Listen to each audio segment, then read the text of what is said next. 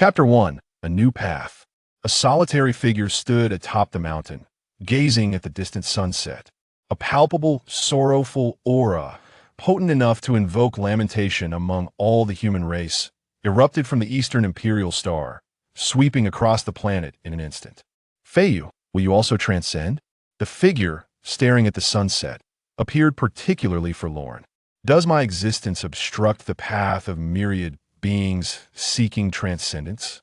The figure's eyes, clear and bright, yet etched with the marks of time, reflected, for countless years, all things around me have faded with the passage of time, while I remain powerless to retain the memories of what I yearn for. Beyond the Emperor, is there yet another path? The figure fixed its gaze on the distant horizon.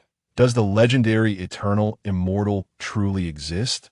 Yet my current path has come to a standstill. I have been stuck at the threshold of the half-step, eternal immortal realm for far too long. It is time to carve out a new path. It is time to grant the myriad beings an eternal opportunity.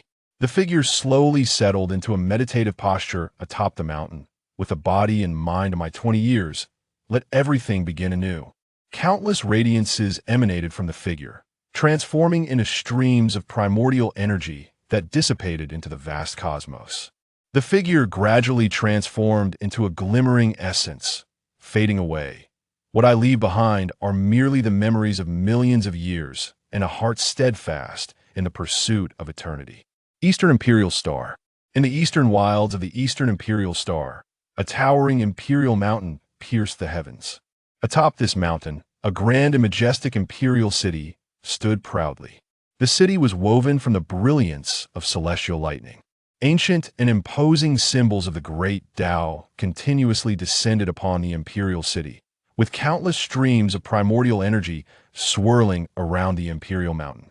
Billions of sentient beings prayed with unwavering devotion. A figure clad in a white robe sat cross-legged within a grand hall where flashes of lightning flickered ceaselessly. This time, I have barely endured the transformative power of time. Will I withstand it again next time? The figure in white sighed softly, a ripple of spatial energy emanating from him, reverberating outward. The aura of the Eastern Emperor returned to the world once more. The entire realm of humanity felt the resurgence of this formidable presence, rising to their feet, gazing towards the direction of the Eastern Imperial Star. The Emperor has endured. Heaven bless our humanity. The Emperor's stature is unparalleled. The Emperor is indeed our fortune. May his blessings endure eternally. The marks of time etched symbols of ages beside the Eastern Emperor. The Eastern Emperor breathed slowly, as those symbols representing the passage of time continuously shattered and were reborn. Suddenly, a familiar aura swept past the Eastern Imperial Star from the depths of the unknown cosmos. What is this? The Eastern Emperor's expression shifted slightly, the aura of the Imperial Sovereign. The Eastern Emperor radiated immense divine power, and the sky above the Imperial City was instantaneously torn apart, revealing a colossal rift in the void. This rift brimmed with spatial energy, leading to an unfamiliar star realm. The beings of the Eastern Imperial Star trembled under the Emperor's overwhelming presence. The size of the rift was sufficient to devour the Eastern Imperial Star whole. A figure clad in a flowing white robe leaped into the rift, vanishing alongside it. This is the Emperor's true form. For thousands of years, the Emperor has not shown himself, allowing foreign races to propagate absurd rumors of his demise. Today, the Emperor's appearance will surely send tremors through the myriad races. Where the Emperor is headed remains a mystery, but such a vast rift must lead to the unknown depths. The Emperor is already in the twilight of this lifetime. If he is not eradicating the world's malevolence, he must have discovered a way to live anew. The Eastern Emperor emerged from the void, descending upon the mountaintop. Gazing at the waning sun, he knelt upon the summit. The grace of the Imperial Sovereign, Feiyu, shall never forget across the ages. Chapter 2. Whose great bird is this? A young man clad in azure cloth sat cross-legged atop a mountain peak. The reflections of the distant scenery danced in his eyes, as the light of the sunset cast a crimson hue upon him. As he gazed at the setting sun, his clear eyes brimmed with the weight of ages. Everything feels like a grand dream. They must have sensed the aura of my transcendence. Those old fellows should be aware by now.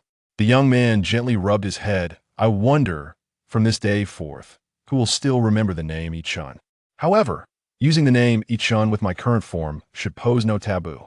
Chen slowly rose to his feet. From now on, one less unspoken name shall linger. 3 million years ago, I witnessed a scene like this and embarked on the path of cultivation. Chen extended his right hand, clenching it tightly towards the horizon. Yunlan star has left me with countless memories. Since I cannot become an eternal immortal, I shall forge a path uniquely my own. The determination in the young man's eyes shone brightly. At the beginning of this journey, I do not mind starting over. As Chen contemplated the vistas before him, a familiar yet unfamiliar sound emanated from his stomach. Gurgle, gurgle. Instinctively, Chen placed a hand on his belly, savoring the delightful sensation that had vanished for millions of years. I am hungry. Chen gently rubbed his stomach, memories flooding back of the countless monstrous beasts he had devoured on his journey before becoming an emperor, leading future demon races to strive to transform into human form to avoid his disdain.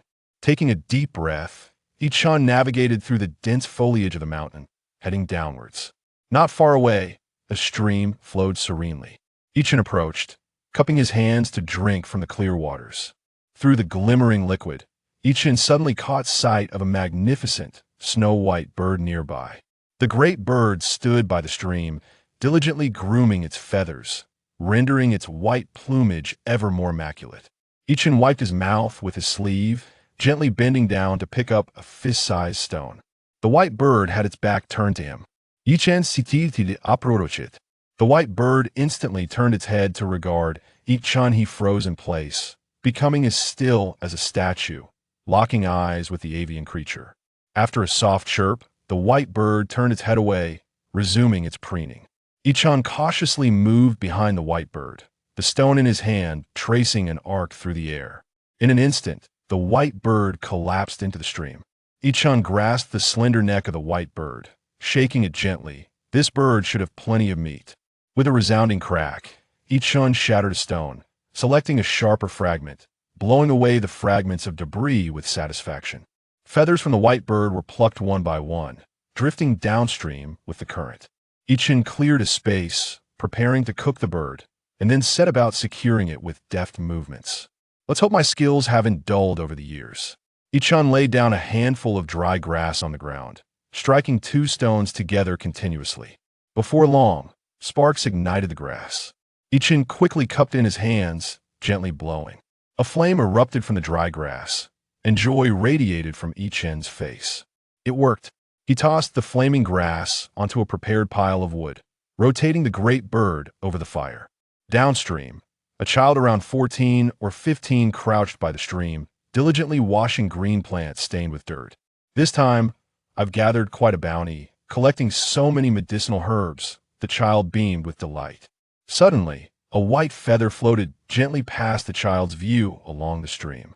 The child paused, feeling an inexplicable familiarity with the feather, yet unable to recall its source, and resumed washing the herbs. Before long, more white feathers drifted downstream. The child picked up a feather, twirling it before his eyes. This feather. The child's puzzled expression transformed into one of horror. Oh no. The Masters by Lingcang. The child discarded the herbs and sprinted up the mountain. By Lingcang, please be safe. If anything happens, I cannot bear the consequences. The child fervently muttered, praying for the white bird. Yet, as the child drew closer to the mountain, an alluring scent of meat wafted into their nostrils. Oh no, oh no. The child's forehead beaded with cold sweat, disregarding the dense foliage that could tear at their clothes. The child dashed to where Chen was, just a short distance away. A rich aroma enveloped the child, filling their heart with sorrow and despair. Chen was tearing into the flesh of the great bird when the child suddenly appeared before him, tears brimming in their eyes as they gazed up at him in dismay. Chen was momentarily taken aback. After glancing around to confirm no one else was present, he smiled at the child. I didn't expect my barbecuing skills to be so impressive that it could make a child cry. Hey, child, the meat is not yet cooked if you wish to eat. You must wait a little longer. Chen waved his hand at the child, signaling him to play by himself for a while. The child burst into tears and, in a fit of reckless abandon, sprinted down the mountain. Upon witnessing the child tumble to the ground with a resounding thud, Chen couldn't help but let out a hearty laugh. Be careful. Before long, a middle-aged man, his face etched with fury, hurried towards Chen, the child trailing behind him, his expression one of indignation. You have some nerve. A voice of reprimand echoed from the dense foliage. Chen nearly choked on his surprise. As the middle-aged man emerged from the underbrush, he beheld Chen having devoured the celestial bird, leaving only a scattering of bones on the ground. He stomped his foot in frustration. What transgression! Chen, holding a bird leg, waved it in front of the child. I saved you one. I didn't expect you would call your guardian here. You wretched scoundrel. The middle-aged man exuded a fierce aura, his energy pressing down on Chen with the weight of the earthly realm. You dare to consume my Chow Mu Sex celestial bird. Chen wiped the grease from the corner of his mouth. My apologies. The middle-aged man snorted coldly, and, with a flick of his sleeve, Chen and the other two vanished in an instant, leaving behind only a pile of bones and a roasted bird leg. Chapter 3. The Alchemy of Elixirs Part 1.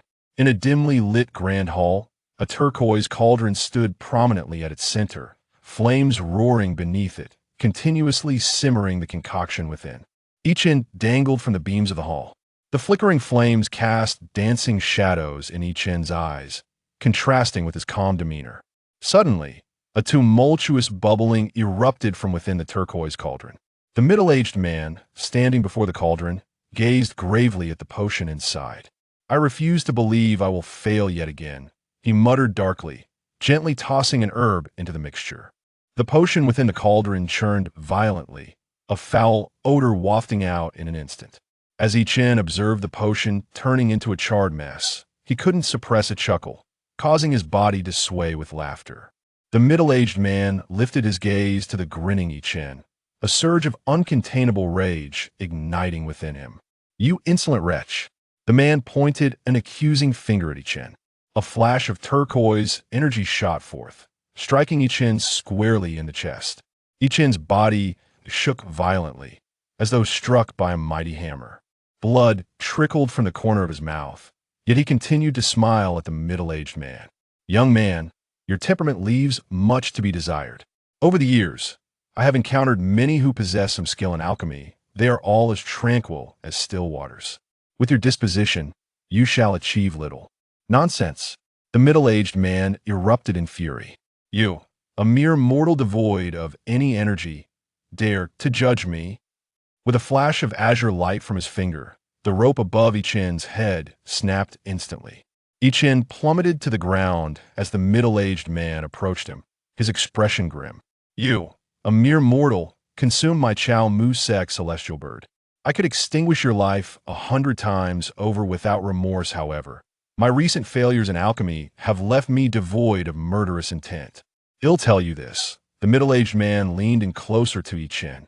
If I fail to concoct this elixir by tomorrow, I shall turn you into a meat broth for the wild dogs of the back mountain. As he gazed into Chen's clear eyes, the middle-aged man found himself momentarily lost, as if he had touched the serene state of still waters. On the very first day, the middle-aged man set foot in the Chow Mu sect. His master imparted the wisdom that tranquility and serenity are paramount for those who seek to cultivate their skills. Yet, despite his fiery temperament, he had ascended to the esteemed position of elder within the sect, thanks to his prodigious talent for alchemy. However, over the years, he appeared to have hit an insurmountable bottleneck, unable to make any further advancement. Currently, he was faced with the daunting task of concocting a vital elixir that could determine the fate of the Chow Mu sect. Yet after dedicating half a month to the endeavor, he had yet to achieve success. Despite his long-standing disdain for mortals, the gaze of Chen stirred something within the middle-aged man, a subconscious urge to heed the words of this seemingly insignificant individual. Momentarily lost in thought, he regarded Chen, who was devoid of any aura of vitality, and chuckled. If that is your assertion, you must possess a solution. I am indeed curious to hear what advice a mere mortal could offer me. All well and good, But you must first loosen the ropes, Chen replied with a smile, looking at the middle-aged man. Very well.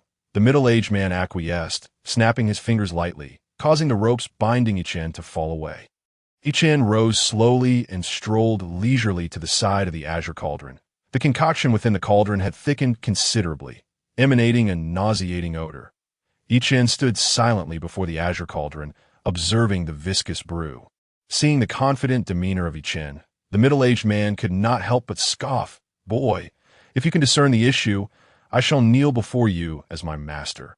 However, should you fail, Chen abruptly raised his hand. Interrupting the middle-aged man's words, there is no need for kneeling. And as for accepting disciples, you are not worthy to AT these words. A surge of azure light enveloped the middle-aged man, and a massive azure hand materialized. Seizing Chen in its grip, the hand tightened around Chen's form, eliciting creaking sounds from his body. How dare a mere mortal like you insult me? The middle-aged man's expression darkened, veins bulging on his forehead. Intent on crushing Chen to death, Chen remained calm, gazing steadily at the middle-aged man, that if you cannot even produce the Qingming tranquil heart pill, you have no talent for alchemy whatsoever. The middle-aged man's expression shifted slightly at Chen's words, and the azure hand dissipated instantly. How do you know? The middle-aged man's demeanor darkened further. Boy, the Qiaomu sect is in turmoil these days.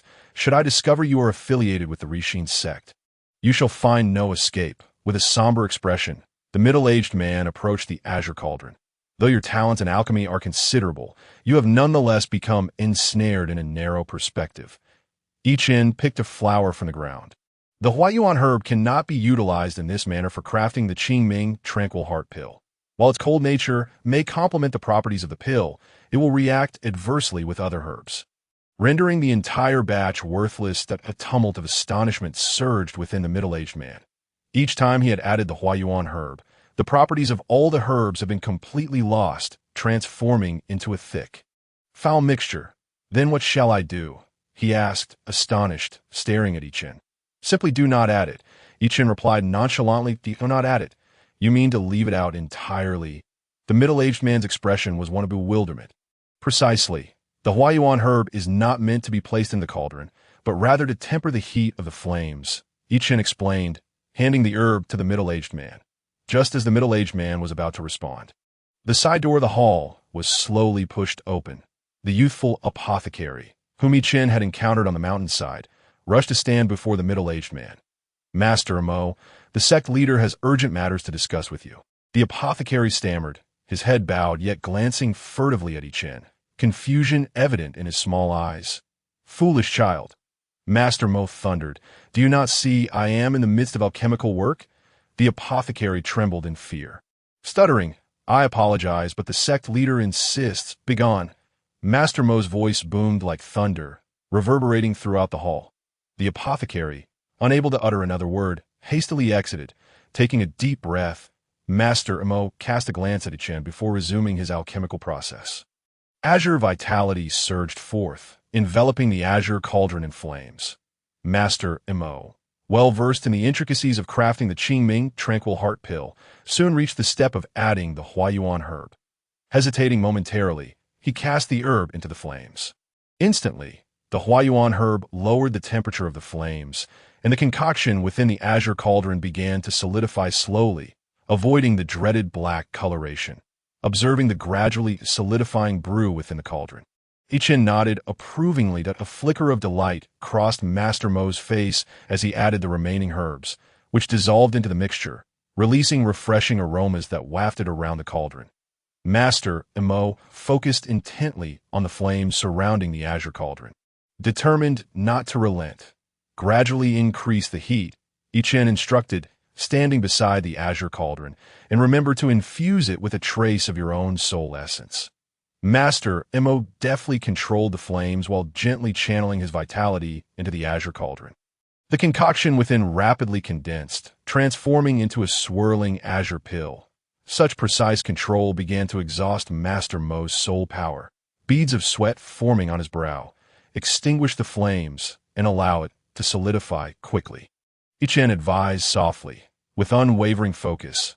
Master Mo gazed at the pill as the flames surrounding the cauldron vanished. The azure pill rotated slowly within, emitting a refreshing fragrance. In a sudden motion, Master Mo grasped the pill, which bore delicate fissures, exuding an invigorating aura from within. It is complete. Master Mo's hand trembled slightly. Overwhelmed with joy, it has finally been achieved. With a radiant smile, he vanished from the hall, leaving only a gently swaying side door in his wake. Chen rubbed his waist and murmured, "I nearly perished at the hands of that fellow. I am now weaker than a newly initiated cultivator." Yet, this is rather amusing that a hint of weariness flickered in Chen's eyes. Before long, Master Mo reappeared in the hall, his face alight with excitement as he gazed at Chen, momentarily at a loss for words. "How did you come to know the method for crafting the Qingming Tranquil Heart Pill?" "Because I failed during my ascension to the Emperor realm. I am but a reincarnation of the Emperor now." Chen sighed softly, pondering whether he might once again reach the Emperor's heights in this life. Master Mo hesitated for a moment, but ultimately said nothing. Slowly, he knelt before Chen. "I have stated that I shall not accept you as a disciple," Chen remarked. Regarding Master Mo, a complex expression crossed Master Mo's face. "Regardless of my character, I cannot allow my words to be mere fabrications, lest it dishonor the years I have devoted to cultivation." Chen chuckled lightly. "As you wish. However, it appears we are rather fated to cross paths. I see you are stuck at the late stage of the human realm, unable to break through. Would you allow me to offer you some guidance?" Upon hearing Chen's words, Master Mo trembled as if struck by lightning. His eyes widened in shock as he gazed at Chen. Chen crouched before Master Mo, observing him quietly. Master Mo's eyes suddenly glazed over, visions of vast lands, sprawling mountains, and meandering rivers flashing before him, only to abruptly cease, startled back to reality. Master Mo found himself drenched in cold sweat, staring blankly ahead, still immersed in the remnants of the earlier visions. Sometimes, in alchemical work, one must not only study the patterns of herbs, but also gaze upon the vastness of the world. Chen imparted. Master Mo's vitality began to radiate, hinting at a breakthrough. Yet he stifled the surging energy within him and bowed deeply to Chen. "Since my induction into the Qiaomu sect, no one has been willing to take me as a disciple, deeming my temperament too hasty and my comprehension lacking. Yet, through sheer perseverance, I have risen to the position of elder within the sect." Elder Mo let out a slow sigh, expressing his initial belief that the path of cultivation could be traversed effortlessly with a heart unwilling to yield. However, he never anticipated being stuck at the realm of Rinxian for so many years. 2 trails of tears appeared on Elder Mo's face, lamenting the dire straits into which the Qiaomu sect had fallen, leading one to ponder the day of its potential demise. As Chen gazed at the flickering flames beneath the large cauldron, he softly uttered, "Rise." Elder Mo gradually stood up, intending to speak, when the side door of the grand hall was gently pushed open. The medicine boy stealthily approached the two with his head bowed. The medicine boy announced, "The sect master has asked me to invite you both." Elder Mo, turning his back to the boy, replied, "There is no need for me." Chen nodded and followed the medicine boy out of the grand hall. Outside, the sky had grown dark and overcast, with only a remnant of the setting sun remaining on the horizon. Standing outside the hall, Chen took a deep breath. The Qiaomu sect was nestled between 2 winding mountain ranges, one perpetually shrouded in shadow and the other basking in sunlight. Various herbs favoring both shade and sunlight flourished within the territory of the Qiaomu sect, making it a veritable sanctuary for medicinal plants. At the center of these 2 serpentine mountains lay a floating island, perpetually concealed within the mists, eluding detection. The grand hall was located on the sunlit mountain range, with a modest clearing in front, leading further into a chasm of unfathomable depths. Numerous buildings dotted the mountainside, connected by narrow stone paths akin to winding trails. Chen carefully followed the medicine boy, keeping close to the wall as the fabric of his clothing rustled, as if the mountain winds might sweep him into the abyss below at any moment. Suddenly, the medicine boy turned, swiftly seizing Chen and pulling him towards a precipice. Just as Chen was about to plummet into the abyss, the medicine boy grasped his hand, suspending him above the cliff. Although our Qiaomu sect is far from its former glory, It is not something your Rishin sect can toy with at will. The medicine boy declared, his hair billowing in the mountain breeze, obscuring his features. I know not of this Rishin sect you speak of, Chen replied, his expression one of amusement, unfazed by his precarious situation. Do not know, the medicine boy sneered. It was your Rishin sect that sought to extinguish the alchemical formulas of our Chaomu sect, and yet you claim ignorance. How then did you assist Elder Mo in concocting that Qingming Ding Shindan? Chen regarded the medicine boy with a cold gaze, his demeanor unperturbed as he stated, I do not know. Though I am but a mere medicine boy, I cannot stand idly by while the fate of our sect hangs in the balance. If you refuse to speak, do not blame me for being ruthless, the medicine boy asserted resolutely. Chen remained silent, simply observing the medicine boy. If that is the case, then we have nothing more to discuss. With that, the medicine boy loosened his grip, and Chen plummeted towards the unfathomable depths. Chapter 5. Chaomu sect. The medicine boy looked down into the darkness below until Chen vanished from sight. Chen felt no support beneath him, only the howling winds rushing past his ears. Though still encased in a mortal body, he displayed no hint of panic. Just as he was about to crash onto the rocky bed of the ravine, a large white bird suddenly appeared beneath him. Chen landed heavily atop the bird, which stumbled momentarily but quickly regained its composure and soared skyward, lying upon the back of the white bird. Chen gently stroked its soft feathers, recalling the taste of the white spirit bird he had consumed previously. The bird seemed to sense the scent of its kin on Chen and expressed its reluctance with an angry cry. Yet under some unseen compulsion, it carried him skyward. The white spirit bird flew with remarkable speed, twisting and turning in the air, forcing Chen to cling tightly to its wings. Clouds and mists rushed past him, inducing a dizzying sensation he had never before experienced. The white spirit bird descended abruptly, tilting its body, causing Chen to tumble to the ground. Lying on the earth, Chen stared at the dim sky, inhaling deeply. You may leave now, a hoarse voice called from a distance. The white spirit bird spread its wings and vanished into the horizon. Young friend, were you frightened? An elderly man approached Chen. A smile adorning his face. Chen slowly rose, casting a somber gaze at the elder. Surely, there is no need for such tests. That I am but a mortal. Such trials could scare me to death, if not kill me outright. Given the hardships our sect has faced, it is only prudent to exercise caution.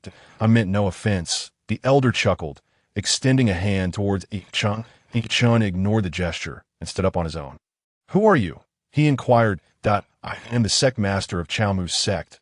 Li He, the elder replied with a smile. You are welcome to discuss matters further in my humble abode. Behind the elder stood a quaint hut made of thatch, exuding an air of antiquity and simplicity. Chen remained silent and followed the elder inside. The elder observed Chen with a smile. Might I inquire about your sect of origin? I am self-taught. Chen replied, accepting the tea offered by the elder and downing it in one gulp. The elder then produced a green pill emanating a refreshing aroma. The very Qingming Ding Shindan Chen had guided Elder Mo in crafting. Since you are reluctant to divulge, I shall refrain from further inquiry. Li He said, pouring more tea for Chen. I notice you lack any fluctuations of yuan qi. What brings you to the medicinal mountain of our Chaomu sect? Li He asked with genuine curiosity. This is a long story. Chen replied with a hint of resignation. In truth, I am a reincarnation of a great emperor who failed in his cultivation and found myself here. Ha ha ha, you jest. Li He laughed heartily, attempting to glean something from Chen's eyes. Yet Chen's gaze was as calm as a still pond, revealing nothing. He slowly rose, waving his hand, causing a swirl of misty yuan qi to fill the room. Gradually forming an image. It depicted a cliff etched with ancient characters that a millennium ago our sect left behind this omen. Li He murmured. It foretold that, after a millennium, Chaomu would fall, withered would see spring once more, and the common would take flight. He sighed softly. Our Chaomu sect has now reached the time foretold, and indeed, we face the calamity of severing our foundational legacy. What does this have to do with me? Chen sipped his tea, maintaining an impassive demeanor. Since the omen has come to pass, the one destined to save our Chaomu sect should appear soon. Li's expression grew slightly animated. young friend. Are you aware that the Rixin sect controls the Duanyun mountain range, with countless disciples, including formidable beings of the heavenly realm? Under their command, no sect dares to disobey. So you believe I am that destined savior? Chen mused, gazing at the ancient characters on the cliff, which exuded a sense of melancholy intertwined with a flicker of hope. He waved his hand, causing the vision to vanish. I cannot say. But you are certainly no ordinary mortal. Your silent arrival in the territory of our Chaomu sect suggests you possess a realm far beyond mine. He's voice was tinged with excitement. Since you are familiar with the crafting methods of the Qingming Ding Shendan, you are indeed a benefactor to our Chaomu sect. He gently lifted the Qingming Ding Shendan. Perhaps this is all part of a greater destiny. With a bold heart, I implore you to assist our Chaomu sect in overcoming this crisis. Chen shook his head. After all these years of cultivation, do you still not understand? There is no such thing as destiny. It is all reliant on oneself. He looked momentarily taken aback, a hint of disappointment flickering in his eyes. Very well. Let's make a deal. If you roast a large bird for me, I shall assist you in overcoming this crisis. Chen produced a feather from seemingly nowhere. This bird will suffice. He took the feather, his expression shifting as he nodded before vanishing from Chen's sight. Old fool, Chen murmured to the air. Yet there was no response within the room. Chen composed himself, calling out. Gu-mo, a swirling, chaotic gray mist materialized before Chen, continuously shifting until it took the form of an indistinct figure. An ancient and profound aura emanated from it, rippling outward. The figure bowed slightly to Chen. Chen nodded. Where did you go just now? The limo sat before Chen, having just returned from his travels in the mortal realm upon hearing the call of the emperor. The space-time in this region had come to a standstill, save for the old man roasting meat. Gumo's legs, resembling mist, transformed into a swirling mass of gray chaos as he settled into a cross-legged position. Chen nodded slightly, stating that he was no longer the emperor. He was now devoid of cultivation and merely immortal. Had it not been for the white spirit bird that rescued him from the precipice, he would have been entirely reliant on Gumo, observing Chen's serene demeanor. Gumo's face was enveloped in a swirling gray mist, suggesting that the emperor had anticipated this moment before departing from Yunlan Star. He had vowed to eliminate all obstacles. Chapter 6. Dialogue at the summit. If you do not mind, you may refer to me as Izun. That a trace of loneliness flickered in Chen's eyes. Is the Yun family still thriving? The Yun family is well, Gumo replied, his voice resonating as if from ancient times, deep and expansive. There is little left on Yunlan Star that poses a threat to them. Chen nodded, falling silent. I wonder, Izun, have you discovered a new path? Gumo's body was enveloped in chaotic energy that continued to dissipate. Chen silently regarded Gumo, his gaze reflecting the cycles of celestial bodies. I believe I shall, he murmured softly. Let everything begin anew from this point.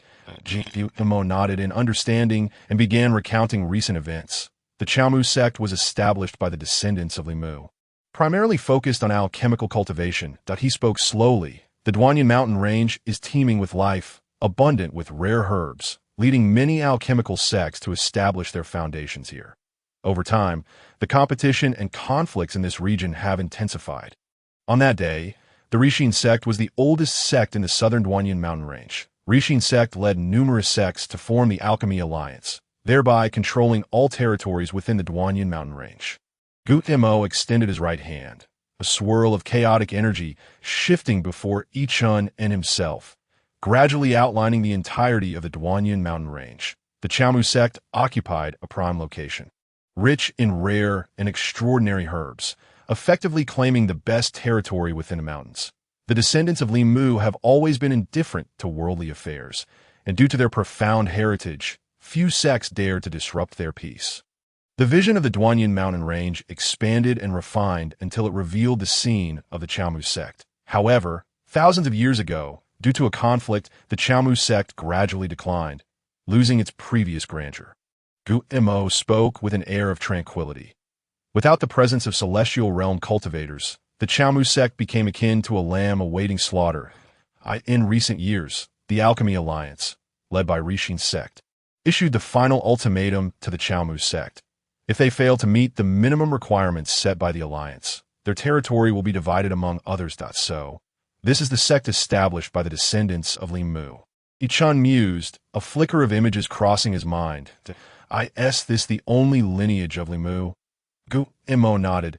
Limu once advised me that nothing is eternal, and thus I allowed his descendants to develop freely. Life and death are dictated by fate. Did the Yun family and the Lei family not offer any assistance to Limu's descendants? Chen's expression darkened. Gumo paused, reflecting. There was mutual exchange at first, but as the Chaomu sect weakened, all connections were severed. Chen gazed at the unfolding scene, remaining silent. The Qingming Dingshan Dan that Zun previously helped Elder Mo to refine was the final ultimatum imposed by the Alchemy Alliance. That pill is of the Tianxin grade. Should the Chaomu sect fail to concoct it within the stipulated time, they will lose their qualification to participate in the Alchemy Alliance Conference and face expulsion. Imo explained. The Alchemy Alliance Conference? Chen inquired softly that it is a gathering held every 100 years among the sects of the southern Duanyi mountain range. Each sect competes at Shiling Mountain, and the sect that ranks last is removed from the alliance. Imo continued, controlling the chaotic energy to display fragments of history. The passage of time has wrought profound changes. Everything is now unrecognizable. Chen placed his right hand upon the Duanyi mountain range, gradually pressing down. The chaotic mist transformed into a flat landscape. I once lived here. The hint of nostalgia tinged Chen's gaze, reminiscent of Limu as well. Who would have thought that Zun would one day feel such sentiments? Imo remarked with a trace of amusement. I have not severed all emotions. In truth, I am now, as I was at 20. Chen spoke, slowly. 20 years old.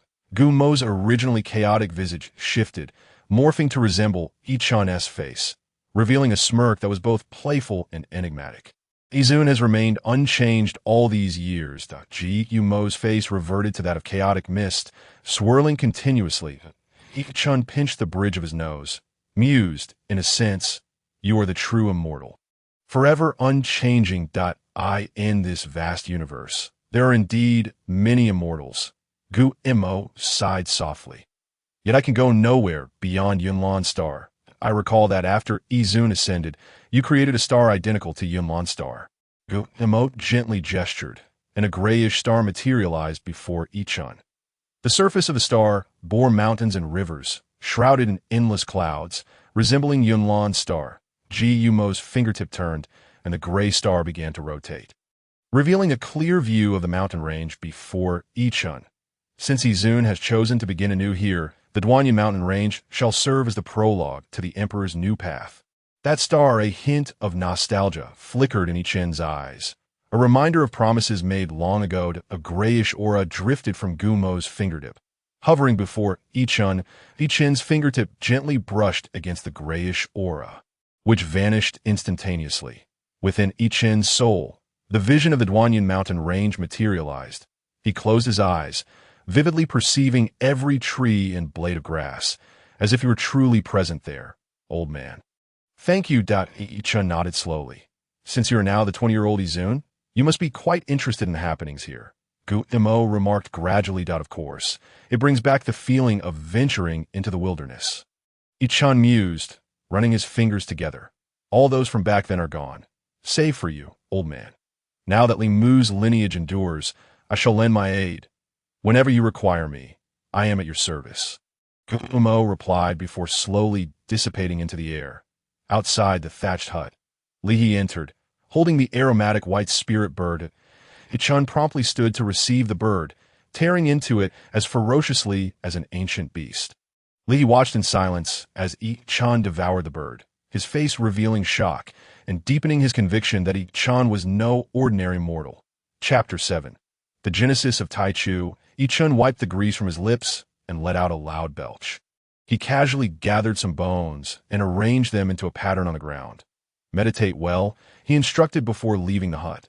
Though he felt a sense of surrealism, he instinctively gazed at the pattern. For reasons unknown, the pent-up frustration that had accumulated over the years began to dissolve, replaced by a long-lost tranquility. He was momentarily stunned before hurriedly sitting cross-legged before the pattern, deeply contemplating it. The thatched hut was perched atop a peak, with a considerable distance to the summit that Chen gazed at the starry sky as he made his way toward the peak, in his mind. The landscape of the region vividly materialized. Though steep, a narrow stone path, built in an unknown era, led toward the summit. Ming followed the path to the top. The cold wind rustled through Chen's garments as he stared at the starry expanse, silently closing his eyes. Suddenly, a voice of bewilderment emerged behind Chen. He slowly opened his eyes, yet refrained from looking back that a figure with ashen hair approached his side, gazing at him with an expression of curiosity. Chen turned his attention to the individual, noting the head of white hair that bore no trace of the pallor of age on the face, which resembled that of youth. The person exchanged a glance with Chen before turning to contemplate the starry sky. In this era, there are few who can still gaze upon the heavens at such an age. The voice of the individual was as raspy as the sound of decaying wood. Do you understand why one must look up at the stars? Chen inquired. The person let out a soft, derisive laugh. The world is rife with corruption. Only this expanse of stars serves as an eternal refuge. Shouldn't someone of your caliber be diligently seeking a way to transcend, to one day truly explore this vast cosmos? Chen replied slowly. If one does not comprehend what they truly pursue, what value is there in incessantly breaking through barriers, without knowledge of the origin of all things? How can one hope to master them? The origin of all things, Chen murmured. Moreover, I cannot even protect my loved ones or my sect. I can only gaze at the stars for solace. The man laughed heartily. This cultivation, perhaps it is better to abandon it and wander as a healer in the mountains, living freely and joyfully. Do not be deceived by my youthful appearance. I am already half a corpse. He suddenly cried, covering his face with his hands. The cold wind atop the mountain swept through, causing his white hair to billow. Do you not wish to change anything? Chen turned to look at him. Change what? The man wiped away his tears, gazing at Chen with a face full of anguish. What has been lost is gone. Can I truly bring them back? Chen fixed his gaze upon the man. Why can't you? Can I? The man whispered. Everything has turned to vapor. The last time, it was merely because Chaomu's sect managed to survive until now. And that suffices, he said, staring blankly into the distance that anew daily stargazing. Have you ever gleaned any insights? Chen lifted his gaze to the myriad stars. The extinction of beings. Sometimes I wonder if my experiences are insignificant in the grand scheme of those stars. The man gestured towards the heavens. If I could comprehend the birth and demise of the universe, the origin of all things, I would wish to turn back time to rectify the mistakes I have made. Abruptly, the man sprang to his feet, trembling. I cannot even protect my own sect. He laughed maniacally as he leaped off the cliff, his figure vanishing into the darkness, yet his laughter echoed endlessly. Chen gradually closed his eyes, contemplating the birth and demise of the universe, the origin of all things. This question had occupied my thoughts for countless years, yet to this day, I have still not discovered the answer. Chen suddenly opened his eyes wide, gazing at the starry sky. For many years, I have witnessed the birth of countless stars. I have also seen the extinction of innumerable stars, and I have borne witness to the cosmic currents. Today, I shall forge my path of cultivation through the birth and demise of the universe. A brilliance ignited within Chen's eyes, as if he resonated with some profound and esoteric law of nature. He slowly settled into a meditative position atop the peak. Within Chen's body, there was initially a void. Yet in that fleeting moment, a point that both existed and did not exist shattered instantaneously. Within Chen, an expansive world emerged. This realm was shrouded in darkness, devoid of any light. Only endless chaotic mist spread throughout, drifting aimlessly. A primordial, vast aura emanated from Chen's body, gradually dispersing into the surroundings. Countless laws of the cosmos converged upon Yunlan's star, as if engaging in some arcane resonance with Chen, or perhaps partaking in an intimate interaction. Outside Yunlan's star, myriad powerful beings sensed the shift in the cosmic laws, yet when they gazed towards the source of this convergence, they found only a dense fog obscuring their vision. leaving them to sense from afar, utterly unaware of what had transpired. Numerous ancient sects and esteemed families in the vast universe turned their attention towards a singular direction. As hidden great cultivators were drawn forth, and slumbering ancestors within these sects began to awaken, they sought to uncover the truth of what had occurred, yet all anomalies in the cosmic laws returned to normalcy in an instant. And the resonant aura dissipated completely. In this moment, countless cultivators able to perceive the laws of heaven and earth felt a sense of unease, for these myriad laws conveyed an air of reverence and intimacy. This was clearly a manifestation of fear among the countless laws within the vast universe. Such phenomena only occurred after someone attained the Tao fruit of an emperor or when an emperor fell. Has the Eastern Emperor perished? The guardian of the Eastern Emperor's star gazed towards the imperial city. Have we, the human race, lost an emperor? An old fisherman, casting his line in the mortal realm, bore tears upon his face. The emperor of the human race has fallen. A figure seated upon a throne constructed from countless bones pondered silently. This aura felt remarkably familiar, as a blade of green grass on a verdant star swayed gently. Suddenly, everything on Yunlan's star came to a standstill. All was frozen, and the powerful beings upon Yunlan's star could only stare in terror ahead, unaware of the cataclysmic event that had transpired behind Chen. A mass of chaotic energy began to coalesce. Chapter 8. Mutual breakthrough. A certain mysterious and profound aura radiated from within Chen, both familiar and foreign, leaving Gu Mo momentarily unable to discern its source. Within Chen, that nascent world was gradually stabilizing. Endless mist floated throughout this realm. Chen slowly opened his eyes. In his gaze, one could perceive the nascent imagery of the universe. Congratulations, Izuan. You have discovered a new path. Gu Mo felt that mysterious and formidable aura once more in the silhouette before him. The indomitable presence that looked down upon the world as chaos births. All things awaken. Chen extended his right hand, and a mist of ashen gray slowly materialized. From this day forth, I shall no longer cultivate the great path of this vast universe, but rather my own path. Chen gazed at the dispersing mist. This is the power of Chen, a force that belongs solely to me. Mo observed the ashen gray mist, sensing the ancient yet renewed strength within it, a power he had never encountered before. A new path, a new beginning. That a smile graced Chen's face. He clenched his fist tightly, and in an instant, the ashen gray mist dissipated.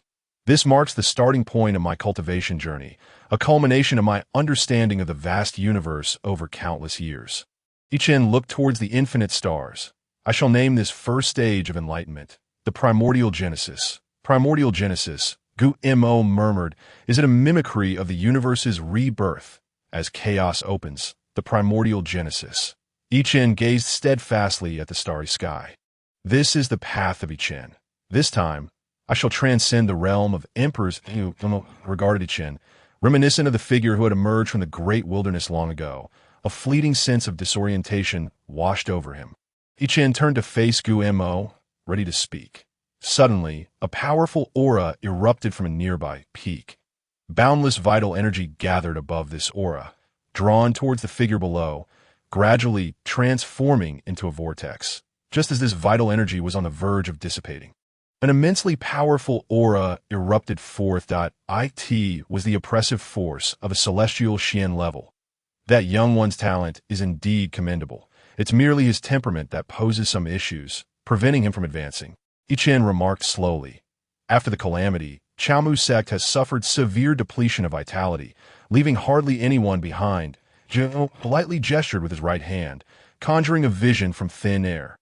There, Elder Mo sat cross-legged within the grand hall, surrounded by boundless vital energy, continuously flowing towards him. That a hint of uncontainable joy flickered across Elder Mo's face.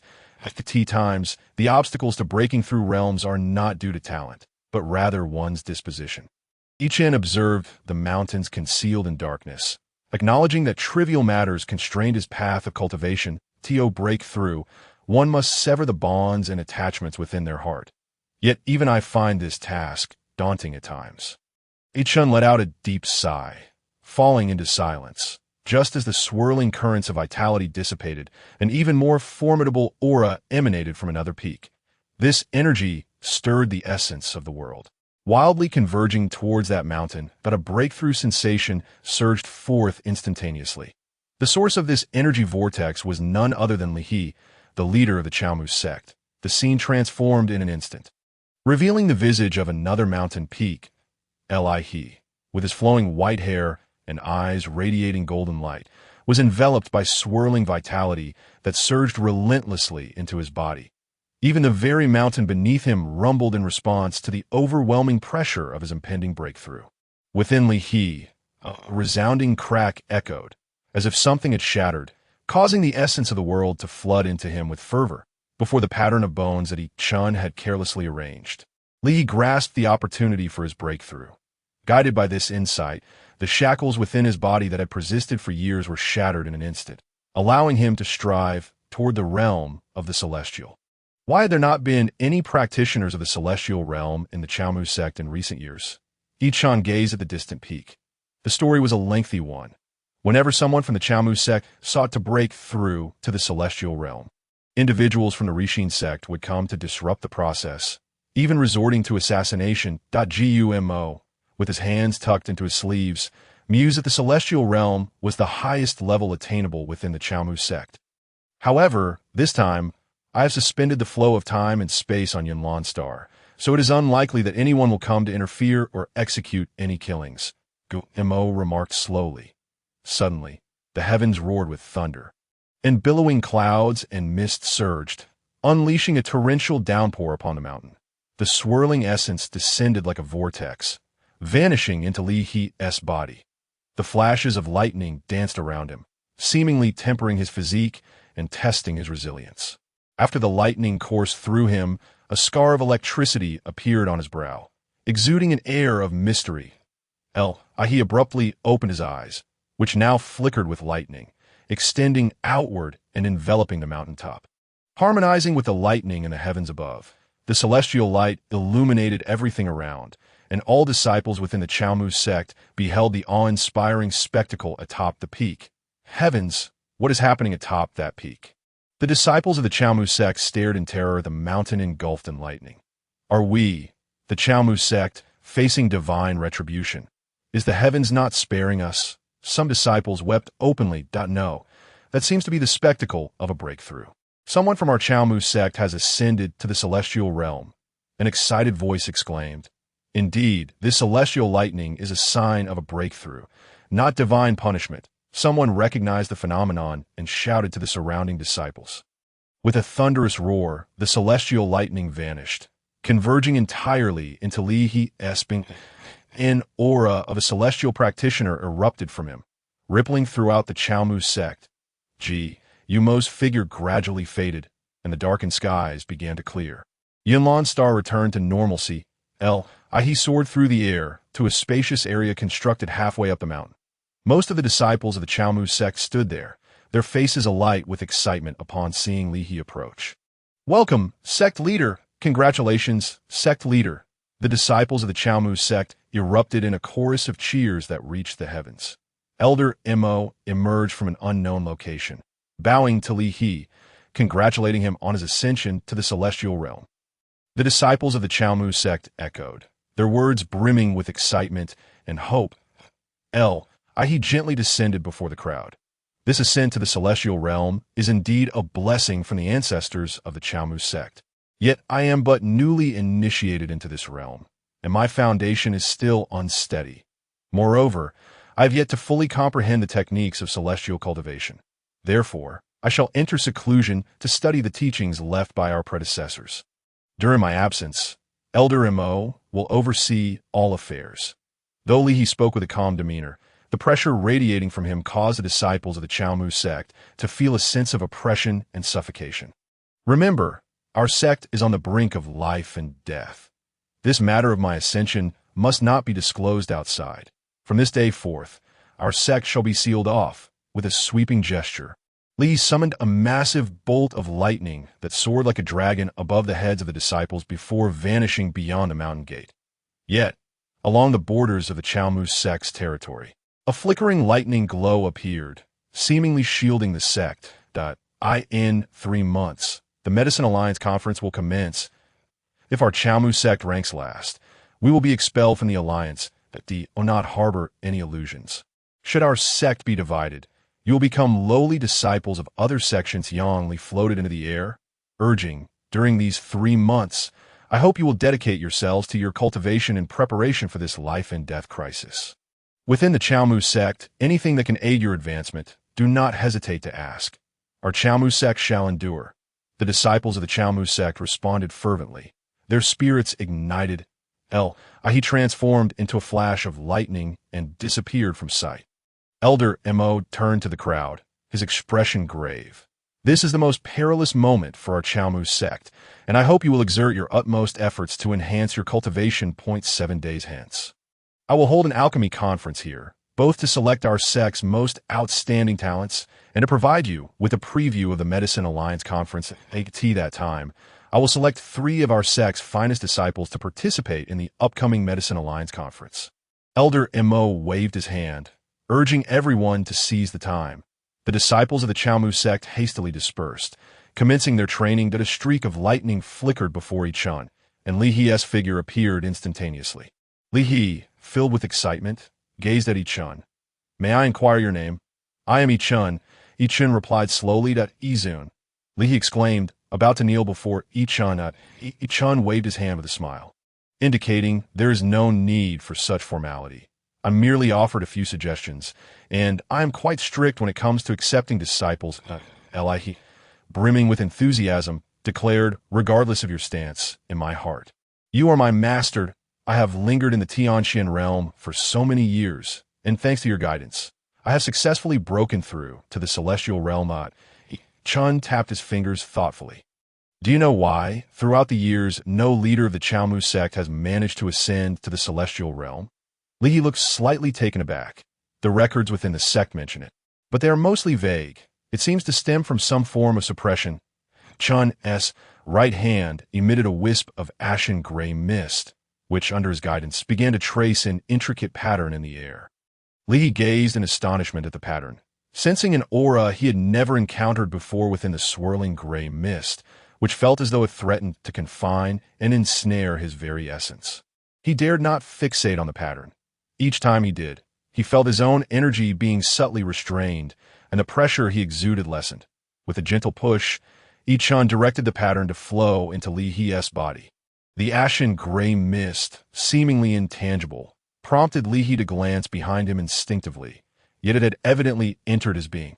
You have just advanced to the celestial realm, and your strength remains unsteady. Chen began to descend the mountain. This formation can help you conceal your true realm, preventing external threats from targeting you. Li He watched Chen's retreating figure. He bowed deeply in gratitude. Chen hummed an ancient melody as he approached the grass hut. You have arrived, Elder Mo greeted at the door, his face alight with excitement. Master, I have many questions I wish to ask you. Do you have time? Elder Mo looked at Chen with eager anticipation. Chen smiled gently at Elder Mo, saying, I have mentioned before, you are not yet qualified to be my disciple. Then I shall still address you as Izun.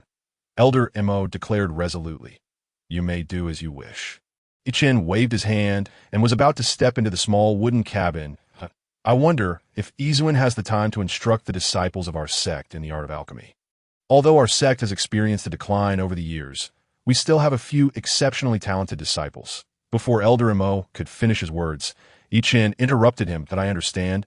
We shall discuss it later. Chen waved his hand and entered the cabin. Izun, in 7 days, it will be the day of selection. I hope you can come and offer your guidance.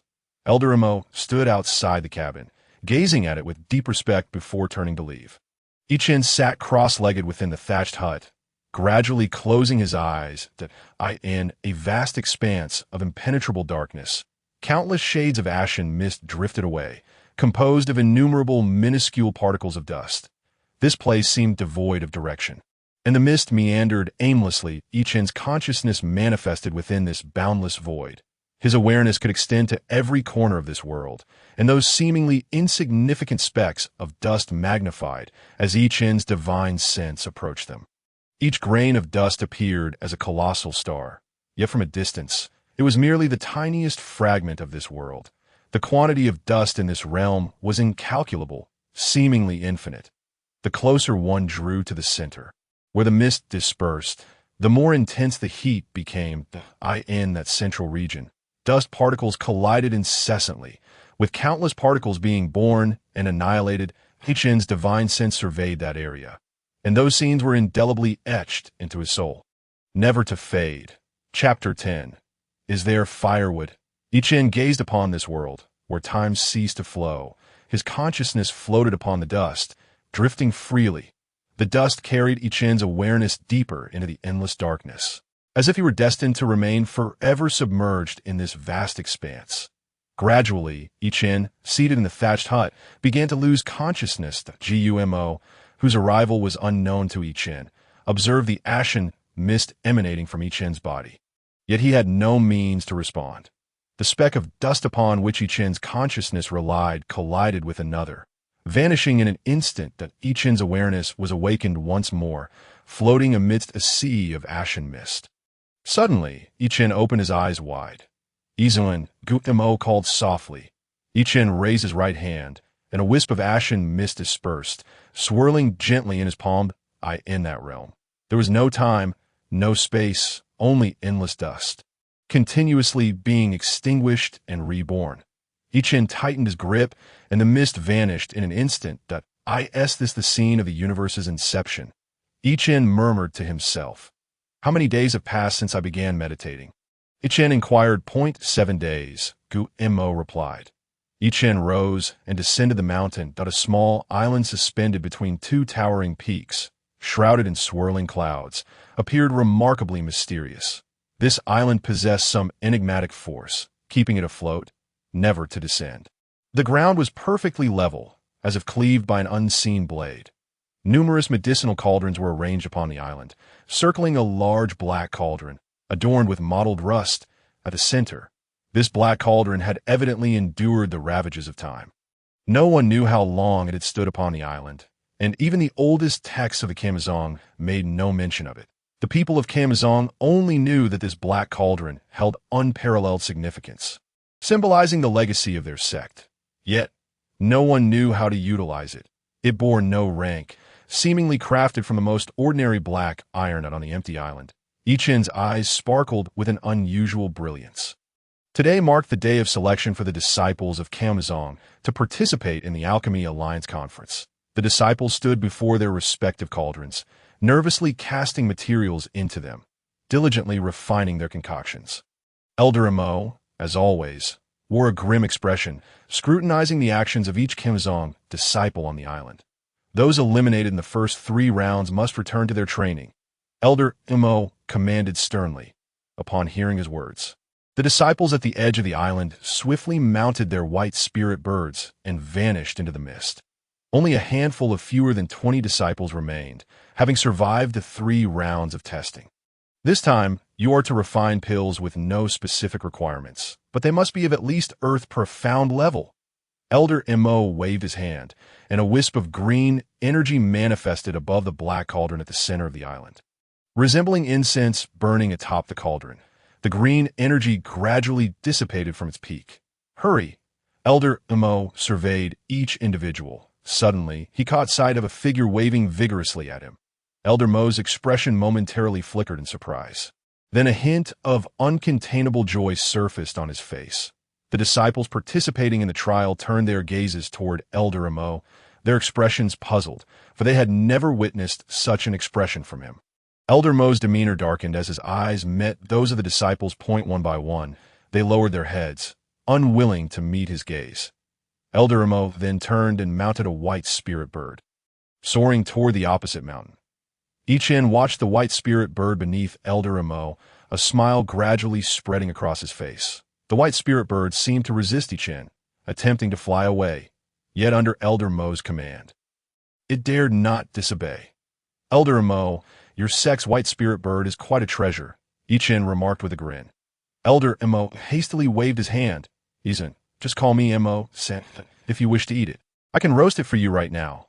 Unbeknownst to him, Elder Mo had already seized the white spirit bird by the neck, holding it in his hand. "That won't be necessary," Chen replied, waving his hand. "I would prefer to participate as a disciple of your Kalmuzong in this Alchemy Alliance conference." "What do you think?" "Everything will follow Izuan's orders," Elder Mo said with utmost respect. "No need for that. I also wish to partake in your trial."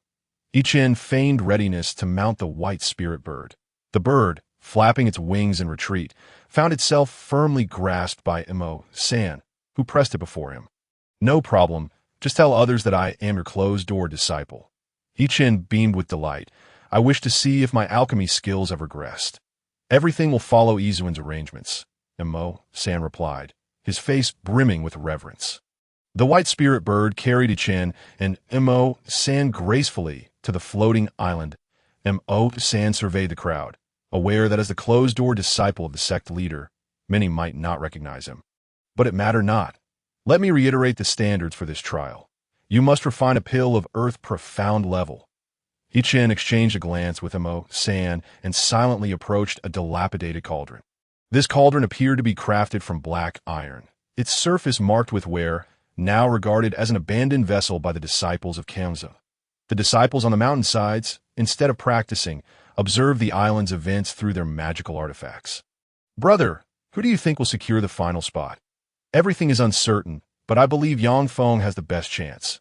After all, he is Elder Mo's senior disciple. If that is the case, I think the sect leader's disciple, Yuan Xingyin, is even more likely to claim the last spot." Someone countered. As the crowd engaged in lively discussion, Chen's figure appeared on the scene. "Who is that person?" "I don't know. I've never seen him before." The magical artifact can't pick up Elder Mo's words. What a pity. Look at his calm demeanor. Could he truly possess something? Don't be absurd. If he had something, it would have emerged long ago. Who knows where this monkey popped up from? Laughter erupted among the crowd. Chen approached the cauldron, gently tapping its surface, which produced a dull humming sound. Exuding an air of neglect, he showed no inclination to select another cauldron, instead walking over to the pile of herbs, casually collecting a few as if preparing a porridge, and tossing them into the cauldron. Chapter 11. Casual pill refinement. The onlookers on the island cast sidelong glances at Chen, yet remained focused on their own cauldrons. "Is this person here to amuse us? Where did such a fool come from, attempting to concoct elixirs? Every herb must be painstakingly selected, and even senior brother Yuan is not immune to making mistakes. This fellow seems to be treating it like boiling soup, tossing ingredients in without a second thought. What is Elder Mo thinking? Even if I were to step up, I would surely outperform that individual by 100-fold. We might as well sit back and enjoy the spectacle. I truly wish to see Elder Mo's expression if that fellow manages to brew a pot of soup." The disciples who had already withdrawn from the trial watched with glee as Chen's every move unfolded. Chen stood before the cauldron, hesitated for a moment, and then looked up at Imo-san. "Elder Imo, may I ask if there is any firewood here?" As soon as the words left his mouth, everyone on the floating island was momentarily taken aback, their expressions twitching, just as all eyes turned to Chen. A tremendous crash suddenly reverberated across the entire floating island. A disciple of the Chaomu sect stood agape, staring at the shattered cauldron before him, with a torrent of potions spilling out from the cracks. "That is senior brother Yuan Xingyin. How could this happen? This is bad." Disciples of the Chaomu sect exchanged glances, witnessing the dazed expression on Yuan Xingyuan's face. "Useless," Imo-san scoffed coldly. Yuan Xingyin stared blankly at the broken cauldron. "Elder Imo, just moments ago, he had been in the midst of a critical moment in his alchemical process, attempting to concoct a pill that was a level above his own realm. Previously, Yuan Xingyuan had successfully crafted such a pill, and this time he was confident he could do it again, earning the admiration of the Chaomu sect. However, Chen's outrageous remark had thrown him off, resulting in a miscalculation with the temperature of the vital energy used to heat the cauldron, leading to its catastrophic failure. This was an error that should not have happened to Yuan Xingyuan, and no one had anticipated he would falter in such a manner. "Get lost." Imo-san's expression was stern as he pointed toward the mountains, indicating for Yuan Xingyuan to leave. Yuan Xingyuan's lips moved slightly, but he said nothing, merely lowering his head as he departed from the floating island, standing at the edge of the floating island. Yuan Xingyin cast a cold glance at Chen, deep in thought, before taking flight on a Bailing bird. Leaving the island behind, Osan surveyed the crowd on the island, his voice rising sharply. When it comes to the art of alchemy, the most crucial aspect is to maintain a tranquil heart. If you allow external distractions to affect your potion making, it simply indicates you are unworthy. The remaining disciples fell silent, focusing intently on their own alchemical endeavors. Yuan Xingyin landed on the mountains to the left of the floating island, where the disciples of the Chaomu sect quickly parted to create a path, not daring to utter a word. Yuan Xingyin was at the late stage of the Earth Profound realm, just a step away from the next level. Thus most of the Chaomu sect disciples regarded him with a mix of awe and admiration. Yet today, in an area where he was most skilled, he had allowed another's words to disrupt his composure, resulting in failure, a reality he could not bear. Observing the various expressions on the faces of the Chaomu sect disciples, Yuan Xingyin bowed slightly, addressing his fellow disciples. I have disappointed you all, that I shall retreat and cultivate in seclusion until my heart is steadied and mature, after which I shall return to the path of alchemy. Should the Chaomu sect face peril, I will emerge at any moment. The disciples of the Chaomu sect watched as Yuan Xingyin vanished from their sight. What a pity, senior brother is so accomplished. Yet such a blunder occurred. Someone shook their head in dismay. I never expected it. I thought senior brother had complete confidence in this trial. Even though he failed, his dedication to cultivation is something we should all learn from. I believe the last one remaining will be senior brother Yang Feng. Oh, look, that fellow who just appeared seems to be carrying a bundle of firewood. Everyone turned their gaze toward the floating island. Astonished, Chen, cradling a full load of firewood, approached his cauldron, nonchalantly stuffing the wood underneath as if it were kindling. This truly alchemy. He clearly seems to be clowning around. Who has ever seen firewood used for potion making? I have. My grandmother used to boil herbs like this. Huh. Could that be your grandmother? Laughter erupted among the disciples of the Chaomu sect. Let's see if Elder Mo will be so enraged that he will throw him off the island. It is hard to say. We still don't know his background. We might as well enjoy the show. Chen, unhurried, continued to squat before the cauldron, adding firewood. Inside the dilapidated cauldron, the herbs showed no signs of melting. Instead, the potion's color had transformed into a deep crimson, leaving the onlookers puzzled as to whether it was the potion's natural hue or rust from the cauldron dissolving within. Chen sat cross-legged before the cauldron, leisurely observing the other disciples as they solemnly focused on their own potion making. Suddenly, a plume of black smoke billowed from one of the cauldrons. The young man who had been working on his potion shook his head and turned to leave the floating island. Once he reached the mountain, the disciples of the Chaomu sect hurriedly gathered around, eager to inquire about Chen's identity. Senior brother, who is that guy? Elder Mo mentioned he is the closed-door disciple of the sect master. Closed-door disciple? Someone exclaimed, astonished. No way. Using firewood for alchemy, he looks like an imbecile, yet he is the sect master's closed-door disciple. But Elder Mo didn't seem to say anything about it. That guy is still sitting in front of the cauldron. Indeed. By the way, senior brother, why did Xingyuan fail? He is already in the Earth Profound realm. How could he fail to concoct an Earth Profound pill? Xingyuan was attempting to create a human profound pill. Human profound? No wonder. I figured senior brother Xingyuan was exceptionally talented. How could he fail to produce an Earth Profound pill? Senior brother had successfully crafted human profound pills before. It was just this time that the words of that closed-door disciple disrupted his focus. What a shame. What did that fellow say? He asked. Elder Mo, may I inquire if there is any firewood here? Moreover, I noticed that he didn't emit a trace of cultivation aura. I suspect he might be someone Elder Mo specifically brought in to disrupt our concentration. This is truly infuriating. It's clear he is here to cause trouble. If Elder Mo is indeed orchestrating this, it might make sense, but that guy using firewood for alchemy is downright maddening. After this trial concludes, I will ensure he feels the consequences. Chapter 12. Appetizing and Nourishing Pill 1. Upon the floating island, Chen gazed at a fair-faced disciple. The disciple seemed to sense something, turned and locked eyes with Chen for a brief moment before focusing intently on his cauldron. Threads of radiant light began to emanate from the cauldron. The disciple uttered a soft command, and boundless vital energy enveloped the entire cauldron. The cauldron continuously bubbled, the potion rapidly shrinking, gradually condensing into a fist-sized orb that floated within. "Concentrate," the disciple called out, and the potion within the cauldron exploded outward, instantly coalescing into a pill that began to rotate slowly atop the cauldron.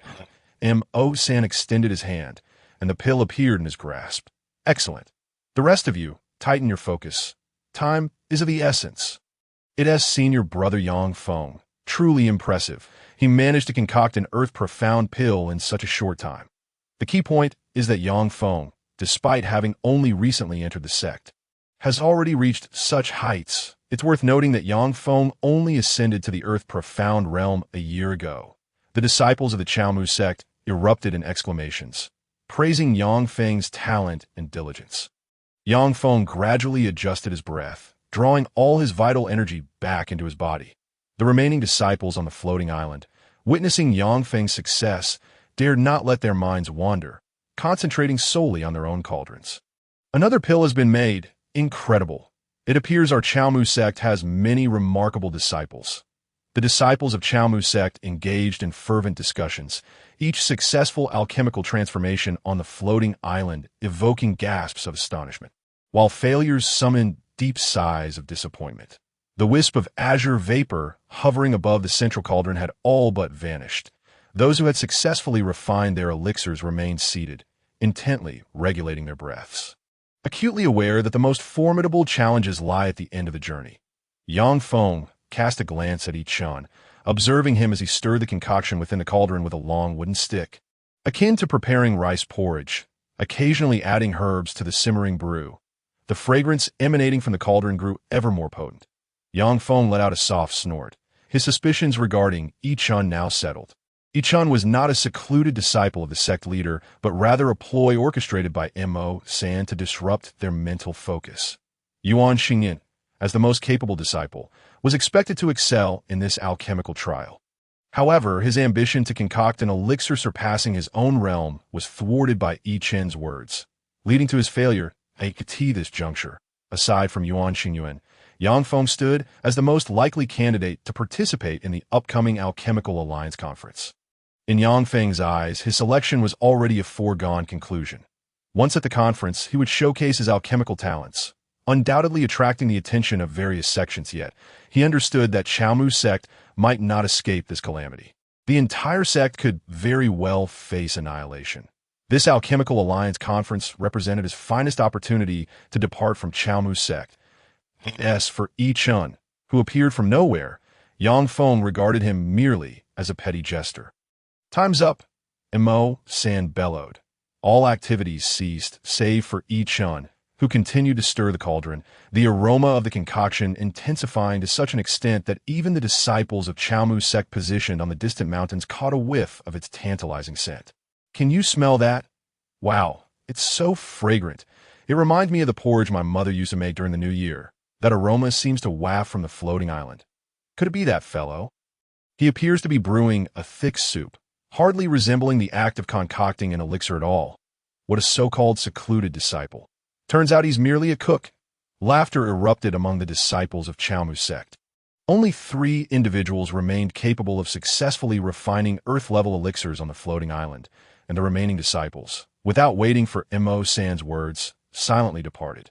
Seeing Chen still fiddling with the cauldron only reinforced their belief that he was a distraction planted by Elder Mo to influence the trial. Most importantly, while the disciples of Chaomu sect were unaware of the nature of Chen's brew, the fragrance of the concoction stirred long-dormant appetites within them. Having embarked on the path of cultivation, practitioners seldom consumed worldly food, having grown accustomed to sustaining themselves through the absorption of natural energies. For those who had distanced themselves from the mundane for years, the taste of earthly delights had long been forgot. Yet, Chen's elixir revived their buried cravings, a notion that felt utterly absurd to them. Departing the floating island, their minds brimmed with questions, yet their spirits were filled with the alluring scent, leading them to yearn for sustenance the moment they left the floating island. However, within the territory of Chaomu sect, only an abundance of herbs and spirit beasts awaited. As the concoction within the cauldron thickened, Yang Feng found himself unable to suppress his salivation. His appetite had been awakened. A phenomenon utterly extraordinary for one who had only just entered the Earth-level realm. Cautiously, he regarded Chen, preparing to employ secret techniques to gauge Chen's true capabilities. Suddenly, Chen spoke. Excellent. The remaining 4 of you hold the key to the survival of Chaomu sect. This time, I shall impose no restrictions. You may freely utilize all materials available on the floating island. Show me your utmost abilities and concoct the strongest elixirs you can.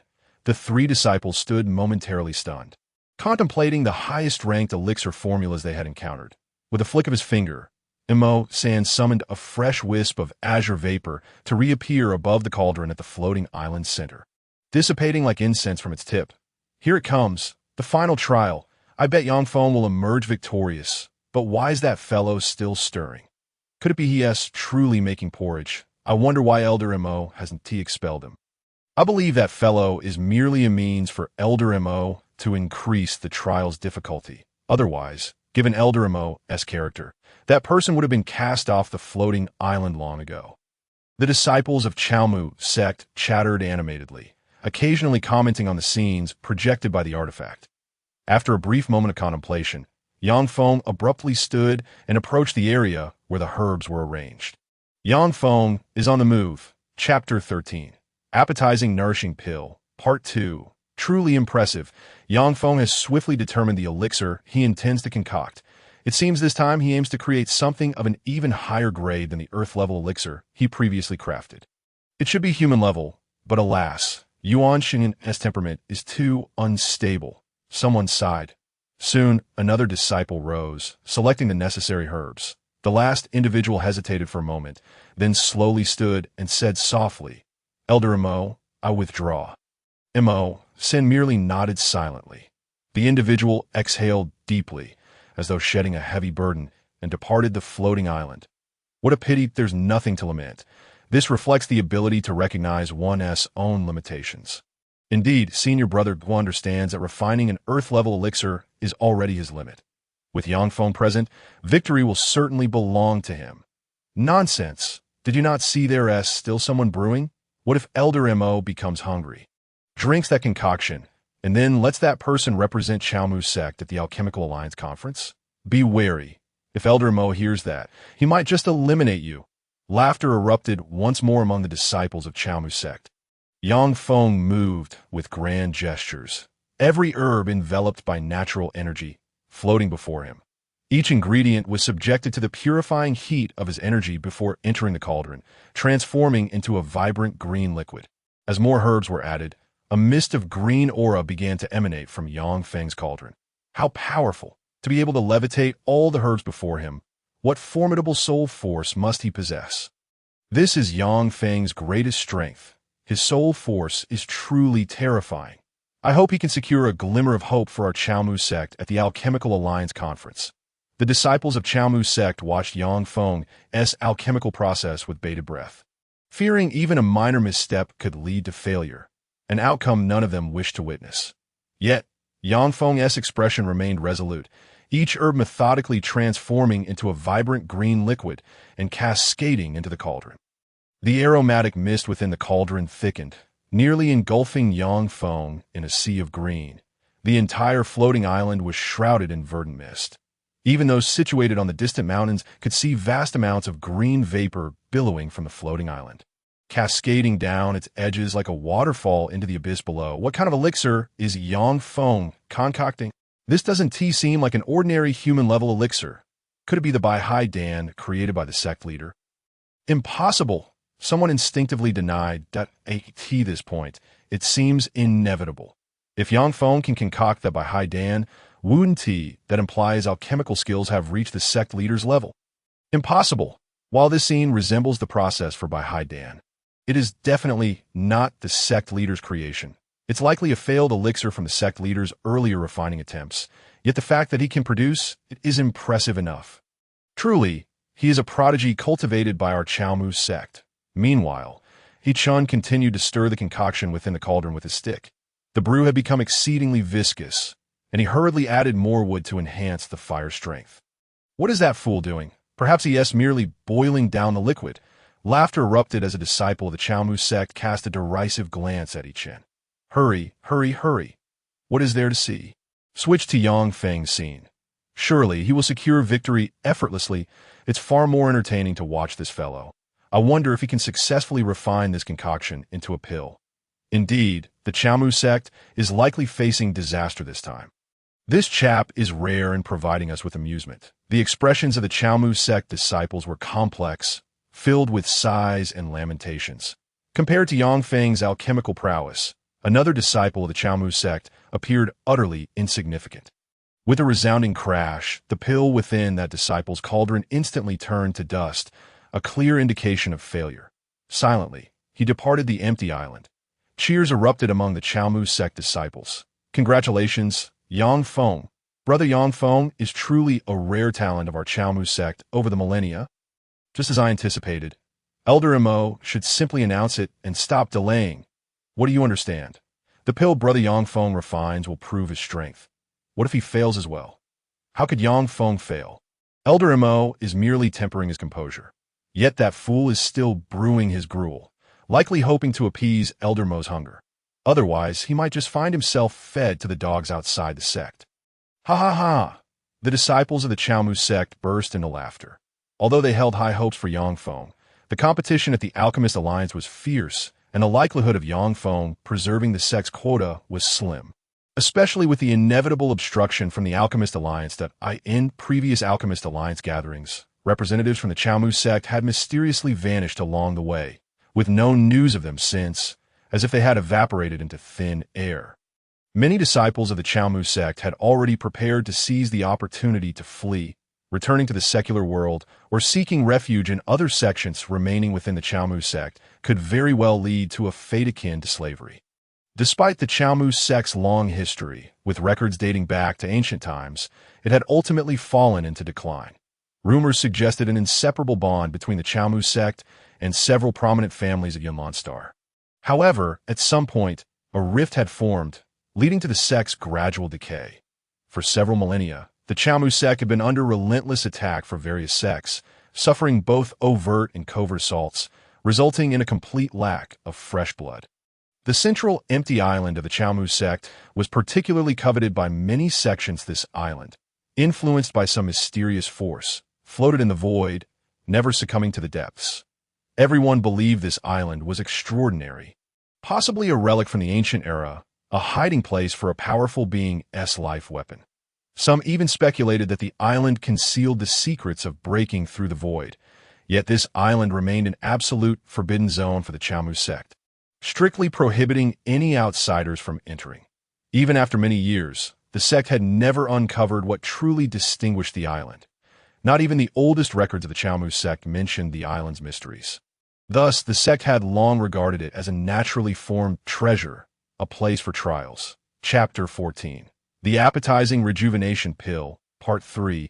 The various sects at the southern end of the Duanyi Mountain Range had endured years of oppression from the Chaomu sect, seeking both the sect's herbal sanctum and the secrets of the empty island. After millennia of scheming, the Chaomu sect had gradually declined from its former dominance, now facing the fate of extinction, requiring participation in the Alchemist Alliance to preserve its position. Success! Yang Feng exclaimed loudly. The cauldron before him resembled an endless black hole, drawing in all the green mist swirling above the empty island. Even the green mist cascading down the edges of the island flowed backward, converging into the cauldron. The scene unfolding on the island seemed like time reversing, prompting gasps of astonishment from the disciples of the Chaomu sect. As expected of Brother Yang Feng, with a talent like him, our Chaomu sect may very well experience a revival. May Brother Yang Feng save us, some silently prayed. Once the green mist dissipated completely, a brilliantly emerald pill floated in Yang Feng's hand. The pill emitted swirling green mist, pulsating with vibrant life within. Excellent. Elder Mo's hand swept forward, and the pill landed in his grasp. He immediately consumed it, his eyes turning an eerie green, though the transformation lasted but a moment. The Bai pill, though a semi-finished product from our sect leader's earlier explorations, is remarkably difficult to refine. Truly, a rare talent for our Chaomu sect. Elder Mo remarked with a smile, clearly satisfied with Yang Feng's creation. Yang Feng's eyes glimmered with subtle delight. Elder Mo's praise was indeed gratifying to that moment. Chen also shouted, "Success!" Struggling, he lifted a wooden stick from his cauldron. The tip smeared with a sticky brown mass, evidently far from resembling a proper pill. The disciples of the Chaomu sect exchanged incredulous glances, unable to believe their eyes. "Brother, did you just punch me? Am I dreaming?" Thud! "Ah, my arm is going to break. This is absurd. What is this concoction?" Though it pains me to say it, it resembles something from a toilet in the secular realm, a voice piped up, sending chills down the spines of the onlookers. Despite having distanced themselves from the secular world upon entering the sect, that revolting image lingered in the depths of their minds. But why does he look so confident? Who gave him such audacity? Wasn't he brought in by Elder Mo to disturb the trial participants' minds? Why is he still playing this charade? Could he truly be the sect leader's closed-door disciple? Someone mused with a complex expression, gazing at the empty island. If he is the sect leader's disciple, I would eat whatever grotesque thing he concocted right on the spot. Another disciple declared indignantly, "Unbelievable, but have you noticed? The stench seems to have intensified. Indeed, that aroma is making me hungry for something." "What is this?" Elder Mo gazed curiously at the sticky mass. "As for this, I haven't yet named it." Chen replied, shaking the stick. The mass at the tip began to take on a more rounded shape. Chen held it before him, tore off a piece, and began to knead it in his hands. Before long, the mass transformed into a round pill. Without hesitation, Chen tossed it into his mouth, chewed, and exclaimed, "Delicious!" The disciples of the Chaomu sect were left in bewilderment, unable to comprehend the scene before them. Who is this guy? What audacity he possesses to act so brazenly before Elder Mo. He can't possibly be the sect leader's son. Can he? It's possible, but the sect leader's wife and child perished centuries ago. Someone murmured softly. Others hissed at him to be silent. "I shall name it the appetizing rejuvenation pill," Chen declared with pride. Watching him incessantly knead the mass in his hands, Yang Feng could no longer contain himself. "Enough! The empty island is the sacred ground of the Chaomu sect. How dare you insult the art of alchemy?" Chen remained silent, merely tossing an appetizing rejuvenation pill to Yang Feng. "Give it a try." Yang Feng threw the pill to the ground, crushing it beneath his foot. "You are insulting me," he cried, pointing angrily at Chen. Chen casually tossed another pill to Elder Mo. Elder Mo accepted it, gently placing it in his mouth, his expression turning peculiarly strange. "What?" Gasps of disbelief filled the air. "Brother, are you giving me a slap?" Smack! "I still feel like I'm dreaming." The disciple slapped himself again, slowly rubbing his face in disbelief. Insanity, pure insanity. Elder Mo has lost his mind. A complex expression flickered across someone's face. Mo-san continued to chew incessantly, seemingly savoring the flavor of the appetizing restorative pill. However, an odd look marred his countenance, etched with worry. Elder Mo. Yang Feng furrowed his brow as he gazed at Mo-san. Unperturbed, Mo-san paid no heed to Yang Feng, fixated solely on the tantalizing pill in his mouth. As if nothing else held such significance, Yang Feng softly called out to him, and Mo-san waved dismissively at Yang Feng, reluctantly swallowing the morsel. Gazing skyward, a sudden gurgle erupted from his stomach. What a marvel! This time, our sect's representative for the Alchemy Alliance Conference is Chen. Mo-san's voice resonated like a mighty bell, echoing across the realm of the Chaomu sect, lingering in the air. "What? Impossible! Elder Mo has lost his mind. What is happening?" Yang Feng stood frozen, unable to believe the sound that reached his ears. "Impossible!" Yang Feng stared at Mo-san, bewildered that such a repulsive substance could be compared to the elixirs he concocted. Mo-san's demeanor turned icy, and in an instant, a greenish hand descended upon Yang Feng, seeking to compel him to kneel in submission. Blood trickled from Yang Feng's lips, yet he stood defiantly, recently entering the earth-profound realm. Yang Feng was no match for Mo-san. Crackling sounds emanated from his body, as if he were on the verge of being crushed into pulp. Nevertheless, Yang Feng retained his upright stance, resembling an indomitable war god. Yang Feng gritted his teeth, resolutely refusing to yield. "You may kill me, but you shall never humiliate me," he roared. Refusal. Mo San's face darkened as he advanced toward Yang Feng. Chapter 15. The Appetizing Restorative Pill, Part 4. Mo San struck Yang Feng with a resounding slap, then scooped up the grotesque pill that Yang Feng had trampled, striding directly to his front. Mo San grasped Yang Feng's jaw, forcefully stuffing the pill into his mouth. The disparity in strength between Mo San and Yang Feng was insurmountable. Despite Yang Feng's inner resistance, he was compelled to chew the unpalatable concoction held captive in his mouth. What is happening? The disciples of the Chaomu sect exchanged glances, unable to accept the scene unfolding before them. Understand now, this must be Elder Mo's design. Yang Feng has enjoyed privileges within the sect, and should he suffer any slight in the outside world, he would find it intolerable. Elder Mo is allowing Yang Feng to experience the taste of humiliation. This strategy is truly masterful. The onlookers nodded in agreement. Yang Feng was utterly powerless against Mo San, his jaw mechanically chewing the grotesque substance. Yet, contrary to its appearance, the flavor of the substance released an intense fragrance within Yang Feng's mouth, far more potent than the aroma emitted during Chen's earlier concoction. The unappealing substance transformed into a warm current within Yang Feng's mouth. Swiftly coursing through his body, he felt enveloped in warmth, as if basking in sunlight. The vital energy within him began to circulate gradually, coalescing into his meridians. Yang Feng sensed a remarkable refinement in his vital energy. The efficacy of this pill was evidently beyond his capacity to produce. More importantly, this pill awakened a long-forgotten sensation of hunger within him.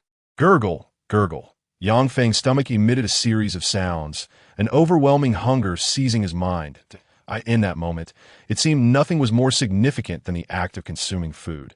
Yang Feng was unaware of the pill's grade, but he understood that, despite its unassuming appearance, it harbored terrifying medicinal properties. His Baihai pill only superficially resembled the version created by the sect leader, lacking its true potency. Yang Feng vaguely recalled reading in the ancient records of the Chaomu sect that, prior to this era, alchemical practices were quite crude and lacked the characteristics of contemporary pills. There were no alchemical furnaces, no grades. Yet each mysterious formula possessed tremendous power. Only the most ancient sects possessed the means to classify such pills. The Chaomu sect once had such capabilities, but had lost that foundation through years of decline. Each ancient recipe that survived from the Elder Era could incite catastrophic bloodshed beneath the heavens. Impossible, absolutely impossible. Yang Feng's expression froze as he watched Mo San release his grip on his jaw. Slumped on the ground, Yang Feng stared vacantly ahead, as if entranced. You have any objections? Mo San asked in a low voice. Yang Feng shook his head, clutching his stomach as he departed the empty island. Very well. Mo San's voice echoed throughout the realm of the Chaomu sect. I am aware that you are all observing this trial. Neglecting your cultivation, I know many of you do not comprehend my decision. So allow me to elucidate. Mo San raised the appetizing restorative pill crafted by Chen, asking, has anyone ever laid eyes upon such a pill? The disciples of the Chaomu sect exchanged bewildered glances, each asserting they had never seen such a thing. This pill, I have never encountered, nor have I seen it documented. Therefore, it is a creation of the sect leader's esteemed disciple. Chen, Mo San's voice reverberated through the Chaomu sect, and this pill is the result of Chen's years of research into ancient alchemical recipes. You all understand the rarity of ancient pills. Although Chen's creation is merely a remnant of the sect's recorded formula, its ability to restore certain effects of ancient pills is a remarkable talent and blessing. Ancient pills. Some disciples collapsed to the ground, unable to grasp the enormity of what they had just heard. How could this be? He managed to create a pill from a broken formula. So, he has indeed crafted an ancient pill. No wonder the method seemed so peculiar. It is clear now. The aroma wafting from the empty island could not emanate from an ordinary pill. However, it is merely a remnant. It likely only mimics the appearance, if he were truly able to restore the ancient formula. A storm of bloodshed would surely sweep across the Yunlan star. If there are no objections, return to your cultivation at once. Mo San bellowed, and the spatial artifacts on either side of the Chaomu sect vanished in an instant. The entire scene dissipating like a mirage. The disciples of the Chaomu sect began to murmur among themselves as they dispersed to be why this time. Yang Feng had returned to his dwelling, gnawing on some sweet plant roots. Scattered before his bed were numerous jars, their contents long since vanished. Within the confines of the Chaomu sect, no food could be found. All cultivators must cultivate a tranquil mind to achieve inner peace, thus rendering them free from desires for external possessions, enabling them to concoct formidable pills. Yang Feng's expression darkened as he chewed vigorously on the plant roots. The pills crafted by Chen were certainly not mere remnants. Yang Feng gradually closed his eyes, feeling warm currents circulating within his body. This opportunity to participate in the Alchemy Alliance conference had slipped through his fingers. He inhaled deeply, realizing that soon the Chaomu sect would be consumed by the Alchemy Alliance. If he could not participate in the conference alongside other sects, he too would be doomed to become a mere laborer for the Rixin sect, just like the others. If a small piece of the pill could evoke such sensations, then Chen must possess a far larger quantity. What if I were to consume all those pills? Yang Feng inhaled sharply, convinced that they were certainly not remnants, but something far more it was highly probable that Chen possessed a complete ancient alchemical formula.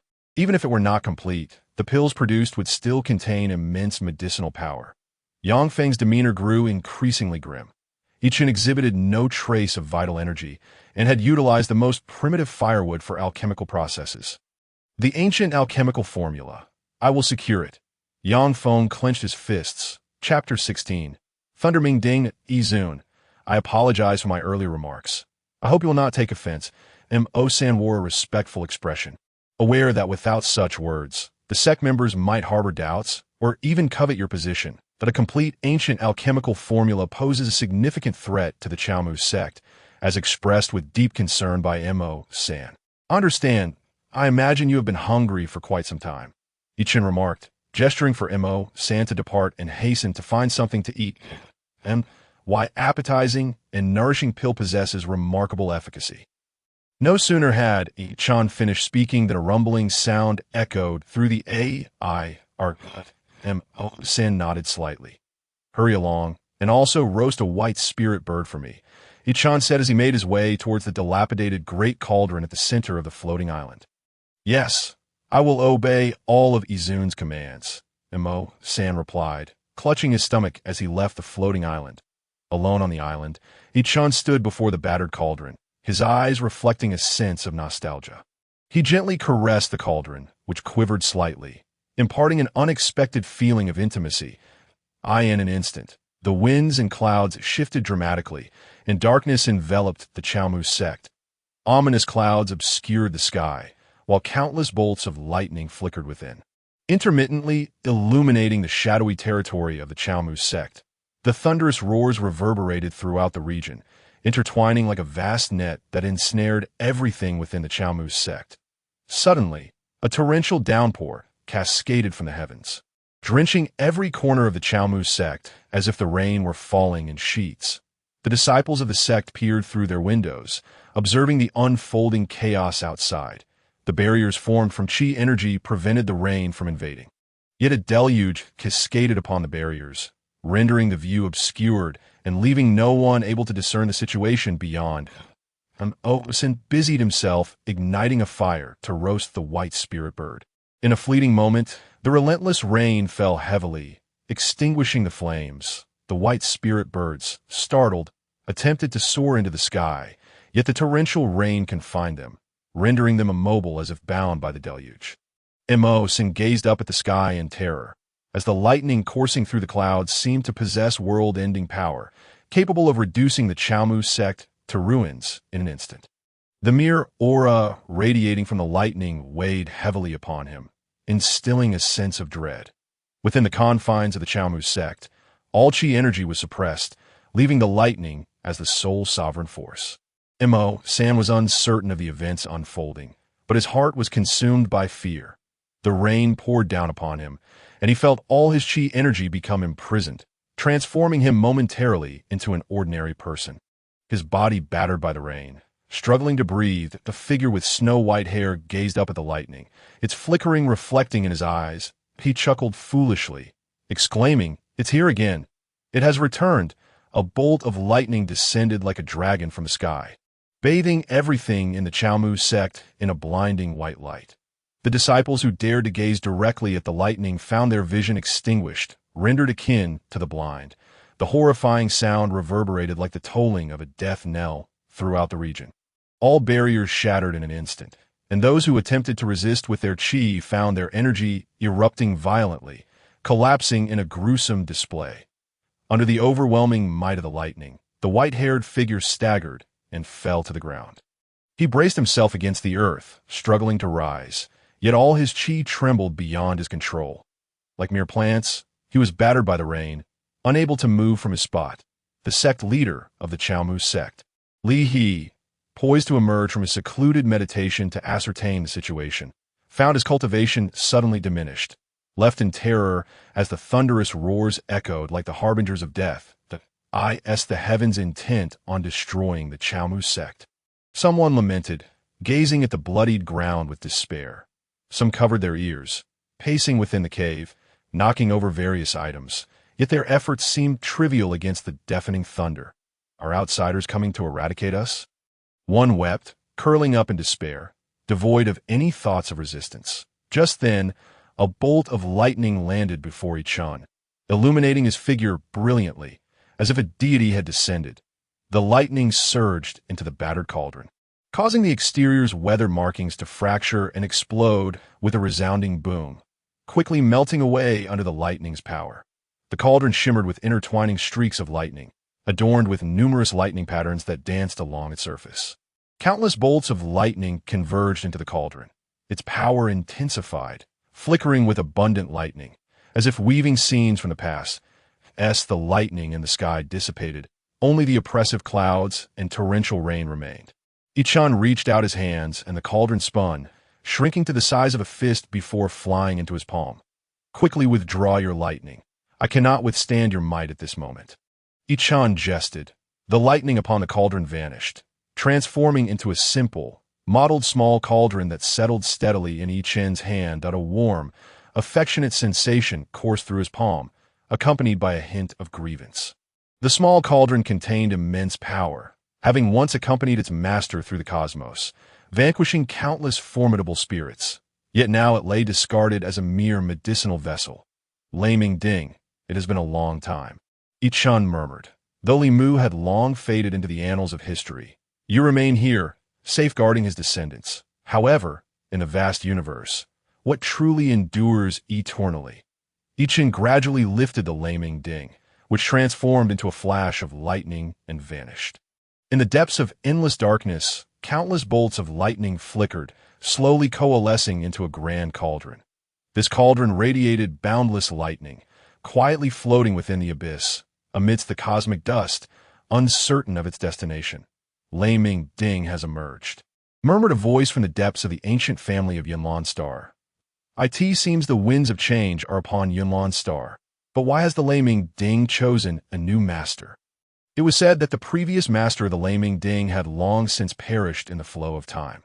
Chapter 17. The Secrets of the Floating Island. The younger generation can be reckless, failing to consider what has allowed the Chaomu sect to endure for countless years on Yunlan Star. It seems I must impose some restraint upon my own descendants, lest they bring calamity upon the Yun family. Mused a voice softly, as its figure faded back into the darkness.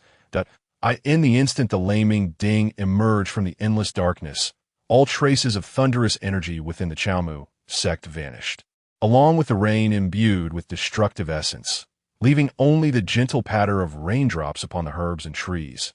The Chaomu sect lay in utter disarray, with countless trees uprooted and the medicinal fields they had cultivated utterly devastated. The once vibrant herbs scattered and devoid of spirit, rendered useless for alchemical purposes. Above the Chaomu sect, darkness still loomed. The disciples lay prostrate on the ground, hiding in corners, too fearful to rise to tea that moment. They resembled the most fragile of mortals, devoid of any magical artifacts or cultivation to protect themselves. As the lightning dispersed, the invisible pressure that had suffocated them lifted instantly, yet the people of the Chaomu sect remained apprehensive. Afraid to act, a swirling mist coalesced before Chen, taking the form of a slightly hunched figure, Zune, ancient Mo respectfully addressed. The position where ancient Mo stood was precisely where the Laming Ding had once towered upon the floating island. What is this floating island? Chen inquired, narrowing his eyes at ancient Mo surely. Izun is filled with questions. Since you've asked, I shall provide an answer. Ancient Mo replied, taking a few steps back, that I still require a bolt of lightning from Izun's Laming Ding. Upon hearing this, Chen's brow erupted with a flash of lightning, which gradually morphed into a brilliantly colored small cauldron before him. Ancient Mo extended his hand to receive the Laming Ding, which had ignored him ever since it was placed there. The radiant lightning atop the Laming Ding instantaneously spread forth, enveloping Gu Mo in a shroud of thunderous brilliance. Yet, those very bolts of lightning could not inflict the slightest harm upon him. Instead, he appeared as a divine being descended from the heavens, exuding an air of ancient majesty. Grasping the Laming Ding, it trembled violently, as though attempting to break free from Gu Mo's control. The chaotic aura surrounding Gu Mo roiled increasingly, countering the thunder emanating from the ding. Beneath where the Laming Ding once rested lay an imperceptible array pattern. Mo forcefully pressed the ding upon the array, causing it to transform into a flicker of lightning that swiftly traversed the intricate design. The once indistinct array became remarkably clear under the lightning's passage. Bright lines radiated from the center, extending wildly towards the periphery of the floating island. The entire surface of the island was cloaked in this mysterious array. Although eons of time had eroded the surface's patterns, the underlying designs had been inscribed by extraordinary means upon the very fabric of the void in which the island resided. This array possessed an extraordinary divinity, impervious to the ravages of time. I could see that moment. The floating island seemed to transform into the foundation of the array, a towering beam of light shooting skyward. The radiant beam vanished into the horizon, revealing a stunning tapestry of resplendent nebulae, dazzling in its brilliance. Where does this path lead? Chen could sense the terrifying spatial power contained within this luminous column. Should he dare to venture into it now, he would be torn asunder, reduced to mere dust, dissipating into the unknown cosmos. Mo gazed upon the celestial beam in silence, merely observing until it disintegrated into countless motes of light. Izun, after that battle years ago, when you were grievously wounded and fell into slumber, many events transpired. Mo sighed softly, directing his attention to this region of Muzong, crafted personally by Li Mu after a great calamity befell. The array inscribed upon this floating island serves as a conduit to that battlefield. Li Mu once instructed me to prevent its natural evolution, to preserve its current form indefinitely, awaiting his return. Mo sighed gently. This path leads to the battlefield of Ur, yet I cannot fathom why Li Mu has not returned, save for the Laming Ding, which alone traversed back through this route. Why, in this vast universe, can I not perceive Li Mu's presence? I have speculated, yet I cannot ascertain his whereabouts. Chen's expression darkened. Does a true immortal exist in this boundless cosmos? I have searched the battlefield of the past, yet found nothing, not even a trace of Li Mu's fractured soul. This path is where Li Mu last manifested. His imperial weapon, the Laming Ding, returned via this route, and since then, it has remained here in vigil. With a gentle snap of his fingers, Gu Mo conjured a swirl of chaos before Chen, revealing a fragmented scene within the misty haze. Above the floating island, the atmosphere shifted dramatically. The previously intact space shattered into countless fissures, from which a towering beam of light descended, connecting with the island. That a bolt of lightning cascaded from the beam, striking the surface of the island, instantly leveling all mountains and structures, even obliterating the surface array to near non-existence. The bolt of lightning yearned to return, to re-enter that path. However, the beam had already dissipated, leaving the lightning disoriented. Countless bolts raged across the sky, as if intent on tearing the heavens asunder. A figure materialized within the firmament, surrounded by a myriad of laws, illuminated by the flickering lightning. This figure was unmistakably Gu Mo. He extended his hand towards the lightning upon the island. Countless laws coiled around Gu Mo's palm. Wherever his hand passed, the fabric of space buckled under the immense pressure, shattering like glass into myriad fragments of the void. Lightning signifies absolute annihilation. That bolt emanated an inexhaustible aura of destruction, morphing into a colossal ding seemingly capable of crushing the clouds and stars.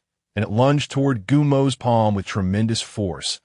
An array of laws unraveled beneath the destructive essence of the lightning, while the chaotic hand continued to disintegrate. Yet Gumo's hand embodied both annihilation and rebirth, that I in the cycle of life and death. That bolt of lightning could never obliterate the palm that represented Gumo's principles. The lightning had only just returned from the battlefield, its power diminished from previous injuries, and coupled with Gumo's continuous interplay of destruction and renewal, its essence waned further. Gumo's flowing hair danced in the air, as countless laws entwined around the surface of the lightning formed Lei Ming Ding, gradually restraining its essence. Chapter 18. The Land of White Bones, Part 1. The Lei Ming Ding continuously shrank, from a colossal size capable of collapsing a star to a mere height of a single person. Yet, it remained obstinate, as countless bolts flickered, striving to break free from the myriad restraints of the laws. Gumo's hand pressed heavily down upon the Lei Ming Ding in an instant. The multitude of laws bound the ding's power, while chaotic essences coalesced upon its surface, ultimately suppressing it upon the floating island. Gumo's figure appeared before the Lei Ming Ding, which continued to tremble, desperate to escape its bindings. Yet Gumo offered it no opportunity. Intricate and ancient patterns were inscribed upon the ding's surface by Gumo, and the essence of the Lei Ming Ding faded from existence, transforming into an unremarkable vessel. You must now comprehend the intent behind the Thunder Emperor's summoning of your return. Gumo's figure gradually dissipated into the chaos. No wonder the Lei Ming Ding resists you so vehemently. Chen regarded Gumo with a peculiar expression. Truly, you are an ancient one. Gumo chuckled softly, offering no reply. This void passage leads to the battlefield where Limu last fought. Regrettably, my current form cannot withstand the pressure of spatial flow. Chen gazed up at the dim sky. I shall uncover the true nature of things in due time. Taking several steps forward, Chen reached the edge of the floating island. He observed droplets of rain cascading from the precipice, vanishing into the abyss of unending darkness below. There was an inexplicable familiarity to the aura emanating from beneath. Izun, it is exceedingly perilous below. In your current state, you may not endure it. Gumo cautioned gently. No matter. I am now under the protection of the Lei Ming Ding. Simply guide me down. Chen replied, a thunderous mark suddenly appearing upon his brow. Countless bolts erupted from this mark, forming a shield woven from intertwining lightning around his body. Gumo nodded, as long as Izun leaps down. The power of the Lei Ming Ding will suffice. Chen looked at Gumo with a strange expression. Old man, what if I cannot return? Though Gumo's visage was obscured, Chen could still perceive a hint of amusement upon his face. With me accompanying you, even if you cannot ascend, you shall not be alone. Gumo transformed into a mist of chaos, gradually dissipating. Chen watched as Gumo's form faded, a smile gracing his features. Then a figure identical to Chen emerged. This being was formed from countless bolts of lightning, exuding an aura of thunderous destruction. Chen closed his eyes, feeling the lightning dance upon his brow. Let my true self descend. For it is inevitable that as the thunder and lightning coalesced, Chen opened his eyes. After casting a fleeting glance at his true form, he stepped forward. In an instant, his entire being plummeted downwards. The relentless howl of the wind roared in Chen's ears, while countless ashen clouds swirled around him. The decayed and somber aura contained within the thunder and mist clashed violently, disintegrating into wisps of white vapor. Beneath the floating island, an abyss seemed to stretch infinitely. The stench of decay intensified, gradually mingling with the essence of death. The ashen mist thickened, resembling flowing water, and as Chen descended, ripples formed in the pallid haze, spreading outward. Within that fog, the silhouettes of humanity suddenly emerged. As Chen continued his descent, the figures floating within the mist increased in number, resembling specters adrift in water, their long hair billowing as they swayed with the clouds. Under the impact of Chen's rapid fall, they were tossed about, rolling and shattering amidst the turbulent currents. The lightning surrounding Chen flickered incessantly, the sole source of illumination in this desolate realm, casting light upon the surrounding scene. Though Chen moved with great speed, he could distinctly see that each figure bore a human face, from venerable elders with white hair to infants swaddled in blankets. Yet, without exception, these forms exuded no signs of life, nor did they carry the essence of death. Their visages were ashen, mirroring the color of the mist.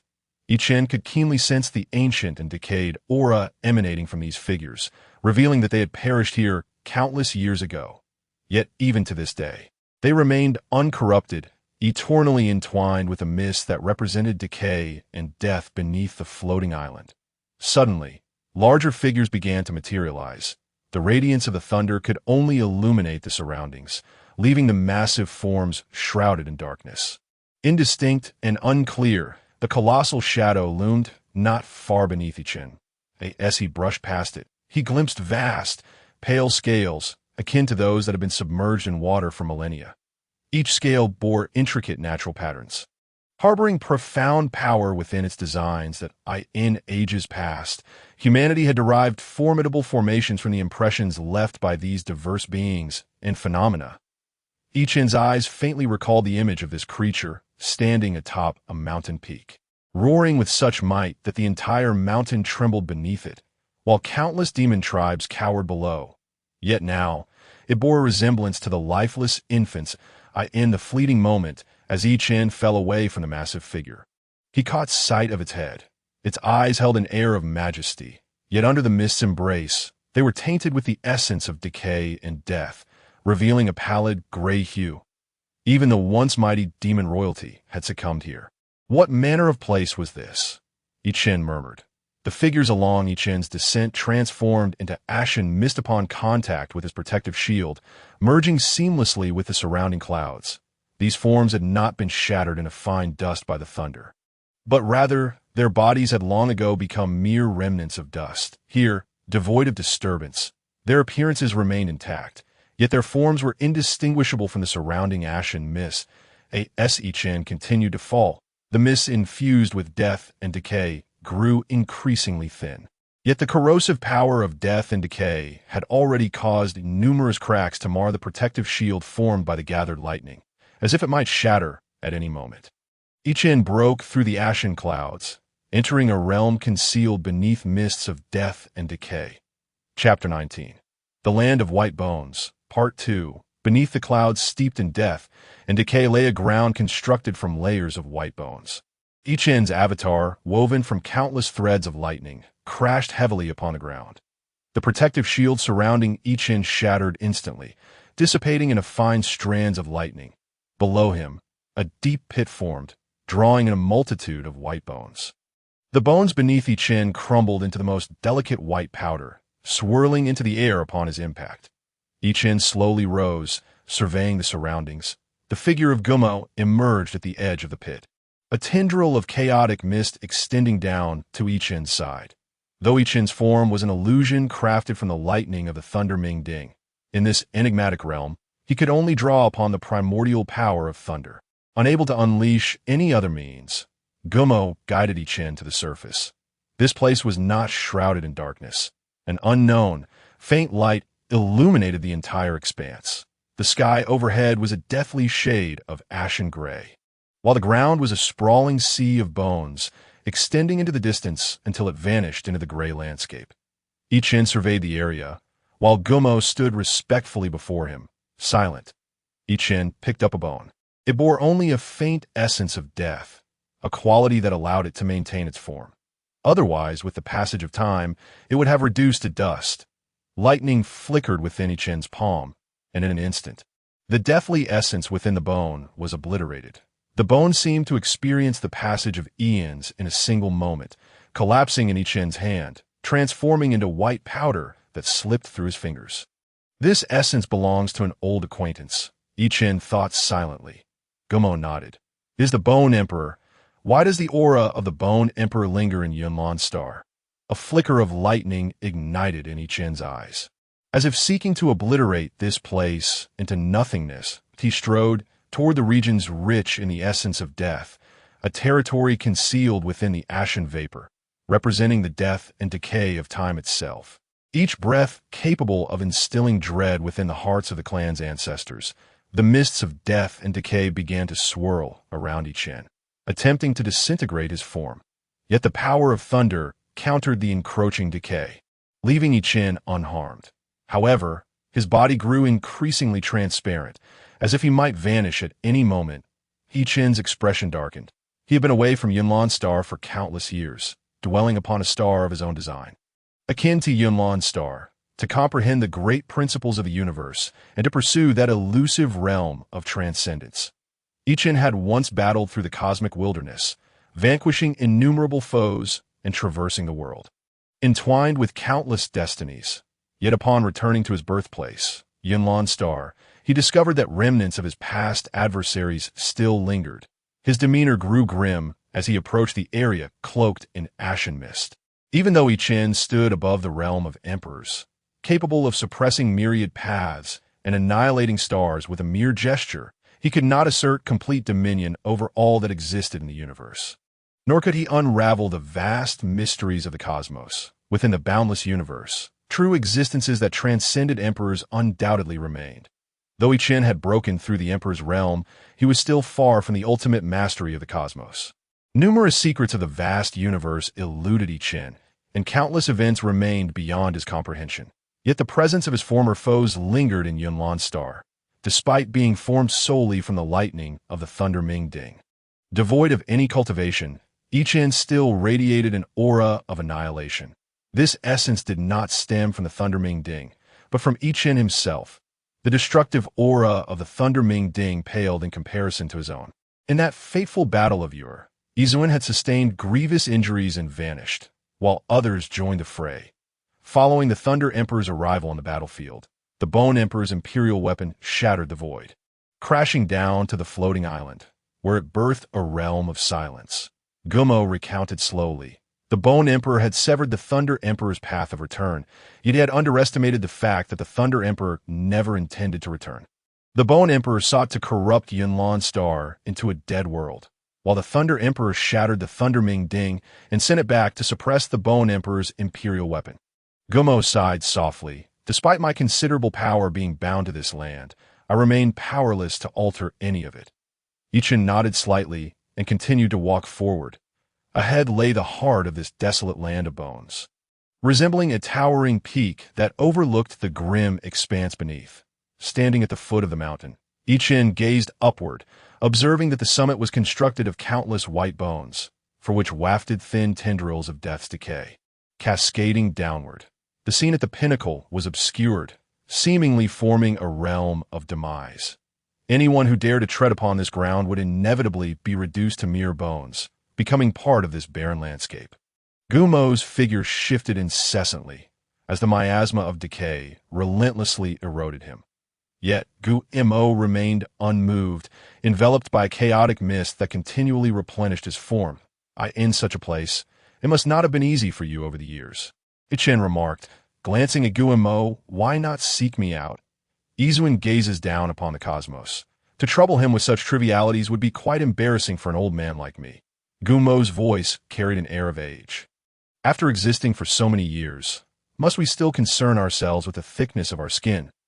Chen rubbed his brow, lamenting, regrettably, I am now powerless against this place. You may need to endure for a while longer, possibly even forever. I believe it won't be long before Izun returns to the realm of the emperors. I have heard that Donglin the Great has little time left, Gumo said, raising his gaze to the bone peak. That child possesses extraordinary talent, yet he too cannot withstand the passage of time. Chen sighed, recalling their first encounter when the boy was evading the pursuit of the demon race, merely a fledgling cultivator. In the blink of an eye, he had grown into a formidable emperor of the human race, traversing the vast cosmos. Now, he was on the brink of transformation. Chen's eyes reflected the weight of years gone by. It was only the two of them who remained in this world, while their once familiar companions had vanished. However, I have severed my own cultivation to pave a path for the myriad beings of the universe. Whether they seize this opportunity depends on their own fortunes. Chapter 20. The Land of Bones, Part 3, In the grand scheme of the universe, we are but a drop in the ocean. Countless epochs have fallen away with time. Who can guarantee that we are the first bloom of civilization? Before us, were there not more formidable civilizations and races with entirely different cultivation systems? Chen sighed softly, old man. The mysteries of this vast cosmos are too numerous. How much can we truly comprehend? Often, I yearn to remain aloof from it all, yet certain matters must be addressed, fought for the sake of our race, our survival, and the memories we cherish. Existences like mine are countless throughout the universe, yet I have yet to encounter one that endures through time. Perhaps this world holds no true immortals. But during my travels among the stars, I have sensed the essence of eternity. The thunder that crackled around Chen dissipated the decaladen miasma surrounding him. Even Izuin's heart encounters confusion, Gu Mo observed, glancing at the towering mountain of bones. Yet, some matters cannot be relinquished, just as this is Yunlan's star. I must eradicate any existence that poses a threat to it. Old man, are you withholding information about this place because you believe my current lack of power renders me incapable of dealing with it? Chen cast a smirk at Guillermo. Not at all. Guillermo shook his head. With the suppression of the Thundermane Cauldron, I believe there shouldn't be any major issues. However, now that the cauldron is in your hands, there may be unforeseen developments. Izuin, time is of the essence. The power of the Thundermane Cauldron cannot be sustained here for long. Yumo's figure began to fade, the lingering chaotic mist being quickly corroded by the miasma of decay. All will be done according to Izuin's will. Gumo's voice echoed from an unknown source. Old man, you truly are remarkable. Chen gazed toward the bone peak. I shall see how much strength your imperial weapon still possesses. With a fiery gaze, Chen transformed into a bolt of lightning, soaring toward the summit of the bone peak. The miasma of decay cascading from the peak battered against Chen's lightning form, yet it could not extinguish that spark. However, the lightning itself diminished under the relentless assault of death's stench. The air thickened with an even more intense aura of decay, eroding the very fabric of the void, creating hollow spaces like the gnawing of insects. The lightning flared brilliantly, pushing its remaining power to the utmost limit, as it embodied the most tyrannical principles of destruction. The miasma of death and decay could not easily obliterate it. The speed of the lightning surged, ultimately breaking through the dense gray clouds to reveal the scene at the peak. But in that fleeting moment, the bolt of lightning, which carried Chen's consciousness, was instantaneously extinguished as the spark was snuffed out. Chen, standing on the floating island, abruptly opened his eyes. The remnants of the scene atop the bone peak lingered in his gaze, gradually dissipating until his eyes returned to clarity. Chen peered into the unfathomable abyss below and murmured softly. How intriguing! The flicker of lightning danced on his brow, coalescing into a small cauldron the size of a fist before him. Holding the Thundermane Cauldron, Chen positioned himself not far from the center of the floating island. Countless bolts of lightning erupted from the cauldron, converging at the center to form a magnificent cauldron, reminiscent of the Thundermane Cauldron's previous form. That, in Chen's grasp, remained only an ethereal small cauldron. Yet it still exuded a terrifying aura of destruction, as if releasing the thunderous power within could obliterate Yunlan's star in an instant. You shall endure for a while longer. Once I have dealt with the entities below, I will take you to seek out Limu, Chen whispered softly. The small cauldron began to spin gradually, vanishing into his brow. The gleam of lightning flickered in Chen's eyes, a manifestation of the Thundermane Cauldron's power coursing through him.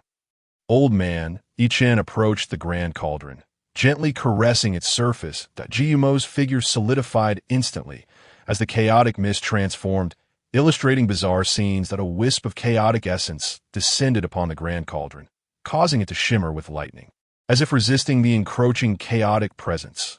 Yet, the cauldron ultimately succumbed, allowing the chaotic essence to envelop it entirely.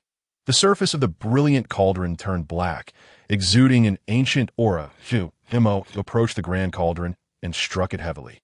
Instantly, countless fissures erupted across its surface, some areas even fracturing into holes.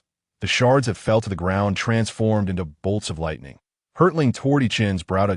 Yu nodded in approval. This resembles its former state quite closely. Those from Anew sect will certainly not recognize IT. IT seems you've made it even more worn, Chen remarked, observing the cauldron riddled with cracks, on the verge of shattering. That previous commotion was so great. It surely must have been struck by lightning to end up like this. Ji circled the cauldron, nodding repeatedly. Should we make it appear even more dilapidated? Before Chen could respond, a bolt of lightning erupted from his brow. Exploding against Gu Mo's form, Ji Mo's body was pierced through, yet from the wound emanated a surge of chaotic mist that intertwined, swiftly healing the injury. A faint smile graced Gu Mo's blurred visage. Izumin, I trust you have seen the entities below. Chen nodded, recognizing the remnants of the Bone Emperor's essence. That fellow truly refuses to die. I once believed all such formidable foes had been eradicated. Yet here we are in pursuit of that legendary path. I have sacrificed everything over the years, yet I have still not found it. Chen mused, gazing at the cracked cauldron, realizing many matters remained unsettled. I will assist you in dealing with the entities below, but not just in an instant. A bolt of lightning erupted from Chen's brow, enveloping his body, akin to an ancient thunder dragon gliding gracefully. The path of cultivation has only just begun. With the assistance of the thunderous dragon, Chen gradually soared towards the opposite shore. He stood still, pondering for a long while, before dispersing into the wind. Chapter 21. After the ominous phenomenon, the dark clouds over Chaomu sect slowly dissipated, rays of light cascading through the gaps in the clouds, illuminating the land of Chaomu sect. The tempest that could obliterate everything had vanished, and the thunderbolts, symbols of death and destruction, had also faded from sight, yet a damp scent still lingered in the air. Although all external commotion had ceased, and light streamed through the windows, casting illumination on every face marked by panic. The disciples of Chaomu sect remained prostrated on the ground, afraid to rise. The oppressive aura that stemmed from their very souls gradually waned, and the power that had confined the disciples of Chaomu sect was slowly being restored. In a secluded corner of Chaomu sect, a figure lay covered in mud, resembling a statue embedded in the ground. The person's white hair clung to the earth in strands, with droplets of water occasionally trickling down from the white locks. Although the source of the thunder's power remained unknown during the recent phenomenon, under the influence of such destructive force, even the wind and rain bore a divine-like potency.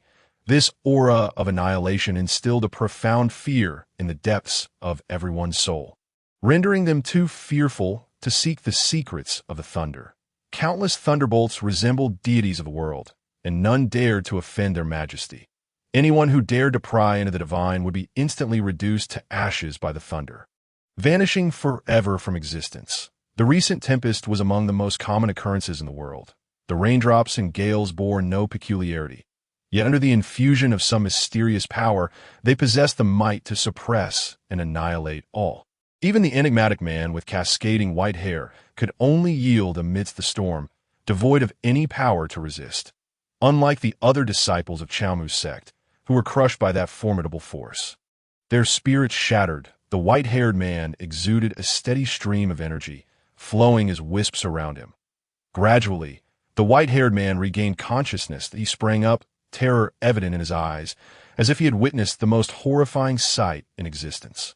"No, don't," he cried out, covering his face and weeping uncontrollably. Mo-san crouched beneath a low cliff. Though all his strength was bound, he still expended every ounce of energy to crawl to this modest precipice before the thunder enveloped the land of Chaomu sect. Fear and confusion filled his gaze. He was oblivious to what had transpired in that fleeting moment, save for the realization that he might have suffocated to death on the most ordinary rainy day in Yunlan Star. Still shaken, Mo-san rose, only to find that he clutched the white spirit bird in his hand. Its neck had been reduced to a mushy pulp, blood and flesh smeared on Mo-san's palm. The sharp vertebrae had even pierced his skin.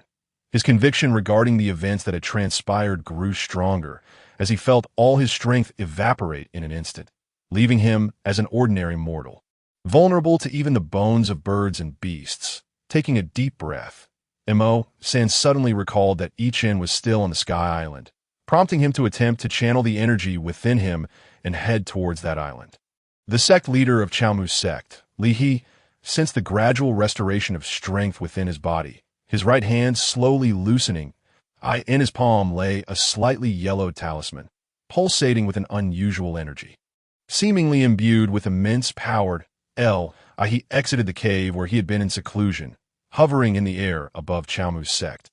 Beneath him, the lush forests of Chaomu's sect lay ravaged, strewn with broken branches and leaves. An abundance of spiritual energy swirling amidst the trees, casting a verdant hue over the entire woodland. Yet, countless beings had perished within the forest, their eyes reflecting unfathomable terror. They had been caught in the descent of thunder without finding refuge, succumbing to the overwhelming aura of destruction. Strangely, the recent phenomenon did not affect all the structures of Chaomu's sect or the hidden beings within. It seemed that what had transpired was not aimed at the living of Chaomu's sect, but merely coincidentally unfolded within its confines. He gazed at the devastated medicinal fields and the lifeless beings strewn across the ground, his heart stirred by tumultuous emotions. As he approached the heart of Chaomu's sect, he encountered numerous disciples, their bodies mangled and devoid of life. The heavens intent on annihilating Chaomu's sect. Li He lamented, as his energy began to undulate, as if on the verge of plummeting from the heavenly realm. Leader, Mo San's voice suddenly echoed in Li He's mind. Hurry to the Sky Island to find Izuan. He is still on the island. Li He's expression changed dramatically. A flash of lightning appeared, and his figure materialized on the Sky Island. Yet, there was no sign of Chen. The surface of the island bore the charred marks of Thunder's wrath, radiating outward from the point of impact, approaching the enormous cauldron at the center of the island. Li He gently caressed the cracks in its surface, his expression growing somewhat vacant. From a distance, anguished cries echoed from the mountains. A colossal white spirit bird was rolling through the air, desperately trying to rid itself of its rider. However, the figure merely lay across the bird's back, and with each struggle from the creature, bolts of lightning erupted from it, causing the white spirit bird to emit a mournful cry as it flew towards the Sky Island. The white spirit bird struggled to reach the island's edge, and the figure atop it leapt down. None other than Mo San approached Li He, exclaiming, "Leader, what is happening?" It seemed as though Chaomu's sect was shrouded in the shadow of death. I thought enemies were coming to annihilate us.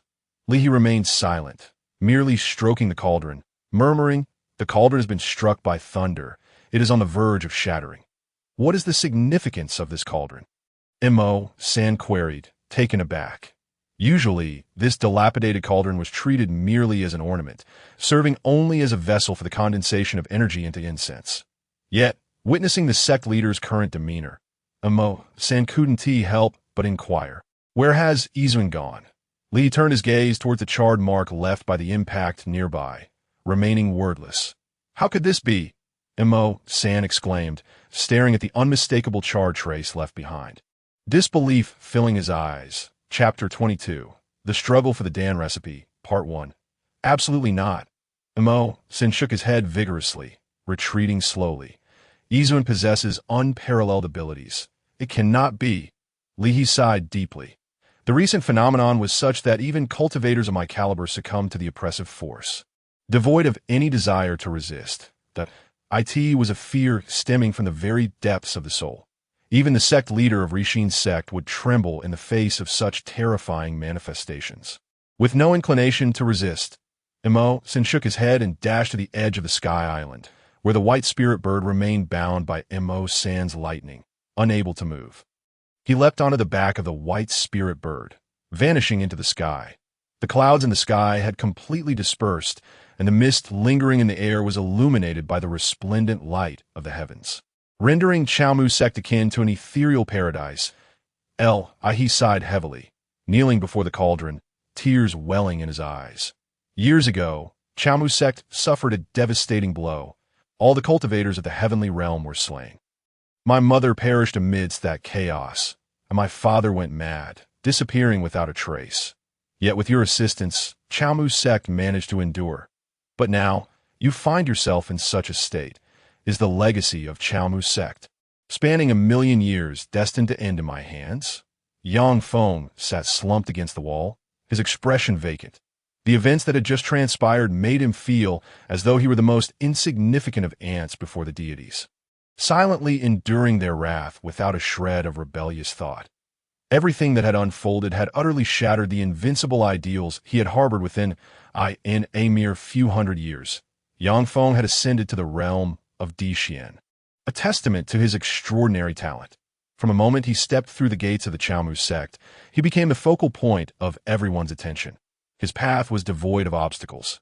Yang Feng believed he could transcend the lofty heights of the heavenly realm, becoming a formidable figure and perhaps even an esteemed elder of the Chaomu sect. The third elder of the Chaomu sect had been a guiding light on Yang Feng's journey. He had devoted all his resources to Yang Feng, even violating sect rules to assist him in overcoming hurdles on his path. Yang Feng, the third elder, was akin to a father. Under the third elder's protection, Yang Feng had flourished to his current state. He considered his talents to be far greater than what he had achieved, yet the meager resources of the Chaomu sect hindered his cultivation. Despite the abundance of rare herbs, the sect's methods and formulas were scarce. Even the sect leader had only recently entered the heavenly realm, a stark contrast to the many outer sect elders who had already reached such heights.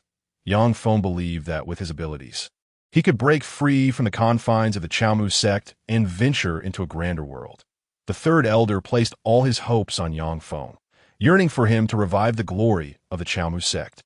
However, the recent events had crushed the ideals and profound insights Yang Feng had nurtured over the years into the most humble dust. Amidst the world-destroying thunder, the beliefs he held dear melted away, like fragile ice before the scorching sun. Overwhelmed with terror, Yang Feng was left with a singular thought: to seize the ancient pill formula carried by Chen and hastily flee to the Rexian sect, escaping this cursed and bizarre place that constrained his cultivation. While Yang Feng was still in shock, a hurried sound of footsteps suddenly echoed from outside. The door burst open, revealing the third elder standing at the threshold. Yang Feng. Upon seeing Yang Feng leaning against the wall, the third elder breathed a sigh of relief. "Thank goodness you're unharmed. What would we have done if something had happened to you?" The third elder hurriedly approached Yang Feng. Leaning against the wall, Yang Feng attempted to rise, but his legs were too weak to support him. "Elder," Yang Feng strained to push himself off the wall. The third elder instinctively reached out to assist him. Yang Feng waved his hand, forcing himself to stand. "You stubborn child. After witnessing such a scene, anyone your age would likely be terrified," the third elder remarked, a hint of satisfaction flickering across his aged face. "Elder, do you know what has just occurred?" Yang Feng inquired, his face a mask of confusion. The third elder waved his hand dismissively, adopting a cryptic demeanor. "What is this but a punishment from the heavens?" he murmured, his eyes filled with reverence. Surely, the Chaomu sect must have committed some grave error to provoke such divine wrath. Fortunately, it seems that the sect has not been utterly destroyed. Those who drew the ire of the heavens must have been left in tatters beneath the recent tribulation. Heavenly punishment? Yang Feng's face betrayed his bewilderment. "What is that? Do not fret if you do not understand now. You're still young," the third elder replied softly. "This punishment is a trial that every cultivator ascending to the heavenly realm on Yunlan Star must face. Only those who withstand it can break through. However, I cannot fathom who among us, apart from the sect leader who has just ascended, could have triggered such a fearsome punishment. The sect leader's breakthrough from destined to the heavenly realm would not normally provoke the heaven's wrath. I am at a loss to understand who has drawn such dreadful lightning." The third elder's face was clouded with worry that in my youth, I witnessed from afar the tribulation faced by those breaking through. The power of that thunder was unforgettable. Even at a great distance, I nearly turned to ash. "Thunder," Yang Feng exclaimed in shock. "Where did such terrifying power originate? These matters are beyond our current discourse. Only when you reach a similar pinnacle will you be able to explore such mysteries," the third elder said, a glimmer of pride in his eyes. "I am now too old. The world belongs to your generation." Yang Feng nodded firmly. "I will not disappoint you, Master. There is something I wish to discuss with you." "Speak freely," the third elder replied, waving his hand to envelop the room in a barrier of spiritual energy, isolating them from the outside. "During the selection, I observed Chen refining an ancient pill," Yang Feng said solemnly. Did not Elder Mo mention that it was merely a fragment of a formula? If one cannot deduce the true recipe, it holds little value. The third elder remarked, "No." Yang Feng countered, his expression grave. "That was certainly not a mere fragment." Chen produced an entire cauldron of pills. "Not just one. The one I consumed was merely a fraction of that batch. Even that tiny morsel has greatly benefited me, loosening the long stagnant barrier of my cultivation. I feel as though I am on the cusp of reaching the mid-stage of Destined. And that pill has relaxed my meridians. This pill is no less potent than the legendary washing marrow and bone-refining elixir." "What?"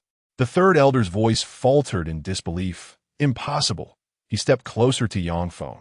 A surge of spiritual energy pouring from his fingertips, enveloping Yang Feng's body. The third elder's expression shifted from doubt to shock, revealing a vulnerability uncharacteristic of someone so seasoned. "This cannot be. If the potency of that pill is truly so formidable, what effects might be gained from consuming the entire batch?" "Master," Yang Feng urged, "if we could obtain the formula from each Chen, not only could you break through your current realm and ascend to the heavenly realm, but I could also take that pill to a higher sect, where they would surely welcome it." The third elder's eyes remained inscrutable, yet the slight tremor of his lips betrayed his inner excitement. "Is Yi Chen still within the sect?" the third elder inquired gravely. Yang Feng nodded, his eyes brimming with yearning. "If we succeed, the revival of the Chaomu sect will be assured." The third elder acknowledged with a nod, urgency in his voice. "We must obtain that ancient pill formula from Yi Chen before the sect leader emerges from his seclusion." Meanwhile, Yi Chen wandered through the forest. The once dense canopy that had obscured the sky was now a chaotic mess in the aftermath of recent devastation. Countless branches and leaves littered the ground, shafts of light streaming through the gaps in the treetops. In the thick mist of the woods, they appeared like radiant crystalline pillars, vibrant and dazzling. Chen held a broad leaf above himself, shielding his entire form from the drizzling rain. Water droplets continued to patter down from the sparse treetops, and Chen clearly wished to avoid resembling a drenched rat. He scanned the ground, where numerous corpses of creatures lay, all having succumbed to the horrifying pressure of the recent cataclysm. Indeed, this is quite remarkable. Yi Cheng crouched beside a creature that bore an uncanny resemblance to a terrestrial elk, albeit with antlers that shimmered in a deep azure hue, emanating a faint aura of spirituality, rendering it an exquisite ingredient for alchemical concoctions. Yi Cheng gently patted the elk's sturdy, elongated leg, a surge of thunder cascading through his hand. Akin to a short blade, this bolt of lightning sliced through the air with the ferocity of a searing iron knife against ice, swiftly cleaving into the elk's leg, yet no blood gushed forth from the wound. The intense heat accompanying the lightning cauterized the laceration instantaneously, evaporating the blood beneath its scorching embrace. Yi Cheng continued to manipulate the situation, deftly severing a prime cut of leg meat. He weighed the substantial piece of meat in his hand, nodding in satisfaction. Suddenly, a flash of lightning shot forth from a distance. Its target not Yi Cheng, but the venison in his grasp. That a crackling radiance flickered across the meat, releasing a pungent, acrid odor as it transformed into a charred remnant. What a time to be thinking of food! A voice laden with the weight of age resonated from behind a tree. The third elder emerged leisurely from behind the trunk, casting a condescending gaze upon Yi Cheng. His eyes shifted from the scorched piece of venison to Yi Cheng, and a chill ran down his spine. Yi Cheng's gaze seemed to connect with the frigid desolation of the northern cold lands, a mere glance threatening to shatter one's soul. The third elder instinctively took a step back. Having traversed the world for countless years, he had witnessed myriad storms, yet he had never encountered such a gaze. It was calm and unruffled, yet it instilled a profound dread, extinguishing any thoughts of resistance. The words the third elder had prepared to utter seemed to clog in his throat, as if obstructed. A notion of an ancient, colossal stone from the northern cold lands, a remnant of a primordial beast from a bygone era, unexpectedly surfaced in his mind, striking him as ludicrous. Regaining his composure, he averted his gaze from Yi Cheng's penetrating eyes and scrutinized him. Yi Cheng exhibited no fluctuations of energy, appearing no different from a rustic villager. However, the bolt of lightning he had conjured while slicing the elk's leg bore an unmistakable aura familiar to the third elder. The potency and essence of that thunder were uniquely linked to the Chaomu sect. Though the lightning had flickered only momentarily, the third elder could still sense the terrifying energy it harbored. It seemed the rumors were not unfounded. Chen was indeed the closed-door disciple of the sect master, for such fearsome lightning could not be wielded by anyone else. The third elder pondered, astonished by the sect master's cunning, realizing he had such a disciple. Yet today, for the sake of Yangfeng, it seemed unavoidable to clash with him. The third elder's eyes gleamed with intensity as he spread his arms wide, lightning enveloping his form. Bolts of thunder erupted from him, encircling everything in their vicinity. The oppressive aura of the third elder, at the early stages of the celestial transformation, was fully unleashed, causing the surrounding trees to sway as if beset by a tempest. Countless leaves fell to the ground under the weight of his pressure. With a gaze as sharp as lightning, the third elder coldly scrutinized Chen, attempting to subjugate him with his overwhelming presence. In his view, regardless of Chen's enigmatic prowess, he could not surpass his level. Otherwise, it would render his years of experience and cultivation a mere farce. Boy, I am not a demon, nor do I seek to target you specifically. I merely wish to glimpse the ancient alchemical formula in your possession that, if you surrender it, I shall allow you to depart unharmed. What do you say?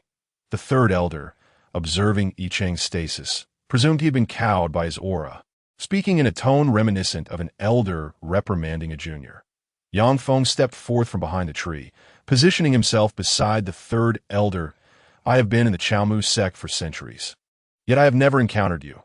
Moreover, your alchemical techniques are not those taught by the Chaomu sect. Are you perhaps from an external sect? Yangfeng squinted at Chen, his voice dripping with menace. Regardless, if you do not obediently disclose your secrets, you may not witness the dawn of tomorrow. Master, have you not heard of such a figure during your tenure in the Chaomu sect? Yangfeng turned to the third elder.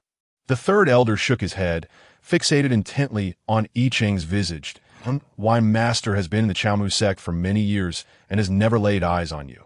Surely, the sect master's closed-door disciple did not simply materialize from thin air. You must have bewitched the sect master and elder Mo, however. This time, no matter your tricks or schemes, they will avail you nothing. I shall protect the sanctity of the Chaomu sect, ensuring it remains unscathed from external contempt and insult. Yangfeng's expression twisted in anguish, embodying a sense of righteous indignation. I implore you, Master, to adjudicate justly. Yangfeng fixed a determined gaze upon the third elder. The third elder nodded. We shall discuss this later. Boy, first surrender the alchemical formula in your possession. Observing the third elder beckoning him, Chen's lips curled into a smirk tinged with irony. It seems you both seek an explanation from me. However, you must first offer me recompense for my charred meat. The third elder's countenance darkened. What do you mean by that? I mean, you have ruined my meat. Chen's voice rose slightly, yet to the ears of the third elder and Yangfeng, it resonated as a cacophony, as if innumerable echoes of Chen were speaking simultaneously. Even the very fabric of reality seemed to shudder in response to his words, his voice akin to the resounding proclamation of a deity. The third elder's eyes momentarily glazed over, but he quickly regained his composure. Snap out of it, he bellowed, jolting Yangfeng from his stupor. Yangfeng stepped back, a cautious expression etched upon his face as he regarded Chen. Damn it, what sorcery are you employing? Yangfeng's hands moved deftly, summoning arcs of lightning to coalesce before him. Chen stroked his chin, having only invoked a fragment of the Thunder Ming Ding's essence, which he had channeled through his words. With their realms being comparatively lower, Yangfeng and the third elder appeared as blank canvases under the influence of the Thunder Ming Ding's energy, devoid of any capacity for resistance. Yet, Chen had only drawn upon a sliver of its essence, refraining from extending its might further. Had he chosen to amplify it, both Yangfeng and the third elder would have undoubtedly succumbed to the overwhelming pressure. Their souls shattered. The third elder formed incantations with his hands, summoning torrents of lightning that surged from his eyes towards Chen, intent on binding him in place for others to strike. However, those bolts of lightning vanished mere inches before Chen. A spectacle both eerie and surreal. The third elder felt as though his lightning had been devoured by some unseen force, dissipating into nothingness. The consciousness intertwined with those lightning strikes also evaporated, leaving no trace behind. The third elder's expression shifted, disbelief clouding his features as he grappled with the absurdity of the scene before him. Impossible, the third elder murmured instinctively, glancing down at his hands, where lightning continued to dance incessantly. Once more, the third elder formed a seal with his hands, directing a diagram composed of lightning towards Chen, intent on pinning him in place. This diagram, crafted from countless intricate symbols, constantly shifted, exuding an aura of terrifying power. This was one of the secret arts of the Chalmu sect, the greater one's cultivation. The more symbols were condensed, and the stronger the latent energy contained within. Furthermore, the way the diagram transformed became increasingly complex and unfathomable. This secret technique had once aided the Chalmu sect in subduing numerous formidable foes, although the third elder was not among the most powerful within the sect. He still held a prominent status, ranking among the elite. Chen gathered a flicker of lightning at his fingertips, so subtle it was nearly imperceptible to the naked eye, its glow the only indication of its presence. With a gentle flick, the glimmer shot towards the diagram, suspended in the AI, in an instant. That radiant light merged with a lightning-formed diagram, seeming to consume the multitude of symbols it bore. All the symbols, condensed from lightning, gravitated towards the luminous point Chen had released. The light resembled a whirlpool upon water, devouring every lightning symbol in its path. The brilliance intensified, while the grand diagram began to shrink relentlessly. The third elder's expression darkened. He hastily formed seals with his hands, chanting incantations in an effort to unleash the full power of the diagram. Yet, to his dismay, the diagram reacted not at all and instead rebounded against him. Suddenly, he coughed up a mouthful of blood, staggering precariously as if about to collapse. Yang Feng, witnessing this, instinctively moved to assist the third elder, who waved him off, his demeanor growing increasingly grim. "You little brat. You are certainly not a disciple of the Chalmu sect. Who exactly are you?" The third elder bellowed, blood staining his lips. "Why do you possess such mastery over our proud thunder art?" Chen brought the glimmer to his fingertips. Holding it before him, its radiance illuminating his eyes with a faint glow, he did not respond to the third elder's inquiry. Instead, he gently blew upon the light, which extinguished like a candle flame. The third elder's gaze darkened further, that "I will not allow any outsider to infiltrate the Chalmu sect and steal our greatest secrets." He conjured a pill from thin air, its surface adorned with intricate lightning patterns, shimmering with a deep azure hue, a striking sight. The third elder bit down on the pill, and it shattered with a crystalline sound, releasing a formidable surge of lightning energy that coursed through his body. His aura surged dramatically, radiating an overwhelmingly terrifying presence, an energy akin to that of a late-stage, heavenly profound cultivator. By harnessing the pill's potency, he elevated his strength 2 minor realms, reaching the threshold of the heavenly realm. "Master!" Yang Feng exclaimed instinctively, utterly taken aback by the unfolding scene. Since Chen's arrival, everything had spiraled into the realm of absurdity. The meticulously crafted plans of Yang Feng had been inexplicably disrupted by Chen. Just when Yang Feng had assumed Chen possessed no cultivation, the current scenario delivered a staggering blow to his expectations. Given the present circumstances, even if the third elder were at the heavenly realm, he would find it impossible to defeat Chen. In the world of cultivators, the inability to perceive another's cultivation could arise from 2 scenarios. Either one possessed no cultivation, or one's cultivation vastly exceeded the understanding of ordinary practitioners. Chapter 25. Seizing the Pill Formula, Part 4. All that transpired now served as a stark reminder to Yang Feng. If even his master could not discern Chen's realm, it suggested that Chen's cultivation was likely unfathomably terrifying. Moreover, even with the third elder forcibly enhancing his realm through the secret pill, he remained unable to perceive Chen's level. All of this indicated that Chen's cultivation surpassed that of the heavenly realm, potentially transcending the boundaries of the Taiching heavenly realm. Could it be that he had reached the Shangqing heavenly realm? Yang Feng's mind was a tempest of disbelief, grappling with the implications of such revelations. However, the third elder had already consumed the secret pill. The arrow was nocked, and there was no turning back. Surrounding him, lightning crackled ominously, the sound reverberating through the forest. Under the influence of the third elder's lightning power, the trees and foliage became enmeshed. The mountain winds rendered eerily silent. In the wake of the earlier phenomena, the creatures of the forest had retreated, leaving an unsettling stillness in their wake. The third elder roared, causing the earth beneath him to sink by a foot, an aura of dread emanating from his being. This presence seemed not of humanity, but rather that of an invincible entity traversing the world. A dragon's roar erupted from the third elder, echoing through the woods. The barrier he had previously erected sealed the surrounding forest, rendering it seemingly normal to the outside observer.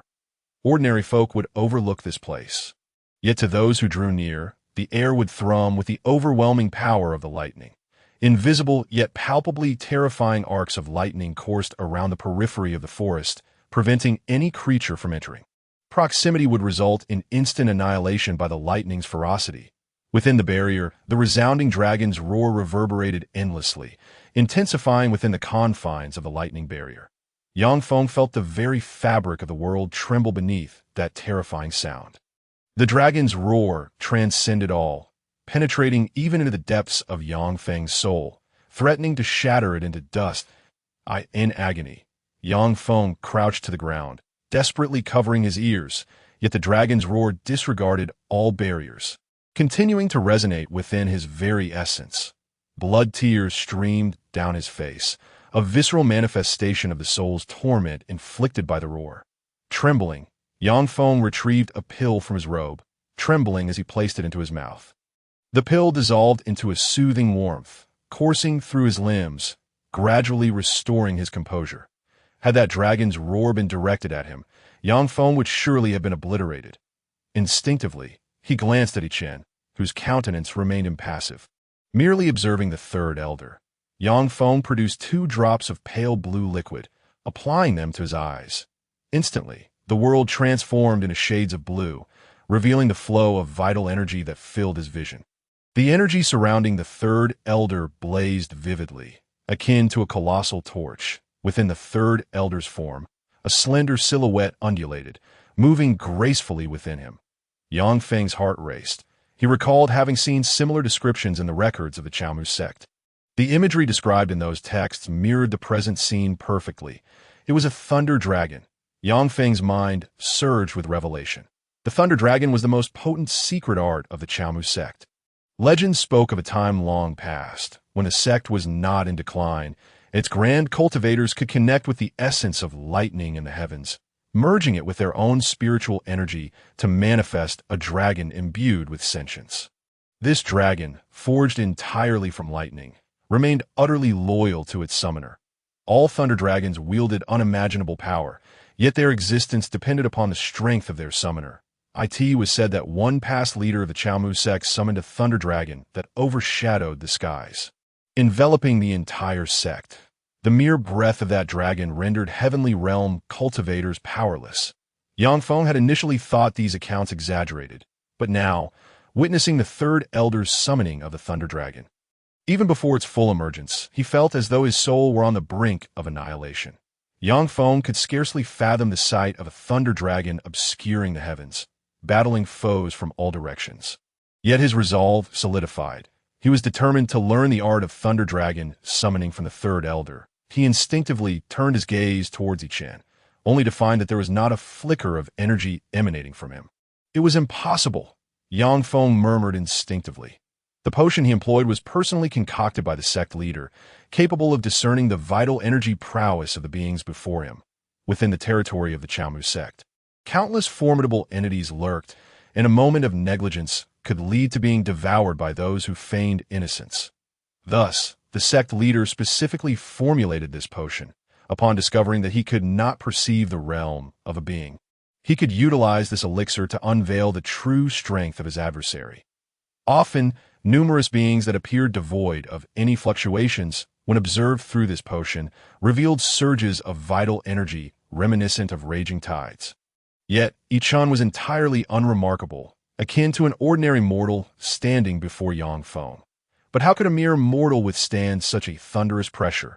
Yang Feng instinctively rubbed his eyes, hoping he had not erred in his judgment.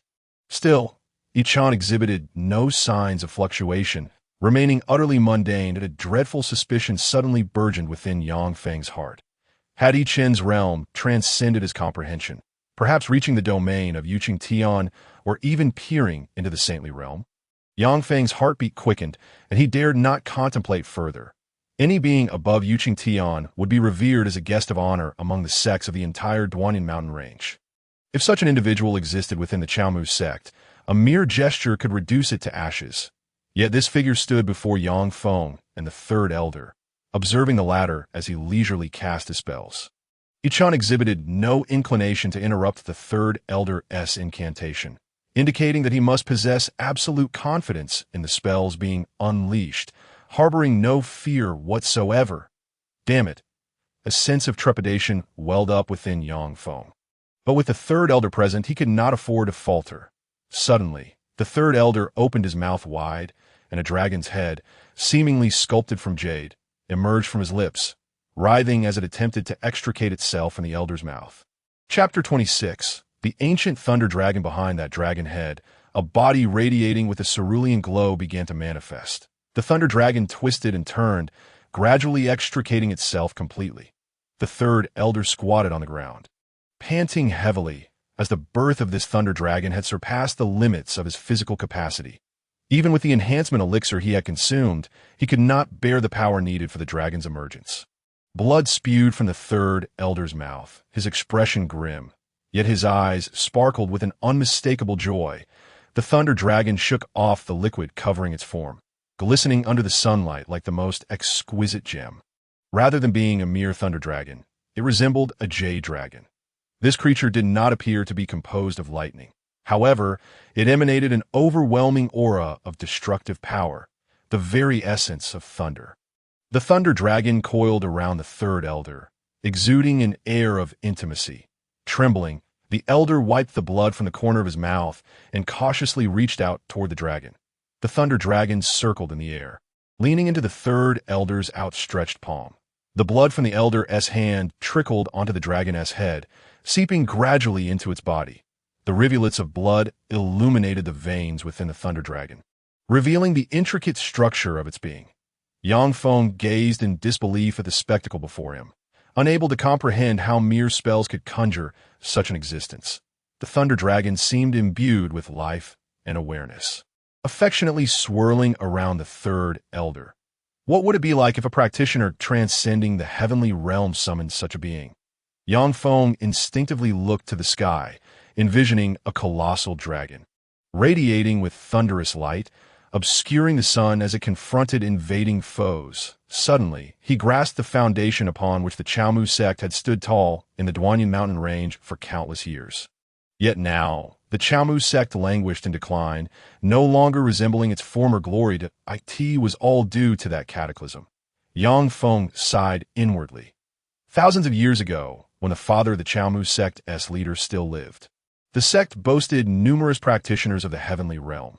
Though not as powerful as in past days, they still held a respectable place within the Apothecary Alliance. It was rumored that the legendary blood-enhancing immortal elixir had suddenly appeared in the Duanyin mountain range, capable of fortifying one's bloodline and significantly prolonging life, a truly miraculous substance.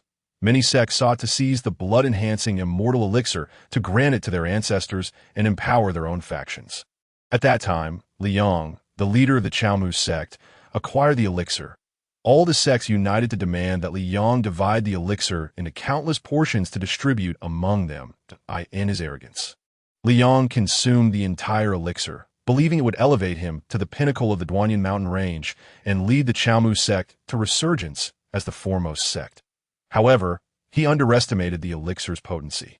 With his then current realm, he was unable to fully digest its effects immediately, and he also overlooked the determination of the other sections, though Liang had surpassed all others in the Duanyin mountain range. The elixir's effects were not completely stabilized, and when all the sects united against the Chaomu sect, resistance became impossible. All practitioners above the heavenly realm within the Chaomu sect perished in that upheaval, including the leader's wife. Though his son narrowly escaped, as Liang faced impending defeat, a cataclysmic event unfolded within the domain of the Chaomu sect. The sky darkened abruptly, and torrents of thunder descended with apocalyptic might upon the Chaomu sect's territory. Those with formidable cultivation found themselves powerless against the horrific might of the thunder, slaughtered on the spot. Moreover, according to ancient records, the Chaomu sect had long been under the protection of thunder, which deterred the sect from annihilating it completely, and thus no practitioners dared to step into the Chaomu sect's domain. This allowed the sect to persist to this day. However, the sect leader Lingcang vanished during the chaos. Some claimed he perished beneath the thunderous onslaught, while others said he became despondent and entered a state of meditation, and still others whispered that he became a madman, wandering the mountains in a state of disarray. A terrifying specter of Yang pondered these myriad thoughts. The third elder barked, "Brat, if you surrender the formula now, it would still be timely. I would not harm a junior. However, should you remain obstinate, do not blame me for being merciless." Chen chuckled lightly. Who would have thought that with your realm, you could summon a thunder dragon? Your dragon does possess a certain uniqueness. Chen extended 2 fingers and gestured. Too small. The third elder's expression shifted abruptly, and he pointed a finger at Chen, commanding, "Go." The thunder dragon surged forth in response, leaving behind trails of lightning, crackling through the air. The formidable creature charged directly at Chen. In Yang Feng's eyes, the thunder dragon radiated immense vital energy, and arcs of thunder extended through the air in all directions.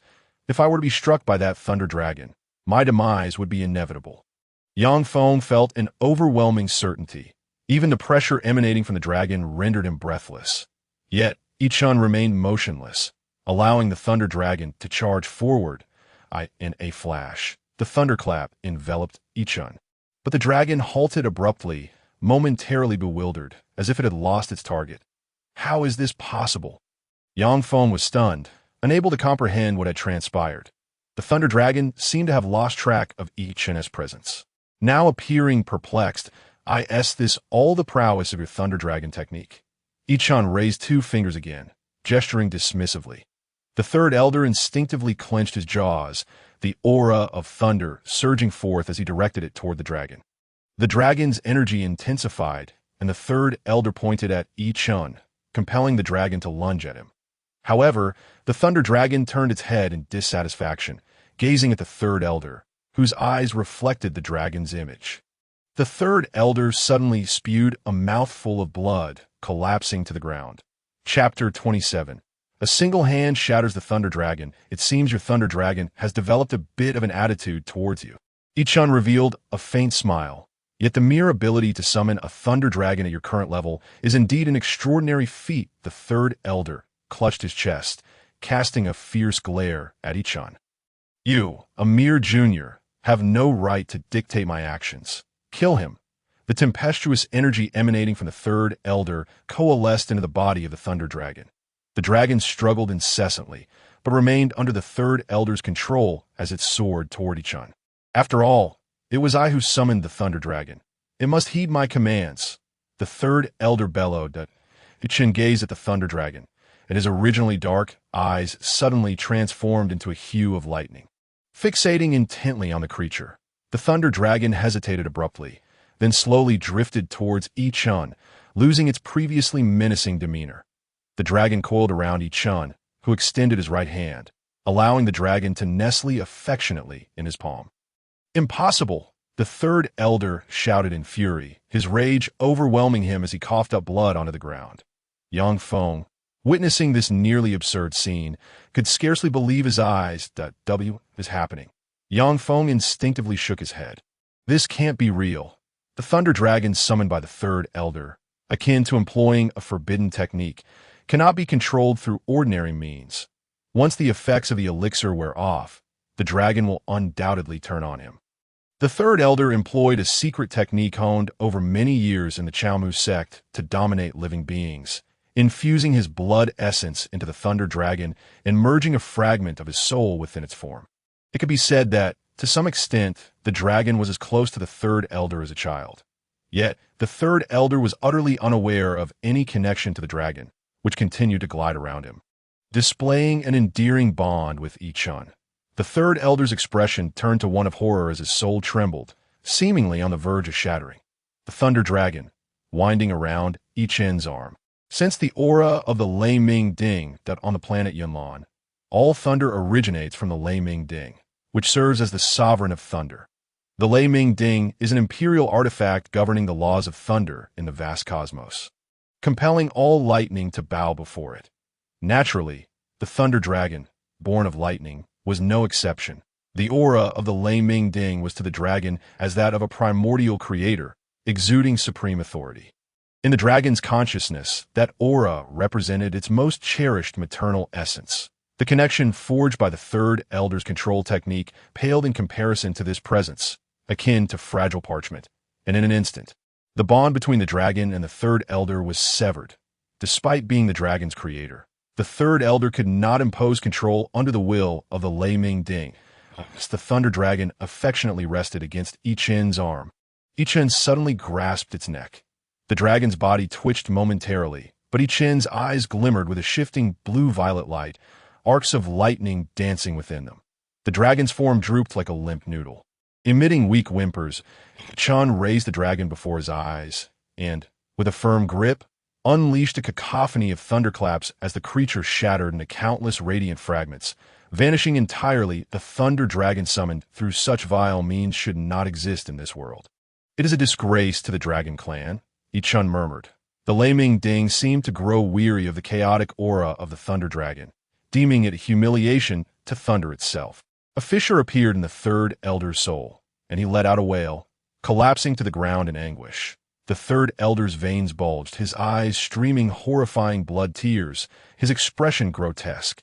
His once black and white hair turned entirely white in an instant, and his face aged rapidly, clearly a consequence of his drained vitality. No.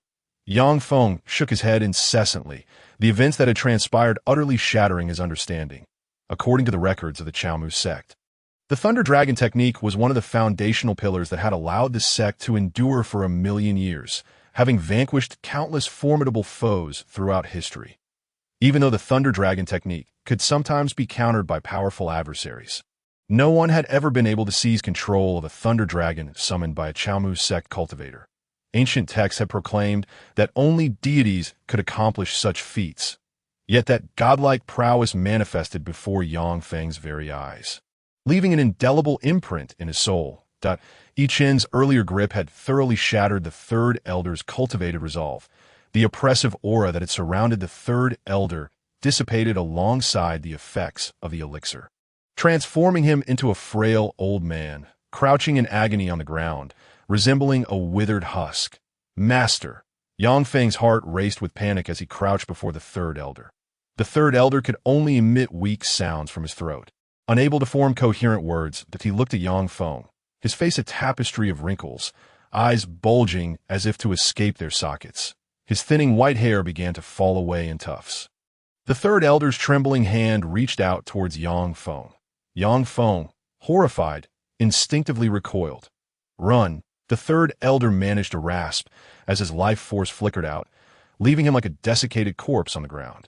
The barrier the third elder had constructed shattered upon his collapse. A gust of wind rushed in from all directions, stirring the fallen leaves and tousling Yang Feng's disheveled hair. He sank to the ground, retreating in fear.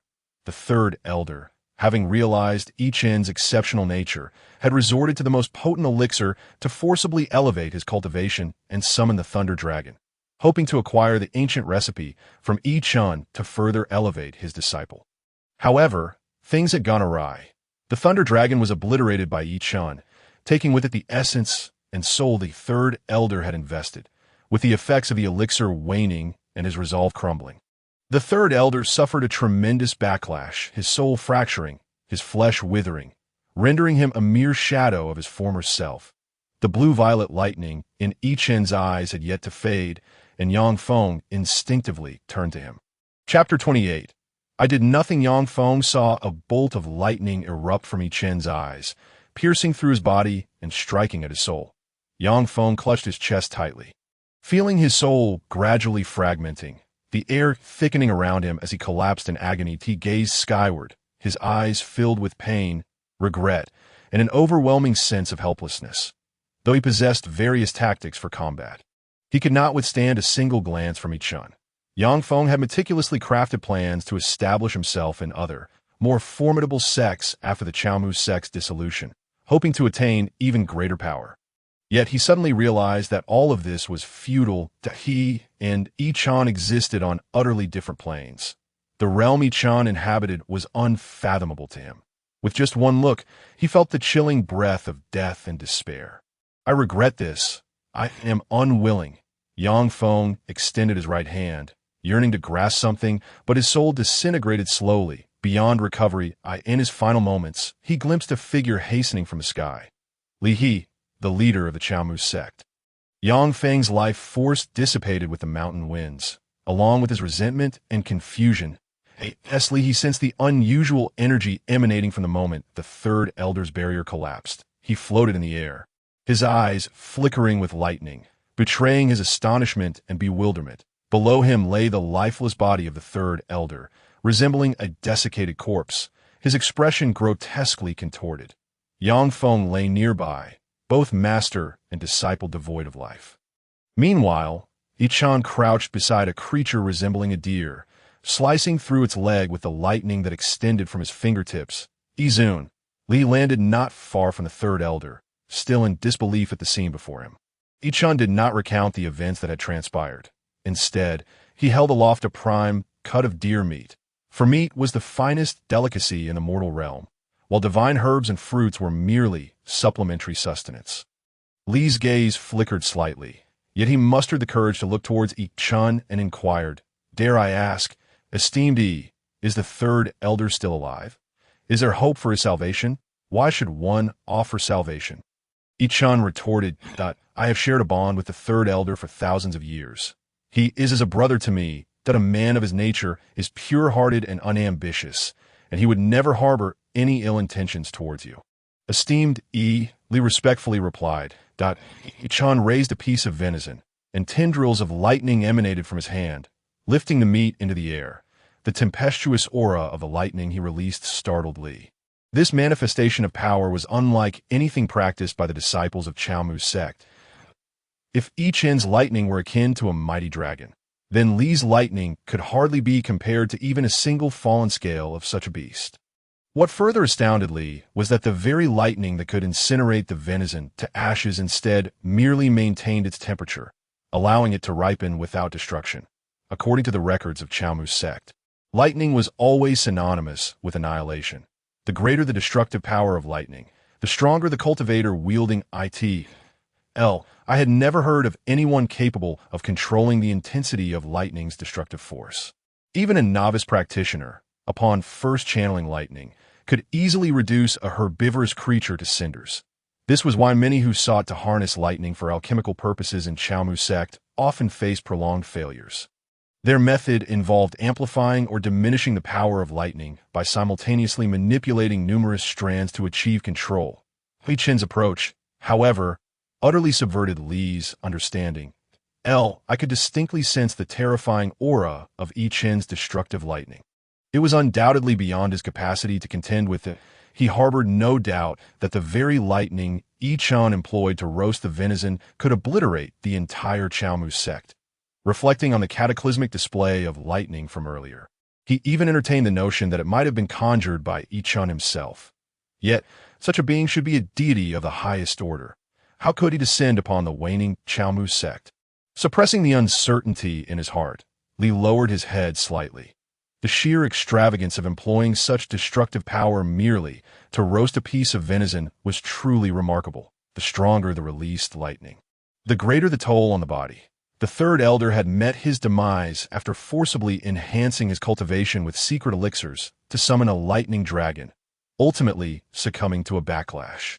Once more, the third elder's gaze fell upon Chen's palm, his conviction solidifying. Had he attempted to summon such lightning, he would have been consumed by it in an instant, leaving not a trace behind. The venison in Chen's hand glistened with grease, an enticing aroma wafting towards Li on the mountain breeze. "Would you care for a taste?" Chen inquired, shaking his right hand, causing the large piece of venison to transform into countless smaller morsels. He popped a piece into his mouth, savoring its flavor. I offered an awkward smile. "Thank you for your kind offer, esteemed E, but I have long refrained from consuming the fare of the mortal realm, dedicating myself to the path of alchemical elixirs." Chen regarded Li, his left hand producing a pill from an unknown source, which he flicked towards I caught the pill and consumed it. At once, a rich fragrance coursed down his throat, spreading warmth throughout his limbs. The potency of the pill surged within him, and to his astonishment, he sensed a slight advancement in his cultivation. Esli marveled at the effect. A gurgling sound emanated from his stomach. Startled, he watched as a roasted piece of venison flew towards him. Upon tasting it, he was enveloped by an exquisite flavor that resonated deep within his soul, a level of delight he had never before experienced. Since returning to Chaomu's sect after his travels in the mortal realm, he had not tasted mortal food again. The grilled meats he had encountered were often tainted with a repugnant odor, far inferior to the sweet and delectable fruits of Chaomu's sect. Yet this morsel of venison completely overturned Li's perception. His stomach rumbled with greater urgency. "You see, this is merely an appetizer pill. Your companions are vying for the recipe from me," Chen remarked, shaking his head as he continued to devour the venison. "But lacking sufficient strength, they brought ruin upon themselves that I merely acted as an observer." Chen mumbled indistinctly. "All of this is their own doing. Thank you, esteemed E, for purging the decay from our Chaomu sect." Li bowed his head in gratitude. Chapter 29. The Alchemical Alliance Conference approaches. Li's heart had already grasped the entirety of the situation. Although Chen claimed that the pill was merely an appetizer, the energy capable of enhancing cultivation was potent enough to incite upheaval within the Duanyan mountain range. The Third Elder and Chen were undoubtedly aware of the pill's power, which was why they'd set up a barrier here, hoping to obtain the recipe from Chen. However, they could never fathom Chen's true depth. Despite appearing ordinary, how could mere ants evaluate a deity? Li's hunger intensified, and he found himself dizzy from it, a phenomenon typically associated with mortals. After years of cultivating, he had long transcended such sensations, yet today he felt as if he were once again bound to the mortal realm. As he could no longer resist gazing at Chen clapped his hands, wiping the grease from his palms. "I intended to leave some for you, but I consumed it too quickly." "My apologies," Chen chuckled. Li hurriedly shook his head. "Esteemed jest, please attend to your matters. I shall not intrude." No sooner had he spoken than Chen vanished from sight. Li, sensing the absence of Chen's aura, slumped to the ground, conjuring several bottles of pills and hurriedly consuming them to alleviate his gnawing hunger. After some time, Li was surrounded by empty bottles, clutching his stomach, his reverence for Chen deepening. He cast his gaze towards the remains of the Third Elder and Yang Feng, his expression darkening. "They nearly plunged our Chaomu sect into irreversible ruin." Li bellowed, summoning a bolt of lightning that reduced the bodies of the Third Elder and Yang Feng to mere dust. At this moment, Elder Mo was beneath a rocky outcrop, gnawing at the skeletal remnants of the white spirit bird, leaving no morsel of flesh untouched. In the wake of the apocalyptic spectacle, Elder Mo had completely forgotten everything else, his mind consumed by thoughts of death. Yet following that terror, a relentless hunger surged within him, nearly causing him to faint. Elder Mo, the flesh of the white spirit bird was akin to a life-giving oasis in a desert.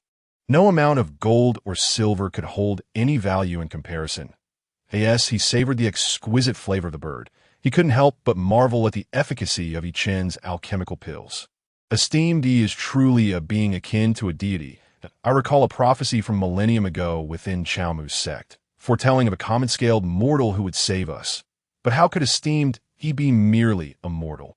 He is clearly a celestial being. Elder Mo mused, licking the grease from his fingers. Just as Elder Mo prepared to extinguish the fire, a figure appeared behind him. "San," Chen called, gazing at the fire before Elder Mo. Esteemed E, Elder Mo's expression shifted with surprise as he hurriedly approached. Chen, disregarding Elder Emo, walked directly to the fire, observing the remnants of the white spirit bird that had yet to be fully consumed. Inside, did you not claim you would not eat such things? There is not a scrap of meat left on these bones. Elder Emo, caught in an awkward moment, found himself at a loss for words. As he contemplated his response, a voice echoed from the Sky Island, resonating throughout the territory of Chaomu's sect. All gather at the Sky Island. It was the voice of Li, the sect leader of Chaomu's sect, reverberating through the land, clear to every disciple. Elder Emo was taken aback, intending to bid farewell to Yi Chun before heading to the Sky Island. However, Yi Chun halted him. Esteemed Yi, this Elder Emo is filled with trepidation. I shall prepare 2 more white spirit birds for you upon my return. I'm already satisfied, Yi Chun replied, patting his belly. Just remember to take me with you. I wish to join as well. Elder Emo nodded in sudden realization and promptly led Yi Chun towards the Sky Island. Upon the surface of the Sky Island, sparse water droplets glistened, mirroring the spectacle above. Beams of light cascaded from the heavens, illuminating the island. At this moment, the distant scenery was entirely obscured by clouds and mist, rendering the Sky Island akin to a realm of immortals. The disciples of the Chaomu sect encircled the grand cauldron at the island's center, arranged by the duration of their arrival. Elder Emo navigated through the crowd, arriving at the very center. He stood before the grand cauldron, flanked by several solemn elders behind him. Elder Emo positioned himself beside these elders in silence. Yuan Xin, Li's foremost disciple, stood at the forefront but still caught sight of Elder Emo and Yi Chun approaching. However, Yi Chun had positioned himself at the edge of the island. Yuan Xingyuan's expression flickered with surprise as he began to ponder Yi Chun's true identity. Yet, after a prolonged moment, when neither the third elder nor Yang Feng arrived, Yuan Xingyuan furrowed his brow, contemplating their whereabouts. Where are Elder Emo and the third elder? Someone beside Elder Emo inquired softly. Elder Emo shook his head, about to respond, when Li suddenly turned to face the elder. The third elder and Yang Feng have perished. Li's voice was low, yet every individual on the Sky Island heard it distinctly. The disciples of the Chaomu sect were struck with astonishment, utterly unable to comprehend their leader's words. Yang Feng was the most distinguished disciple of the younger generation, while the third elder was a highly esteemed elder who had nurtured many disciples. How could both lose their lives within the confines of the Chaomu sect? Li continued. Yang Feng and the third elder were fervently refining pills, hoping to harness the power of the recent phenomenon to enhance their cultivation. Regrettably, that power was far too overwhelming. They fell in an instant, reduced to dust. I deduced their location through divination, but upon arrival, I discovered their ashes mingled with the earth. He sighed, a look of deep regret etched upon his features. The third elder and Yang Feng risked everything to save the Chaomu sect. Their valor is truly commendable. Yet, sect master, what exactly was that recent phenomenon? An elder with a head of white hair queried.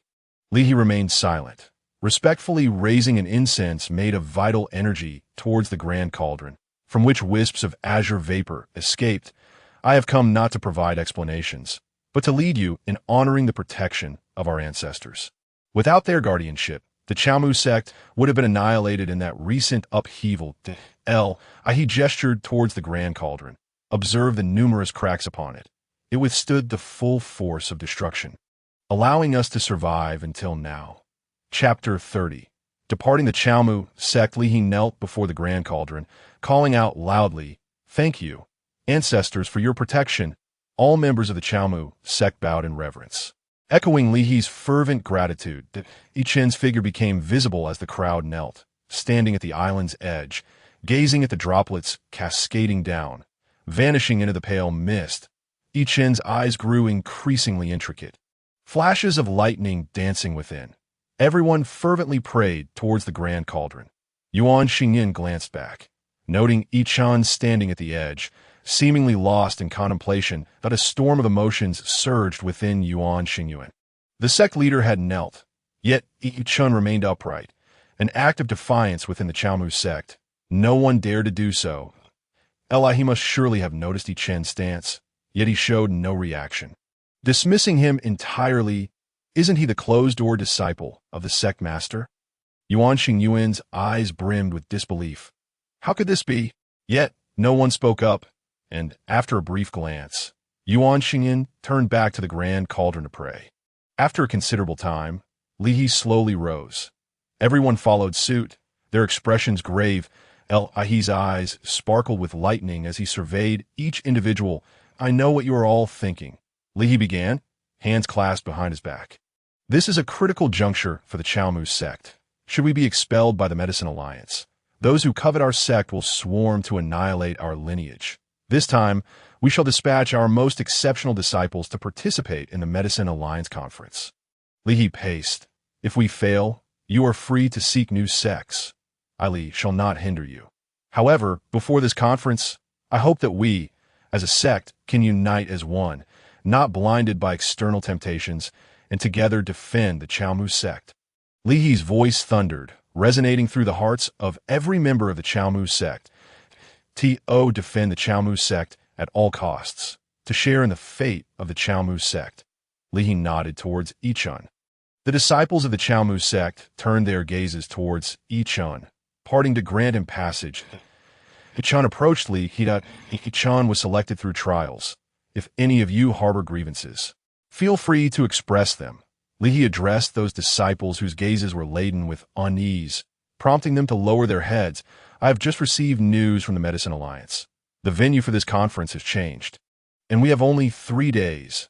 Additionally, as a permanent sect, we are allowed to send 2 disciples. Yuan Xingyuan. Li He called out sharply. Present. Yuan Xingyuan clasped his hands before him. You shall accompany senior brother, Chen. Elder Mo will be your protector on this journey to He turned to Elder Mo. Understood.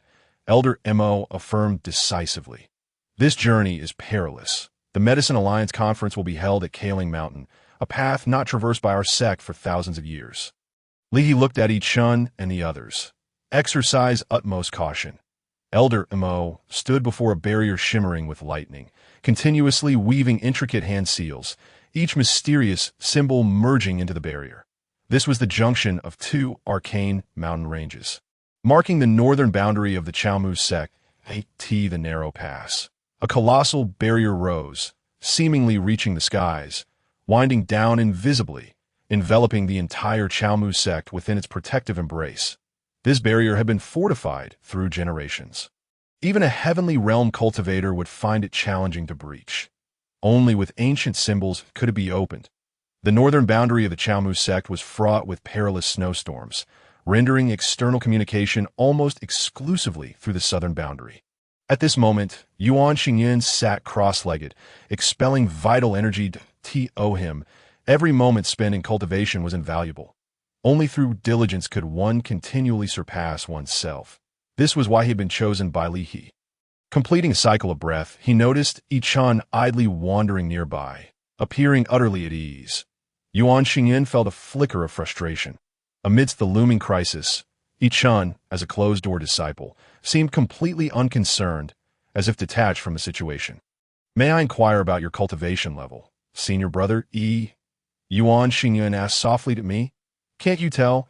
Chen raised an eyebrow, that if you can't discern it, then it means I possess no cultivation, senior brother jesting. Yuan Xingyuan replied, rising slowly. Perhaps we could spar, allowing me to point out your shortcomings that no. Chen waved his hand hastily that I wouldn't stand a chance. Senior brother, you show no regard for your junior. Yuan Xingyuan's expression darkened. Enough. Elder Mo's voice boomed. If you wish to spar, come to me. Elder Mo retreated a few steps. The barrier shimmered with countless mysterious symbols, arranged in a pattern that followed some arcane logic. Astonishingly, the barrier began to melt away. Akin to ice under the scorching sun, the distant scenery gradually unfolded before Chen and the others. A chilling breeze swept through, causing Yuan Xingyuan to shiver involuntarily. Beyond the barrier lay a world cloaked in white, aptly described as a realm of ice and snow. Sunlight cascaded down, illuminating countless peaks and valleys that sparkled with brilliance. Chen shook his garments and stepped cautiously out of the territory of Chaomu sect. The 3 stood in the outside world, with an immeasurable abyss not far away. This was the juncture of 2 mountain ranges belonging to Chaomu sect, resembling sheer cliffs. The Duanyin mountain range where Chaomu sect resided lay at the southern edge of the northern cold lands, with the north being a realm of ice and snow. However, Chaomu sect was formed by two arc-shaped mountain ranges, effectively blocking all external frigid forces. These two mountains stood like towering city walls, sheltering the myriad lives and plants of Chaomu sect. The sky above Chaomu sect crackled with the power of thunder throughout the year, with drifting snowflakes transforming into rain, nourishing every blade of grass and tree within. Nestled within the Duanyin mountain range, Chaomu sect resembled a natural medicinal garden, coveted by countless sects throughout the ages. Yet for over 1,000,000 years, with its profound heritage and a presence akin to a forbidden domain, no one had ever managed to breach Chaomu sect. However, should Chaomu sect falter in this Medicine Alliance conference, it would face takeover by the Alliance, rendering it akin to the obliteration of its very essence. Chaomu sect must not fall into our hands. Elder Mo faced the biting cold wind, his expression resolute. Just as Yuan Xingyan was about to speak, a wave of cold enveloped him, nearly freezing his organs into powder.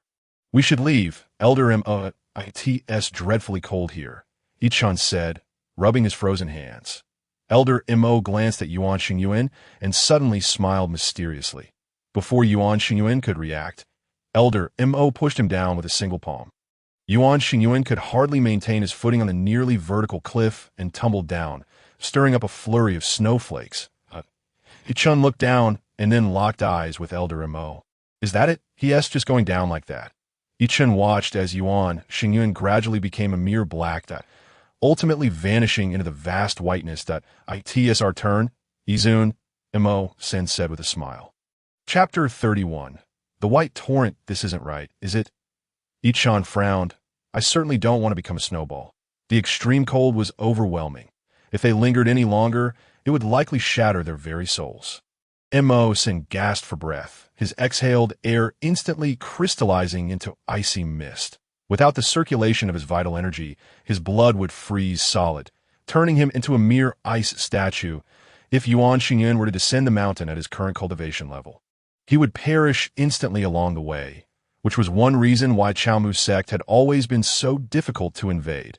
That young man could only descend in such a manner, according to past experiences. He generally wouldn't die, but one could never be certain that he's Izun. "I shall go ahead."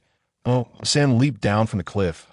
"If I delay, I fear I may lose track of that San's words carried on the chilly wind to Chen's ears. Chen shivered and muttered, "This cursed place is far too cold. If it weren't for the Thunderming Cauldron, I would have frozen into an ice statue, becoming a mere landmark at the entrance of Chaomu sect." Lightning crackled around Chen, counteracting the external chill. Should that lightning vanish in an instant, with Chen's current physique, he would undoubtedly be frozen into an ice sculpture, and then gradually weather away into powder under the relentless wind. A barrier of lightning materialized around Chen's body. He leaned slightly and, enveloped by the lightning barrier, began to slide down the mountainside. As he descended, the temperature rose abruptly. Below, the two black dots on the snowy plain grew clearer. Yuan Xingyan was upside down, half his body buried in the snow. Elder Mo was channeling his vital energy, forcefully tugging at Yuan Xingyuan's legs. Chen dashed down and halted beside them. He quickly grasped Yuan Xingyuan's other leg, and together they pulled him from the snow, sending a cloud of snowflakes into the air. Yuan Xingyuan's face was caked in ice and snow, his complexion even taking on a bluish hue, as if he had ceased to breathe. Elder Mo slapped Yuan Xingyuan's cheeks twice with force, but there was no response. Pressing his right hand against Yuan Xingyuan's chest, streams of vital energy flowed into his body as warmth. Yuan Xingyuan suddenly sprang to life, expelling the icy water from his mouth and gasping for breath.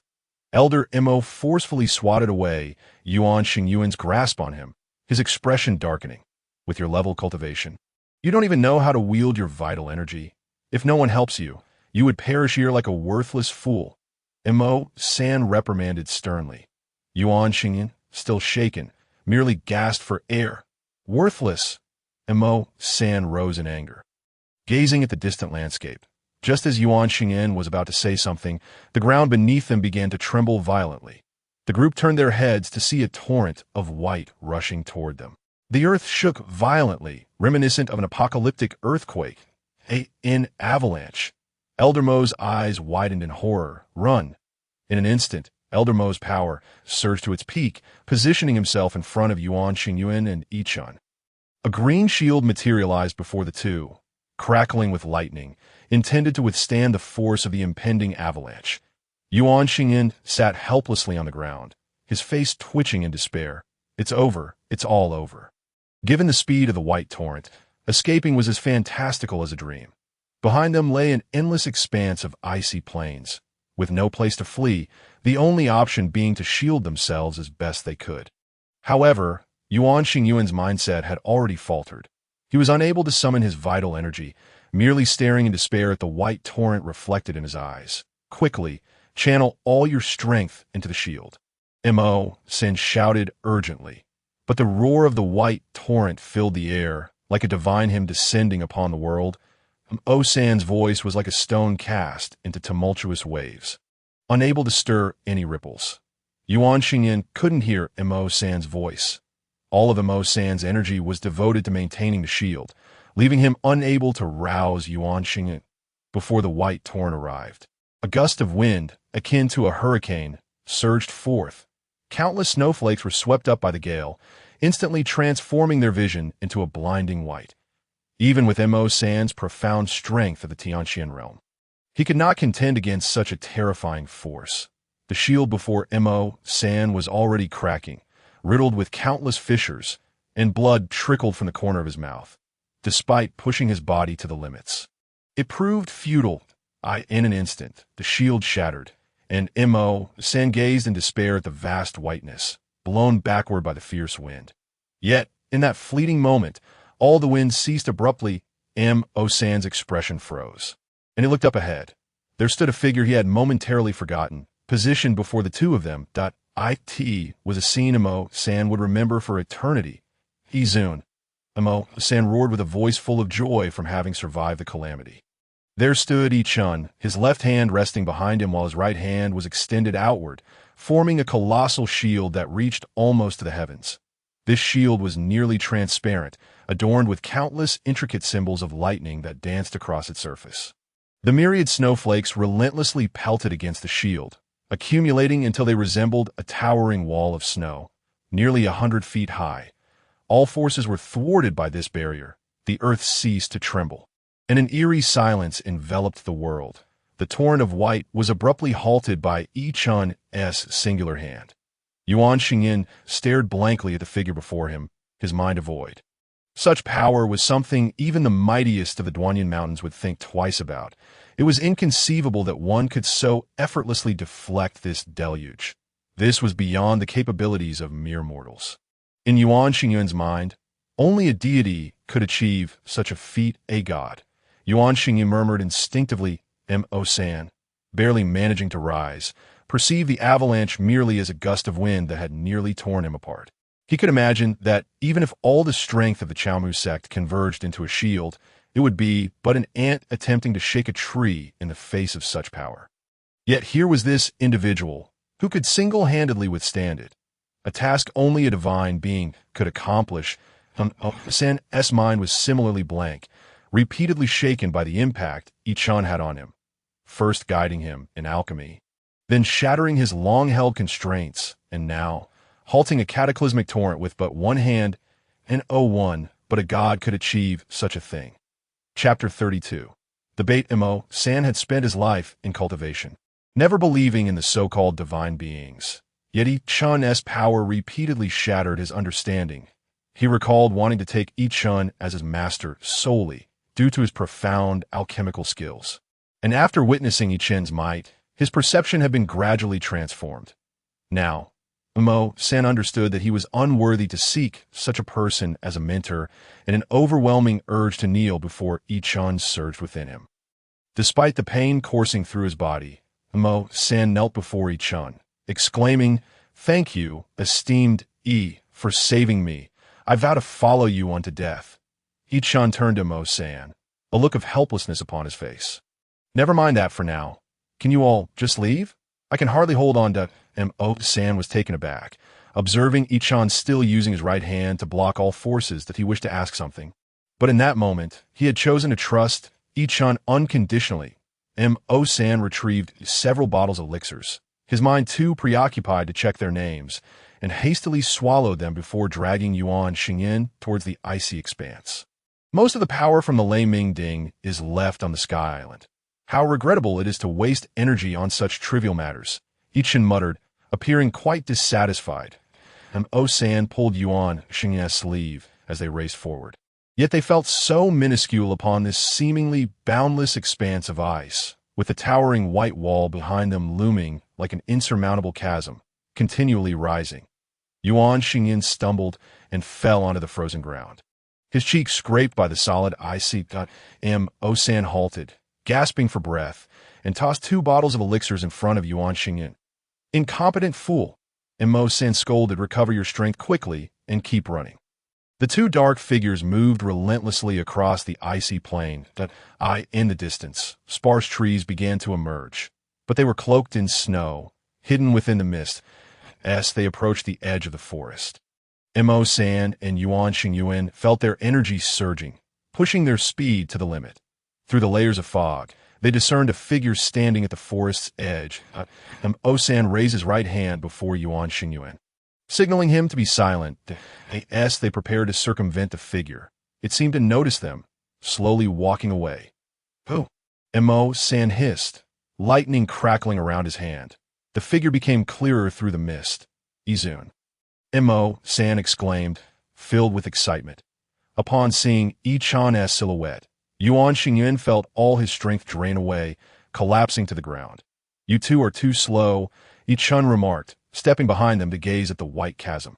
With a casual snap of his fingers, the barrier that held back the torrent of white shattered, unleashing a cataclysmic wave towards the forest. The immense expanse of white ice was instantly engulfed.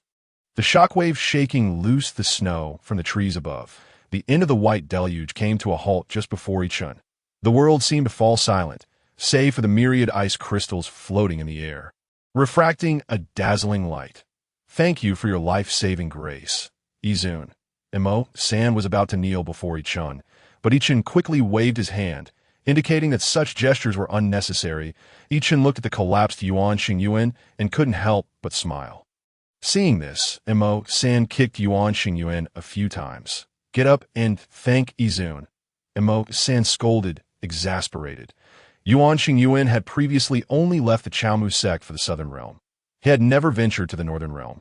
And to encounter a once-in-a-millennium natural disaster right after departing was beyond his imagination. Were it not for Ichan, he would have perished in the snow, slowly forgotten, until one day a landslide revealed his uncorrupted corpse, or perhaps he would never emerge again. Yuan Xingyin believed his cultivation was sufficiently powerful to overcome any obstacle. Yet before this overwhelming torrent of white, he was no different from an ant. He understood that Elder Mo was powerless. Even the sect master could only flee desperately. However, Ichan stood unfazed, effortlessly blocking the annihilating force with ease, surveying the surroundings with calm composure. This was a power and presence beyond that of a mere novice cultivator, something even a celestial realm practitioner could not possess. Could it be that he is a saint realm practitioner? Yuan Xingyuan pondered, feeling dizzy at the thought of such a lofty figure standing before him. He began to comprehend why, back on the Sky Island, Ichan stood there while the sect master and others remained oblivious. Such a being could effortlessly obliterate the Chaomu sect with a mere flick of his finger. Yuan Xingyin's spirit trembled. Hope had arrived for the Chaomu sect. He quickly rose and knelt before Ichan, exclaiming, "Izun, I hope you will accept me as your disciple. I vow to follow you unto death." Yuan Xingyin buried his head in the snow. Mo San instinctively looked at Ichan. "You already have a master, but I can spare some time to offer you some guidance," Ichan replied, turning his gaze toward the depths of the forest, seemingly searching for something.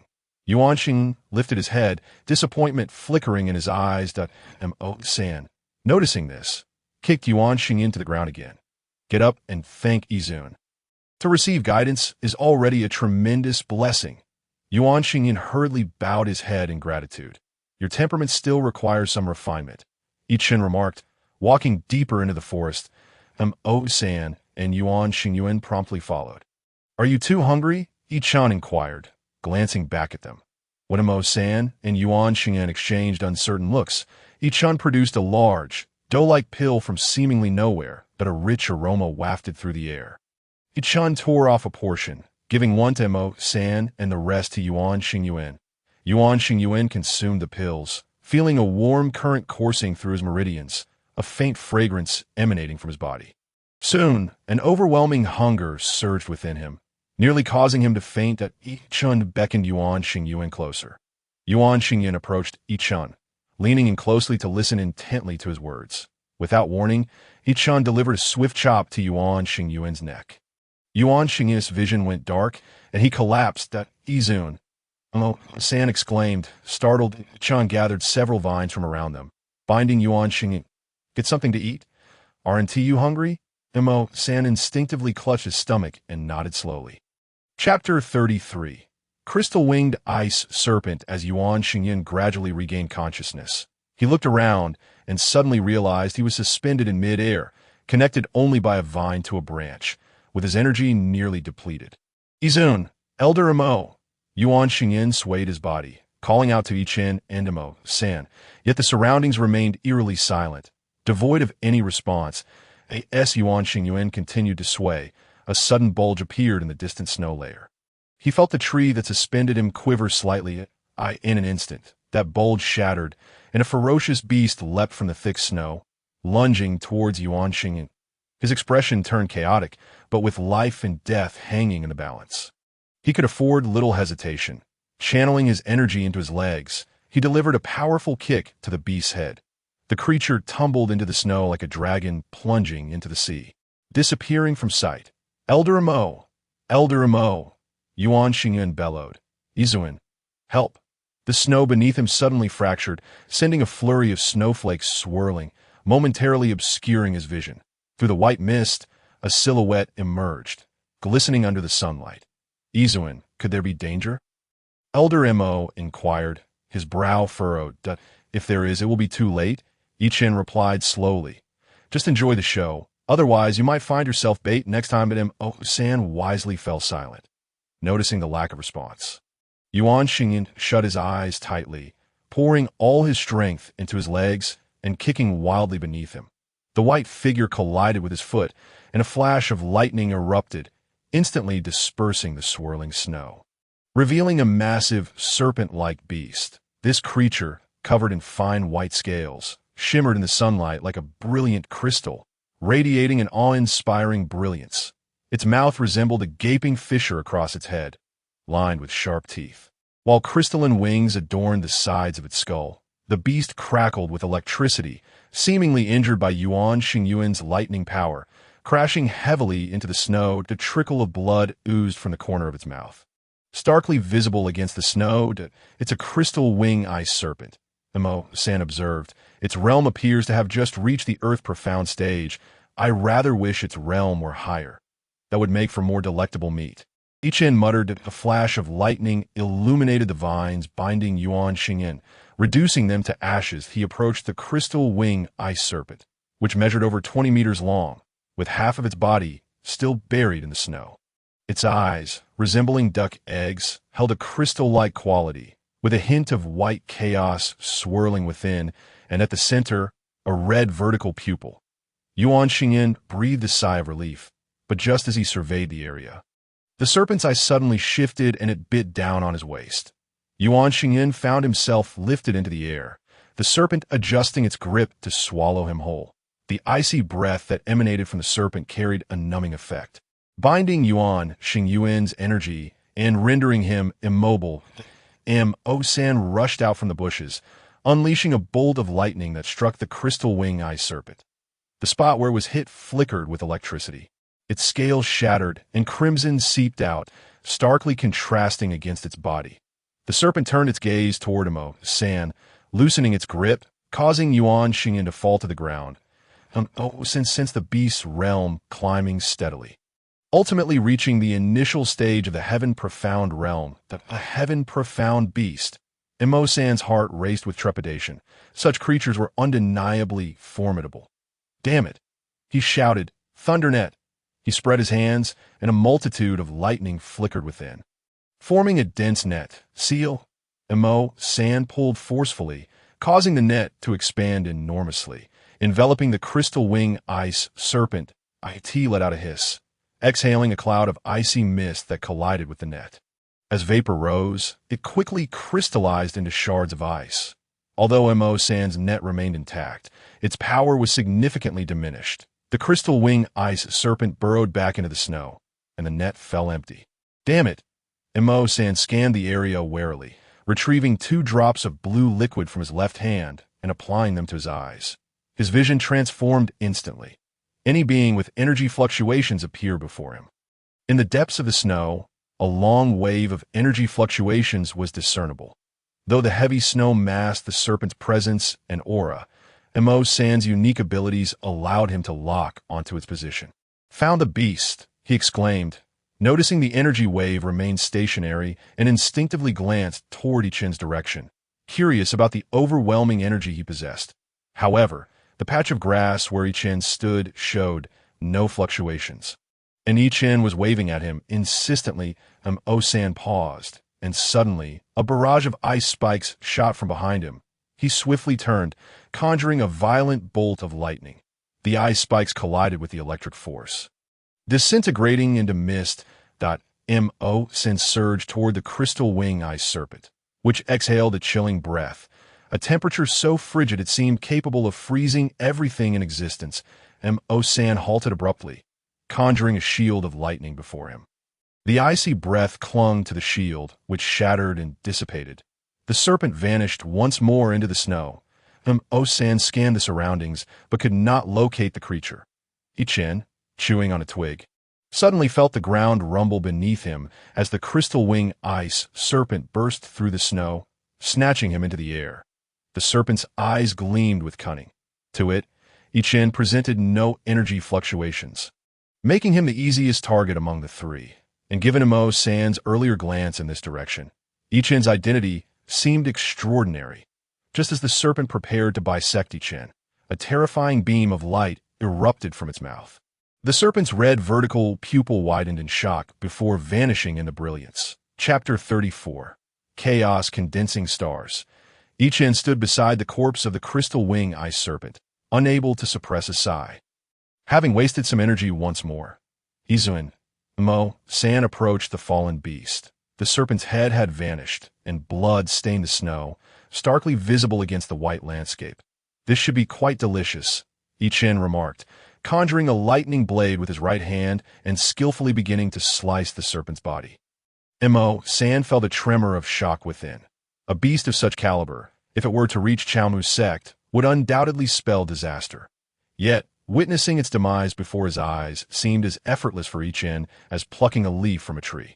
Heaven-profound beasts are treasures in their entirety. A thought flickered in Mo San's mind before he quickly quashed it, wary of asking Chen for anything. Neatly arranged, glistening pieces of serpent meat lay on the ground as Chen ignited a flame. Incinerating the carcass to ashes, he wiped his hands and turned to Mo San, whose face was etched with regret. "What's wrong?" Chen asked softly. This is the corpse of a heaven-profound beast. It must possess significant value.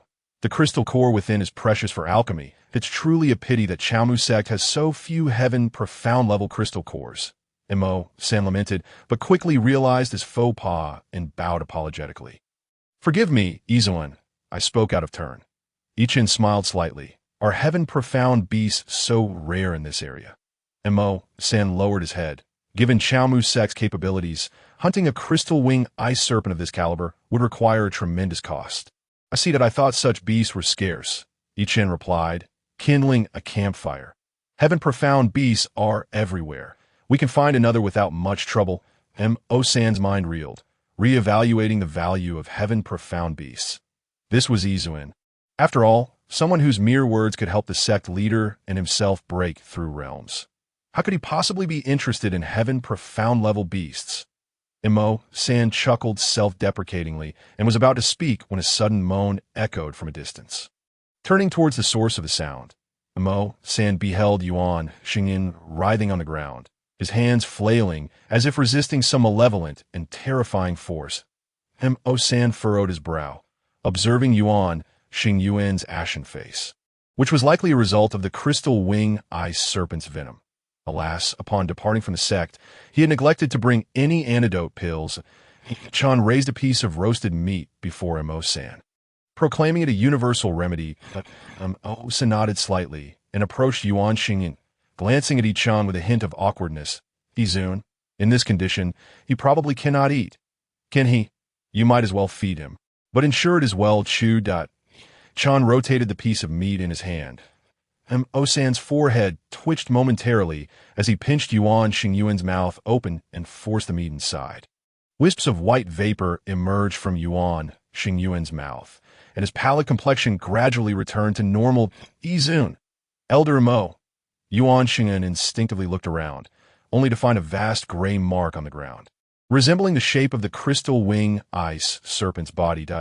Chen chewed vigorously on the serpent meat, gazing at the flurries of snowflakes, his eyes swirling with a chaotic transformation, turning a muted gray. You all eat, Chen declared, vanishing from sight. Mo San and Yuan Xingyuan exchanged glances, settling around the campfire, awaiting Chen's return. Chen reappeared atop a mountain peak, surrounded by an endless expanse of mountains. Delicate snowflakes drifting through the air, rendering his figure insignificantly small. He gazed at the falling snow, slowly closing his eyes. In a realm of chaos, gray dust permeated the atmosphere, and a thunderming cauldron emanated an overwhelming pressure, its form shrouded in gray mist.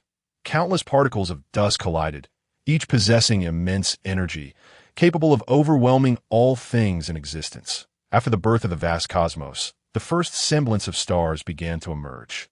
Chen's eyes remained shut as he murmured, "The dust that is born is the essence of all things, the foundation upon which the world is constructed, condensing stars." His words seemed to transform into the whispers of a primordial deity. An ancient and desolate aura emanating from an unknown source, gradually permeating this realm. Guided by this ancient and desolate essence, the dust began to coalesce. Each particle seemed to grow restless, releasing the force of their collisions, creating ripples in the void. The entire world gradually turned crimson, the dust melting and condensing. A blazing sphere began to take shape, slowly rotating. The surrounding dust was drawn towards this sphere, which rapidly expanded under some unseen force. Evolving into a perfect orb, its surface was marred by terrifying storms, countless whirlpools swirling with chaotic energy. The thunderming cauldron appeared minuscule before the sphere, now resembling the size of a star. This star possessed an incredibly fearsome gravitational pull, clearing away all surrounding dust. The once hazy world began to clarify. Chen slowly opened his eyes, reflecting the image of the star, a deep crimson. Waves of violent energy danced within his gaze, akin to molten rocks surging across the surface of a star. With the cosmos newly birthed, stars began to form. This realm shall henceforth be known as the chaos of condensing stars. Chen mused, extending his right hand to catch the falling snowflakes. Yet, those flakes quickly melted in his palm. Though the stars were born, they ultimately resembled the falling snowflakes, mere shapes devoid of essence. Only a star's soul can truly be called a star, Chen murmured, while the current stars, lacking substance, shall be termed illusory stars. Izun. Yuan Xingyuan's voice, tinged with despair, reached Chen's ears. Chen reappeared before Yuan Xingyuan, who clutched his severed arm, his legs dragging on the ground. The earth was scarred from the struggle, the air thick with the acrid scent of blood.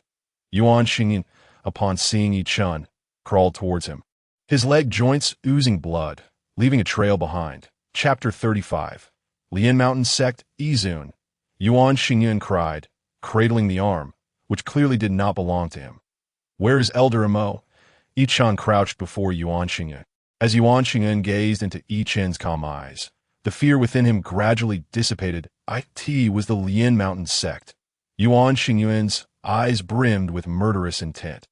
After your disappearance, several elders from the Lian Mountain Sect arrived, claiming that the crystal wing-eye serpent was their discovery and demanded that we surrender its core. However, Elder Mo insisted he had none, which sparked a conflict. Those elders were immensely powerful. Elder Mo and I were no match for them. After capturing us, they forcibly searched, but finding nothing, they viciously severed Elder Mo's arm and crippled my legs. They intended to kill us, but upon noticing the footprints on the ground, they realized you were present and took Elder Mo away. Believing the core to be in your possession and demanding its delivery, threatening to kill Elder Mo if we did not comply. Yuan Xingyin choked back sobs. They left me behind solely to wait for your return, so I could inform you. Look at me, Dot. Chen fixed his gaze on Yuan Xingyin, pointing to his chest. As long as you possess a courageous heart, fear shall not conquer you, and you can triumph over any adversary. But my legs are ruined, Yuan Xingyin replied. His face ashen. I can no longer stand it. Chen turned, grasping a green-tinged branch, but a flash of lightning danced along its length, and in an instant, it transformed into a drop of emerald liquid. Chen manipulated the droplet, crafting a mysterious symbol in the air. Yuan Xingyin, watching Chen's technique, momentarily forgot his pain. Upon the symbol's appearance, he felt dizzy, as if his very soul were being torn asunder. Chen tugged his right hand, the symbol remaining suspended, while a new symbol emerged beside it. Overwhelmed by Chen's extraordinary prowess, Yuan Xingyin felt numb. Such otherworldly power seemed unbefitting of a mortal. The two symbols merged into Yuan Xingyuan's and Mo San's arms. A wave of azure mist rippled forth, instantly alleviating Yuan Xingyuan's pain. But he felt a tingling sensation in his legs, as if the severed muscles were regrowing. The arm on the brink of necrosis thrived under the nourishing mist, as if time itself had paused, halting the decay of life. Let us go. Do not linger. Lead the way. Chen beckoned to Yuan Xingyin. Startled, Yuan Xingyin quickly rose to his feet, joy illuminating his face as he touched his legs. Thank you, Izun. Yuan Xingyuan's eyes glistened with tears. Before a colossal black mountain, Yuan Xingyin stood behind Chen. Gazing at the towering peak, a sense of awe swelling within him. This mountain appeared as a single massive black stone, with only a long, winding path leading to its summit. The entire peak was devoid of vegetation, standing starkly against the surrounding landscape, as if it had been placed there by unseen hands. The nearby mountains formed a cohesive range, blanketed in years of accumulated snow. This black mountain was the abode of the Lian Mountain sect, rumored to be a weapon forged by ancient powers to suppress numerous formidable foes. This is the Lian Mountain sect, Yuan Xingyin whispered, clutching his severed arm tightly, his eyes filled with trepidation. The mountain where the sect resides is their greatest asset. The Lian Mountain sect excels in weapon forging, and the conflict with our sect have grown increasingly severe. Is this mountain truly a weapon? Chen mused, gazing upward. It seems to me merely a chunk of rock. Yuan Xingyin trembled at Chen's words, solemnly replying. The Lian Mountain sect boasts heavenly realm practitioners. We of the Mu sect cannot contend with them. Heavenly realm practitioners? Chen raised an eyebrow, declaring that even if the heavens moved his people, he would ensure they pay the price. Yuan Xingyin slightly lowered his head, seemingly feeling guilty for Chen's words, which appeared to offend the heavens. Rumor had it that the current leader of the Lianshan sect had even reached the late stage of the upper clear heaven realm, mere steps away from the legendary jade clear heaven, making them an insurmountable force against the Chao Mu sect. This was why the members of the Lianshan sect were so overbearing, capable of forcibly tearing off Elder Mo's arm. Yuan Xingyin instinctively tightened his embrace around his arm. Chen turned to Yuan Xingyin, reminding him that as long as he possessed an indomitable heart, there was nothing to fear. He should summon the members of the Lianshan sect. Yuan Xingyin hesitated for a moment, yet remained silent. Chen couldn't help but chuckle, questioning what there was to fear with him around. Upon hearing this, Yuan Xingyin took a deep breath and, trembling, shouted, "People of the Chao Mu sect, release Elder Mo!" Before his words could fully settle, laughter erupted from in front of the Lianshan sect's gate. Several individuals clad in black robes emerged, exchanging astonished glances before bursting into hearty laughter. I was wondering who it was. Turns out it's the soft-footed shrimp from the Chao Mu sect. One sneered. What a nuisance. How dare such people come to our Lianshan sect to demand someone? I suppose this person in front of you isn't your helper, is he? Seems like you're trying to trade that person. He doesn't even exude a trace of energy, just a mere mortal to irritate our Lingcang sect.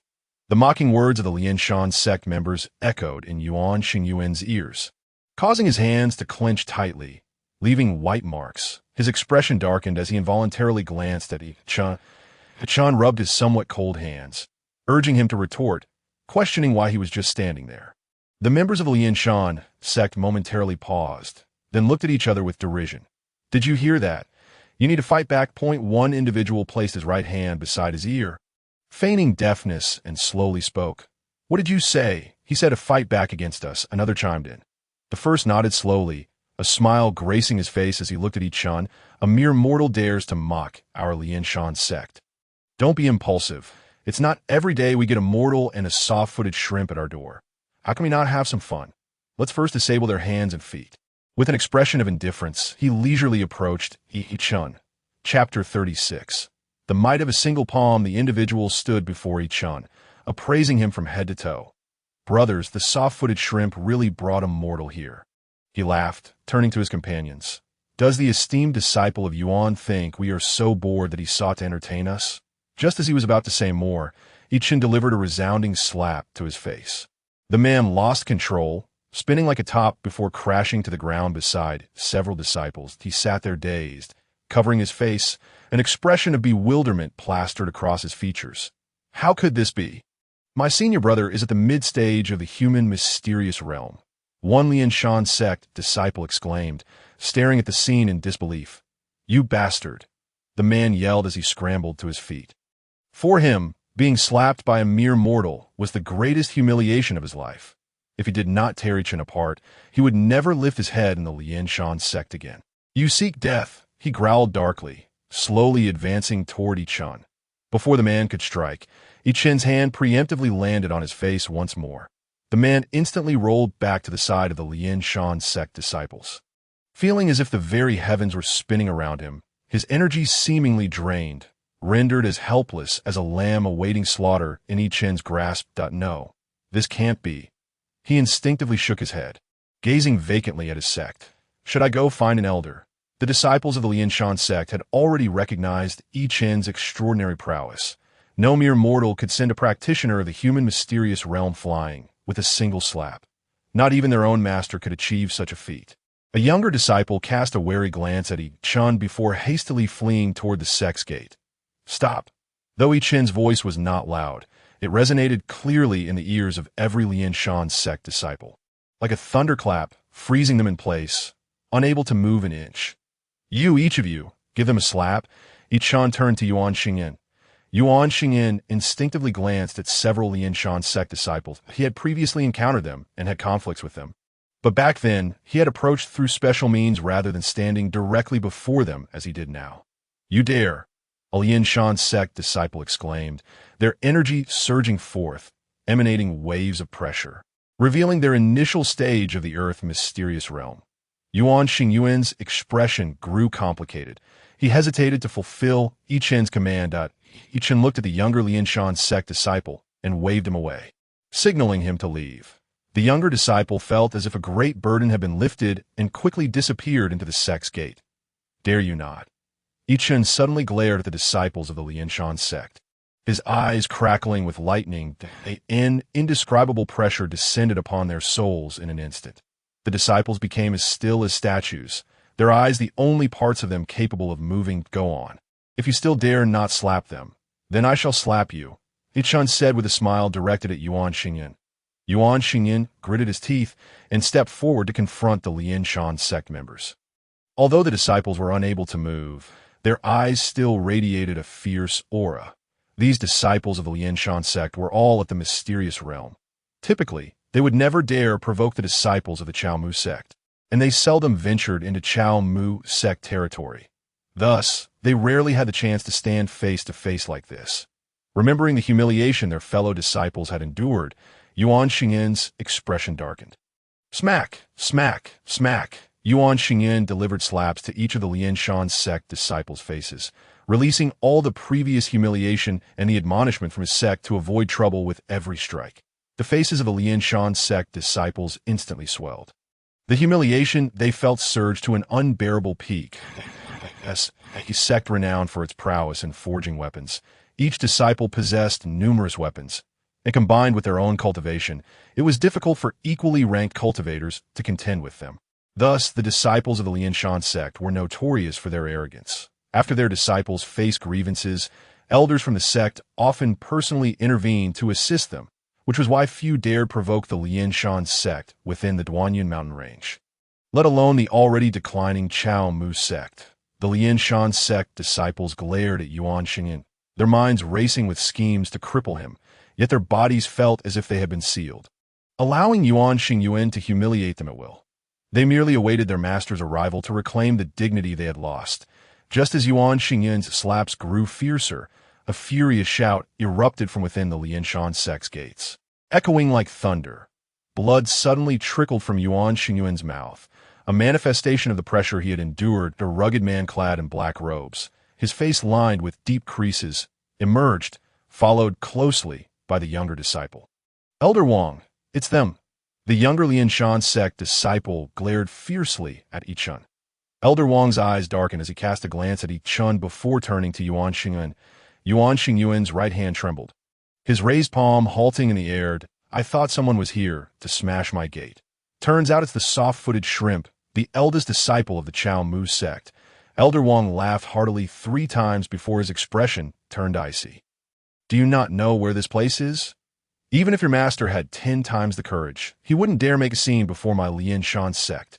Elder Wang took several steps forward, adding, your master named you Xingyin, wishing you to travel far on your path of cultivation, urging you to practice diligently and avoid trouble, not to cause a ruckus on my Lingcang sect's doorstep. Gazing into Elder Wang's stormy eyes, Yuan Xingyin slowly lowered his hand. Oh, continue, did I tell you to stop? Chen waved his hand at Yuan Xingyuan, encouraging him to persist.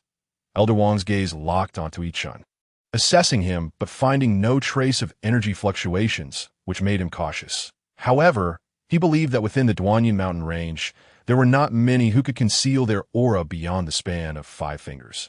Elder Wang was more inclined to believe Chen was relying on some sort of treasure to mask his presence. Who are you? Elder Wang bellowed in a stern voice. Are you unaware that this is the territory of my Lingcang sect, and yet you dare to wreak havoc here? He continued, go on. Does raising your arms not tire you? Chen glanced at Elder Wang, noting the presence of another elder, and thought to first gauge the situation. Scoundrel! Elder Wang's expression darkened with fury as he struck towards Chen with a palm. Chapter 37. A resounding slap, a massive black hand descended from the void, exuding waves of pressure aimed at pinning Chen to the ground. A swirl of black mist enveloped Chen's figure, obscuring him from view. Izun!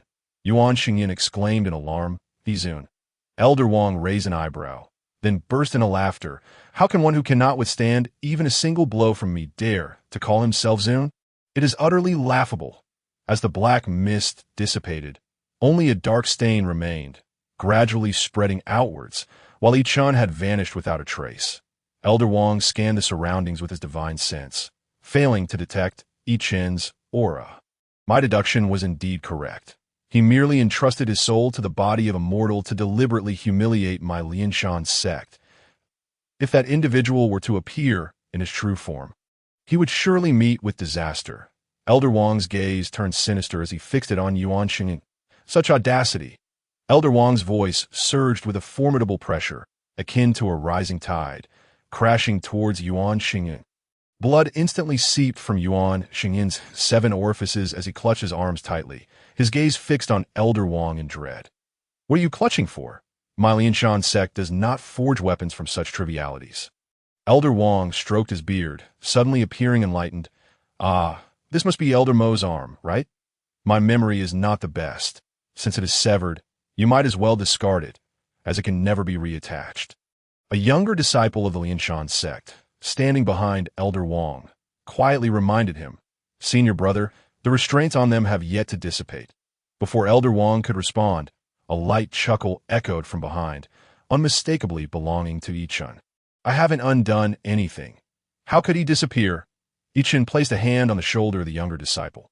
The disciple trembled uncontrollably, as if plunged into an abyss of ice, rendered immobile by fear. His eyes darting in terror. Elder Wang's flesh quivered involuntarily. Despite having scanned a 100-mile radius with his divine sense, he had not detected any trace of Chen, yet here he was, appearing right behind him. If Chen had truly wished to kill Elder Wang, the latter would have long been a corpse. Realizing this, Elder Wang's soul trembled in panic as he found himself unable to move, let alone summon the vital energy within his body. Damn it! What manner of cultivator can bind my body without me noticing? I'm a cultivator of the heavenly realm. Elder Wang's heart raced with fear. Chen slowly approached Elder Wang. Surrounded by countless tiny bolts of lightning, Chen emanated waves of pressure. Elder Wang's eyes flickered, revealing a complex array of emotions, predominantly a profound fear of the unknown. With a resounding slap, Chen struck Elder Wang across the face. Elder Wang's cheek instantly swelled, a trickle of blood seeping from the corner of his mouth. Though the force behind Chen's strike was not overwhelming, it nonetheless left Elder Wang's internal organs reeling and his soul trembling, as if on the verge of shattering. Come here, Chen gestured to Yuan Xing. The dignity of the Xiaomu sect is not something a mere heavenly realm cultivator can offend. Yuan Xingyin stepped forward, gritting his teeth. Despite the struggle in his eyes, he delivered a clean slap to Elder Wang's face. Compared to Chen's blow, Yuan Xingyuan's strike felt as feeble as that of a 3-year-old child. Yet the damage inflicted was not merely physical, but a profound humiliation at the soul level. Elder Wang glared at Yuan Xingyin with venomous intent, wishing to reduce him to ashes, yet stood frozen in place, humiliated by a mere junior of the earthly realm. This indignity sent his soul into a frenzy, his eyes tinged with crimson. Indeed, significant progress. Chen nodded. You must remember, the ancestor of the Xiaomu sect was just like this. If anyone dared to defy him, he would force them into submission. Even verbal humiliation would be avenged to the bitter end.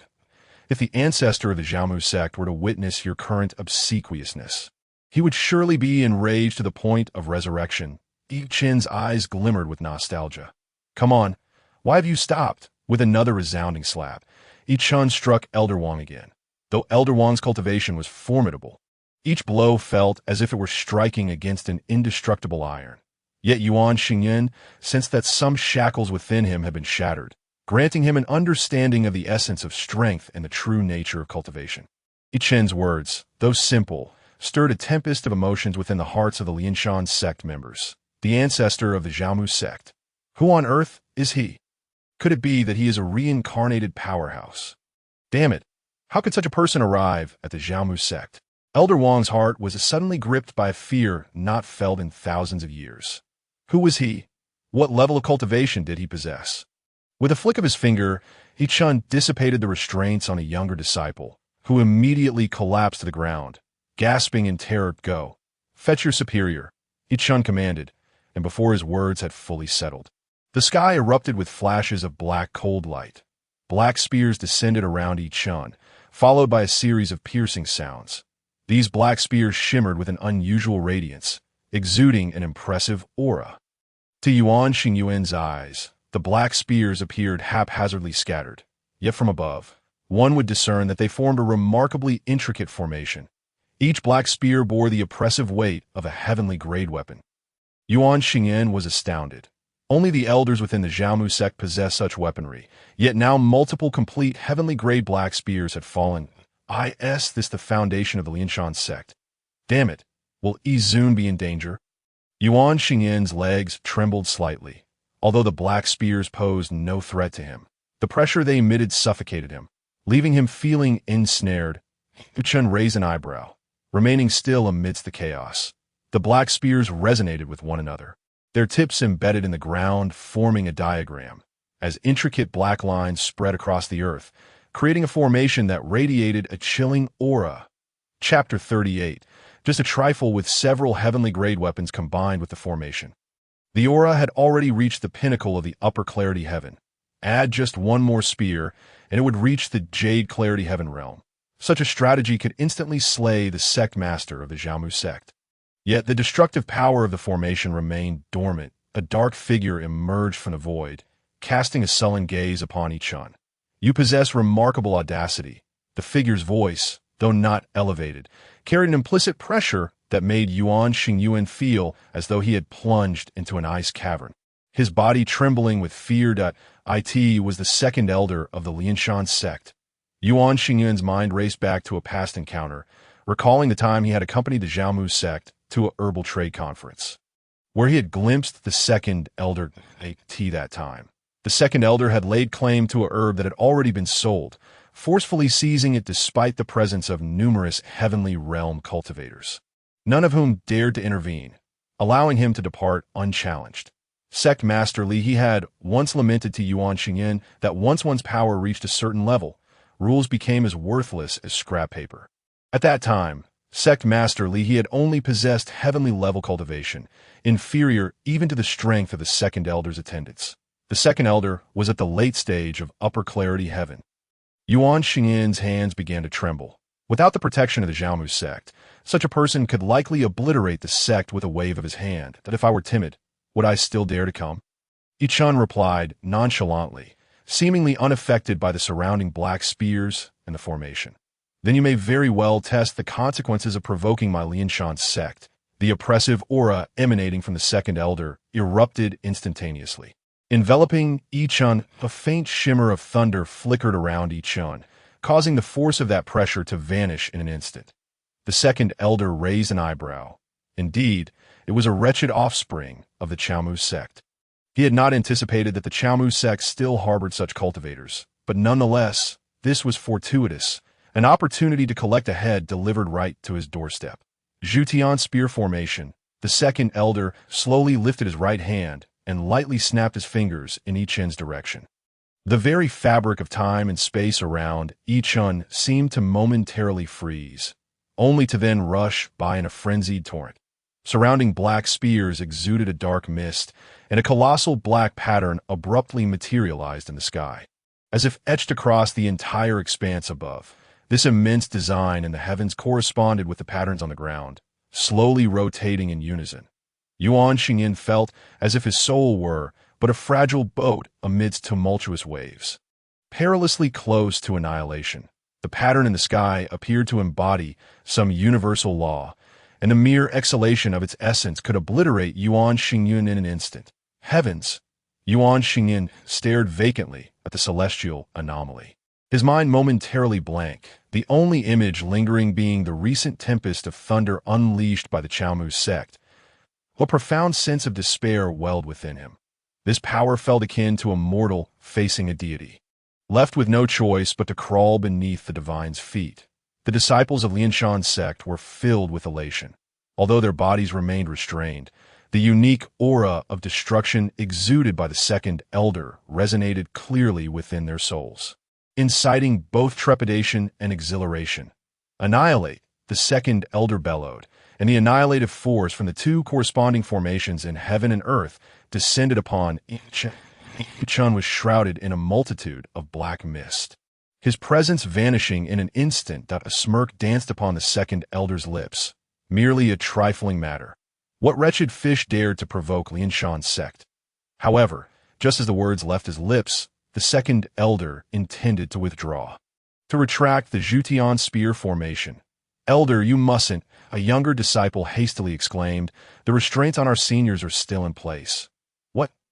The second elder's expression froze, and as the black mist dissipated, a figure leaped into view before him. Impossible! He instinctively recoiled, for the power of the Zhutian spear formation was sufficient to annihilate a cultivator of the upper clear realm. Even I, within its midst, would suffer grievous injury. How could this be? Chen approached one of the black spears and gently pulled it from the ground. The moment the spear lifted, the formation beneath it lost several lines, swiftly dissolving into a cloud of black mist. Simultaneously, the vast pattern in the sky vanished, reverting to a clear hue. Impossible! No one can pinpoint the nodes of the Zhutian spear formation. They shift constantly, each time different. Even the sect leader could not discern them in such a brief moment. The second elder shook his head vehemently, unwilling to accept the reality unfolding before him. Chen grasped the black spear, arcs of thunder flickering across his hand, and the spear emitted a mournful wail. Transforming into a swirl of black sand that scattered upon the ground, no. The second elder's eyes burned with rage. Each spear was indispensable, but a single black spear was merely a weapon of the Tianxian. But when united, they possessed the might to severely wound cultivators of the upper clear realm, one of the formidable foundations of Lingcang's sect. Now, with one spear forever lost to the world, the formation could never regain its former strength. Zhutian's spear formation, a grand name indeed. It sounds quite fearsome, Chen remarked, clapping his hands, a smirk playing upon his lips as he regarded the second elder. Merely trifling. You have audacity, the second elder seethed. His aura surging, eyes clouded with dark mist, rendering him a fearsome sight. Presumptuous, Chen replied sharply, his gaze blazing with apocalyptic thunderous energy. An overwhelming pressure, seemingly derived from the very heavens and earth, descended upon the second elder. The energy surrounding the second elder erupted violently, causing him to spew blood and fall to his knees. Elder, a younger disciple of Lingcang's sect, rushed forward to assist, but the second elder's eyes darkened, and he collapsed to the ground. Elder, the disciple was left in a daze as the second elder, who typically exuded dominance, now lay helplessly on the ground, a stark contrast to his usual arrogance. I have no time to waste with you. If I do not see the person I seek within 10 breaths, I will have Lingcang's sect erased from existence. Chen proclaimed loudly towards the imposing black mountain. Old friend, temper your wrath. An aged voice emanated from atop the black mountain, but a figure clad in black descended beside the second elder, hastily channeling energy into him. The elder's eyes fluttered open slightly, hands gripping the elder's sleeve tightly. Blood spilling from his mouth, rendering him speechless. Fear not, fear not, the elder reassured the second elder before hastily making his way to Chen. What should I call this young friend? Lu Wu Si, Chen replied, disregarding the elder's question as he began a slow countdown. Oh dear, what a pity. Young friend, simply state your purpose for visiting our sect, the elder exclaimed, slapping his thigh. Elder, he has come to demand the return of Elder Mo from the Chaomu sect. The younger disciple whispered. What? The elder turned to the Black Mountain, gesturing with his hand, and several figures appeared instantly around him. Elders, the individuals were none other than those who had clashed with the Mo San and Xingyuan earlier. They exchanged glances, bewildered by the unfolding events. Where is he? The elder barked. Who? That ways from Chaomu sect. Huh. He is still tied to the copper pillar. Chen raised a finger, slowly retracting it. Who is this person? Ah, even the Chaomu sect's coward is present. Could be he comes to deliver crystal cores. Ah, too bad, Elder. Mo may very well bleed to death.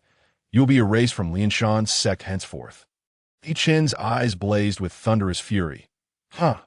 The group erupted in laughter, mocking Chen's declaration. The elder's face turned ashen, and in a flash, he slapped each of them across the face. Young friend, temper your anger. They have consumed the drunken immortal pill, and their minds are clouded, that I will certainly discipline them. The elder hastily assured, quickly, bring Elder Mo back. That one be necessary. Chen, always keep my word. Chen's finger pointed towards the magnificent Black Mountain. Where the colossal characters of Lingcang's sect were inscribed, a surge of thunderous energy coalesced at Chen's fingertip, its brilliance eclipsing all else, rendering any opposing force mere fireflies in comparison. Unthinkable. The elder sensed the terrifying energy pulsating at Chen's fingertip and sought to intervene. Yet Chen showed no signs of relenting. Annihilate, Chen intoned, unleashing a bolt of thunderous energy from his fingertip, imbued with apocalyptic might, as it hurtled towards the massive inscription of Lingcang's sect. Law manifests heaven and earth. The Grand Elder, at the initial stages of his cultivation, suddenly unleashed an overwhelming force, transforming into a towering figure reminiscent of the ancient giants from the primordial era. With a powerful gesture, he thrust his hands forward, conjuring a massive shield that enveloped everything in its protective embrace. Yet a flash of lightning pierced through the immense barrier and the evolving Dharma form, striking directly against the colossal black peak in that moment. The world fell silent, as if all existence had lost its voice. The only sound that resonated was a crisp shattering, heralding the instant destruction of the Grand Shield. Subsequently, the Grand Elder's Dharma form vanished, and his true self collapsed to the ground, a charred wound gaping in his chest. However, he paid no heed to his injuries. Instead, he turned his gaze toward the magnificent mountain peak. The sect of the Lingcang school was situated atop an ancient weapon forged by a mighty being of yore. This weapon, crafted from an entire mountain, could expand and contract at will, capable of suppressing numerous formidable foes. Through countless years of cultivation and enhancement by the disciples of the Lingcang school, it had evolved into a sacred weapon, capable of withstanding even the full force of a saintly master. This was the greatest reliance and foundation of the Lingcang school. Beneath the shadow of the Black Mountain lay countless bones, remnants of mighty adversaries long buried. As the lightning struck the black peak, a mournful wail echoed from the mountain, causing it to tremble. The disciples of the Lingcang school were struck with terror, bewildered by the unfolding events. Bolts of thunder coiled around the black peak like massive dragons, stirring the heavens and earth, shrouding the sky in ominous clouds. Chen extended his right hand and clenched it fiercely. The lightning entwined around the black peak erupted violently, transforming the lower half of the mountain into countless particles of dust. A tempest of darkness, swirling with immense energy that rapidly spread outward. A sacred weapon. The power unleashed this time equated to a half-self-detonation of the sacred artifact. Should all its might be unleashed, it could level everything in its vicinity. However, the terrifying force of the explosion was confined to a small area, resulting only in a cloud of dust. This dark dust, seemingly composed of the most unyielding, mysterious iron, corroded all that surrounded it. The Grand Elder, gritting his teeth against his injuries, managed to conjure a shield, sheltering all the disciples of the Lingcang school within. Yet, countless particles of black dust still penetrated the Grand Elder's defenses, leaving every disciple bloodied and wailing in agony. Then, a deafening roar reverberated as the rear half of the black peak crashed violently to the ground, as if nothing had transpired. The only discernible difference was that the once towering mountain had been reduced by half, now a pitiful sight compared to its previous grandeur. Were it not for the presence of individuals from the Chao sect upon it, Chen would have relished the opportunity to obliterate this eyesore completely. How unsatisfactory, Chen remarked with a hint of displeasure. As for you, Grand Elder, I shall extend a courtesy due to your apparent friendliness. Otherwise, you know the consequences. Your Lingcang school has harmed members of my Chao sect and yet dares to negotiate? Chen's expression darkened. The Grand Elder, clutching his chest, trembled uncontrollably, disregarding his injuries as he hastily fell to his knees before Chen. The disciples of our sect have indeed committed grave offenses, and I beseech your esteemed self to spare our sect. I am willing to offer my life as penance. That may not be necessary. After all, I am not a demon, Chen replied, regarding the now diminutive black peak with a smile. It appears far more pleasing this way. Your sect should consider renaming itself. It can no longer be called the Lingcang school, as half of it is now rendered obsolete. Agreed. The Grand Elder trembled as he turned to his few dazed disciples. Why are you still standing there? Hurry and summon Elder Mo. The disciples, finally snapping back to reality, felt a chill wash over them, the effects of the intoxication elixir vanishing without a trace, leaving them utterly sober. They stumbled toward the peak. Chapter 40. The Great Bird descends. The Grand Elder's expression was fraught with anxiety. Should anything happen to Elder Mo within the sect, it would plunge the Lingcang school into irretrievable ruin. Fortunately, Elder Mo was brought out safely. Upon seeing this, the Grand Elder felt as if he had been granted a reprieve, rushing forward to support Elder Mo's face was pale, yet he found the treatment he received to be beyond comprehension.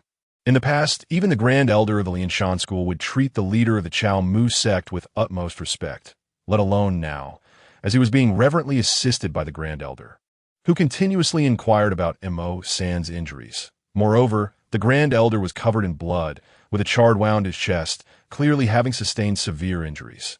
Elder Mo suddenly spotted a tall figure not far away, who was looking at him with a smile. Izun. Elder Mo's eyes, which had not been moistened for centuries, suddenly blurred with emotion. For thousands of years, the Chao Mu sect had endured in silence, never expecting someone of Izun's caliber to personally come forth and demand something while utterly dismantling another sect. Elder Mo hurriedly ran and knelt before Chen. "Thank you, Izun," he choked out. Unable to articulate further, Chen waved his hand toward Yuan Xingyin, who quickly approached with open arms. Chen lifted Mo-san's arm and waved it before him for a moment. "Here, let me reattach it for you." Mo-san's expression froze. "Izun, please do not jest. My arm is beyond repair." Chen paid no heed to Mo-san's words, positioning the severed arm against the wound and striking it forcefully a few times. Mo-san's expression shifted to one of excitement as he slowly rose, yet the arm still lay on the ground, unattached. "I suppose the effect of the elixir has worn off. It's not a significant issue," Chen said with a smile as he picked up Mo-san's arm, channeling a wisp of ethereal energy into it. This ethereal essence contained the burgeoning power of the world, and, as Mo-san watched, his arm rejoined with his body, revitalized.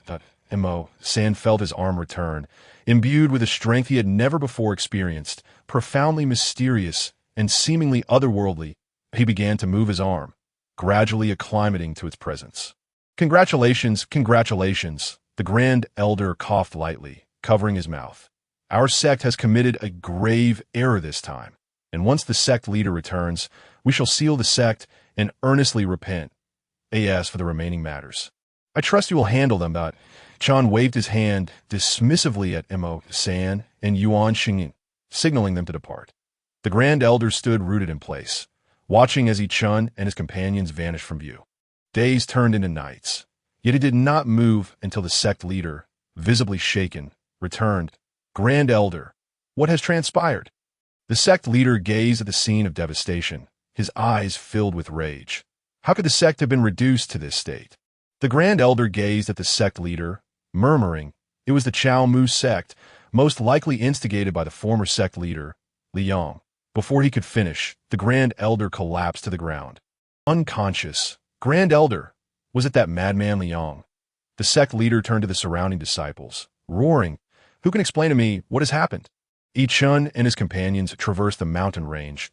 "Izun is truly like a deity," Mo-san remarked, rubbing his newly restored arm with a look of utmost reverence. The Lingcang school stronghold, a weapon forged from an ancient being, possessed unparalleled suppressive power, having become a legendary sacred weapon through the enhancements of generations. Mo-san could hardly fathom that Izun possessed such capabilities. "It is merely a broken stone," Chen replied, turning to Yuan Xingyin. "Remember, only by becoming powerful can one be invincible. Most importantly, one must possess an indomitable heart. Being overly compliant will lead to failure. Thank you for your guidance." Izun, Yuan Xingyin promptly nodded, and Mo-san hesitated for a moment before speaking slowly. "May I inquire why Izun is willing to extend such protection to the Chao Mu sect?" "Someone of your stature should view our sect as insignificant, because the scenery of the Chao Mu sect is unparalleled in the world. I simply cannot bear to see it destroyed." Chen paused before continuing. "Moreover, I have a profound connection with the Chao Mu sect and intend to explore its secrets in due time. How could I allow outsiders to intervene?" "I see. However, given the perilous journey we have undertaken, could we utilize secret arts to directly reach Kailing Mountain?" Mo-san asked cautiously. "Secret arts? Excellent. I happen to have some residual strength left." Chen halted, looking expectantly at Mo-san. "I do not know how." Mo-san replied awkwardly. Chen fixed his gaze on Mo-san, a peculiar expression in his eyes. "Do you think I would?" A few individuals exchanged glances in silence, enveloped by an atmosphere thick with awkwardness and stillness. Suddenly, a rumbling sound broke the quietude. Yuan Xingyin instinctively clasped his abdomen, yet the growl of hunger persisted unabated. It was unclear whether Mo-san was also hungry or simply influenced by the surroundings. But his stomach, too, began to rumble. That moment, a massive shadow swept swiftly past them. Chen looked up to behold a large bird, adorned with pristine white wings, lamenting as it attempted to soar into the distance. However, a glimmering chain of iron encircled the bird's neck, dangling beneath it and swaying in the breeze. Countless runes were etched upon the chain, binding the bird's strength and rendering it incapable of unleashing its full power. With a sorrowful cry, the bird succumbed to exhaustion and fell into a nearby thicket. A smile graced Chen's face as he hurried toward the location of the majestic creature, navigating through layers of foliage. Chen and his companions arrived at a serene valley. There, they found the great bird lying on the ground beside a gently flowing brook. The bird regarded Chen and his companions with piercing cries. A surge of energy swirled around its neck. The bird sought to harness its strength to strike down these humans. But as it attempted to channel its power, the chain around its neck countered with a force of confinement, siphoning away its vitality and leaving it increasingly feeble. "This is a shinning bird," San murmured in astonishment. Though still in its juvenile form, it possesses the cultivation of a human's profound level. Who possesses such formidable power to dare capture a shinning bird? "What a magnificent creature!" Chen exclaimed, approaching the bird and lifting its expansive wing for inspection. The shinning bird had a slender physique and a broad back, making it an ideal mount. Even an adult shinning bird could comfortably carry a dozen individuals. This juvenile could accommodate 2 or 3, not yet. San continued. The shinning bird is notoriously fierce and possesses tremendous offensive capabilities before it can be tamed. Without a firm grasp of its power, subjugation is nearly impossible. That a flicker of apprehension ignited in San's eyes as he observed the chain around the bird's neck, a specialized artifact designed to subdue beasts. However, it had already begun to fracture. "The one who sought to capture this shinning bird is not far from here," he warned. Yuan Xingyan's eyes glimmered with trepidation. "Perhaps we should depart to avoid unnecessary trouble." "How could we?" Chen retorted, stepping before the shinning bird and turning to Yuan Xingyan. "Do you understand what a juvenile shinning bird represents?" Yuan Xingyan paused, taken aback. Before he could respond, Chen abruptly seated himself upon the bird's elongated neck. Crack! Chen snapped the shinning bird's neck. Yuan Xingyan was taken aback, his expression one of sheer disbelief. In his view, creatures of higher cultivation were not to be trifled with, as one misstep could lead to becoming prey. Moreover, the shinning bird was exceedingly rare. No human would willingly slay such a creature. Yuan Xingyan stood in shock. Chen severed the bird's head and tossed it into his arms. Yuan Xingyan's face paled, as if he had received a burning coal, and in his panic he stained his chest with blood. Chen, gripping the shinning bird's neck, moved to the brook. "This signifies tender meat. The essence crystal core belongs to you." With deft movements, Chen extracted the bird's entrails, discarding them along with the chain into the brook. While Yuan Xingyan clutched the head of the shinning bird, a flash of light suddenly flickered before his eyes. He quickly turned his head, and when his vision cleared, he saw that the bird's wings had vanished, leaving only a pristine body behind. In the distance, a group of individuals stood upon a massive airborne vessel, surveying their surroundings. The bow of the ship, a handsome young man stood with his arms crossed, gazing coldly ahead. "Rest assured, young master," an elderly man said, his spirit unyielding as he peered into the distance.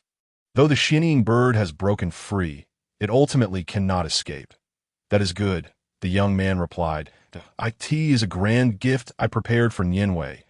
Yes, soon as he finished speaking, a sudden flash of light erupted from the vast expanse of greenery, only to vanish moments later. The elderly man's eyes narrowed slightly, and the broken chain in his hand trembled more intensely. "It should be nearby."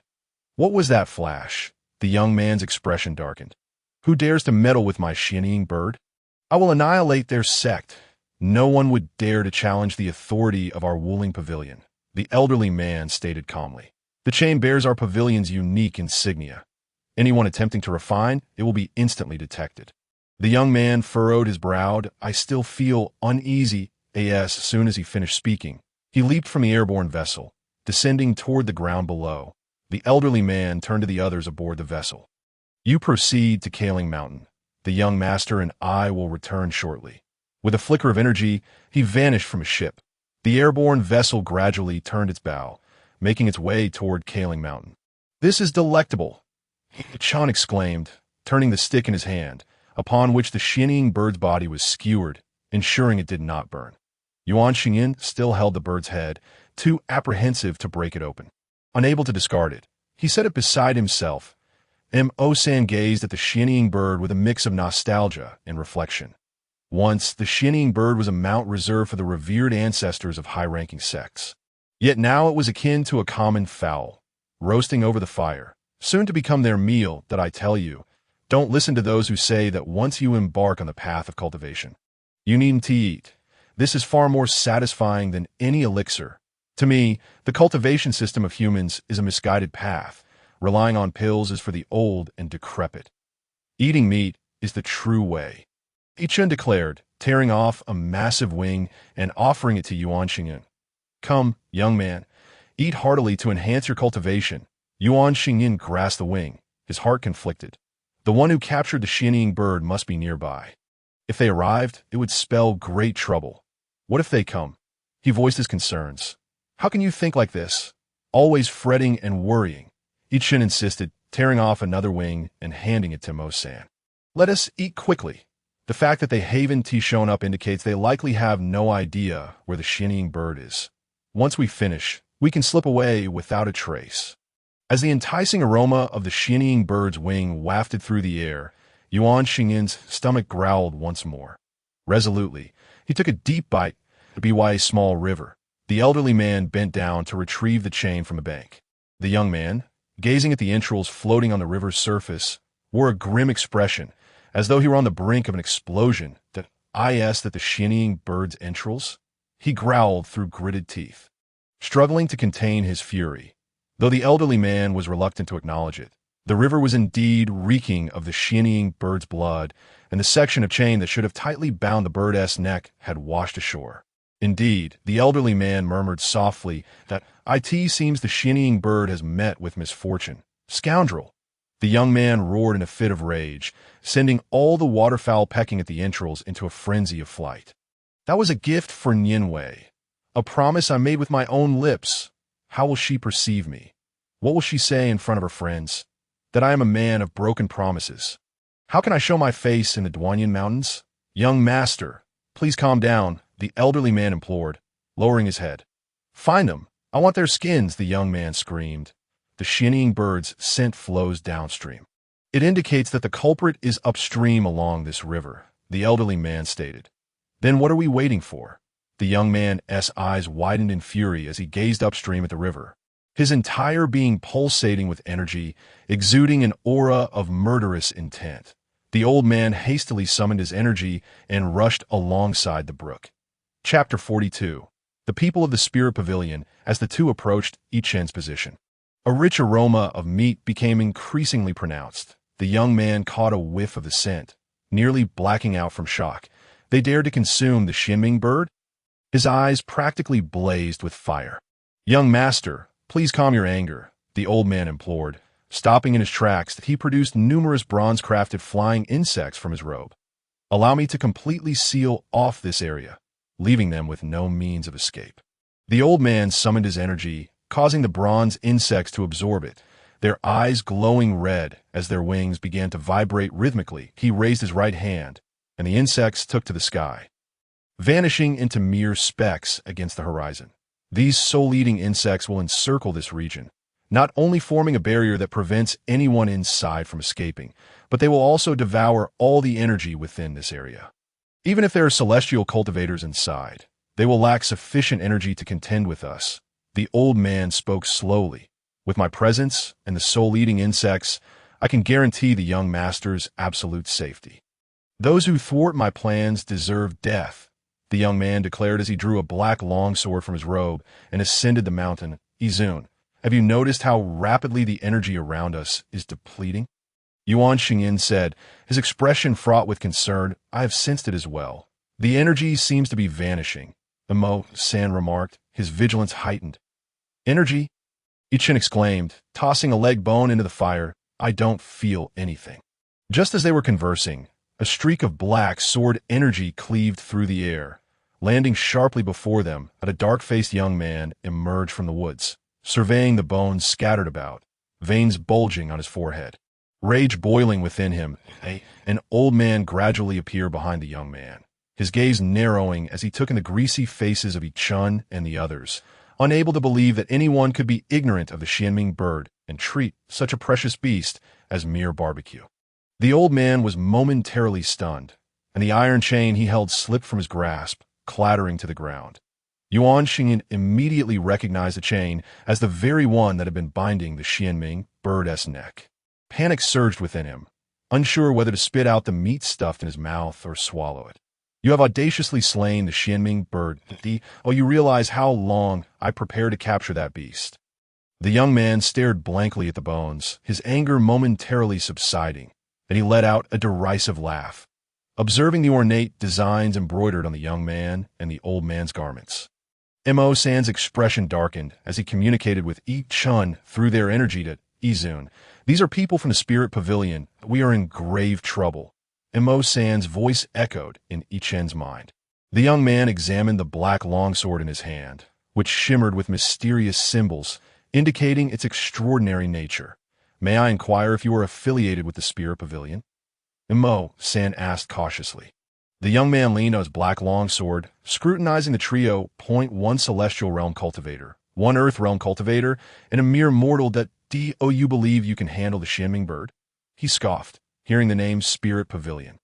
Yuan Xingyan involuntarily spat out the meat he had been chewing. The young man looked skyward, chuckling softly. How should I face Nian Wei? Shall I present these individuals to her, claiming they devoured the Xianming bird? The old man, at a loss for words, regarded the group solemnly. Wrongs have their origins, debts their masters. Which sect do you belong to? Speak, and we shall not make things difficult for you. We will ensure your remains are intact. But your sect must pay the corresponding price. The old man's words struck Yuan Xingyan, causing him to stagger as the head of the Xianming bird rolled out. Young master, should we present this head? The old man tentatively suggested. Are you jesting? You expect me to offer a useless head to Nian Wei? The young man frowned. Is acquiring a living Xianming bird truly so difficult? I demand it alive. With that, he drew the black longsword and swung it toward Yi Chun. The sword energy enveloped Yi Chun, engulfing him in a shroud of darkness. When the black light dissipated, a chasm appeared where Yi Chun had stood, leaving no trace of him. Between cultivators, a mere mortal here is rather obtrusive. The young man caressed the black longsword at Izun. Mo Sin hurriedly scanned the surroundings, but Yi Chun was nowhere to be found. Ha ha ha! Pei Lao, this person must be bewitched by the thought of the Xianming bird. Call a mortal noble is utterly ludicrous. A frost glinted in the young man's eyes. Young master, how do you intend to deal with these two? Pei Lao inquired. Regardless, the Xianming bird has been consumed. If word gets out, my reputation in the Duanyu Mountain Range will be irreparably tarnished. The young man fixed his gaze on Yuan Xingyan. Chop off their fingers and fashion them into a necklace of phalanges to send to their sect. So they understand the consequences of their meddling, that I will await their public apology. Proceed. He waved his hand dismissively. Pei Lao nodded, standing before the two with his hands clasped behind his back. Will you take your own lives? Or shall I do it for you? Bah! Yuan Xingyan suddenly stood, spitting onto the ground that a flicker of panic crossed his eyes. He was unsure why he had acted that way. Such audacity. Pei Lao was about to erupt in anger when the young man blocked him with his longsword. A fledgling just entering the celestial realm. Where do you find such courage? Frankly, I find it beneath me to dirty my hands with your blood. Normally, one of your stature wouldn't even merit my attention. The young man pointed at Yuan Xingyan, energy surging from his fingertips, aiming to slay him on the spot. Though Yuan Xingyan was in a state of utter panic, he deftly twisted his body, narrowly avoiding the energy that exploded against the boulder behind him. Cold sweat beaded on Yuan Xingyan's forehead. His limbs felt weak, yet they seemed to move against his will. The young man raised an eyebrow, about to speak when, bah! Yuan Xingyan spat again. His throat moving involuntarily, he stood frozen, confusion etched on his face as the young man regarded him with a complex expression. You know who I am? I am Wu Xuanqing, the young master of the Spirit Pavilion. Wu Xuanqing declared coldly. Chapter 43.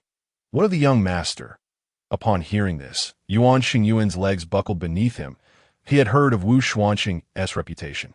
He was the most distinguished young figure of the Duanyu Mountain Range, having already reached the celestial realm, and killing him would be as effortless as squashing an ant. Not far away, amidst the dense foliage of an ancient tree, Chen sat upon a branch, his fingers splayed wide. Should there be a formidable cultivator capable of shattering the void present, they would undoubtedly observe the delicate strands of lightning coiling from Chen's fingertips. These strands, composed of thunderous power, latched onto Yuan Xingyuan. Chen's long fingers danced, manipulating Yuan Xingyuan's every move that a jolt of lightning erupted along the invisible threads, striking Yuan Xingyuan's throat, compelling him to spit once more. No, it wasn't me. Yuan Xingyuan trembled as he spoke. You are insulting the spirit pavilion that Wu Xuanqing's energy surged forth, his overwhelming presence rivaling that of Mo San.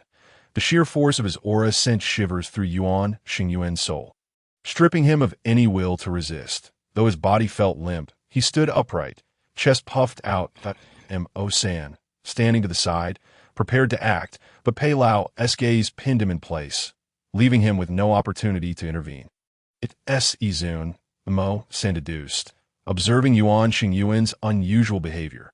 Yuan Xingyuan slowly extended his right hand, making a provocative gesture toward Wu Xuanqing. Wu Xuanqing plunged his black longsword into a nearby boulder, the blade sinking deep and emitting a metallic clang. In all my years, no one has dared to challenge me like this, especially a mere Earth Realm wretch. Wu Xuanqing, far from being enraged, instead wore a smile. These three individuals were undeniably peculiar. Not only did they dare to roast the Xianming bird for consumption, but they also seemed unperturbed by the formidable reputation of the Wuling Pavilion. Even a cultivator of a realm unworthy of even polishing his shoes had the audacity to provoke him. Although the fear and tears glistened in the cultivator's eyes, his body language was nothing short of a blatant challenge, which filled Wu Xuanqing with profound humiliation. He shed his garments, revealing a solid chest and well-defined muscles. As he flexed his limbs, he resolved to personally reduce this cultivator before him to a mere pulp. Yuan Xingyuan, under Chen's control, assumed a defensive stance. Wu Xuanqing's energy surged forth, every muscle in his body emanating a fierce aura. Seeking death, Wu Xuanqing bellowed, launching a punch towards Yuan Xingyuan. His speed was astonishing, transforming into a mere shadow in Mo San's eyes. Yuan Xingyuan barely perceived a blurred figure rushing towards him before the punch could land. He felt a powerful gust of wind from the impending strike, causing tears to stream from his eyes. He envisioned the horrific scene of his skull exploding upon impact. No, Yuan Xingyuan cried out in a trembling voice, utterly devoid of the courage to resist. Yet miraculously, his fist deftly grasped Wu Xuanqing's wrist, throwing him aside. All of Wu Xuanqing's strength coalesced into that one punch, driven by a lethal intent to obliterate Yuan Xingyuan on the spot. However, he only felt a sudden tug on his wrist, propelling him uncontrollably towards the rocks behind Yuan Xingyuan. Wu Xuanqing couldn't even comprehend the speed of Yuan Xingyuan's actions, but a thunderous sound erupted as the rocks behind Yuan Xingyuan shattered into countless fragments. Radiating outwards, cracks spread from the point of impact, fracturing the ground in all directions. The entire mountain trembled violently, nearly collapsing. Wu Xuanqing swiftly turned, delivering a vicious kick aimed at Yuan Xingyuan's head. Yuan Xingyuan raised his right arm in defense. Although the force of Wu Xuanqing's kick was enough to shatter boulders, it only sent Yuan Xingyuan staggering backward several steps, leaving no visible injuries. Stunned, Wu Xuanqing stood frozen, having felt as though he had kicked solid iron.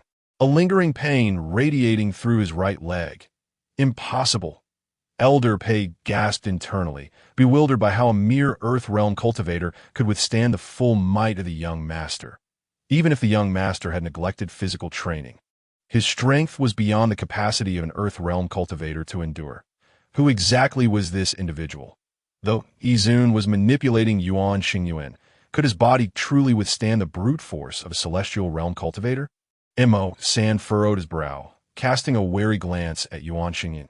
Despite his tear-streaked face, Yuan Xingyuan bounced lightly on his feet, appearing surprisingly untroubled. Izun, spare me. I can't endure this any longer, Yuan Xingyuan cried hoarsely. Izun, are you not a fool? Wu Xuanqing began to feel perplexed by Yuan Xingyuan's true nature. Although Yuan Xingyuan's Earth Realm cultivation was evident, he had inexplicably withstood the onslaught of Wu Xuanqing's celestial strength. Could he be one of those cultivators with low cultivation but exceptional physical prowess? Elder Payne narrowed his eyes at Yuan Xingyuan, sensing the absence of any overwhelming vitality emanating from him. Young master, be cautious, Elder Pei advised. Rest assured, even those adept in physical cultivation cannot transcend two major realms to oppose me. Despite my occasional neglect of physical training, I remain beyond the capability of an Earth Realm strength. Wu Xuanqing turned to Elder Pei, confident that he would crush Yuan Xingyuan's skull with a single blow. Young master, be careful, Elder Pei urged urgently. Just as Wu Xuanqing turned his head, a fleeting shadow darted past. A sharp slap echoed, and Wu Xuanqing's face instantly swelled. He stood bewildered, gently touching his cheek. It's merely a large bird. I have a few pills here as compensation for you, Yuan Xingyuan stammered, extending a trembling right hand that held two clay-like pills devoid of any vital energy. The two pills shot forth, caught steadily by Elder Pei. Yuan Xingyuan stood with his hands behind his back, his face streaked with tears, yet his demeanor was oddly relaxed, creating an unsettling juxtaposition. Elder Pei held the pills, detecting no potency within them, yet they exuded a rich fragrance, suggesting they were indeed extraordinary items. He casually tucked them away. A large bird? Wu Xuanqing scoffed derisively, his eyes filled with scorn. What a foolish rustic to not even recognize a Xianming bird. It is utterly laughable. Chapter 44. I do not strike the weak and the ill. Wu Xuanqing looked at Mo San, a cultivator of the celestial realm who ought to understand the significance of the Xianming bird and had surely heard of the Wuling Pavilion's reputation. Allowing individuals from your sect to roam freely. I doubt your sect will continue to keep you. You might as well take your own life to avoid sullying my hands. Take my own life? Yuan Xingyuan laughed uproariously, though his voice trembled. On the brink of breaking, I have already compensated you. Should you fail to recognize kindness, be wary of regretting it for a lifetime. That Wu Xuanqing stretched his limbs. Very well, let's test that. Although Yuan Xingyuan's arm was unbroken, pain coursed through him, reaching deep into his soul, cold sweat beading on his brow. Gazing at Wu Xuanqing's muscular form, a wave of terror surged within him. He felt his legs weaken, nearly collapsing, but under Chen's control, he remained upright like a puppet, striking a pose. I don't mind playing with you. Young master, time is of the essence, Elder Pei cautioned, that we must prioritize our business. If our batch of medicinal cauldrons doesn't arrive at Kaling Mountain on time, we will surely face reprimands. Moreover, capturing the Xianming bird has already consumed considerable time. Silence. What do you mean by business? My bird has been taken from me. The promise I made has been shattered by these ruffians. Wu Xuanqing stormed over to the black longsword, drawing it swiftly. The sword gleamed ominously, a remarkable weapon of celestial quality, reflecting the high regard the Wuling Pavilion held for Wu Xuanqing. Seeing this, Mo San hastily attempted to channel his energy, only to find it immobilized, as if ensnared. That Wu Xuanqing raised the black sword high, swinging it towards Yuan Xingyuan. Yet the anticipated dark sword energy was absent. The sword merely emitted a sound of slicing through the air. Wu Xuanqing stood in shock. This black sword, a legendary blade from the Wuling Pavilion, was supposed to unleash tremendous sword energy with a mere flick of the wrist, wielding immense power. Yet at that moment, it had lost its effectiveness. Elder Pei suddenly recalled the formation of the devouring yuan insects he had set up, intended to prevent internal members from absorbing external energy during combat. As the surrounding energy gradually dissipated, he had sensed it vanishing more rapidly than usual, yet he failed to realize that even the energy within his own body was also fading.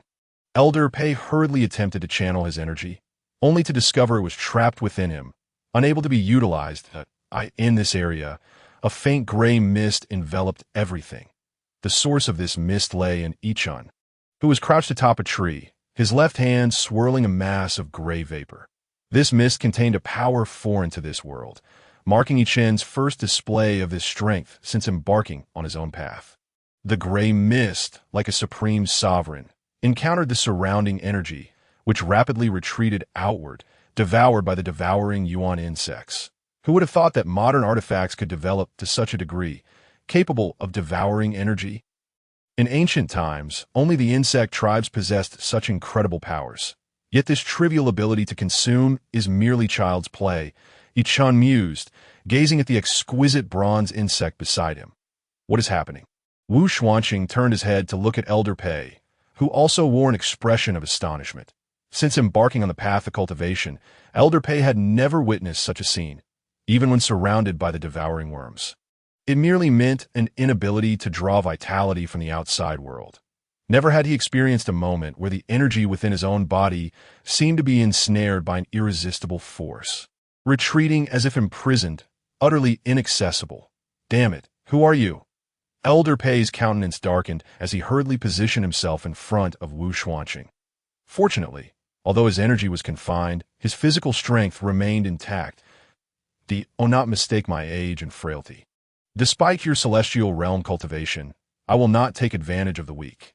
Yuan Xinyan's legs trembled, his voice quivering, yet his words exuded remarkable composure. A cultivator of the celestial realm could stand shoulder to shoulder with the sect master of the Chaomu sect. Yet he found himself humiliated by mere words, though they were not truly of his intent. Yuan Xinyan's spirit hovered on the brink of collapse, tears streaming down his cheeks. I do not wish to waste time.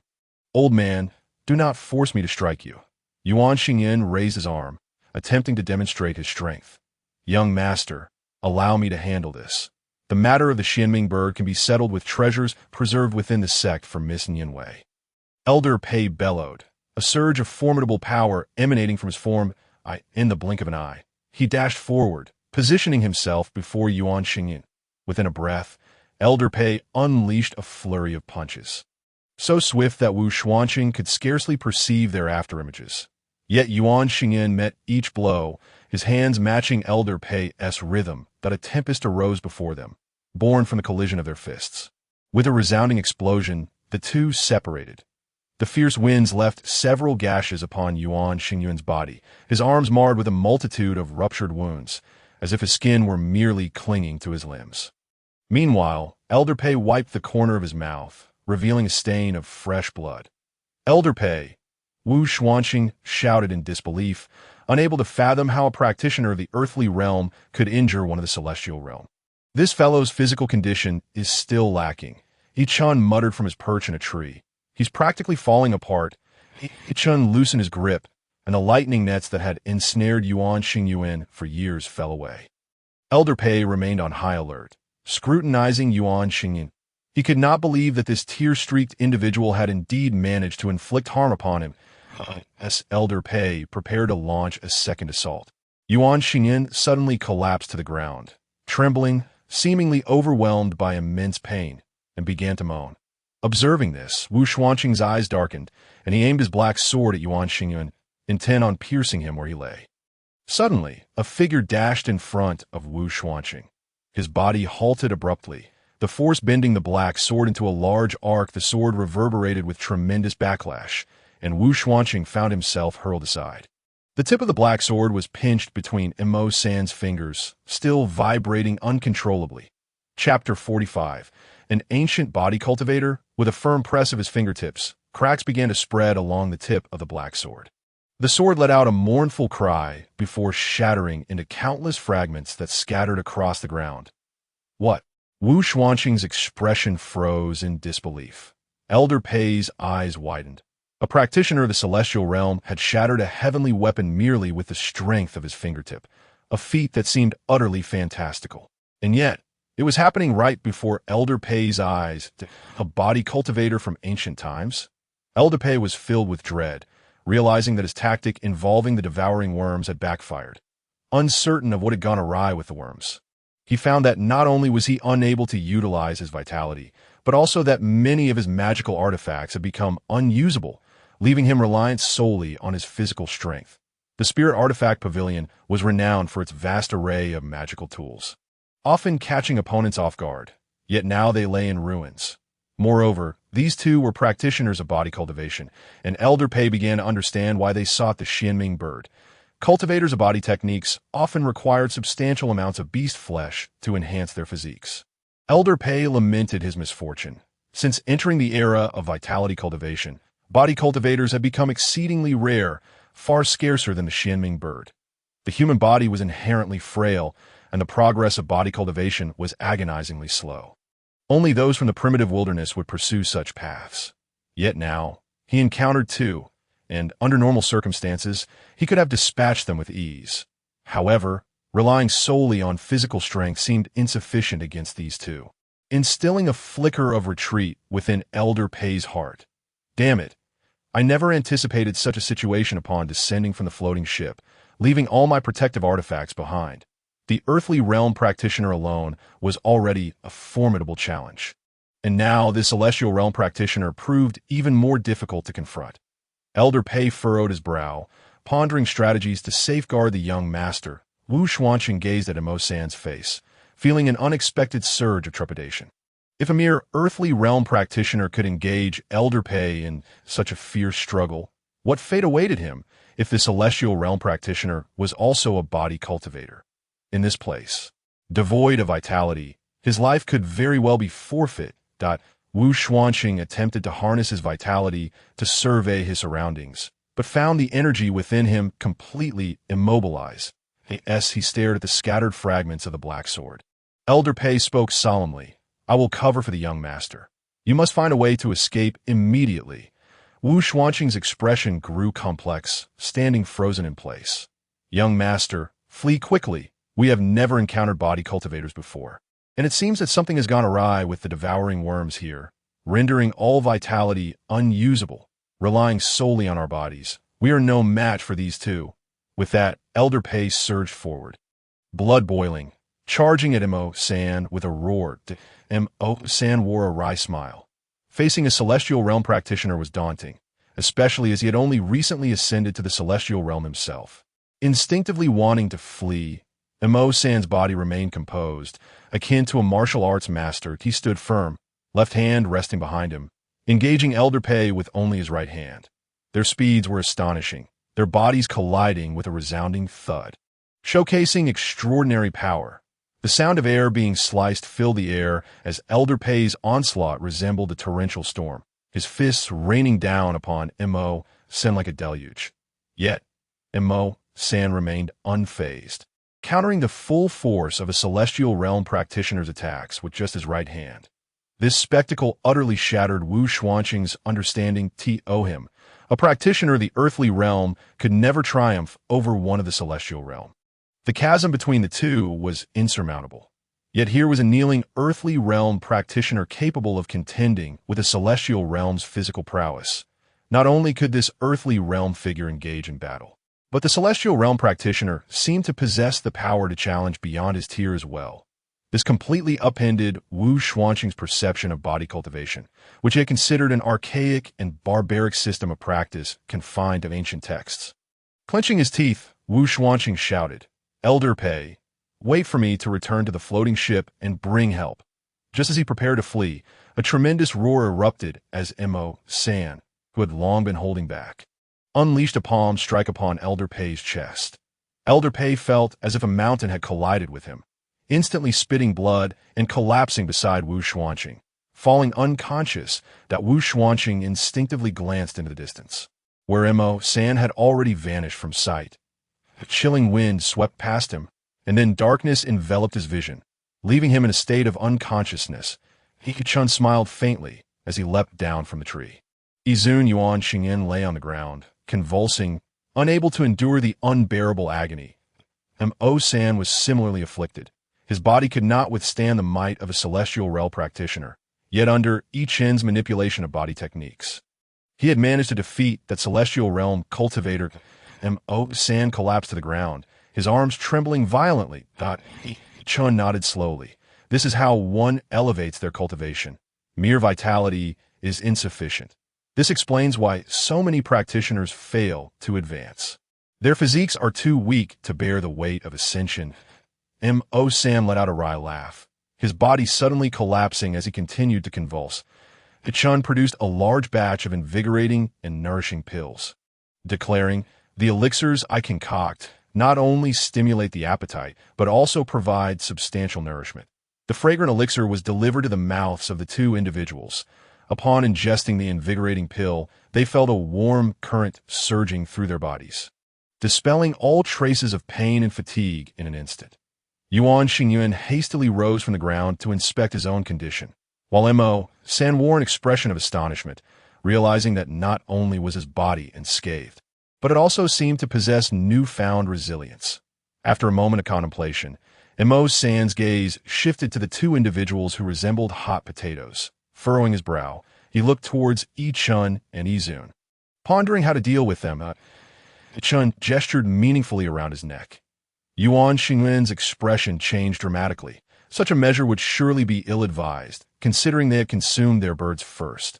Even though those two had been rather arrogant, it had not escalated to the point of life and death. Were those truly their birds? Did those birds bear the name of the Wu Ling Pavilion? As Gu had wisely stated, the capable reside there. And moreover, the meat had already found its way into their stomachs. Chen approached Yuan Xingyuan and softly suggested, "Why not regurgitate the meat?" Chapter 46. Arrival at Kailing Mountain. Yuan Xingyuan caressed his abdomen, feeling the bird meat transforming into pure energy under the catalysis of the invigorating elixir, nourishing his form. His earlier awkwardness dissipated, and he refrained from further comments. Let us take everything from these two and hang them on a tree. After all, we are not malevolent beings, merely seeking wealth without causing harm, Chen said calmly, noting that those items would indeed be of use to them.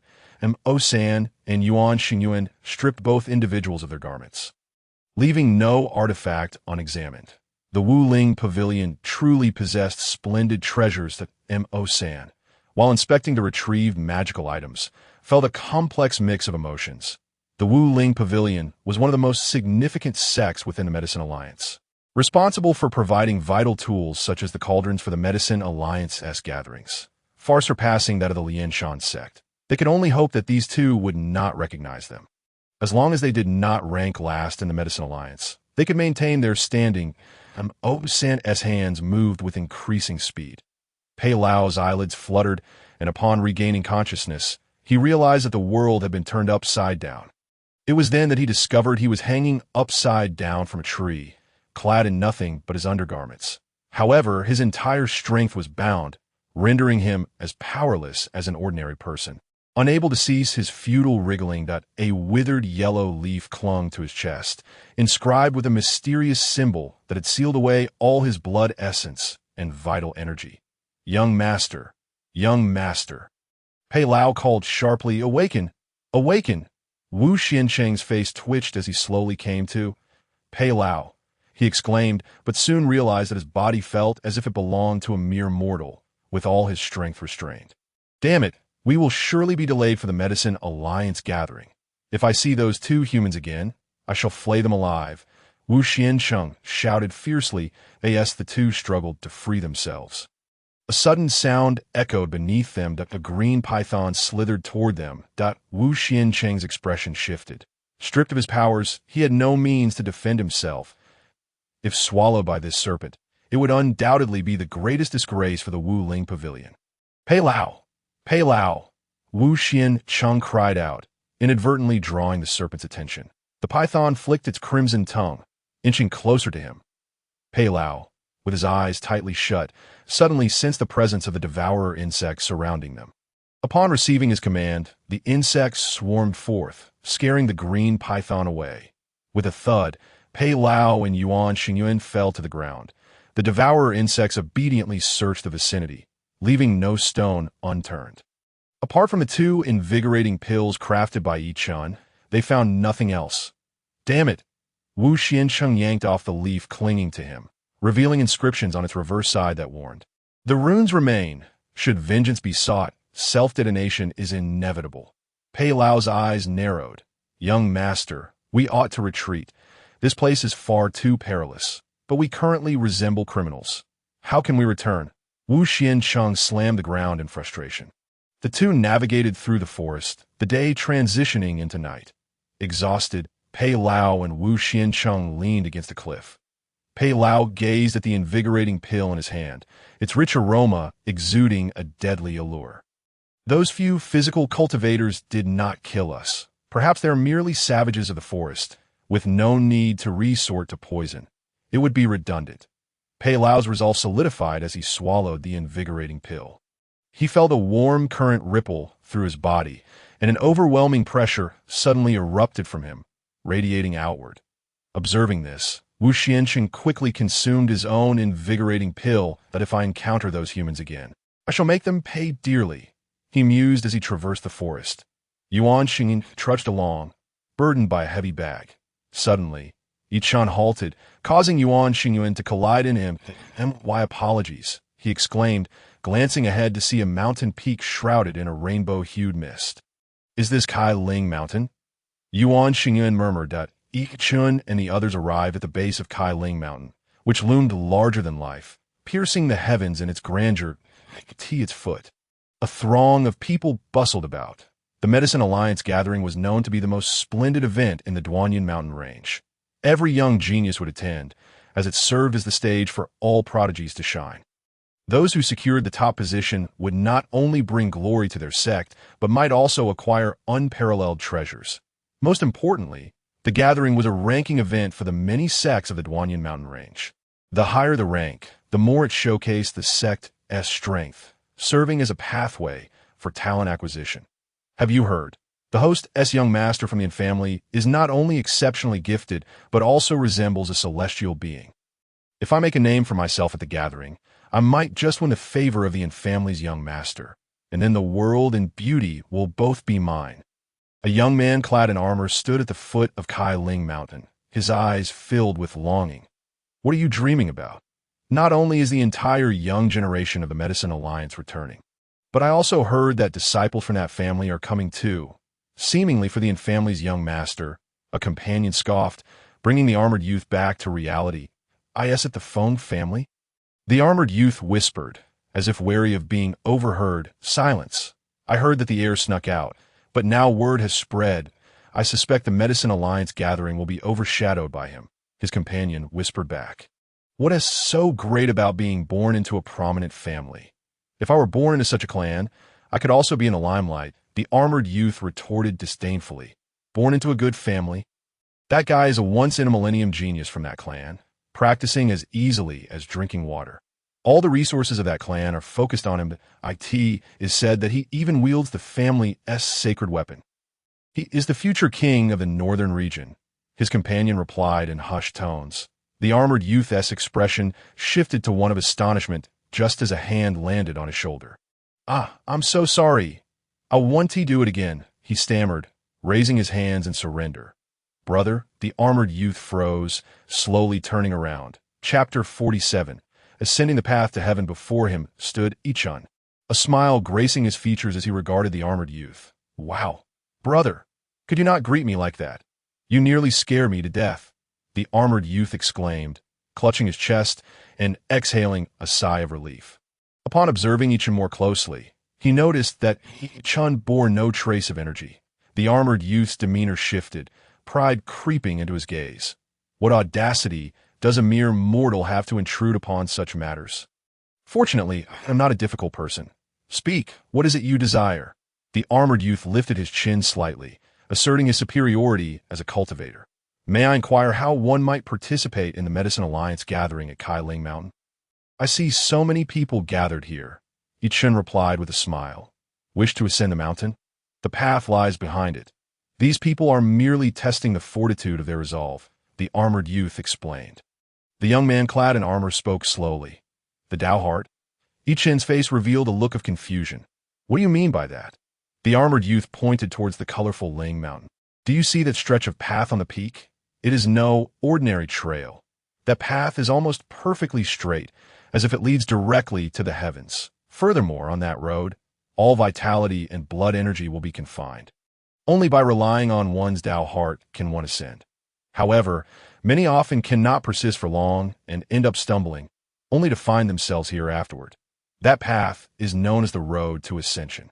The armored youth articulated each word as if filled with reverence. Every 10 steps radiates a rainbow light. Those who reach beyond 50 steps are enveloped by 5 brilliant rainbow lights at the summit of Ling Mountain, indicating that they are destined to tread the heavenly realm in this life. Those who surpass 100 steps achieve even greater feats, as the radiant hues illuminate the sky, which is also the origin of the name Colorful Ling Mountain. As a mere mortal, it is understandable that you have not heard of the road to ascension. However, even mortals can attempt it. It is not a genuine path to the mountain, but rather an illusion, rumored to be a trial left by a great cultivator who shattered the void during their ascension, specifically designed to test the mental fortitude of those aspiring to join the Xiao Ling Palace. If one's heart harbors demonic obstacles, one cannot ascend even a single step. Chen gazed towards Colorful Ling Mountain, and indeed, there was a path hidden within the clouds and mist, appearing exceedingly mysterious. With a mere thought, one can find themselves upon that path. How far one can go depends on the firmness of their Tao heart. It is said that the great cultivator who opened the road to ascension also walked it themselves. The armored youth extended his hands that I took 107 steps. Do you know what this signifies? Anyone who reaches 99 steps is destined to attain the realm of shattering the void in this lifetime. How impressive, Chen murmured. Then, how many steps have you taken, my friend? I have only taken 16 steps. But among cultivators, that is already a commendable realm. You mortals usually only manage to take one step, and if you harbor kind thoughts, you might take 2 steps, which is remarkable in itself that it is said that the greatest mortal has managed 10 steps. And that person was accepted as a disciple by the Xiao Ling Palace. The hint of envy flickered in the eyes of the armored youth. How wonderful it would be if I could enter the Xiao Ling Palace. Perhaps I could even bask in its glory. Yes, that's so. Chen nodded. Cultivators who surpass 50 steps are qualified to join the Xiao Ling Palace. But for mortals, 10 steps sufficed. That a trace of disdain danced in the armored youth's gaze. Participation is what matters. At your age, aspiring to cultivate is already late. Many can exist simultaneously on the road to ascension, but only the one who excels will be displayed upon the peak. The armored youth continued. Those rainbow lights signify the highest achievers. Yet the Xiao Ling Palace can see each individual clearly. Just then, a chorus of astonished gasps erupted from the crowd surrounding them. Heavens! 5 rainbow lights! Chen turned his gaze towards Colorful Ling Mountain and beheld 5 radiant rainbow lights swirling around the peak, a sight most splendid. That person is destined to step into the heavenly realm. The armored youth's eyes brimmed with envy. They will certainly be accepted into the Xiao Ling Palace. Then I shall take my leave, Chen said as he walked towards Yuan Xingyan and Imo San, who were not far away. Chen, along with Yuan Xingyan and Imo San, rounded to the rear of Colorful Ling Mountain. Indeed, there was a grand avenue leading directly to the summit. Just as they were about to enter, a figure halted them.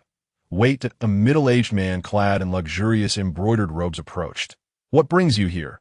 We are here to participate in the Medicine Alliance conference. We are from the Chaomu sect, Imo San replied. Chaomu sect? A flicker of disdain crossed the man's eyes. All sects participating in the Medicine Alliance conference must traverse the road to ascension. Only those who surpass 30 steps can attend this event. That is the Xiao Ling Palace's rule. You may leave now. Imo San's expression displayed hesitation. If your Tao heart is not resolute, you lack the qualification to tread upon Colorful Ling Mountain. Moreover, some sects are merely wasting resources by coming here. As they cannot even reach 30 steps, it would be better for them to pack up and return. The man waved his hand dismissively and turned away. Those who have traversed the road to ascension will bear colorful spiritual patterns on their foreheads. Each 10 steps corresponds to 1 pattern, and surpassing 3 patterns means you can ascend the mountain. The man stated abruptly. Though this is a lesser sect, do not think to employ petty tricks to deceive the Xiao Ling Palace. Chen nodded, leading the 2 back to the front of Colorful Ling Mountain. Izun, how do we ascend that road to ascension? Yuan Xingyan inquired, setting down his massive bundle. With a mere thought. Do you understand? Chen shielded his eyes and urged, hurry, the sky is nearly dark. Yuan Xingyan gazed at the path upon the mountain peak, feeling a stir within his heart, by the time he regained his senses. He had already found himself on a nearly vertical stretch of mountain path. Yuan Xingyan's surroundings were enveloped in a white haze, and the path above him seemed to connect with the heavens, with no end in sight. Cautiously, he began to ascend. 10 steps, 20 steps, 30 steps. Beyond 30 steps, Yuan Xingyan felt as if his feet were sinking into a quagmire, requiring immense effort to take each step. He had completely lost track of his count. The shadowy figure atop the peak suddenly revealed Yuan Xingyuan's form. "Brother, is that not your companion?" The armored youth emerged from the crowd, gazing at the towering mountain with awe. "Remarkable! He has already reached 4 rainbow lights. One more, and he will qualify for the Xiaoling Palace." Chen remained silent, merely watching intently. Suddenly, a rainbow light flared anew. 5 lights. The armored youth excitedly patted Chen's shoulder. "This child possesses remarkable talent." Chen nodded in agreement that on that cloud-enshrouded road to ascension, Yuan Xingyin felt that his body had reached its limits, yet a flicker of belief propelled him upward. Suddenly, Yuan Xingyin stepped into empty air. He began to plummet downwards, but fortunately, he quickly grasped the stone steps with his right hand. Gasps erupted from the crowd below as they witnessed Yuan Xingyin nearly slip from the road to ascension. Yet, he clung tightly to the steps, leaving the onlookers puzzled as to why he did not adjust his body to regain his footing, for the stone steps were clearly beneath him. It seems that he has reached his limit. "This child is worthy of being my guard," a young man remarked, confidence gleaming in his eyes as he observed the precarious Yuan Xingyin. "What arrogance! This is a person destined for the heavenly realm, yet only fit to serve as your guard." Laughter erupted among the crowd. He is accompanied by the Grand Elder of the Spirit Herb Valley. Someone recognized the elder beside the young man. The elder bore 9 embroidered spirit flowers, the highest symbol of status within the Spirit Herb Valley, and presently stood respectfully before the proud young man. Indeed, he must be Lu Qianming, the young master of the Spirit Herb Valley. Someone exclaimed in shock, "What? The alchemical genius of the Spirit Herb Valley, who has not emerged in a millennium? It is said that he can even concoct ancient elixirs." Voices of disbelief rippled through the crowd. He had personally come to attend the Medicine Alliance conference. "Young master, we should ascend the mountain first. Time is of the essence." The Grand Elder of the Spirit Herb Valley disregarded the clamor around them. "No need. I wish to observe the Tao hearts of these individuals." Lu Qianming chuckled lightly "I shall undoubtedly surpass 100 steps. Let colorful Ling Mountain emit 10 rainbow lights, illuminating the heavens." The young master of the Spirit Herb Valley is always so conceited. Laughter echoed from the nearby crowd as the crowd parted. A young man clad in splendid white robes approached slowly. "Who is he?" Someone murmured in the crowd that he is from the Yunhai sect. A sharp-eyed individual recognized the symbol embroidered on the young man's robe, which depicted a cloud adorned with spiritual patterns, the emblem of the Yunhai sect. A wave of astonishment surged through the crowd. Such a figure has come to attend the Medicine Alliance conference. My heavens, I have heard that these illustrious individuals have come this time to meet someone from that family. No wonder at past Medicine Alliance conferences, these prodigies wouldn't even glance at the event. "Gaolan." Lu Qianming furrowed his brow. "Are you looking down on me? There is no need. On colorful Ling Mountain, the road to ascension is the best proof. If you wish to prove that you are better than I, then go ahead and try. Stop frowning like a giant infant. It seems you need to bring an elder from home to attend the Medicine Alliance conference. What? Are you afraid someone will harm you? Or does someone from your family need to personally participate in the event?" Gao Lan chuckled softly. Lu Qianming's expression darkened. "Just wait for me." At that moment, when tensions between the two were palpable, a radiant arc of light once again illuminated the sky. 0.6 beams. Remarkable. It is destined that he will be accepted as a disciple by the Xiaoling Palace. A flickering shadow appeared beside Chen, Yuan Xingyuan. His legs buckled, nearly causing him to collapse to the ground. The path to ascend to the heavens had triggered his inner demons after just 60 steps. Suddenly, Yuan Xingyin found himself engulfed in a sea of corpses and blood, with monstrous creatures soaring above him, their skeletal wings casting ominous shadows. The ground beneath him felt as though it were congealed from blood. In an instant, countless bloody hands emerged from the earth, grasping at his ankles. Yuan Xingyin was struck with terror, losing consciousness momentarily, only to awaken at the foot of the mountain. Elder Mo, he saw Chen place a finger to his lips, prompting Yuan Xingyuan to quickly correct himself. "Senior brother, Very good. You've taken 66 steps." Chen nodded. 66 steps? Yuan Xingyan exclaimed in surprise. "That's quite a lot. That guy went down. Keep an eye on him." Lu Qianming fixed his gaze on Gaolan. his thoughts shifting as he vanished from sight. Everyone turned their attention toward the pinnacle of the Kai Ling mountain. Soon, 5 beams of light illuminated the sky, revealing Lu Qianming's figure on the path to ascend to the heavens. My heavens, that was quick! Truly a genius rarely seen in the Spirit Herb Valley, exclaimed a bystander. 5 beams of light have appeared so soon. I wonder how many more will follow. He is surely the next leader of the Spirit Herb Valley. No wonder the elder is personally watching over him. Someone murmured in the crowd. 6 beams, 7 beams, 8 beams. The crowd collectively gazed at the mountain's peak, where 8 distinct beams of light shimmered with vibrant colors. Illuminating the sky. 9 beams. A tremor filled the voice of someone in the crowd. My heavens, am I dreaming?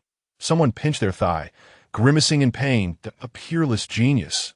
9 beams. Meanwhile, Lu Qianming on the path had reached his limit. Countless illusions swirled within his consciousness, and he could bear no more. His foot slipped, and he fell from the path. A pallid Lu Qianming reappeared at the base, 9 colorful spirit patterns emblazoned on his brow. He gazed at the 9 beams of light blooming from the mountain peak and couldn't help but chuckle softly. So close, yet still far stronger than the elder. The great elder of the Spirit Herb Valley revealed a tender smile. Remaining silent, 93 steps. Remember that, Gao Lan said, his white robe billowing as he vanished from sight. The higher one ascended the path, the longer the beams of light would remain. Beams like those 9 could last for several months, signifying the strength of the individual. Soon, Gao Lan's figure appeared before everyone. 6 beams, 7 beams, 8 beams, 9 beams. Gao Lan stood at the 93rd step, just 1 step away from surpassing Lu Qianming. Lu Qianming's expression darkened further as he fervently hoped for Gao Lan to fall. However, despite his trembling form, Gao Lan slowly lifted a foot and stepped on the 94th step. 94 steps. Surpassing the young master of the Spirit Herb Valley, more powerful than him. The uproar of voices rose and fell. Lu Qianming's face darkened ominously, the murmurs of those around him becoming increasingly grating. Silence. Lu Qianming shouted furiously, and the clamor ceased abruptly. Gao Lan's figure flickered, nearly collapsing. No, I still have 1 step more than you. Though panting, Gao Lan wore a warm smile. Chapter 49. The end of the path to ascend to the heavens. He still remembered the count of steps, someone in the crowd exclaimed. Lu Qianming shot a dark glance at that person, who promptly fell silent. Just wait and see. At the Medicine Alliance conference, I will prove I am stronger than you. Lu Qianming clenched his right fist, seemingly showcasing his strength. Amid the ongoing tumult, a fierce wind suddenly swept through the crowd. From beneath the setting sun in the west, a colossal beast soared toward Kai Ling Mountain. This gust was stirred by the creature's vast wings. On its back stood a tall young man, seemingly unfazed by the beast's speed, bathed in the golden light of the setting sun. The young man resembled a celestial being descending to the mortal realm. Instantly, the crowd fell silent. The beast landed with a powerful flap, causing people to scatter in avoidance. The young man leaped down, revealing a handsome face, his long hair tied back with a golden feather. His robe was exquisitely embroidered with intricate wind patterns, rendering Lu Qianming and Gao Lan insignificant by comparison. The young man's countenance radiated warmth, evoking the feeling of a gentle spring breeze from a distance. A group of figures rapidly approached the young man.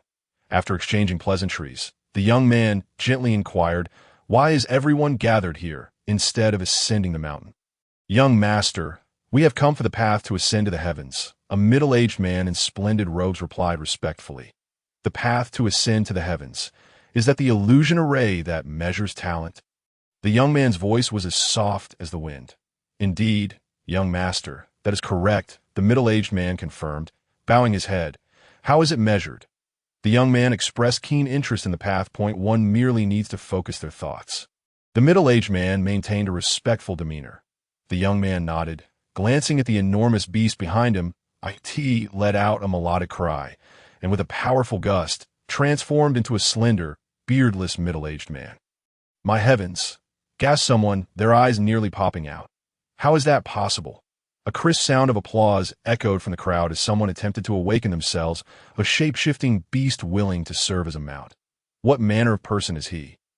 A few in the crowd tried to gauge the shapeshifter's strength but could only sense a swirling wind enveloping the creature, leaving its depths unknown.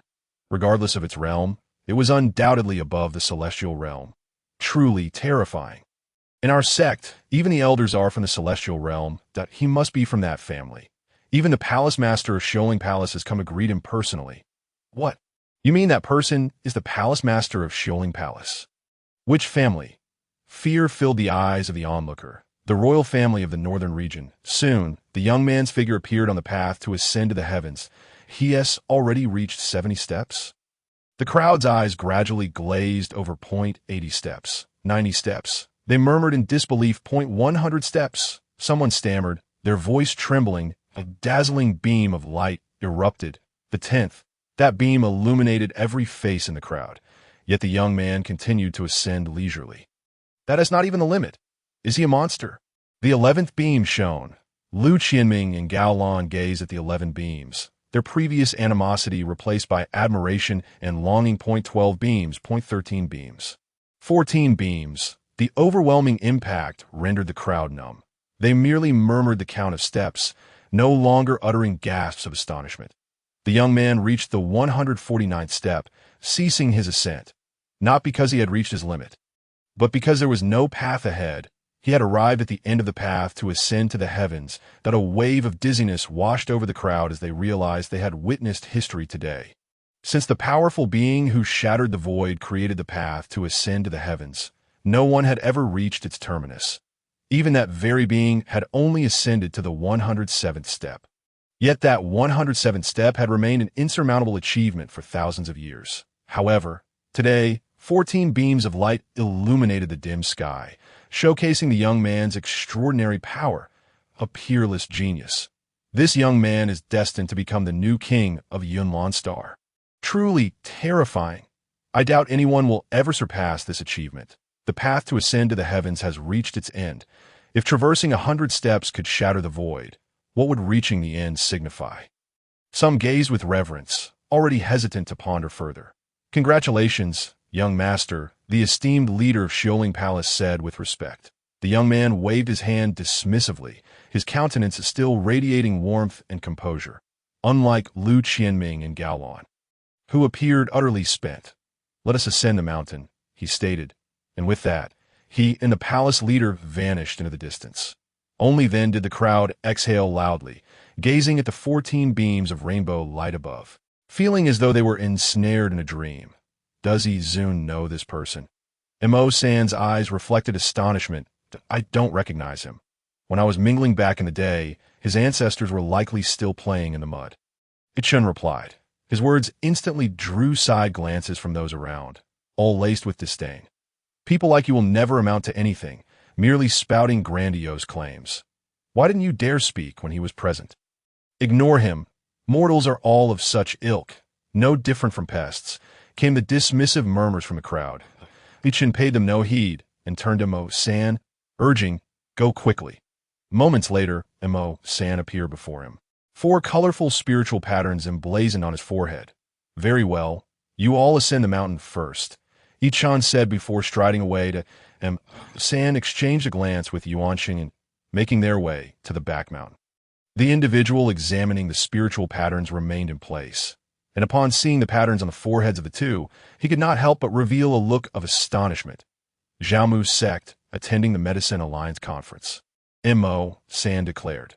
After a careful inspection, the person permitted them to enter the Kaijing Mountain. As he watched their retreating figures, he muttered, Zhaomu's sect, such a cursed place, has nearly become the coveted morsel of others. I never expected it could yield such talent. Truly peculiar. Chen wandered into a secluded grove, noticing the absence of others, and called upon Gu Mo. A haze of chaotic energy coalesced from void. Gu Mo materialized before Chen. Yi Zun, Chapter 50.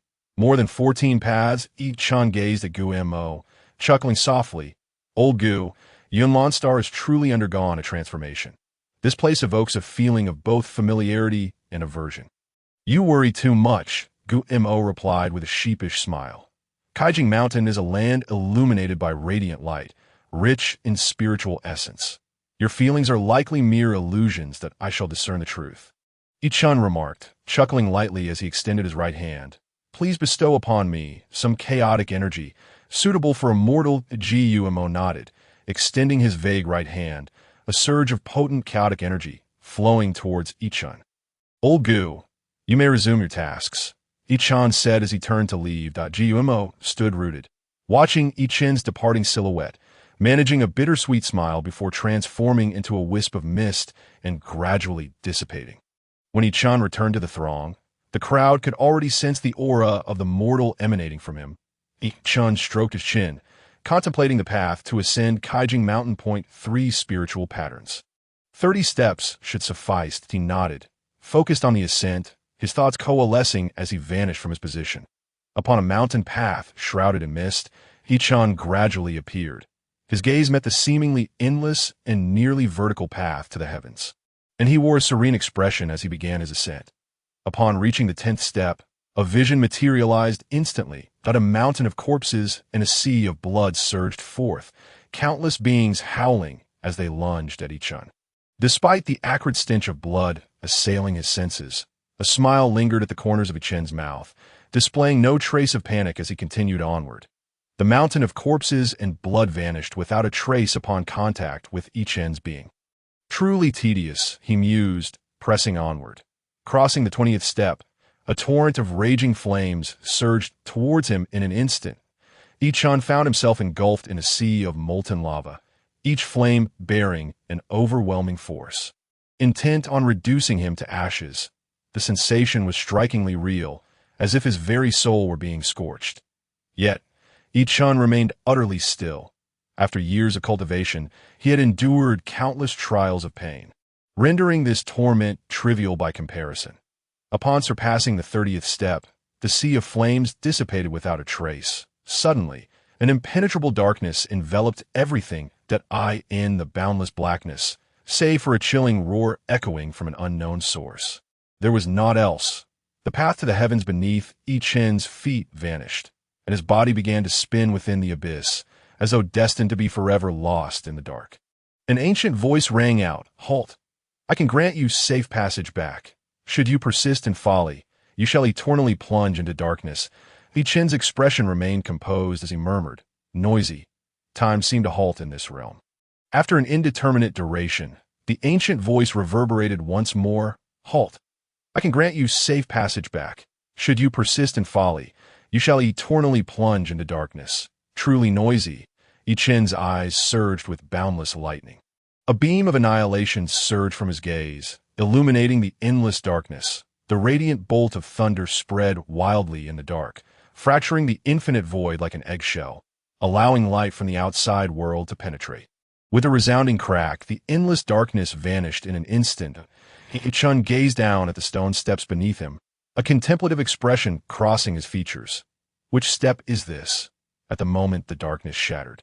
The colorful spiritual patterns on the foreheads of all present flickered briefly, and a sudden uproar arose from beneath Kaijing Mountain. "Look! Look! There is someone on the path to the heavens," someone shouted, pointing excitedly. "What a fuss! Anyone who reaches beyond 50 steps will appear," came the derisive response from the crowd. "Indeed, no one can compare to that noble gentleman.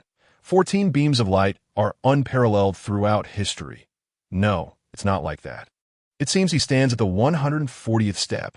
Another person's incredulous expression suggested his jaw might drop. "What? Impossible!" A cacophony erupted among the crowd, all eyes turning skyward towards the path to the heavens. "Indeed, he has merely 9 steps left to the end, precisely mirroring that noble gentleman's ascent." Someone shouted, "Impossible! What manner of creature is he?" Some slapped their own faces, attempting to convince themselves this was merely a dream. But the stinging pain confirmed its reality. How could this be? How could he leap over 50 steps, directly arriving at the 140th step? Others rubbed their eyes incessantly. All false, all false. Some trembled, their voices quivering. Everyone beneath Kaijing Mountain turned their gaze towards the figure on the path to the heavens.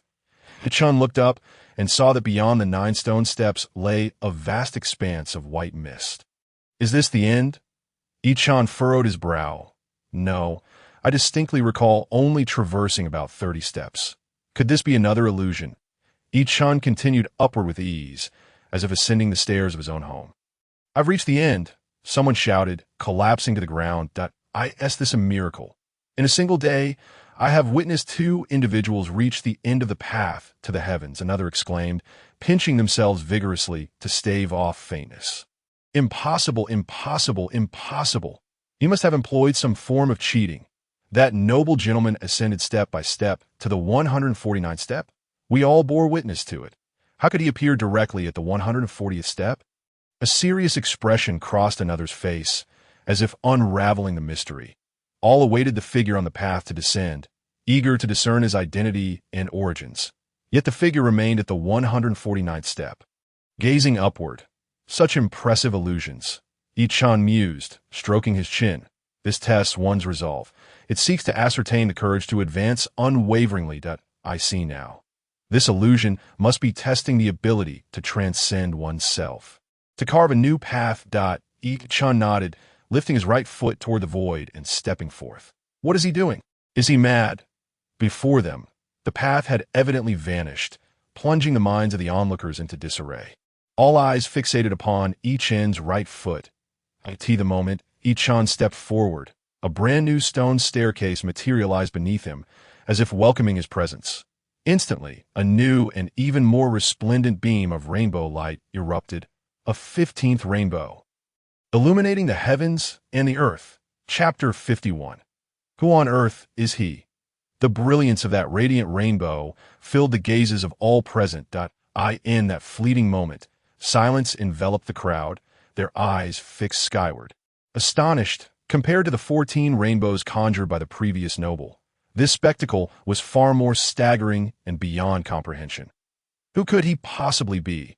This question flashed through nearly everyone's minds. Whoever could summon the 15th rainbow would undoubtedly become a sovereign of a star realm.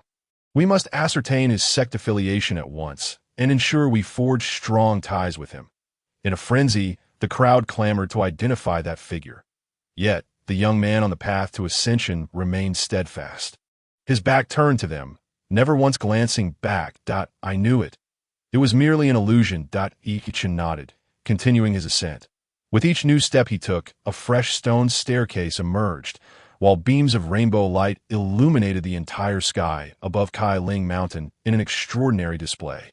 The crowd seemed entranced, no longer counting the young man's steps or the number of surrounding rainbows. They stood with mouths agape, gazing at the youth as he ascended step by step. The sky was awash in radiant hues. Within a lush grove, a girl, with a blade of grass clenched between her teeth, leaned against a towering tree, gazing at the myriad stars. Suddenly, beams of rainbow light ignited the sky, transforming it into a kaleidoscope of colors. Obscuring the stars above, the girl's enchanting eyes widened in astonishment, causing the grass to drop from her mouth. In a magnificent palace. The matriarch of Ling Palace was engaged in light-hearted conversation with the young man who had arrived, riding a mythical beast. You must be weary from your journey. Young Master Feng take a moment to rest tonight. The Medicine Alliance conference will commence tomorrow. The matriarch smiled. I apologize for the intrusion. I am truly grateful for your hospitality these past days. The young man replied, just as a brilliant light flooded in through the window, illuminating the palace. Conversations halted abruptly as everyone turned their gaze to the sky. The young man who arrived on the mythical beast stepped out of the palace. Observing the spiraling rainbow lights above, his expression turning serious. Impossible. The matriarch of Ling Palace exclaimed. The young master has clearly reached the end of the path to ascension. How could new rainbows appear? Before she could finish, another dazzling rainbow ignited the sky. There must be something amiss on the path to ascension, she declared, turning to the elegantly attired elder beside her. Quickly, go investigate who it is. Not far from Ling Mountain, Wu Xiancheng, an elder Pei, clad in simple garments, hurried toward the mountain. Fortunately, we encountered a dying Xianxian beast. Otherwise, we wouldn't have had enough vitality to make it here. Wu Xiancheng remarked. The Medicine Alliance conference is set for tomorrow. Just in time, Elder Pei replied. As they crossed the dense forest, Wu Xiancheng, an elder Pei, suddenly halted, staring blankly at the sky above Kailing Mountain. The dazzling light was so brilliant it illuminated their faces that Wu Xiancheng gazed upward, entranced by the myriad of rainbow lights. "Impossible!" Elder Pei exclaimed. "Could it be some esteemed figure? Indeed, that esteemed individual must belong to a prominent family. His path is destined to transcend the void, for only such a person could achieve this level of mastery." Elder Pei asserted, channeling his vitality, that we must hurry. We still have a chance to witness that esteemed individual's presence. Wu Xiancheng and Elder Pei quickened their pace, racing toward Kailing Mountain. Suddenly, Chen halted, pondering, wait, why does this illusion seem endless? He eventually came to a stop, prompting someone in the crowd to swallow hard. Phew! Another sighed in relief, having held their breath to the point of fainting. Is it over? Someone murmured, dazed. Have we just witnessed history? I simply wish to know who that person is.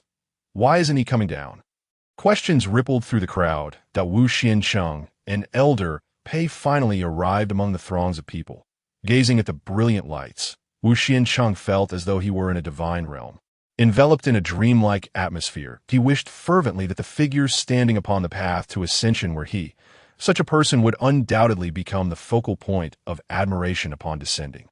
Attracting the favor of all families within Yunlan Star, or the young master of Kailing Palace, he would surely become akin to a maid, serving at his side. A sovereign capable of shattering the void and commanding the stars filled Wu Xiancheng's eyes with envy. Is this truly the young master of the Feng family? Indeed remarkable, he exclaimed. Long live the young master of the Feng family. However, the surrounding crowd cast him peculiar glances. Who is this fool? Look at his attire. He's just a country bumpkin. Laughter erupted among the crowd. Hey kid, that's not the young master of the Feng family. He ascended the mountain this morning. You really are a few steps behind. Huh, you look like a simpleton. Fury washed over Wu Xiancheng's face. Nonsense. Do you know who I am? I am Wu Xiancheng, the young master of the Wu Ling Pavilion. Haha, if you are the young master of the Wu Ling Pavilion, then I am the young master of the Feng family. Look at your attire. You reek of poverty, like a beggar, came the derisive reply. Just as Wu Xiancheng was about to retort, another uproar surged. Drowning out his voice, the path's end, the figure that had been concealed within the mist began to materialize. Wu Xiancheng stared at that silhouette, feeling an unsettling familiarity. Quick, remember his appearance. If we find him, it would be an opportunity of a millennium for our sect. The sect leader commanded. Spare no effort to win him over. Amidst the clamor of the crowd, Wu Xiancheng's mind fell into an abyss of confusion.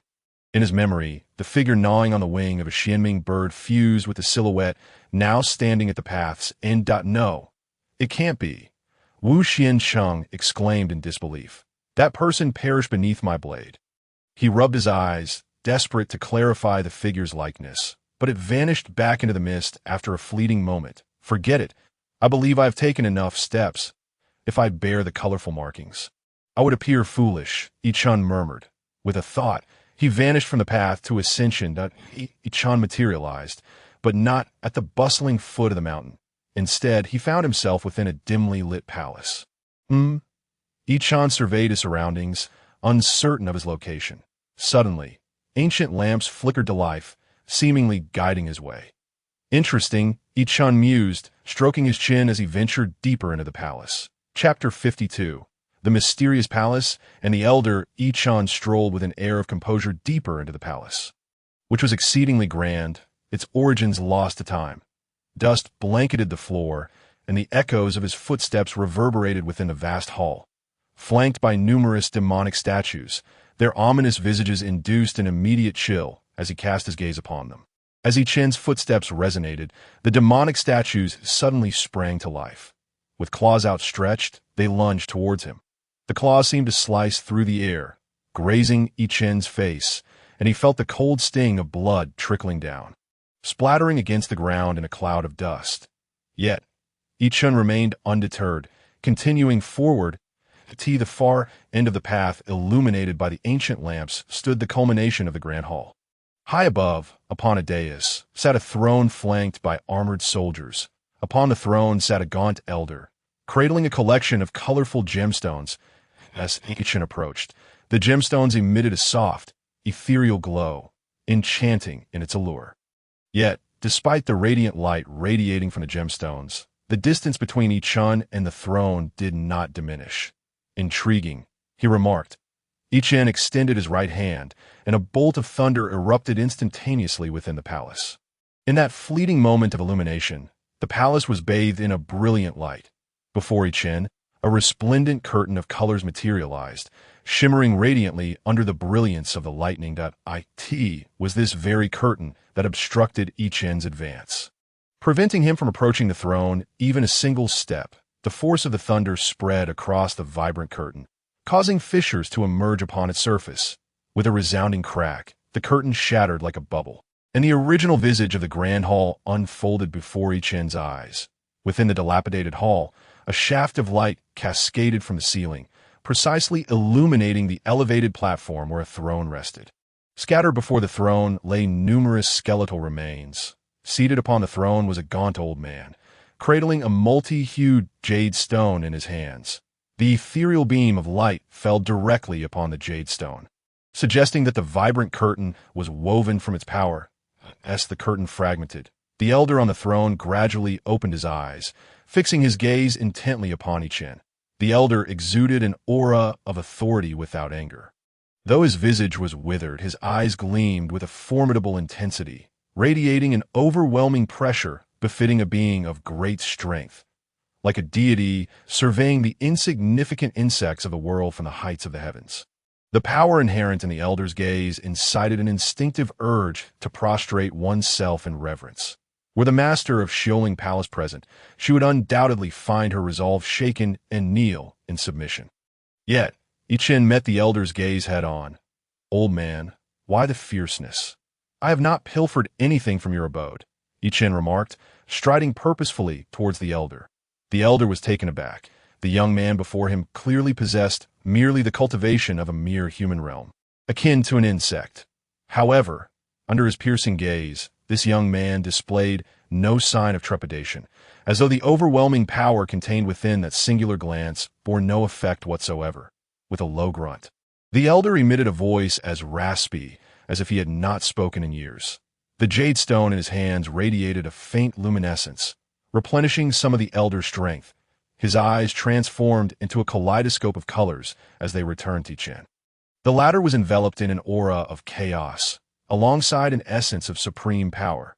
The chaotic aura was alarmingly familiar to the elder. "Gu, you are Gu Zun's?" The elder's lips remained motionless, yet his voice rasped forth from his throat. "Did you just say old man Gu?" Chen chuckled lightly. "You recognize him?" The elder, whose unwavering resolve had been honed over years of experience, now showed signs of fracturing. Who exactly was this young man, daring to refer to Gu Zun as old man? Gu Zun was a godlike figure among the Yulan star, and any disrespect could lead to catastrophic consequences. The elder's eyes narrowed slightly, his demeanor calm as a mountain, yet his heart churned with turmoil.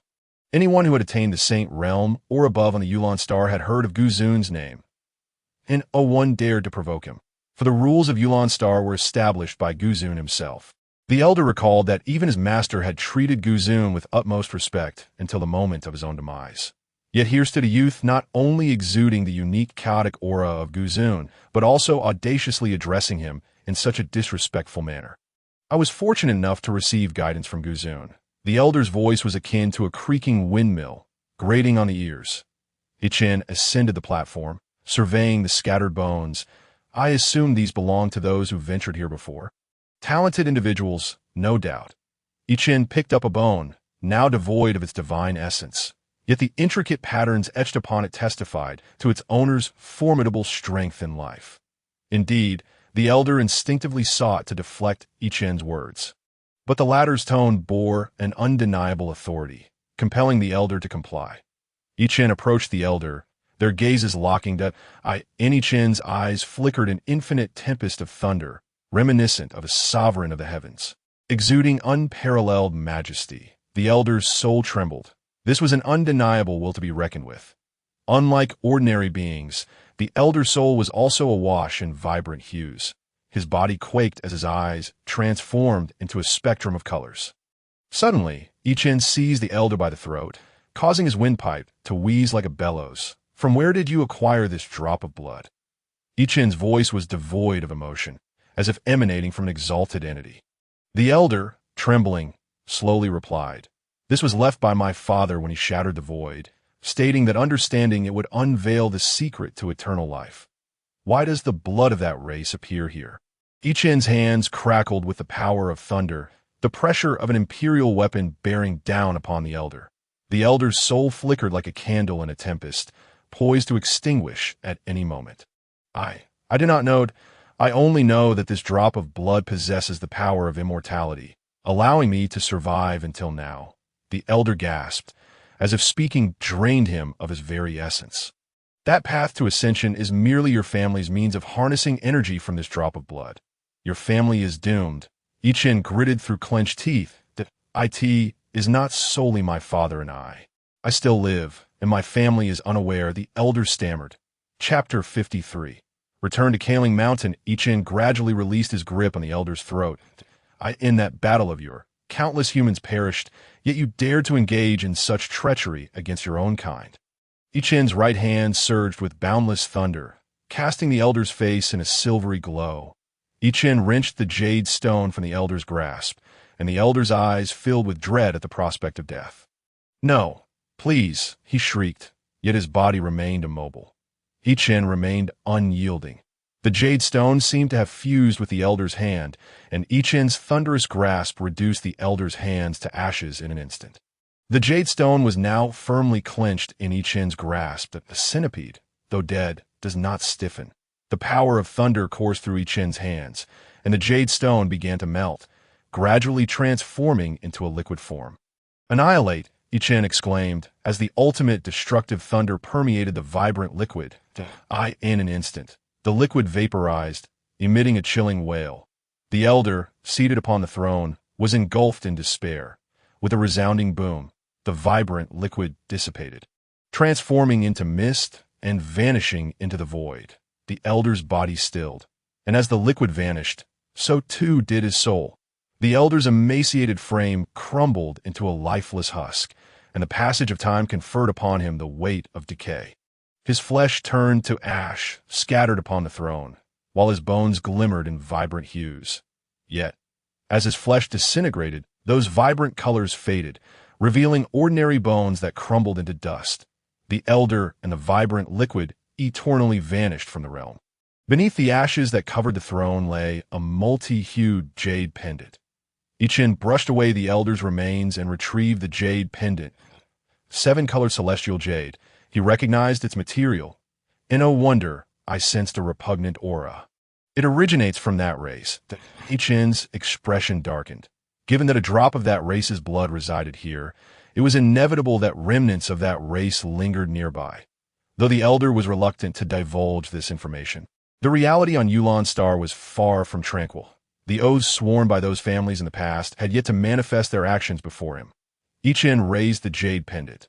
The shaft of light cascading from the palace's apex illuminated the pendant, revealing the character etched within, surrounded by intricate symbols. "The infamily," Chen murmured.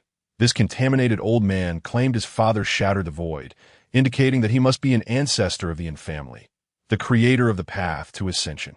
If his father understood that this drop of blood could grant humanity eternal life, he must have glimpsed the secrets of that race, that it was possible that his father had also succumbed to corruption, implying that the bloodline of the infamily might be tainted as well. Chen's eyes crackled with unending thunder. "If the infamily bore the blood of that race, I shall ensure their complete annihilation, casting their souls into the endless void." As soon as Chen's words fell, the girl, lost in admiration of the dazzling rainbow sky, suddenly sneezed. In that instant, she became acutely aware, her eyes twinkling with vibrant colors. Surely, the path to the heavens must be malfunctioning. Leaning back against the tree once more, she mused that perhaps it wasn't so bad. The resplendent hues of the sky were indeed a sight to behold. "Young master," a figure concealed in the shadows announced, "the heir of the Feng family, Lingyu, is waiting for you. Don't be ridiculous." "Uncle Yi," You're trying to deceive me again. The girl turned her gaze to the side in displeasure. This is the family head's directive. The shadowy figure replied respectfully. I understand, she said, lazily waving her slender right hand towards Uncle Yi. I'm feeling a bit tired right now. I'll come after a short nap. Young master, I understand. There was a hint of ire in her voice, and deep within her enchanting eyes flickered a kaleidoscope of light. The tone she employed bore an air of supreme authority that caused Uncle Ye's soul to tremble momentarily. With a pained expression, Uncle Yi nodded silently before vanishing into the shadows. Chen gazed up at the radiant beam of light. Atop the palace, numerous thick tree roots sprawled out, seemingly having existed for countless eons. Some even reaching the ground. In the midst of those roots lay a patch of mottled brilliance, and in the distance, a tapestry of vibrant colors shimmered spectacularly. Chen tucked away the seven-colored jade pendant, grasped the tree root, and began to ascend.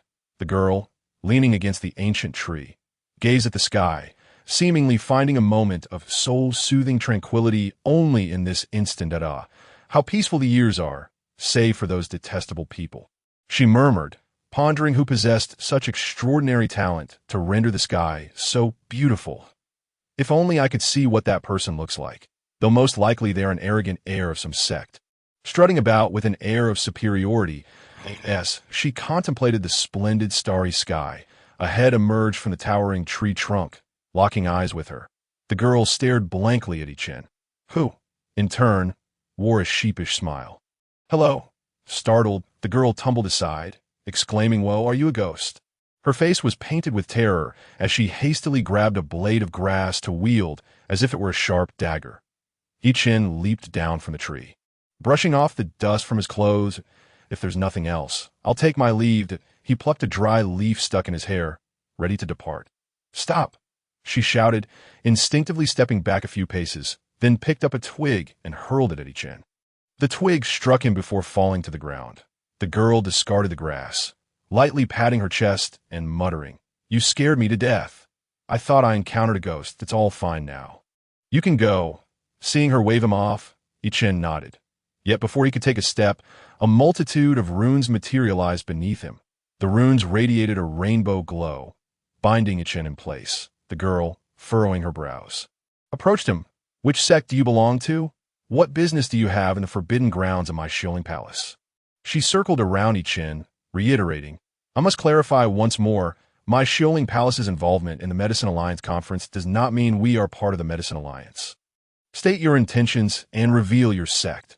Your actions bring shame upon your sect. She glared at Chen, her beauty marred by a fierce demeanor, revealing that beneath his handsome exterior lay unsavory deeds. Chapter 54. What constitutes illusion? Chen offered an awkward smile, momentarily at a loss for words. You still dare to smile? The girl suddenly exuded an overwhelming pressure from the heavenly realm, bearing down upon Chen. Speak, which sect do you hail from? Her voice was devoid of emotion, laced with a peculiar rhythm, and her eyes shimmered with the power of the soul. Anyone who dared to meet her gaze would find themselves ensnared in an illusion. The illusion she wielded was evidently a form of mysterious sorcery. Xiaoling Palace was renowned for its illusions within the Duanyan mountain range, and only those of exceptional talent were deemed worthy of studying there. The girl, appearing only a year or two younger than Chen, possessed cultivation at the mid-level of the upper clear sky, capable of contending with the formidable elders of various sections. Even the heirs of the Medicine Alliance's sects paled in comparison. Tell me, the girl said, her expression earnest. Though her features were delicate, they radiated an imperious queen-like authority. Chen's gaze grew vacant as he stared at her. Her eyes brimmed with confidence, and dealing with someone of Chen's mere human realm cultivation seemed effortless. Even the elders of Xiaoling Palace would struggle to match the depth of her illusions. Moreover, her cultivation was second only to the palace master of Xiaoling Palace. Given time, she would reign supreme in Yunlan Star. Your illusion is quite impressive, Chen remarked, a smile curving his lips. What? The girl's face expressed a moment of bewilderment, her eyes turning hollow. Chen stepped forward, moving beyond the shimmering circle of runes. The binding force that ensnared him would likely exhaust considerable time and soul energy for anyone of the same realm. Yet Chen traversed it with ease, as if it were inconsequential.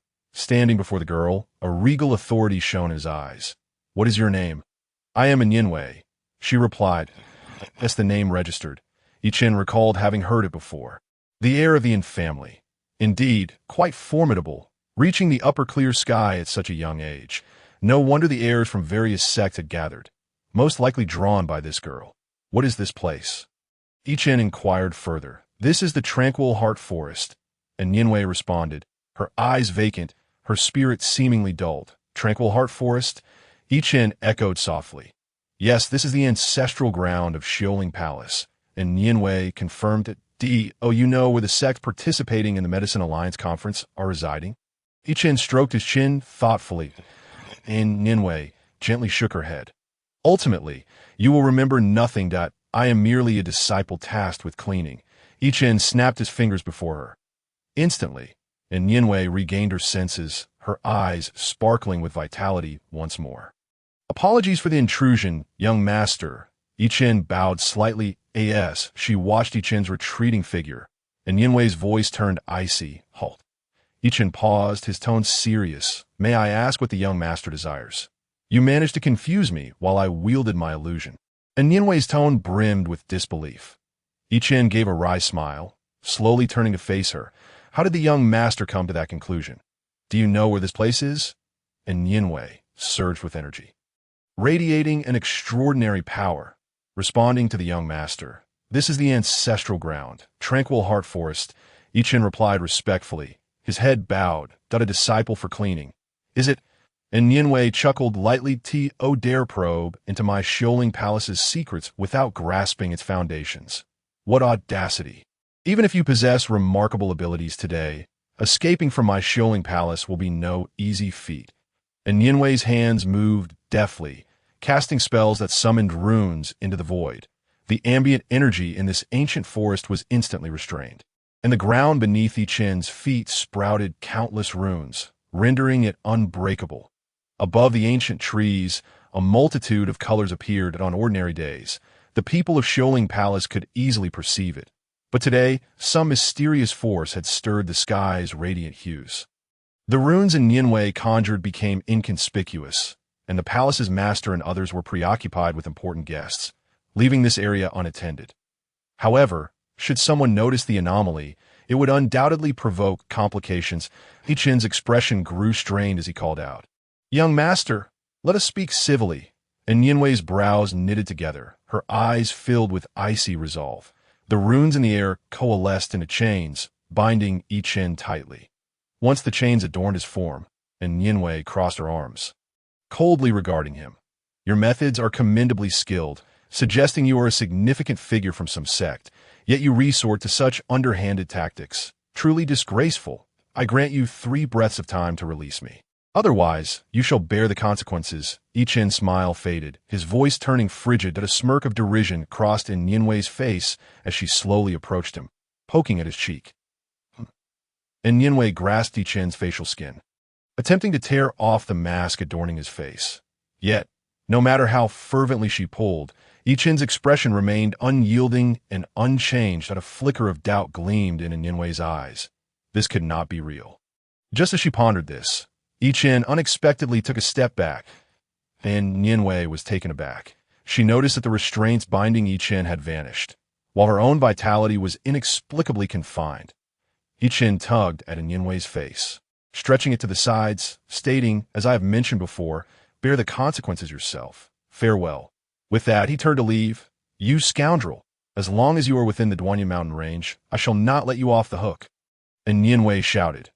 Chen halted abruptly, turning to face her, his eyes cold and devoid of emotion, resembling a merciless demon. That a twinge of panic surged within Yinwei's heart. Chen approached her and slowly crouched down. "What are you doing?" And Yinwei's body was ensnared within the very bind she had set, rendering her immobile. Chen gradually rose, placing a leaf upon her forehead. This leaf bore the inscription of a vow rune. "Should you remove it, it signifies your agreement to bind yourself to a vow, pledging not to betray me during my time on Kaling Mountain. Otherwise, this rune shall ignite alongside your soul. That if you disagree, simply keep this leaf affixed to your forehead." Chen tugged at Nianwei's face once more, remarking that pulling at someone's face was quite rude. Chapter 55. The Medicine Alliance conference commences as Chen's figure receded from view. And Nianwei could only hope that someone would come to witness her plight and release her from her confinement. However, she was accustomed to solitude in this place, even urging Uncle Yi to depart earlier. And Nianwei's mind swirled with curses aimed at Chen until dawn broke. Yuan Xingyin and Mo San sat within chamber when suddenly the door swung open. Chen stepped in leisurely. Izuan, Yuan Xingyin and Mo San hurriedly stood. Where are your colorful patterns? Chen inquired, his expression one of curiosity. Does Izuan not know? It is rumored that a mysterious figure not only reached the pinnacle of the path to ascension, but also forged a new path. Mo San's face was still etched with disbelief, realizing the magnitude of that person's resolve as they emerged from the vibrant rainbow light. Yet, after leaving the path to ascension, this individual did not appear at the foot of the mountain. Leaving many speculating about their identity, Yuan Xingyan looked towards Chen. Indeed, the young master of the Feng family from the northern domain, remarkably gifted, has reached the end of the path to ascension, 149 steps. 14 beams of rainbow light illuminating the sky. Mo San felt as though he were lost in a dream. This indicated that the young master of the Feng family was destined to be a prominent figure in Yunlan Star's future. However, this mysterious individual had not only reached the end, but had also paved a new road. Could it be that person is Izuan? Yuan Xingyun inquired softly to me. A playful smile danced across Chen's face. I am uncertain. Mo San produced a set of garments. These are the attire worn by disciples of the Chaomu sect attending the Medicine Alliance conference. The next steps are yours, Izuan. Chen nodded and turned to Yuan Xingyan. You must strive as well. Yes, Yuan Xingyan affirmed earnestly. The following day, the sky remained awash with vibrant rainbow light, casting a kaleidoscope of colors over Kaling Mountain. In front of the Grand Hall lay a spacious plaza. The master of Kaling Palace stood before the hall, gazing at the vast sea of people below. It was truly a privilege for Xiaoling Palace to host the Medicine Alliance conference. The master of Xiaoling Palace surveyed his old friends nearby, expressing gratitude for their journey from afar. Elder son of the Rixin sect, Master Gao of the Yunhai sect, and Elder Gua of the Lingyao Valley were introduced, along with myself and Dao Yuan, the master of Xiaoling Palace. The purpose of this Medicine Alliance conference was to invigorate the alliance. The last 3 participants would be eliminated, and I hope each sect takes this matter seriously, and Dao Yuan announced. This trial will involve disciples from the Xian realm competing, with me personally setting the challenges. Any who fail to refine will be eliminated. Let us begin. And Dao Yuan and several elders took their seats in the hall, overseeing the plaza. Participants of the Medicine Alliance conference stood in the plaza. Wu Xuanqing was scanning the surroundings when suddenly a familiar figure caught his eye. Wu Xuanqing widened his eyes in shock. Elder Pei. Elder Pei followed Wu Xuanqing's gaze and spotted Chen standing among the disciples. Anger flickered in Elder Pei's eyes, but he suddenly recalled the inscription on the leaf, an explosive rune that was nearly impossible to find in the chaotic realm. Damn it! Wu Xuanqing's eyes burned with fury, realizing they were disciples participating in the Medicine Alliance conference. This time, I will ensure they face consequences. Although I cannot act openly, I shall resort to covert methods. Wu Xuanqing glanced towards Elder Pei. A striking figure appeared beside the palace. Shaoan, it's been years. You have become quite beautiful. At a prominent figure the sect warmly regarded, and Nianwei smiled faintly. Greetings, esteemed seniors. Come, sit beside the young Master Feng. You both are the future luminaries of Yunlan Star. Unbeknownst to us, we have aged. Feng Lingyu took a seat beside Dao Yuan, and upon hearing his words, he smiled mildly, exuding an extraordinary aura. And Nianwei offered an apology. I beg your pardon, esteemed seniors, that I am feeling somewhat unwell today. I shall take my leave to rest. Lin's expression darkened, just as Nianwei was about to deliver her premeditated excuse to exit this tedious conference. Her gaze shifted to Chen, who appeared remarkably composed in the plaza. Is he that a surge of anger flickered in Nianwei's eyes as she coldly seated herself beside Feng Lingyu. Miss Nianwei, do you feel unwell? I can have my subordinates bring you some supplements. Feng Lingyu gently offered, and Nianwei fixed her gaze on Chen, remaining silent. Feng Lingyu's eyes flashed with a hint of awkwardness, prompting him to cease speaking. This child has always been like this, and Dao Yuan explained. The first round of trials shall now commence.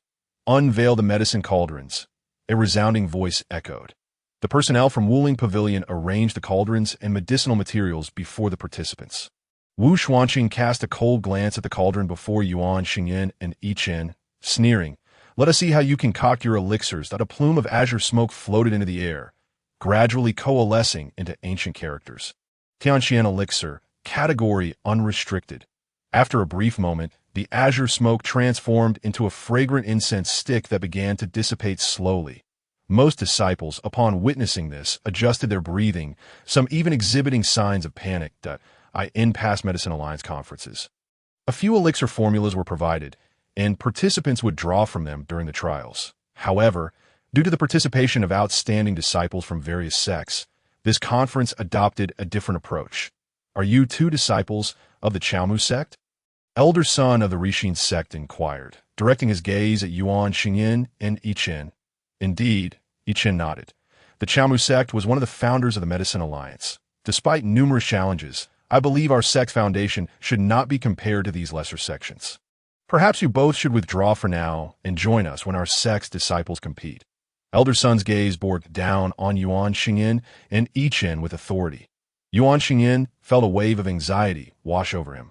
Glancing towards Chen, "I will follow your command." Chen and Elder son exchanged glances, their expressions composed. Elder son suddenly perceived a flicker of lightning within Chen's eyes, a flash that caused his very soul to tremble, as if instinctively gripped by fear.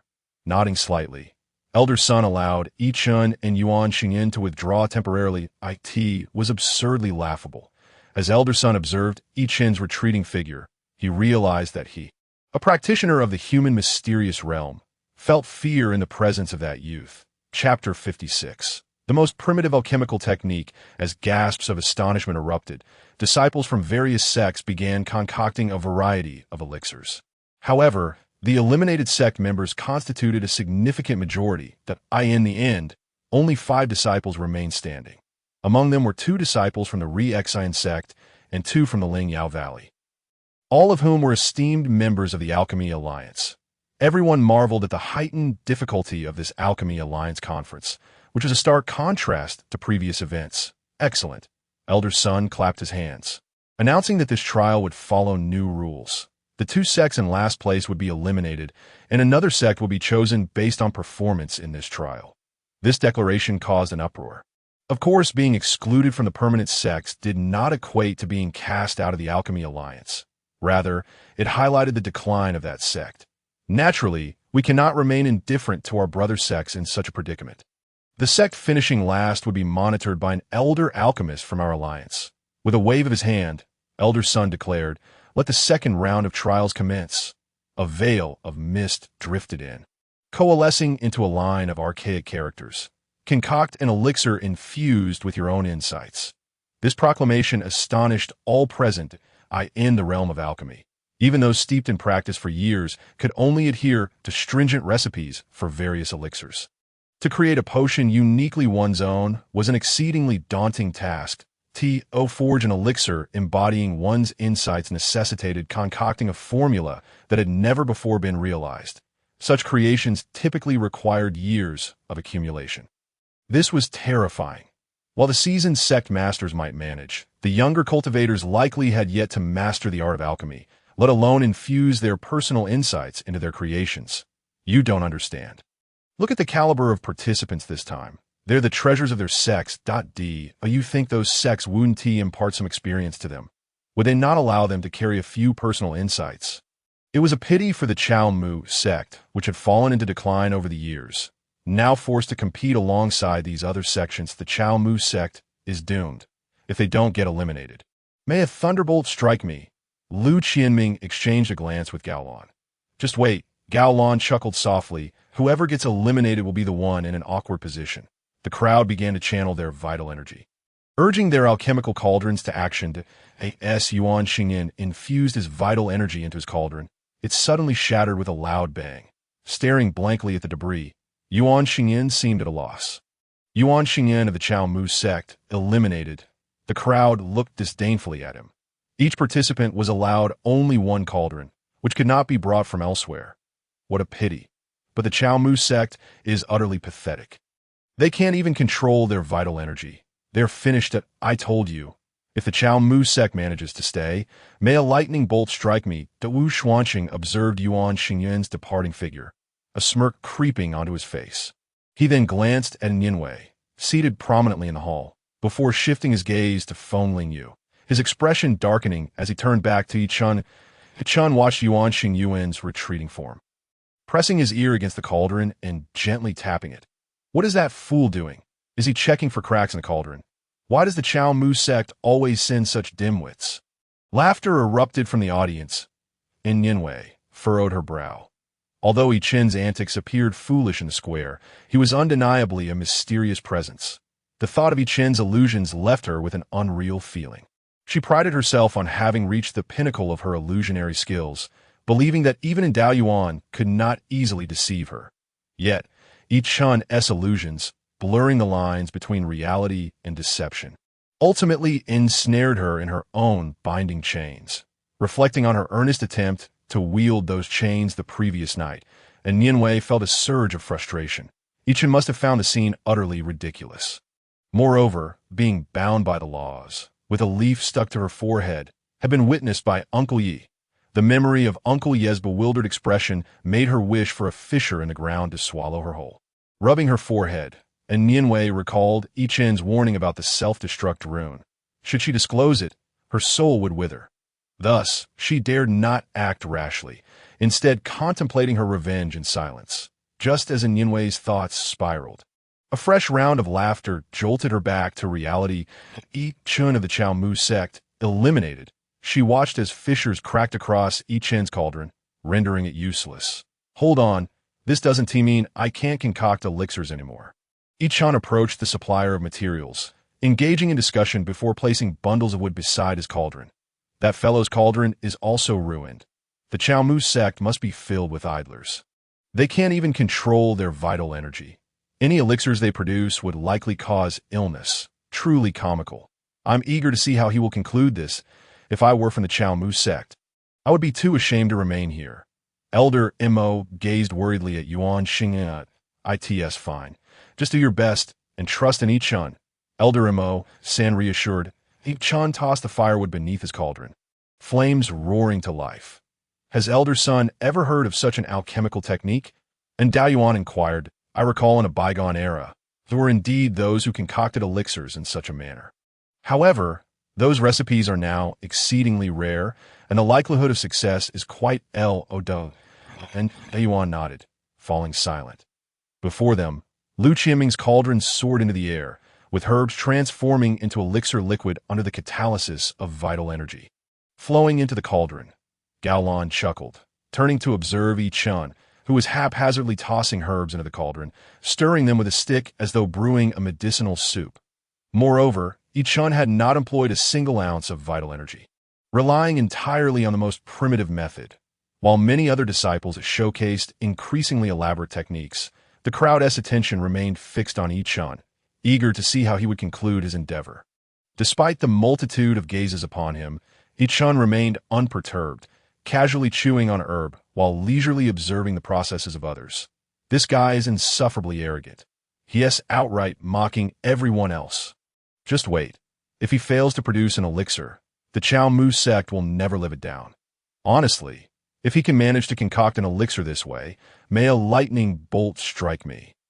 And Yinwei frowned at Chen, who seemed to sense something, turning to meet her gaze, placing a finger to his lips and smiling faintly.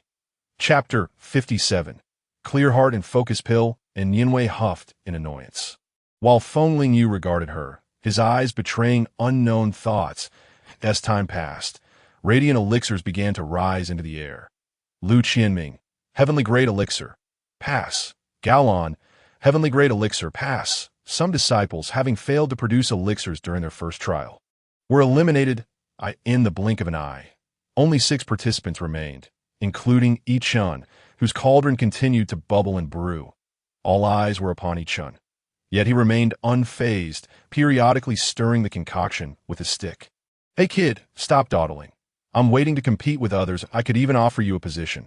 You could join my Yaoling Valley as a disciple," Lu Qianming declared impatiently, arms crossed. Chen snorted lightly, replying, "How juvenile." Lu Qianming frowned, about to retort, but then glanced at the elders seated in the hall, suppressing his ire. "You can do it. I'm curious to see what you'll produce if you fail to yield results and waste our time. Do you know what consequences await you?" Lu Qianming's voice turned cold. "No need for your concern. If you're so idle, why not help me stir?"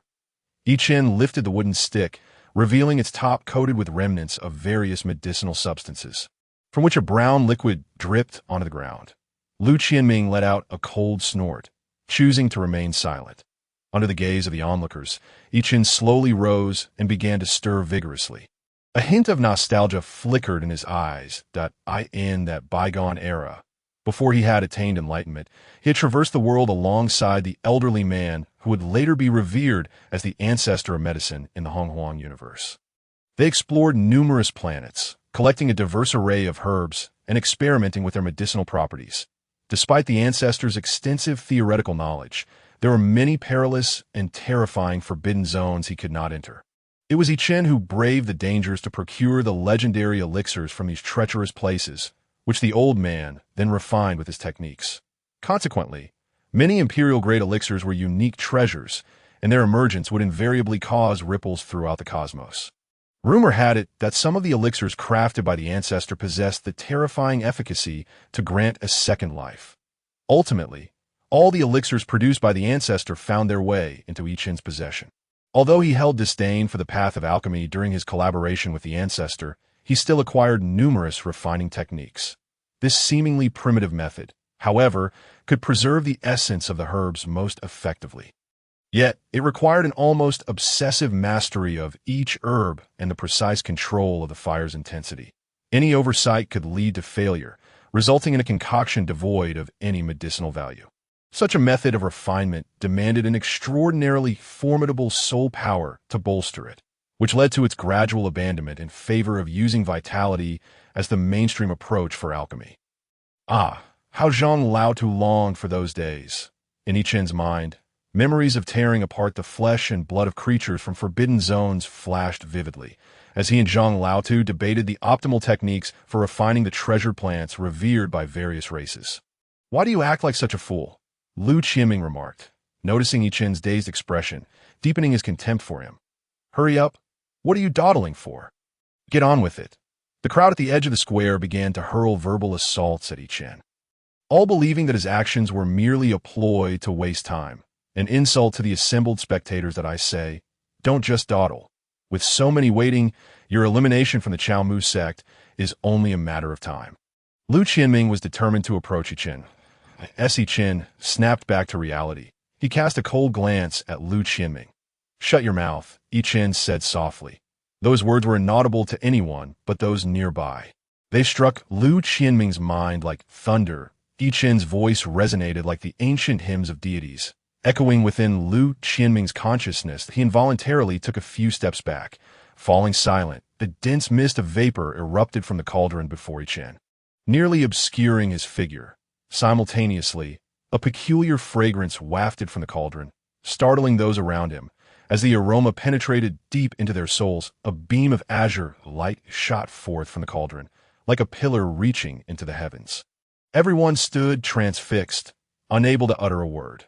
Elder Sun and the others seated prominently in the grand hall craned their necks, eager to discern what kind of elixir Chen had concocted. As the azure light and mist dissipated, they beheld Chen holding the wooden stick aloft, atop which rested a ball of greenish medicinal substance. Although this creation bore little resemblance to the elixirs they were familiar with, no one dared to declare that it was a mere worthless lump. Chen removed the substance from the stick and rolled it between his hands that a pill, roughly the size of a marble, materialized in his palm. Chen pinched off a portion and shaped it into a pill-sized form. With a swift motion, Eldarin summoned the pill into his grasp. An unusual fragrance emanated from the pill, causing even Eldarin, with his profound cultivation, to feel a sense of tranquility wash over him. "What is this?" Elder inquired. "This is a pill I derive from these herbs, which I shall name the Calm Heart and Focus Pill. I am quite familiar with its medicinal properties," Chen replied confidently. Perhaps this is a rare, ancient formula specially provided to you by the Chao Mu sect for this trial," Lu Qianming remarked slowly. "An ancient formula." Chen smiled nonchalantly as he pinched off a bit from the medicinal ball, shaping it into another pill. "Care to test my elixir?" Lu Qianming chuckled softly, accepting the pill. Upon ingesting it, he felt a warm current envelop him, swiftly coursing through his limbs and gradually flowing into his soul. Lu Qianming felt as if he were floating among the clouds, experiencing an unparalleled sense of comfort. "I say, if you call me father, I shall gift you these pills," Chen declared, causing a stir among the audience. Even Elder En and the others furrowed their brows at his audacity. Lu Qianming's father was the head of the Spirit Herb Valley, and Chen's words were undoubtedly a grave disrespect towards them.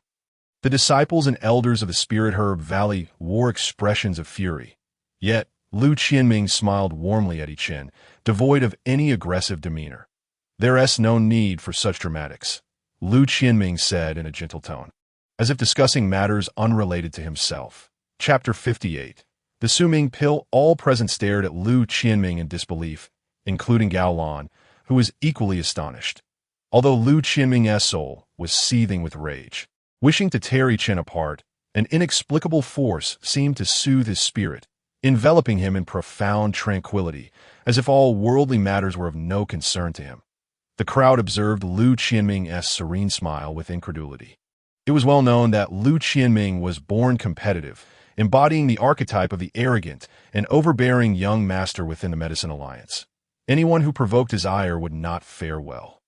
Under normal circumstances, Lu Qianming would have erupted in fury at Chen's disrespectful remarks, regardless of the occasion. Yet now, he appeared as gentle as water, his handsome visage giving him the guise of a refined young gentleman. And Nianwei watched Lu Qianming's demeanor with wide eyes. The Lu Qianming she knew would never behave in such a manner. And after consuming the pill, he seemed impervious to external influences, and Nianwei's wariness of Chen deepened. As she stared intently at Chen, Feng Lingyu absent-mindedly tapped his fingers against the jade pendant at his waist, lost in thought that "I meant no offense. I merely sought to demonstrate the efficacy of my pill in a straightforward manner." "My apologies for any rudeness," Chen said, offering a slight bow to Lu Qianming. Lu Qianming responded with a warm smile. "No harm done. No harm done." The onlookers were left in a state of astonishment at this exchange. "Am I seeing things? That is the young master of the Spirit Herb Valley, known for his ruthlessness," someone exclaimed, rubbing their eyes in disbelief. "What kind of pill is that? Just a tiny bit has made the young master forget his worries and seemingly stripped him of his capacity for anger." Many gazed at Lu Qianming in awe. "This pill is indeed extraordinary," Elder Sun remarked, holding the Calm Heart and Focus Pill aloft. "If I am not mistaken, your refining technique should be an ancient alchemical method. Even I cannot assign a grade to this pill." Elder Sun continued, "It seems the Chao Mu sect has a promising successor." Upon this declaration, the crowd erupted into a flurry of chatter. The fact that even Elder Sun could not determine the grade of the elixir left them in awe. Some craned their necks, eager to discern what made Chen's pill so remarkable. Ancient elixirs, perhaps? A fervent glint shone in the eyes of some, as if Chen's formula had become their obsession, but on a hovering ship stationed in the distant sky. Wu Xuanqing glared at Chen with malice. "Damn it! Is there really anyone left who doesn't use vitality to refine pills?" Elder Pei, too, appeared astonished. These three individuals are no simpletons. Although I sought a great figure to inspect them overnight, I found no signs of self-detonation runes in their souls, or the power of such runes may be beyond even the most formidable figures to detect. The only remaining solution is to eliminate them. Wu Xuanqing muttered, "But I distinctly recall that fellow vanishing into ashes under my sword energy. Now he stands here, lively, exuding a profound aura. Last time, he was indistinguishable from a mere mortal. This indicates that he is unfathomable, even beyond my comprehension. Perhaps it's best to let this matter slide, as if nothing had occurred." Pei narrowed his eyes and spoke. "It is impossible. This debt cannot simply be overlooked. Wu Xuanqing gazed at Feng Lingyu, who sat high above in the grand hall, pondering that there are always those who can confront what we cannot. The elixir was delivered into Yinwei's hands, and she examined the pill carefully before gently placing it in her mouth. Wait, Feng Lingyu quickly interjected. This pill was concocted from an ancient formula. Who knows what adverse effects it might entail? If Missin wishes to partake, I can have some sent from my home. And Yinwei turned her gaze toward Feng Lingyu, her eyes filled with warmth, akin to the gentle sunlight that melts even the hardest ice under its rays. Feng Lingyu smiled faintly, momentarily at a loss for words. In this trial, the victorious disciples were Zhang Xing from the Rixin sect, Gao Lan from the Yunhai sect, Lu Qianming from the Lingyao Valley, and Yi Chun from the Chaomu sect. As the second round commenced, all the permanent sects still had disciples advancing, and the third round began. A mist of azure fog coalesced from the void, gradually forming a large inscription, refining the Shuming Dan, the Shuming Dan. It was indeed this elixir. The Shuming Dan relies solely on the soul power of the practitioner as its material, condensed from the void. Such a pill possesses no medicinal properties, but merely serves to illustrate the strength of one's soul power. Indeed, the stronger the soul power, the more layers the Shuming Dan can condense in the realm of alchemy. Only with greater soul power can one meticulously control each ingredient during the refinement process. Each time, the previously condensed Shuming Dan must be enveloped anew. Failure results in the end of the Shuming Dan's existence. To dissect the Shuming Dan is akin to examining the growth rings of a tree. The more rings, the stronger the soul power. Soul power, inherent at birth, remains as strong as it was, and aside from promotions to higher realms, only a few mysterious herbs of the world can enhance it, yet such items are certainly among the treasures of every sect.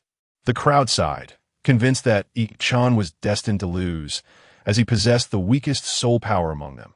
Lu Qianming and Gao Lan had both traversed over 100 steps on the path to ascension, destined to become pillars of their sections. Although Zhang Xing was not the most outstanding disciple of the Rixin sect, he was but a step away from the pinnacle of the Tai Ching realm, still a master of the mysterious realm of cultivators. In contrast, Yi Chun was merely at the initial stage of the human profound realm. It appeared that the Chaomu sect was fated for elimination. Merely possessing an ancient formula would not save them. Such tactics were no different from taking shortcuts. The Shuming Dan was the true test of skill. Indeed, Gao Lan and Lu Qianming were both prodigies, having walked over 100 steps on the path to ascension, while the Rixin sect's Zhang Xing stood at the pinnacle of the Tianqian realm. The Chaomu sect had no chances left.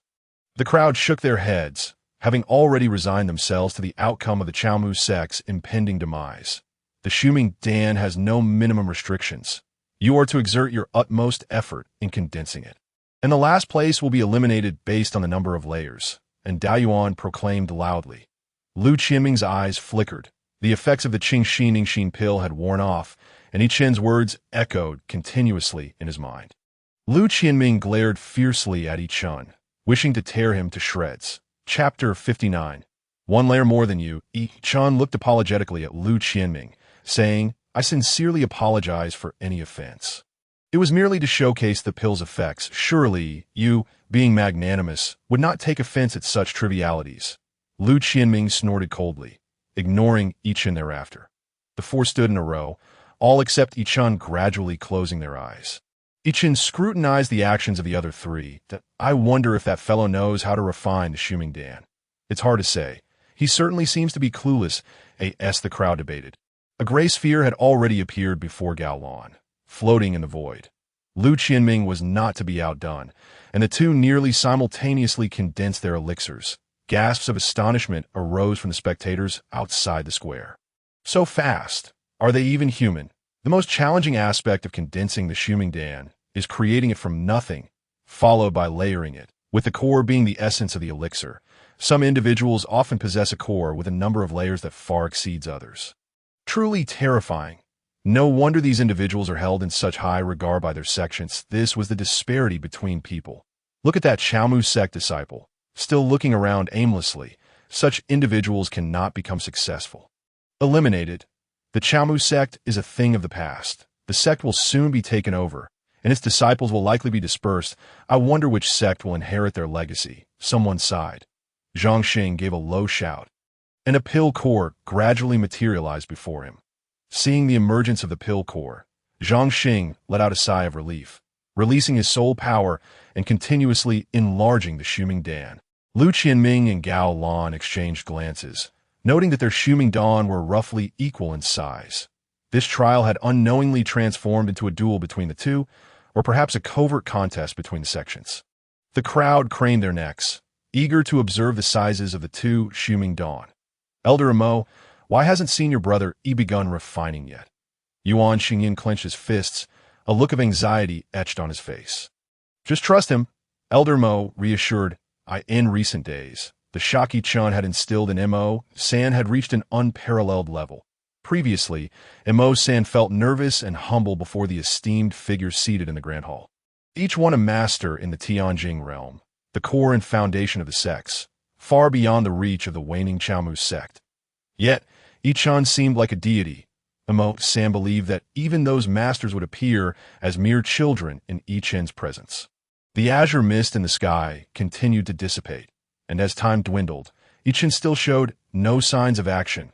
Ninwei furrowed her brow, her large eyes reflecting her confusion. Almost everyone's attention was fixed upon Ichen, who appeared to be observing, like an audience member, with keen interest in the intense contest between Lu Qianming and Gao Lan.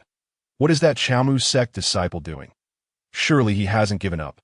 Most likely, the disparity in realms is overwhelming. This Chaomu sect disciple is simply not on the same level as the others. It's not surprising if he's given up. What a pity, had it been the Alchemist Alliance in previous years. He might have had a chance, but this time, all the participants are prodigies of their sections, alas. This is fate, someone lamented, but more voices chimed in with derisive murmurs, for the azure mist was nearly exhausted. And even if he started now, he could not surpass the other three. Time's up. Ichan of the Chaomu sect is eliminated. Wait, Ichan raised his right hand. I merely wish to give these three young gentlemen a chance to save face. I wouldn't want my excessive refinement to affect their resolve and inadvertently ruin the successors of their sections. Just let me see how many layers they have. I need only a breath's time to condense mine. Upon hearing this, the crowd erupted into a cacophony of disbelief. This fellow is audacious. Let us see how he ends up. How could the Shuming Dan possibly be condensed in a single breath? Just a clown. It seems he's lost his mind. Let him prance about a bit longer. We'll just treat it as a joke. Nonsense, Elder Sun shouted, his voice laced with authority. Very well, and Daoyuan smiled at Ichan. Since you are so confident, I shall grant you this opportunity, but only a breath's time. Deal, Ichan nodded, and Ninwei recalled the humiliation she had suffered at his hands the previous night, her fair face now etched with frost. And Daoyuan chuckled lightly and summoned the Shuming Dan before Lu Qianming and the others. Gripping Zhang Xing's Shuming Dan, a surge of energy coursed through him, slicing the elixir cleanly in half. An ethereal image appeared in the Grand Hall, clearly depicting the cross-section of Zhang Xing's Shuming Dan. Everyone could see the number of layers on the cross-section. 49, 50, 54 layers. Heavens! Even my master had but 51 layers. The Rixin sect truly conceals formidable talents, terrifying indeed that a chorus of astonished gasps erupted from the gathered crowd, for such a number of rings had undoubtedly reached the pinnacle of the Duanyun mountain range. Lu Qianming chuckled lightly, regarding Zhang Xing's achievements with indifference. Next up was Lu Qianming. One could only wonder how terrifying the future leader of the Spirit Herb Valley might be. The ethereal image shimmered once more, reminiscent of rippling water. The onlookers stared at the densely packed rings, feeling a wave of dizziness wash over them at 98 rings. They were on the verge of breaking the 100. Extraordinary! Lu Qianming cast a triumphant glance towards Gao Lan. However, Gao Lan paid no heed to Lu Qianming's taunting gaze and instead looked up at the sky. An illusory image began to unfold, revealing Gao Lan's profile at 98. The two were identical. Lu Qianming's expression shifted, and he let out a cold huff towards Gao Lan. This is bad. This is bad. Gao Lan slowly shook his head, clearly dissatisfied with such a result. I should have had a few more rings. Only a fleeting moment, as we agreed upon, and Daoyuan declared in a resonant voice out of course. Chen replied with an air of calm. Humph, I shall see what tricks this fellow can conjure. Merely posturing. If he can instantly refine the illusory clarity pill, I shall dash my head against a wall. Laughter and derision erupted from the crowd outside the square. 54 rings, is it? Chen raised his right hand. And a gray pill core instantly materialized. 55 rings. Neither more nor less. Chen tossed the pill core towards and down, and Taiyuan grasped the pill core and swiftly split it open. The image above the grand hall began to ripple, revealing Chen's profile. Chapter 60. The final trial. At the moment the image appeared, nearly everyone fell silent, for there truly lay layer upon layer of rings upon that profile. And Taiyuan gazed at the pill core at his hand, his eyes narrowing slightly. 53, 54, 55. Am I seeing things? Someone rubbed their eyes and began to count again. It truly is 55. A voice cried out, collapsing onto the ground. 55. The day of the rising sun sect. Zhang Xing has been eliminated. A grand voice resounded, and the previously boisterous square was suddenly engulfed in silence. Elder Sun's brows trembled. He had never anticipated such a result. This scene seemed impossible even in dreams. Impossible! Elder Sun instinctively exclaimed. Standing in the arena, Lu Qianming and Gao Lan wore expressions of shock, repeatedly counting the rings on the pill core. Zhang Xing stared at the image in the grand hall, his mind momentarily blank. He must have cheated. A voice rang out from the crowd, abruptly. Exactly, someone echoed. Are we being treated like fools? How could anyone condense the illusory clarity pill in an instant? Who knows where you obtained that? As long as you refine another illusory clarity pill, we shall believe you. The crowd clamored in agreement, demanding Chen to refine another illusory clarity pill. Elder Imo Yuanqing looked on with concern. Each illusory clarity pill required a tremendous expenditure of soul power, and these people were clearly just stirring up trouble. Elder Imo San chuckled wryly, feeling helpless. Listening to the crowd's doubts, Chen chuckled lightly. Just because you have not seen it does not mean it does not exist. The greatest folly is to be a frog in a well. Merely gazing at the sky, Chen extended his right hand. And another pill core was condensed, adding yet another layer. 56 layers. Surely, this will convince you all that. And Taiyuan once again took the pill core into his hand. The image above the grand hall rippled, transforming into the image of the pill core. 55, 56. Someone gasped in astonishment. Impossible. Absolutely impossible. Some began to slap their own faces in disbelief. And Taiyuan regarded Chen with keen interest, for one must know that the number of rings is indiscernible until the illusory clarity pill is opened. Even the refiner themselves would not know. How did you achieve this? This is a closely guarded secret of our Morningwood sect. I cannot divulge it, Chen replied, and Taiyuan nodded, recognizing it as a sect secret and thus refraining from further inquiry. Elder Sun wore a grim expression. This outcome was indeed a slap in the face for the Rising Sun sect. As the leader of the Alchemy Alliance, they had only sent forth a single outstanding disciple. Believing they could easily participate, yet they had been outmaneuvered by Chen. Expel the Rising Sun sect from the Alchemy Alliance would be an utter disgrace. Such repercussions were absolutely intolerable for the Rising Sun sect. Elder Sun's fists clenched tighter. What was meant to be the final straw against the Morningwood sect had unexpectedly become a source of their own downfall, just as Elder Sun found himself in a dilemma. Feng Lingyu slowly rose. Feng Lingyu clapped his hands lightly, proclaiming, "Excellent.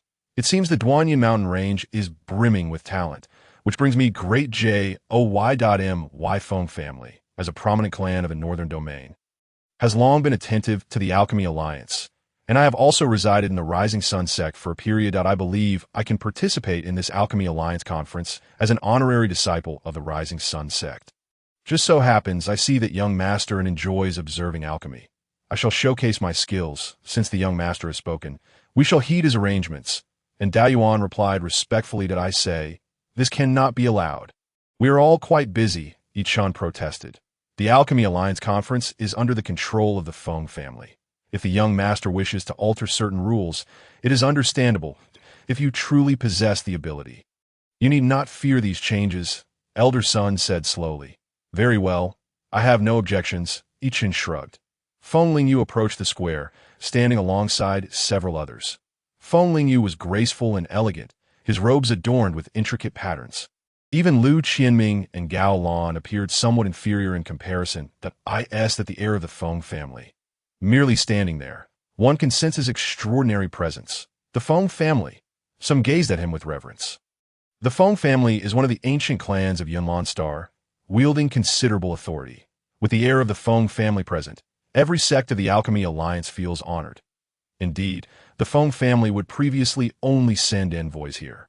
They would never let their heir personally attend. I have heard that the young master of Xiaoling Palace is exceptionally talented and is seeking a worthy consort.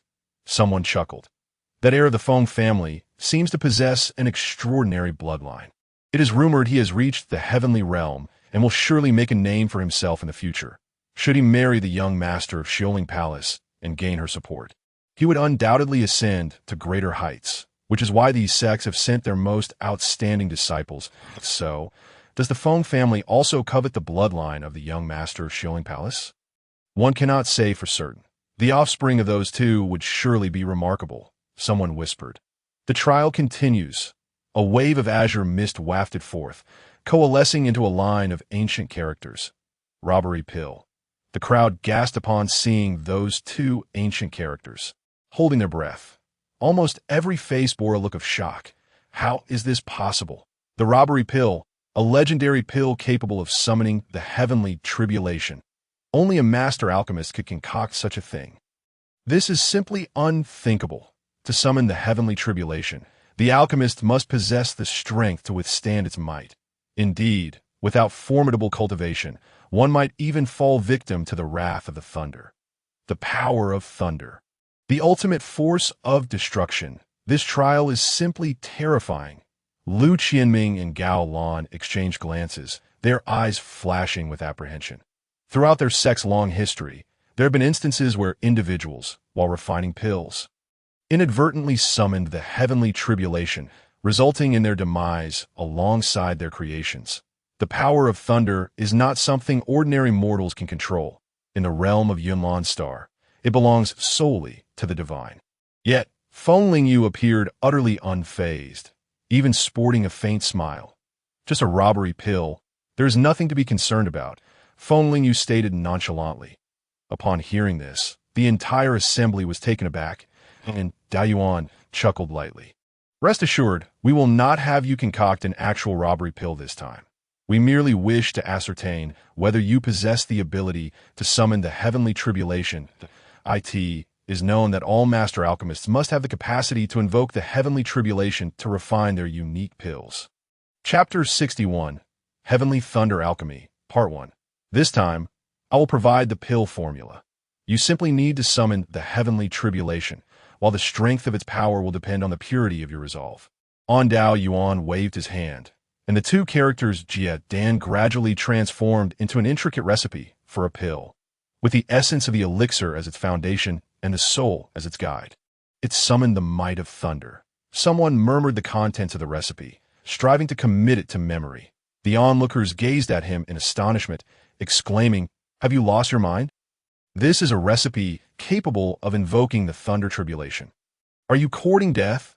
The man's expression abruptly returned to normal, yet it was marred by a look of terror, as fine beads of cold sweat began to form on his brow. The recipe was utterly terrifying. Having merely glimpsed it a few times plunged him into an inescapable state, for its requirements on soul energy were exceedingly high. He stammered, his voice quivering slightly. Lu Qianming scrutinized the elixir with a furrowed brow. The formulation was unlike any he had encountered before, its proportions of various herbs reaching an almost unreasonable level. Such a pill ought not to exist in the world. This explains why certain elixirs, upon their concoction, can trigger a thunder tribulation. Throughout the extensive history of alchemy, there have been outstanding alchemists who harnessed the power of the thunder tribulation, elevating their crafted pills to an unprecedented pinnacle. To this day, the ability to utilize the thunder tribulation in pill creation has become a hallmark of master alchemists and a necessary path for every practitioner seeking breakthroughs in the field of alchemy. However, despite Lu Qianming's exceptional talent, he had never crafted a pill capable of summoning thunder tribulation. leaving him somewhat apprehensive, a fear rooted in the devastating power of thunder. Instinctively, Lu Qianming glanced at Gao Lan, who was intently studying the recipe in the sky. Lu Qianming took a deep breath and began to read the recipe carefully. Ondao Yuan cleared his throat. This time, my Xiaoling Palace is honored to host the Medicine Alliance Conference. Today, with the arrival of the Wen family's heir, I have decided to generously present a treasured item I have collected for many years to the first-place winner of this Medicine Alliance Conference. With a flourish of his right hand, a resplendent gem appeared in his palm. The gem radiated a faint yellow hue, within which a brilliant mist swirled in a mesmerizing manner, exuding an aura of profound mystery.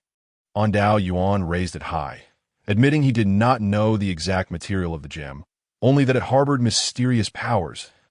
If kept nearby for an extended period, it could potentially prolong one's life. And thus it was undoubtedly a rare treasure of heaven and earth. The rewards for the Medicine Alliance Conference from previous years would continue as usual, but this gem is a token of my appreciation. Ondao Yuan smiled slightly as he stored the multicolored gem away. Yi Chun gazed at the colorful gem in Ondao Yuan's hand, and a surge of gray mist flickered in his eyes, even sparking with hints of thunder. That race again. Yi Chen's expression turned cold. Initially, he had intended to return to the Chaomu sect after the last elimination, to continue his cultivation. However, he did not expect to encounter the ancestor of the Xiaoling Palace, who had survived to this day by utilizing the blood of that race. The gem in Ondao Yuan's hand also carried the essence of that race. Yi Chun had already changed his mind. He intended to seize the first prize of the Medicine Alliance Conference to uncover the origins of that gem. Though concealed deep within his gaze, Feng Lingyu's eyes burned with fervor. His primary purpose for attending this time was to obtain the mysterious gem capable of prolonging life, which was in the possession of the Xiaoling Palace. A certain elder of the Feng family was nearing the end of his life, and the family had scoured Yunlan's star for potent herbs to no avail. In prior discussions with Ondao Yuan, the latter had already agreed to bestow the gem upon Feng Lingyu. During their conversation, Feng Lingyu also mentioned that he had learned a technique to control thunder within his clan. Ondao Yuan seized this opportunity during the Medicine Alliance Conference to present a gift, allowing him to assess Feng Lingyu's true strength, while also ensuring the gem was given to him without raising eyebrows among the elders of the clan. Originally, the trial of the Void Ming pill was to be the final challenge, but unforeseen circumstances led to the elimination of the Medicine Alliance's leader, Re-Exine sect. This task of concocting a Jiet Dan not only alleviated the embarrassment of Re-Exine sect, but also showcased Feng Lingyu's formidable cultivation prowess. As for the three individuals, they would undoubtedly hesitate to invoke thunder, for a single misstep would lead to their irrevocable demise. As the most vital members of their sect, they would not be permitted to take such risks. Ondao Yuan nodded with satisfaction, glancing at his daughter. And Yinwei only regarded those with superior strength, dismissing the frivolous scions of other noble families. Ondao Yuan hoped his daughter would find a worthy match. And Feng Lingyu, with his noble demeanor, hailing from the royal family of the northern region, possessing formidable strength and exceptional talent, would undoubtedly be a perfect match for her. Ondao Yuan surveyed the square. Contemplating silently, "I withdraw," Gao Lan declared loudly. "Have you lost your senses? The Yinhai sect is the first to withdraw. Can the Yinhai sect truly afford this?" A commotion erupted among the crowd outside. The assembly turned to the sect master of Yinhai sect, who wore a calm smile. "You may leave now. You have worked hard." "Yes." Gao Lan stepped off the square. "I withdraw too. I will leave alongside Gao Lan," Lu Qianming announced, following Gao Lan out of the square. What is happening? Are they attempting to oust the Yinhai sect and Lingyao Valley from the ranks of the permanent sects of the Medicine Alliance? Are they foolish? It's impossible. It's clear that the rules have changed temporarily to eliminate one of the permanent sects, which is evidently aimed at the Chaomu sect. If the Chaomu sect remains, the other sects will surely object. Indeed, we now await that fellow named Yi Chun to withdraw as well. At that point, the heir of the Wen family will achieve victory without a fight and claim the first prize of this Medicine Alliance conference. The crowd speculated. Ondao Yuan nodded. "Very well. We shall address your matters later."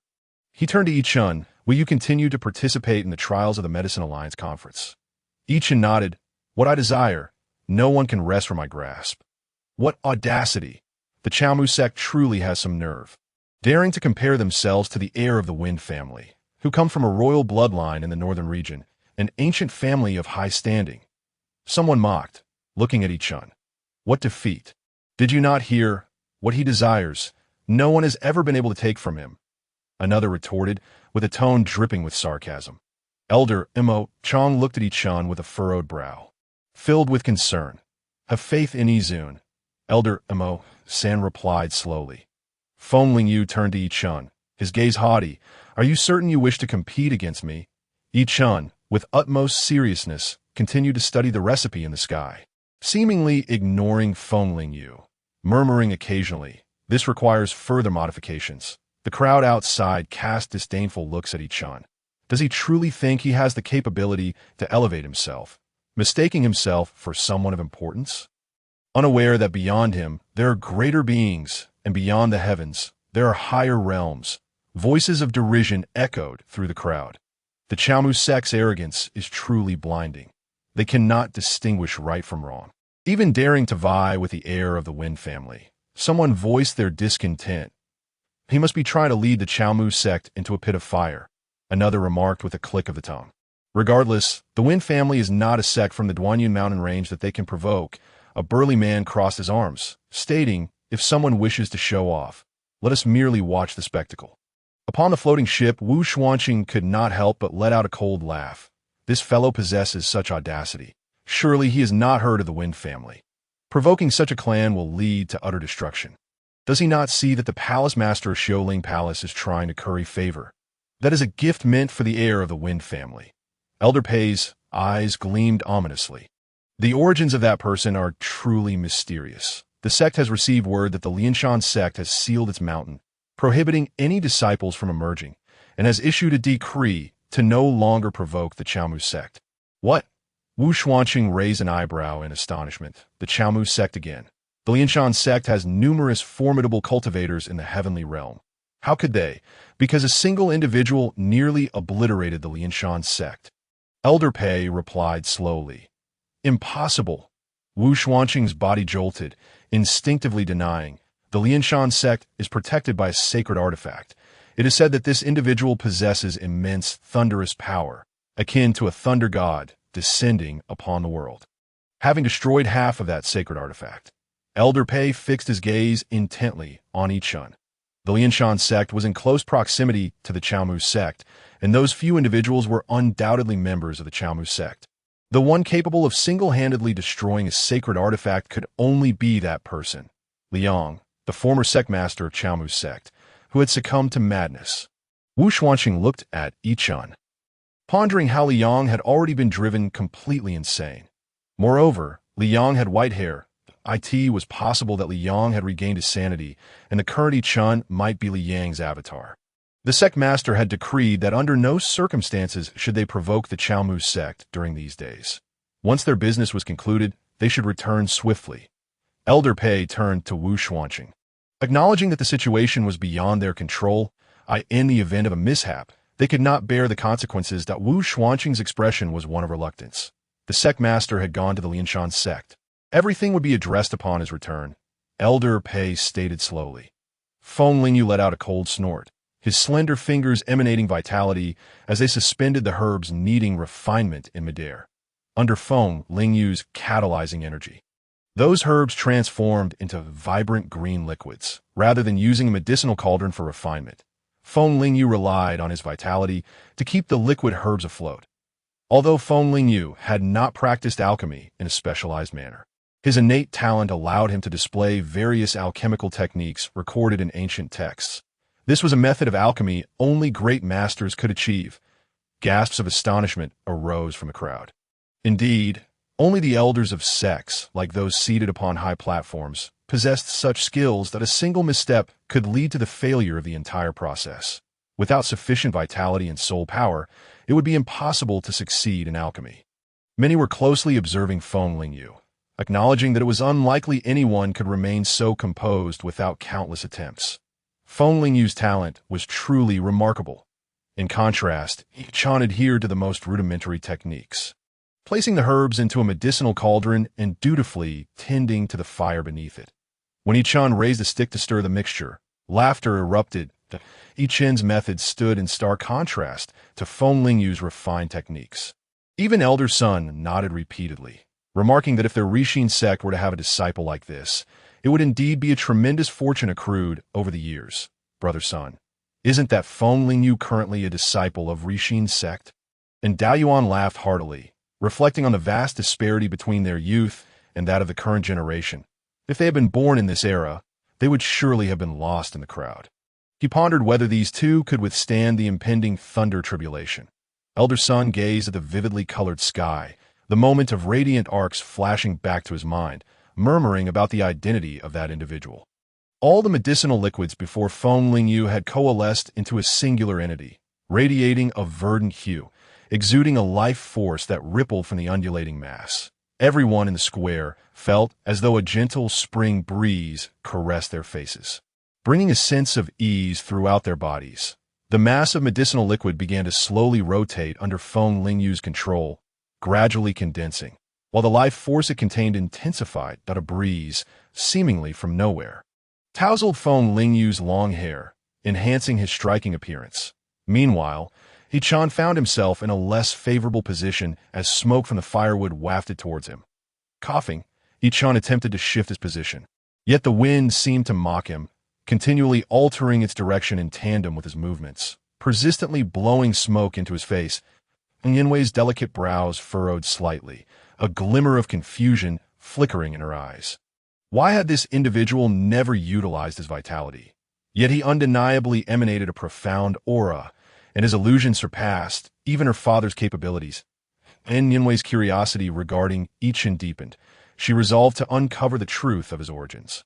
As she pondered, a sudden uproar erupted among the crowd. A shadow loomed ominously overhead.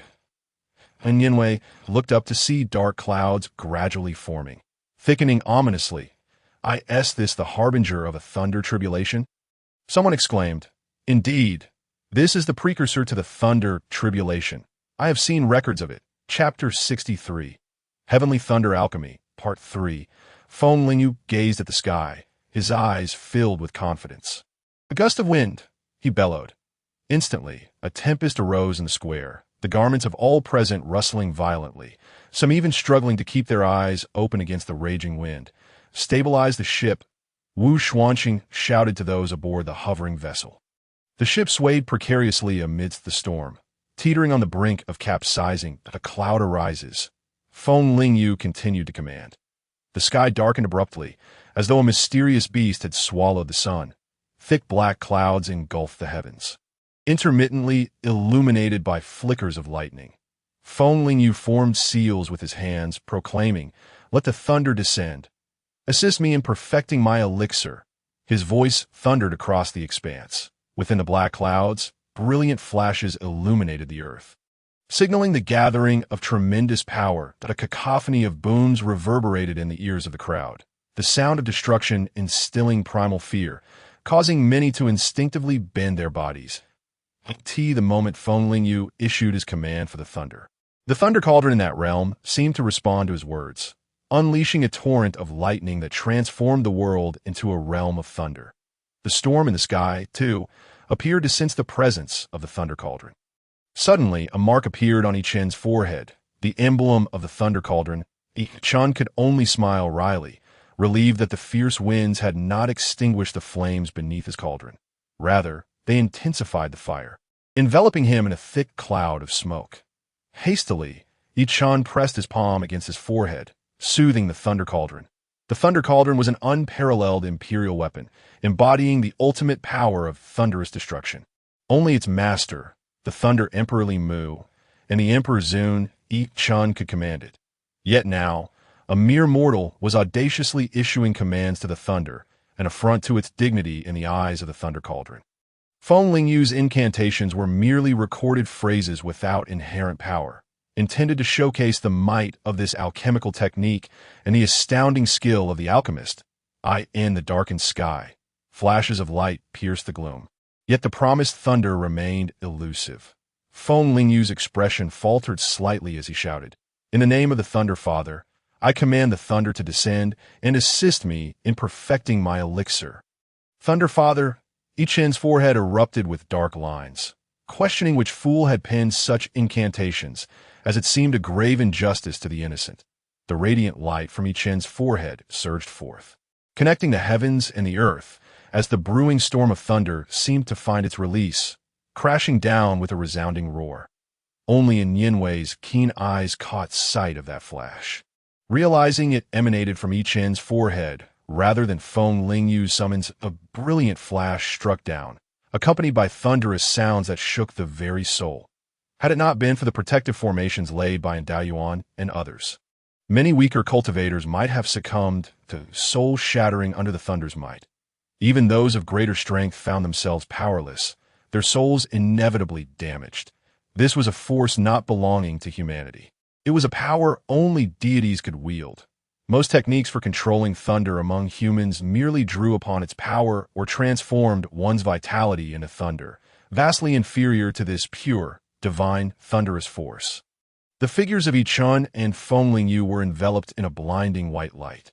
The thunderbolt connected heaven and earth, resembling a celestial pathway, seemingly guiding a mysterious force. For a moment, the crowd dared not look directly at the radiance, instinctively turning away.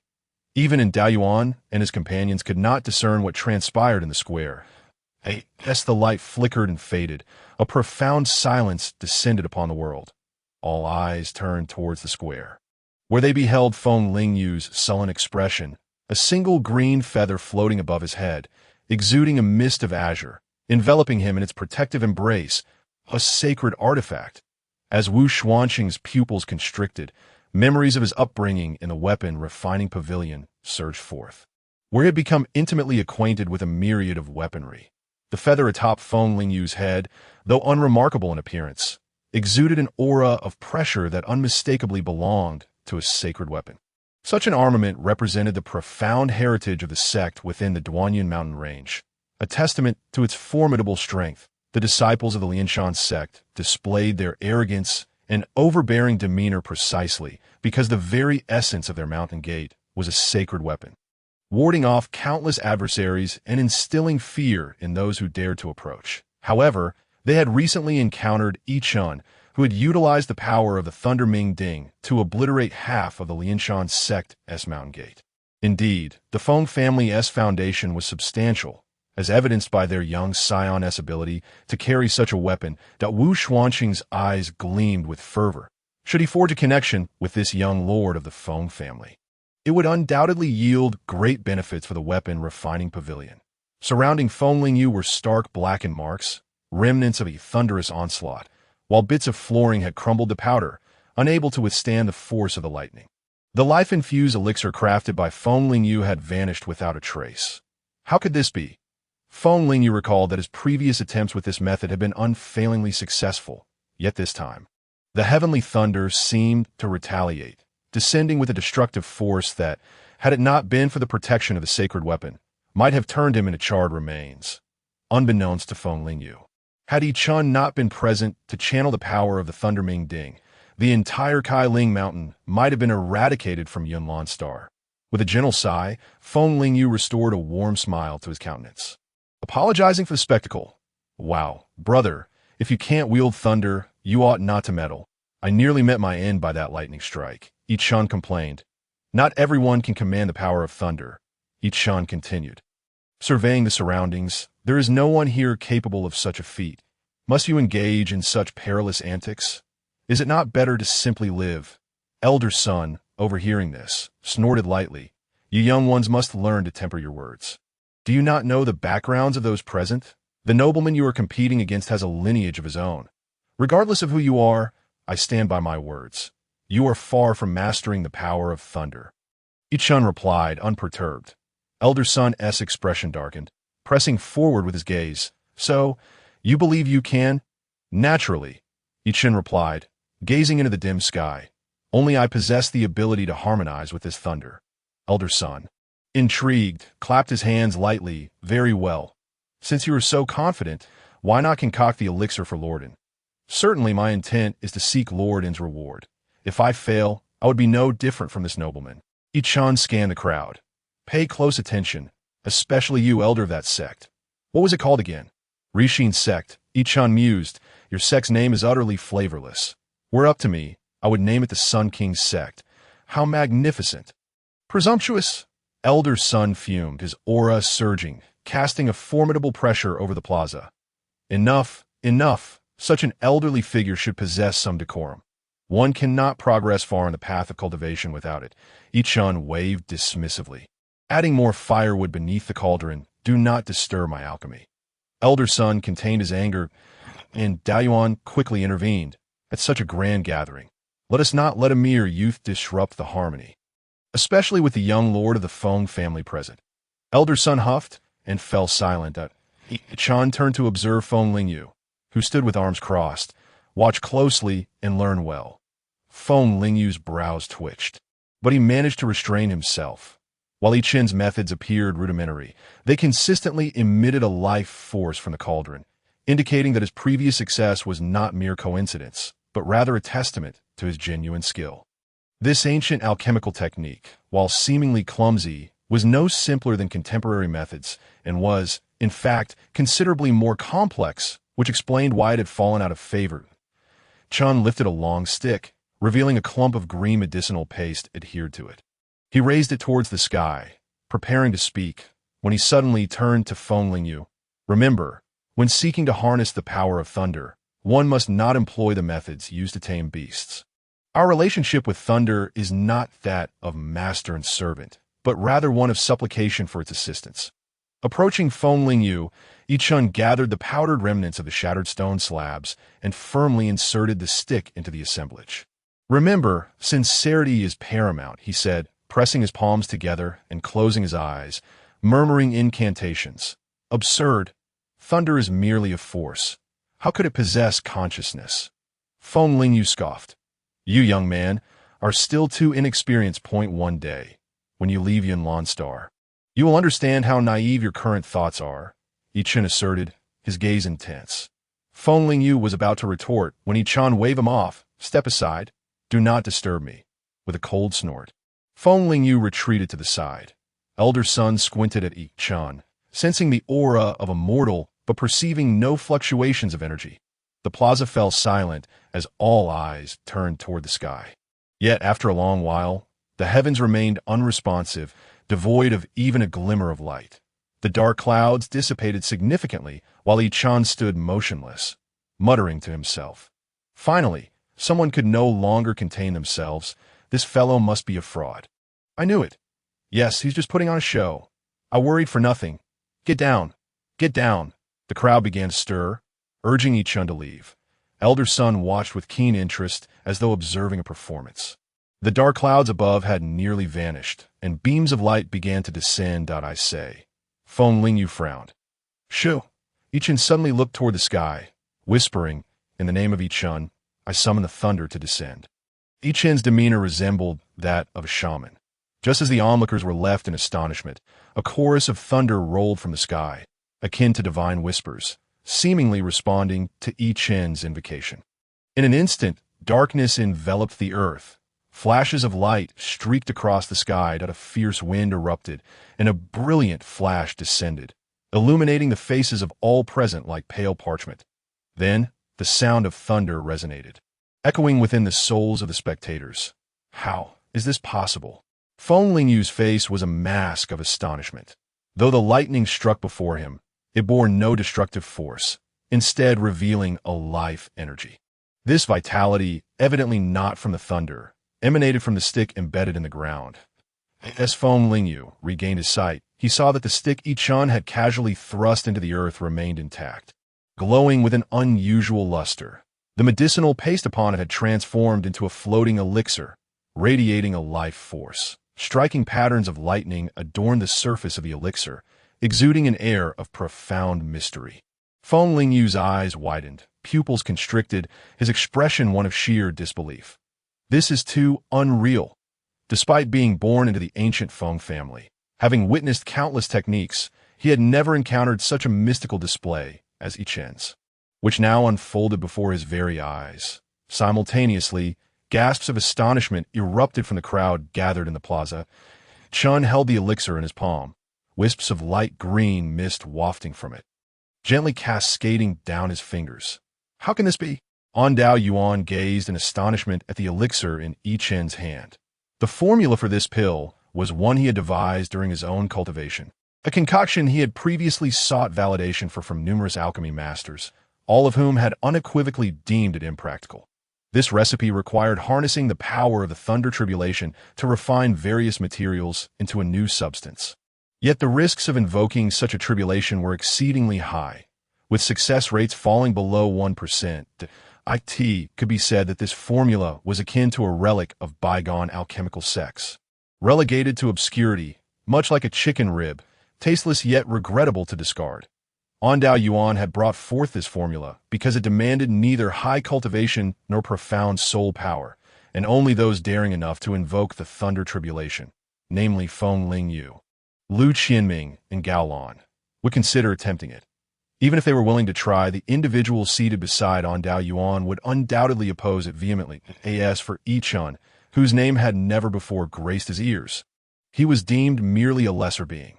Although Chen's methods for concocting the Su Ming pill were remarkably ingenious, they could not be compared to the process of crafting pills via the thunder tribulation. Dao Yuan extended his right hand toward Chen, seizing the elixir. Though his disposition was typically as steadfast as rock, his countenance trembled momentarily. The elixir radiated a robust aura of life, prompting even Elder Sun to cast a curious glance. Dao Yuan nodded, inquiring, "How did you manage to harness the power of the thunder?" Chapter 65. The Tribulation Pill. A smile graced Chen's face as he responded. "I mentioned before, one must be sincere and possess a sense of reverence. The thunder does not respond to force." Elder Sun scoffed. "By your logic, does the thunder possess its own will?" "Naturally, everything has a spirit," Chen replied, fixing his gaze on Elder Sunday. "Your cultivation still falls short. Otherwise, you wouldn't be stuck at your current level and would have long since ascended to the Holy Realm." Elder Sun's heart quaked. He was but a hair's breadth away from the Holy Realm. Yet he had presented himself at the mid-stage of the Yuqing heaven for many years, his true prowess concealed from those within the sect. However, Chen's words evidently pierced through to Elder Sun's cultivation level. "If I were merely a step away from the Holy Realm, that would be remarkable indeed." Elder Sun chuckled heartily. Dao Yuan glanced at Elder Sun, noting that under normal circumstances, Elder Sun would have erupted in fury if confronted, rather than laughingly denying it as he was now. Could it be that Elder Sun had indeed reached the pinnacle of Yuqing heaven? Dao Yuan pondered. Who is this individual? How could he discern my cultivation level? The thought of the illustrious figure from years past crossed Elder Sun's mind. An exuberant man with white hair battling the formidable powers of various sects across the Duanyun mountain range. In the end, that man vanished, and no sect dared to encroach upon the Chamu sect thereafter. Yet as years passed, that man disappeared, and the Chamu sect fell into decline, prompting the Rixin sect to ally with the other sects to seize control of the Chamu sect, both for its coveted territory and to ascertain whether that man still lived or had succumbed to madness. As rumors suggested, Elder Sun's heart jolted. Utilizing his ocular technique, he sought to peer through Chen's Ade. Yet the aura emanating from Chen was undeniably genuine, and that man had already transcended the heavenly realm. A powerful figure of the holy realm. The weight of dread lifted slightly from Elder Sun's heart. If that man were to return, the Rixin sect's years of scheming would amount to naught, potentially bringing about a calamity for the sect, transforming the Duanyun mountain range irrevocably. Dao Yuan raised the green elixir high, an illusory image before the hull materialized, revealing the elixir's form. Everyone present marveled in astonishment. It was as if someone was truly rubbing their own face. Am I dreaming? To summon the heavenly thunder in such a manner. Some in the crowd began to contemplate the possibility of attempting to invoke the thunder tribulation for their own alchemical endeavors after the event concluded, while many others wore expressions of disbelief. After a brief change in expression, Dao Yuan proclaimed loudly, "The victor of this alchemical alliance conference is Chen of the Chamu sect." Following this announcement, he added, "Do come to me afterward to collect your reward from the Shilling Palace." Feng Lingyu regarded Chen, his eyes reflecting a complex array of emotions as dusk approached. Chen entered an ancient room. Pushing the door open, Dao Yuan sat at a table, atop which rested a brocade box containing a jade stone enveloped in vibrant mist. "Please sit," Dao Yuan said, a smile illuminating his face. Indeed, heroes emerge from youth. Chen took a seat before Dao Yuan, grasping the jade stone in his hand, but a familiar aura surged within his heart. Chen slowly closed his eyes, as if in deep contemplation. This jade possesses a rather mysterious origin. I cannot ascertain its true nature, but the power it holds seems to harbor secrets of longevity, Dao Yuan remarked. "From whence did it come?" Chen inquired slowly. "It has been passed down through my ancestors." Dao Yuan replied, his gaze fixed on Chen. "While this jade is undeniably profound, I suspect you may not uncover its secrets. The heir of the Feng family has come seeking this jade." Thus a smile crept across Chen's lips as he exerted a slight pressure with his hand, causing the jade to instantly crumble into powder. The vibrant mist floated above Chen's palm, and in a flash of lightning, it dissipated into nothingness. "You?" Dao Yuan was momentarily taken aback, only for a surge of anger to rise within him. Unbridled, a wave of pressure, akin to that of the Yuching heaven, descended upon Chen. Yet, Chen remained unfazed, slowly opening his eyes. Within his gaze danced boundless lightning in the vast expanse of the world. The oppressive force surrounding Dao Yuan vanished in an instant. As if his soul and body were ensnared, that a profound dread seized Dao Yuan's heart. A fear of death enveloping his very essence, It felt as though a mere glance from Chen could bring about his demise. As the master of the Xiaoling Palace and a formidable figure of the Yuching heaven, even those from the Feng family in the northern domain would show him a measure of deference. A practitioner nearing the Holy Realm was undoubtedly the most formidable presence within the Yunlan star's surface. Yet, such a being could be rendered powerless by a single gaze, suffocated by the terror of death. "Tell me, where did this come from?" Chen's voice was devoid of emotion, as if a deity stood before Dao Yuan. A singular impulse to kneel consumed Dao Yuan, obliterating all other thoughts from my ancestors. Dao Yuan stammered, responding in detail. That all?" Chen scattered the powder from his hand onto the ground. "Why ancestors possessed a small world, yet the key was lost countless years ago. This is all that remains." Dao Yuan elucidated. Chen's gaze returned to normal, and the suffocating pressure in the room dissipated. Dao Yuan felt as though every shackle binding him had shattered simultaneously, cold sweat breaking out across his back. "What just transpired?" Chen clapped his hands together. "Just now, my lord, we were discussing alchemical methods." Dao Yuan exhaled in relief, realizing that any misstep in words could have led to his instantaneous annihilation.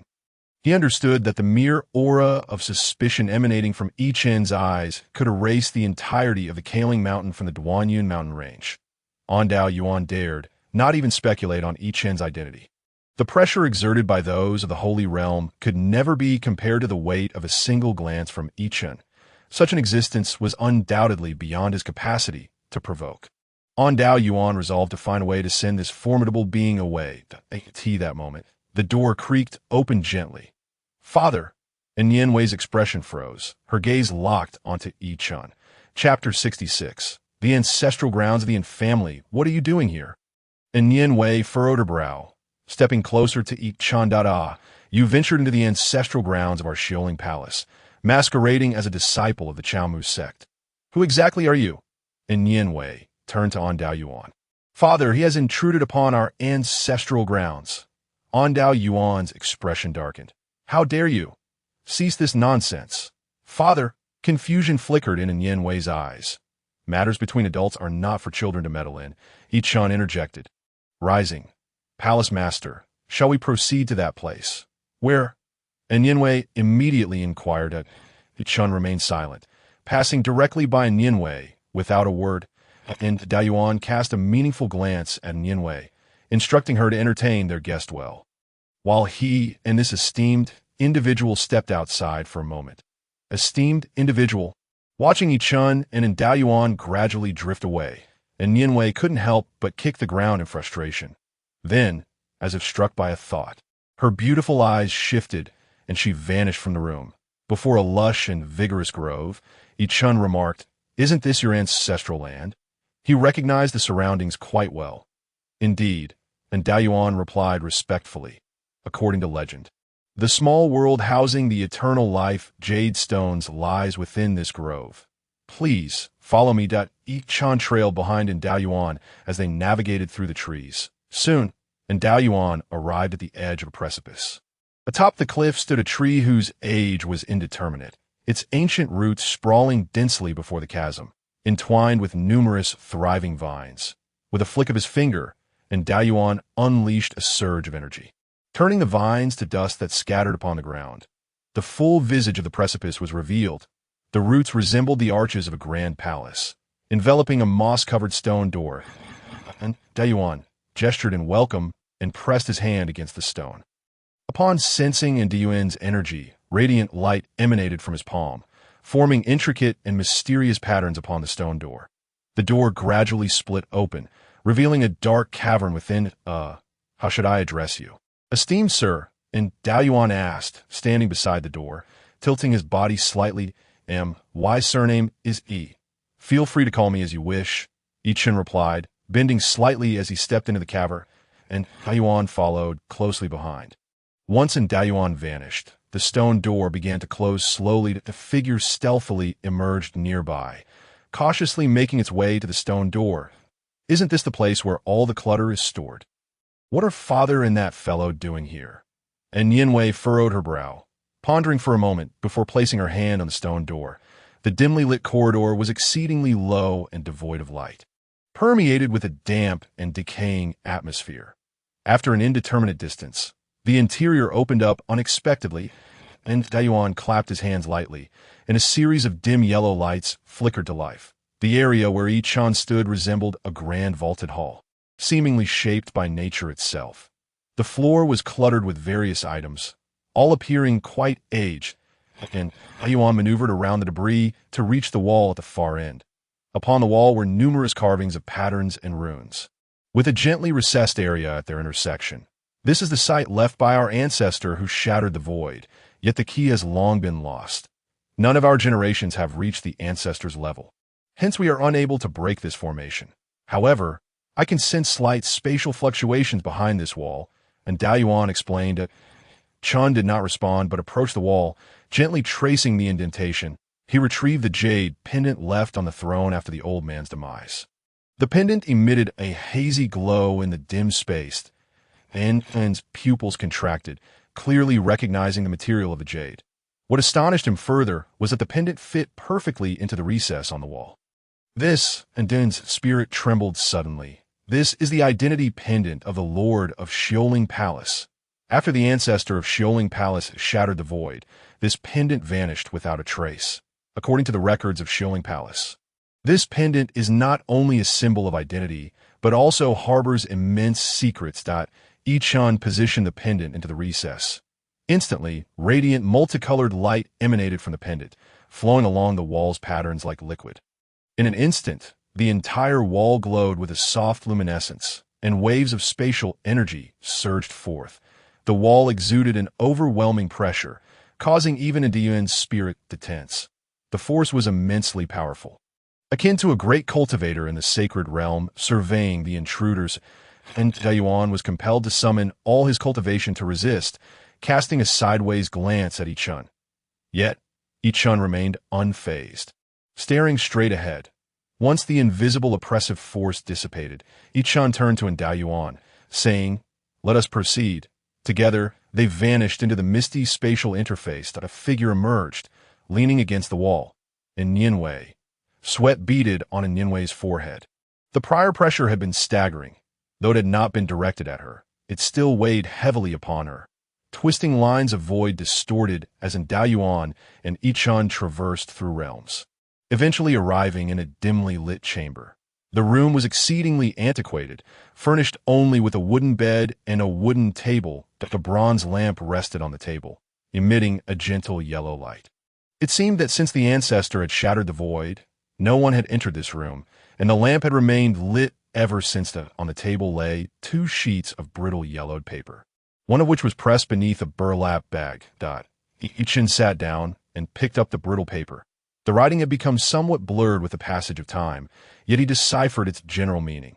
The desolate swamp is a perilous place. Converse with Gu Xiao to seek the truth and assist Yunlan Xing in overcoming calamity. The words on the other sheet made Yi Chen's eyes narrow. The text was in the ancient language of the demon clan. Years of conjecture, the power of eternal life. The lost one. Yi Chen unwrapped the burlap bag to reveal 5 jade stones, within which swirled a strand of colorful mist, identical to the one Daoyuan had possessed. Yi Chen rubbed his palm across the table, revealing a patch of yellow powder on his hand. The powder matched precisely with the remnants of the jade stone he had shattered from Daoyuan. Yi Chen's eyes narrowed slightly. Chapter 67. Believe it or not, I'll eat you. This indicated that the ancestor of Sholing Palace had once opened the jade stone and encountered the vibrant mist within. Yet, after shattering the void, the ancestor's whereabouts remained unknown. However, it was highly likely that the ancestor had been tainted by the mist, becoming a servant of that race. A lost one. The thought that the ancestor might undertake actions to unravel the terrifying seal of that race after departing from the starry universe made Yi Chen's eyes darken as he coldly remarked, "Damn it!"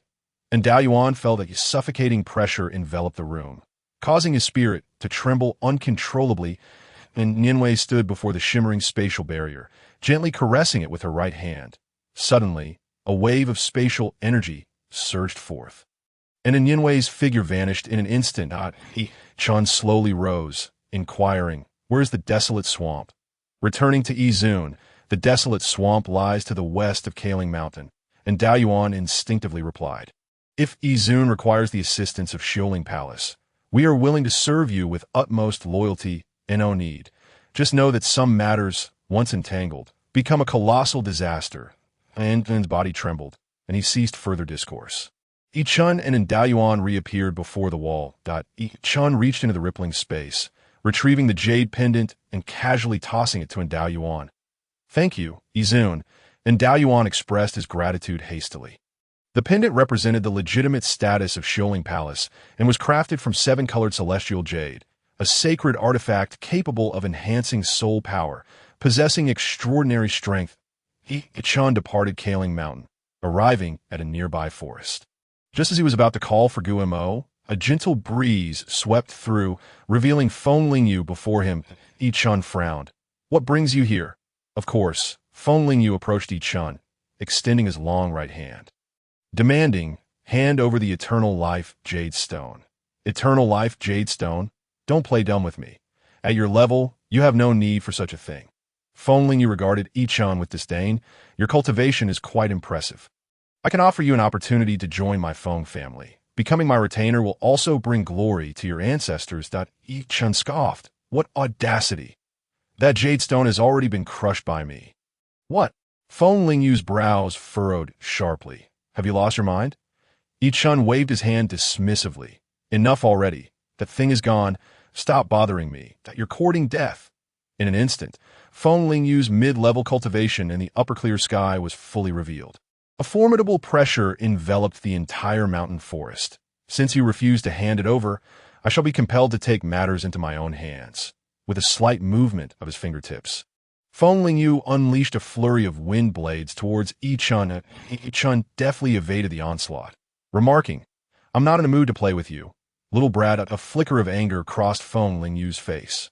"Little brat? How audacious for a mere human realm cultivator." Suddenly, a massive shadow loomed over Yi Chen. "Young master, please temper your anger. Such a cultivator does not require your direct intervention." Above, a colossal beast soared through the sky, its voice unmistakably emanating from its maw. The beast flapped its enormous wings, sending a barrage of wind blades hurtling towards Yi Chen. These blades were exceptionally sharp, capable of severing even the weapons of a human realm cultivator with ease. The beast's orange-yellow eyes gleamed with disdain, perceiving Yi Chen as nothing more than a lifeless corpse. However, a series of brilliant lights flickered, causing the wind blades to vanish eerily before Yi Chen. It was as if an invisible barrier protected him, deflecting the lethal wind blades entirely. As the beast continued to flap its massive wings, even more powerful wind blades descended upon Yi Chen. These blades would make even a celestial realm cultivator think twice before confronting them. Yet, they too bizarrely disappeared before Chen, leaving only flashes of light in their wake. Feng Lingyu furrowed his brow. Despite his mid-level cultivation in the upper clear sky, he found it challenging to discern what was transpiring before Chen. The beast circled in the air, then lunged upward, emitting a sharp screech towards Chen. Visible ripples accompanied the cry, surging towards him. Yet, Chen remained steadfast, showing no intention of dodging. In an instant, everything around him was reduced to dust, dispersing widely. From the sky, one could see a vast area now sunken, starkly contrasting the surrounding greenery. Nonetheless, the beast remained vigilant. Chen's actions had been exceedingly strange. Those wind blades had effortlessly dispatched human realm cultivators as if slicing through vegetables, yet they had not touched Chen in the slightest. Once the mist cleared, within a yard of Chen, everything remained intact, still lush and verdant, while the area around him was buried under yellow earth. The beast's eyes narrowed slightly. The scene was undeniably bizarre. Could it be that this individual possessed an extraordinary protective treasure? The beast gazed at Chen, concluding that without some mystical artifact shielding him, it would be impossible for him to stand unscathed. "I shall see how long your precious treasure can endure," the beast scoffed, spreading its massive wings, sharp feathers diving towards Chen.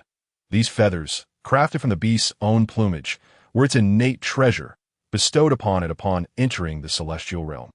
Glimmering with a cold light, they could easily penetrate formations and effortlessly slay fragile cultivators. However, as they struck the ground a yard from Chen, they could advance no further, seemingly halted by some mysterious force. A barrier, indeed a protective treasure, the beast screeched. "Break it for me!" In an instant, the feathers were enveloped in a gusting wind, empowered by the beast's might, aiming to shatter Chen's shield.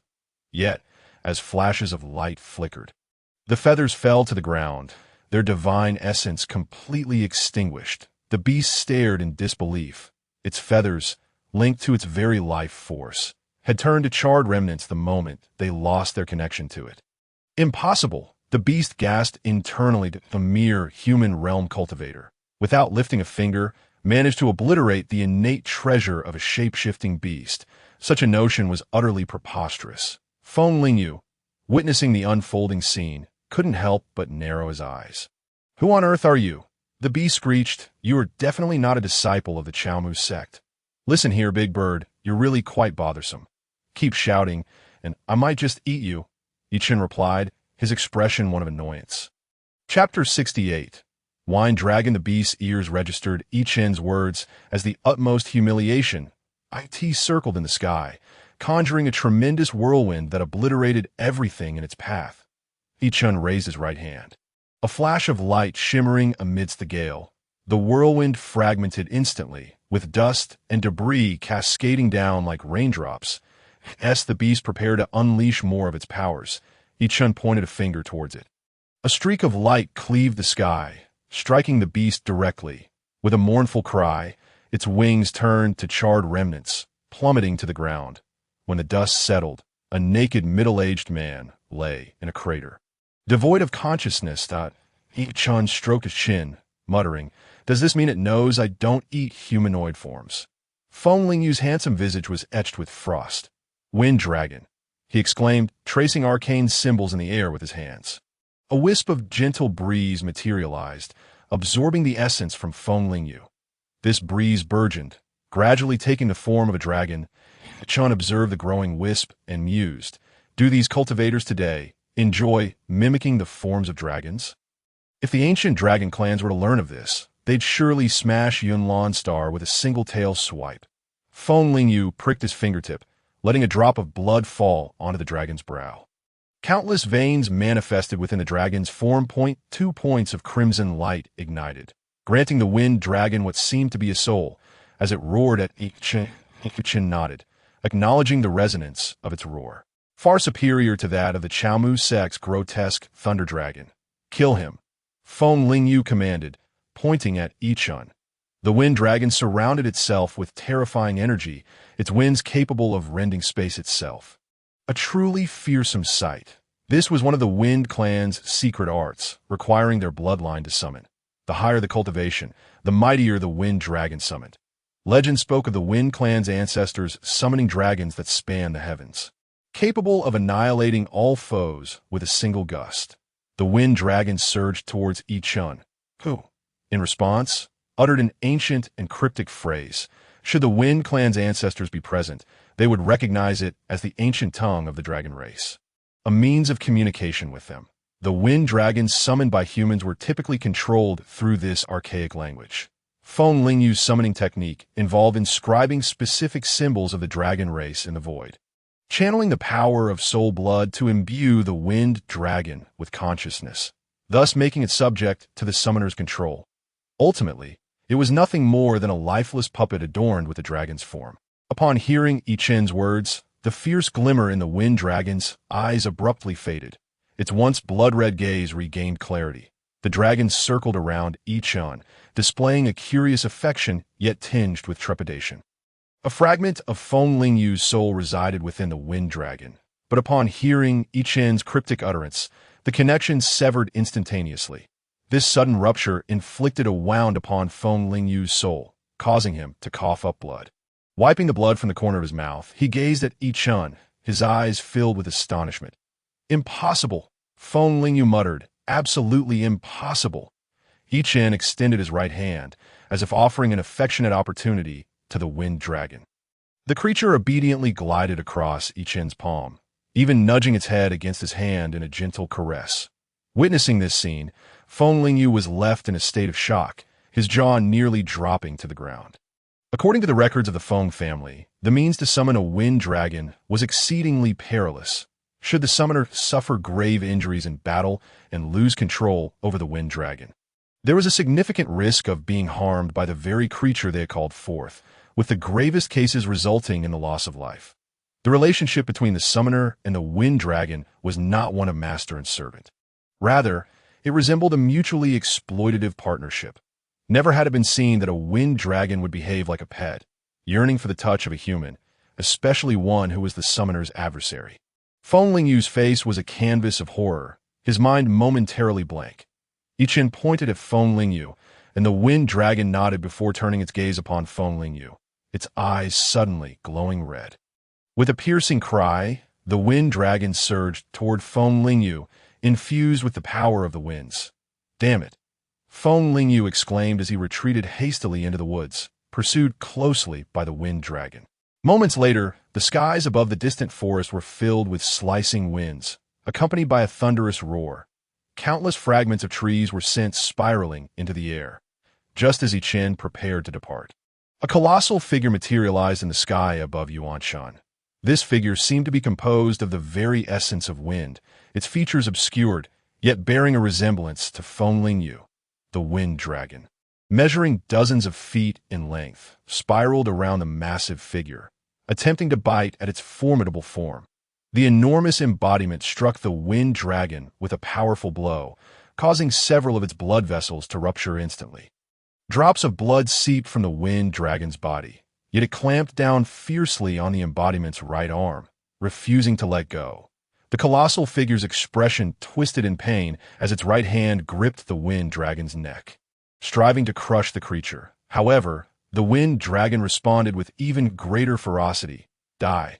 Feng Lingyu's voice echoed from the embodiment. The small red glow on the wind dragon's forehead shattered in an instant. Countless blood vessels within the wind dragon ruptured, transforming it into a multitude of swirling air currents that gradually dissipated. Simultaneously, Feng Lingyu, who had remained rooted in place, abruptly opened his tightly shut eyes. "You shall pay," he roared, a crimson line splitting open on his forehead, blood trickling down from the center of his brow. Although Feng Lingyu had lost control over the wind dragon, the drop of soul blood that granted the creature sentience was intricately connected to him. Destroying that drop of soul blood would inevitably inflict severe damage upon Feng Lingyu's own spirit, yet he resolutely chose to eradicate it. Chen bellowed the massive embodiment. "You shall perish!" The colossal figure leapt high into the air, bringing its palm crashing down toward Chen. A tremendous roar reverberated as the very ground trembled, trees collapsing haphazardly around them, A gigantic handprint appeared where Chen had stood, yet he was nowhere to be found. The enormous embodiment gazed forward, only to see Chen floating in mid-air, silently observing the figure. Impossible. Feng Lingyu's eyes widened in disbelief. Only cultivators of the heavenly realm possessed the ability to hover in the air. The embodiment turned its gaze toward Chen, who stood aloft, surrounded by flickering arcs of lightning that seemed to sustain his levitation. "That I must say, you are quite bothersome," Chen remarked with a hint of dissatisfaction. Chapter 69. Confrontation with Feng Lingyu. Feng Lingyu scoffed, "I care not what means you possess. As long as you do not hand over that eternal life jade, you shall not leave here alive. Young man, do you have any idea how annoying you are?" Chen shrugged. "The stone is truly gone. That is not for you to decide," Feng Lingyu retorted, his colossal embodiment's right hand lunging towards Chen. The palm, also composed of wind, generated ripples in the void with its formidable strength. "Annihilate," the embodiment roared, intent on obliterating Chen in the emptiness of space. That a tear-like radiance flickered around Chen as the hand came crashing down into the void. A deafening explosion ensued, sending visible ripples soaring into the sky, even disturbing distant clouds. Although the embodiment wielded unparalleled power, its movements were somewhat sluggish. Suddenly, Feng Lingyu opened his eyes wide, their hue transforming to a brilliant white. Under the gaze of those white eyes, everything became transparent, every living being laid bare before him. Yet, to his astonishment, within 100 miles ahead, there was no sign of Chen. "That I say," Chen's voice emerged from behind Feng Lingyu. A chill ran down Feng Lingyu's spine, and sweat began to bead on his forehead. In an instant, Feng Lingyu unleashed a sharp wind blade from his right hand, swiping at the space behind him. Yet, Chen gently grasped Feng Lingyu's wrist, leaving him momentarily stunned. Chen's grip felt as immovable as a mountain. Regardless of how much strength Feng Lingyu exerted, he could not break free. How can this be? Feng Lingyu's heart raced in disbelief. A mid-stage cultivator of the upper clear realm was being restrained by one of merely the human profound realm. It was utterly inconceivable. Even more shocking was that Chen had thus far only unleashed a meager amount of power, without revealing the might typically displayed by high-level cultivators in battle. Moreover, Chen had not utilized any martial energy or techniques. Feng Lingyu's eyes bulged as the embodiment's palm descended from the heavens. Chen looked up at the colossal hand, which seemed intent on pinning both him and Feng Lingyu to the ground. A tempestuous wind surged toward them, Chen's dark hair billowing as he regarded Feng Lingyu with a smile. The hand, cloaked in overwhelming pressure, halted just a foot above the two, betting on a mindset. "Young man, my experiences far exceed the meals you have consumed," Chen remarked lightly, releasing his grip and choosing to relent. "I have no desire to squabble with a mere child. My apologies.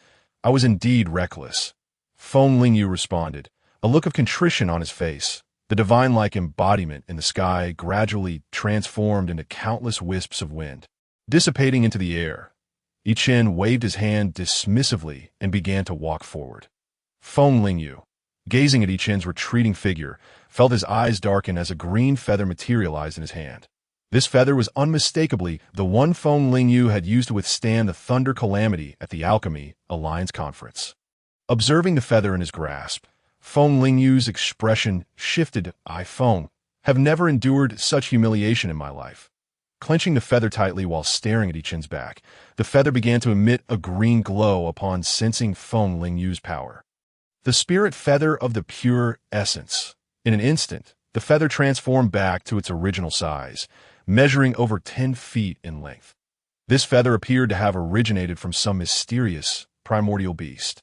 Natural patterns adorned it, exuding an air of enigma, but tremendous pressure, capable of instilling fear in all heavenly realm cultivators, suddenly radiated from the feather.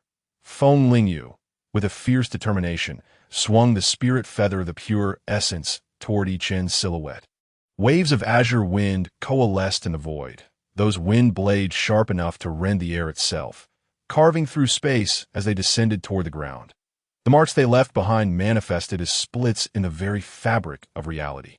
"Annihilate!" Feng Lingyu let out a sharp exclamation, and those azure blades of wind surged towards Chen from all directions. The azure blades carved out numerous rifts in the void, emanating a terrifying power that sent shivers down one's spine.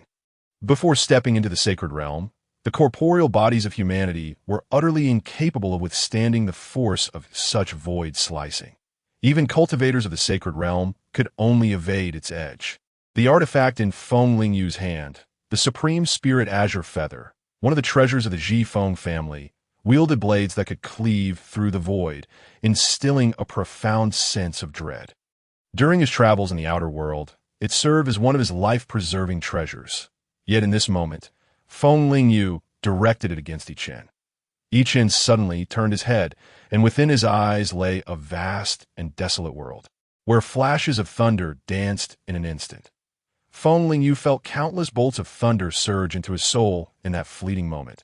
These bolts bore an annihilative force capable of ravaging Feng Lingyu's soul, leaving it riddled with wounds, akin to a flickering flame amidst a tempest, ready to extinguish at any moment. Feng Lingyu's gaze grew vacant, and the supreme spirit azure feather slipped from his grasp and fell to the ground.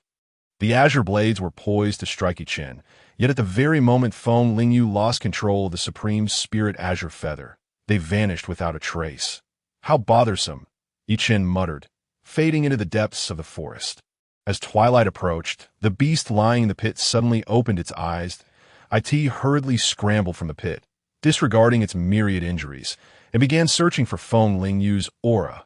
Young master, the beast sensed a lingering wave of power ahead.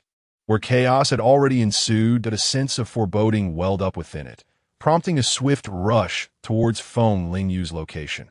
The area appeared as if it had been plowed, with everything that once grew upon the land reduced to mere fragments. Amidst the chaotic battlefield, no one stood in place. The beast hurried over and found Feng Lingyu standing there, his expression vacant, his eyes dimmed of light. It grasped Feng Lingyu's shoulders, gently shaking him.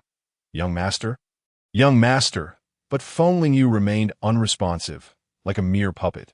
The beast pressed its hand to Feng Lingyu's brow, and its expression changed in an instant. Not good. The young master's soul seems to have suffered a grievous injury. Panic washed over the beast's face as it caught sight of the supreme spirit azure feather lying on the ground. The beast was horrified. How could that person have defeated the young master? Who wielded the supreme spirit azure feather? Who on earth was he?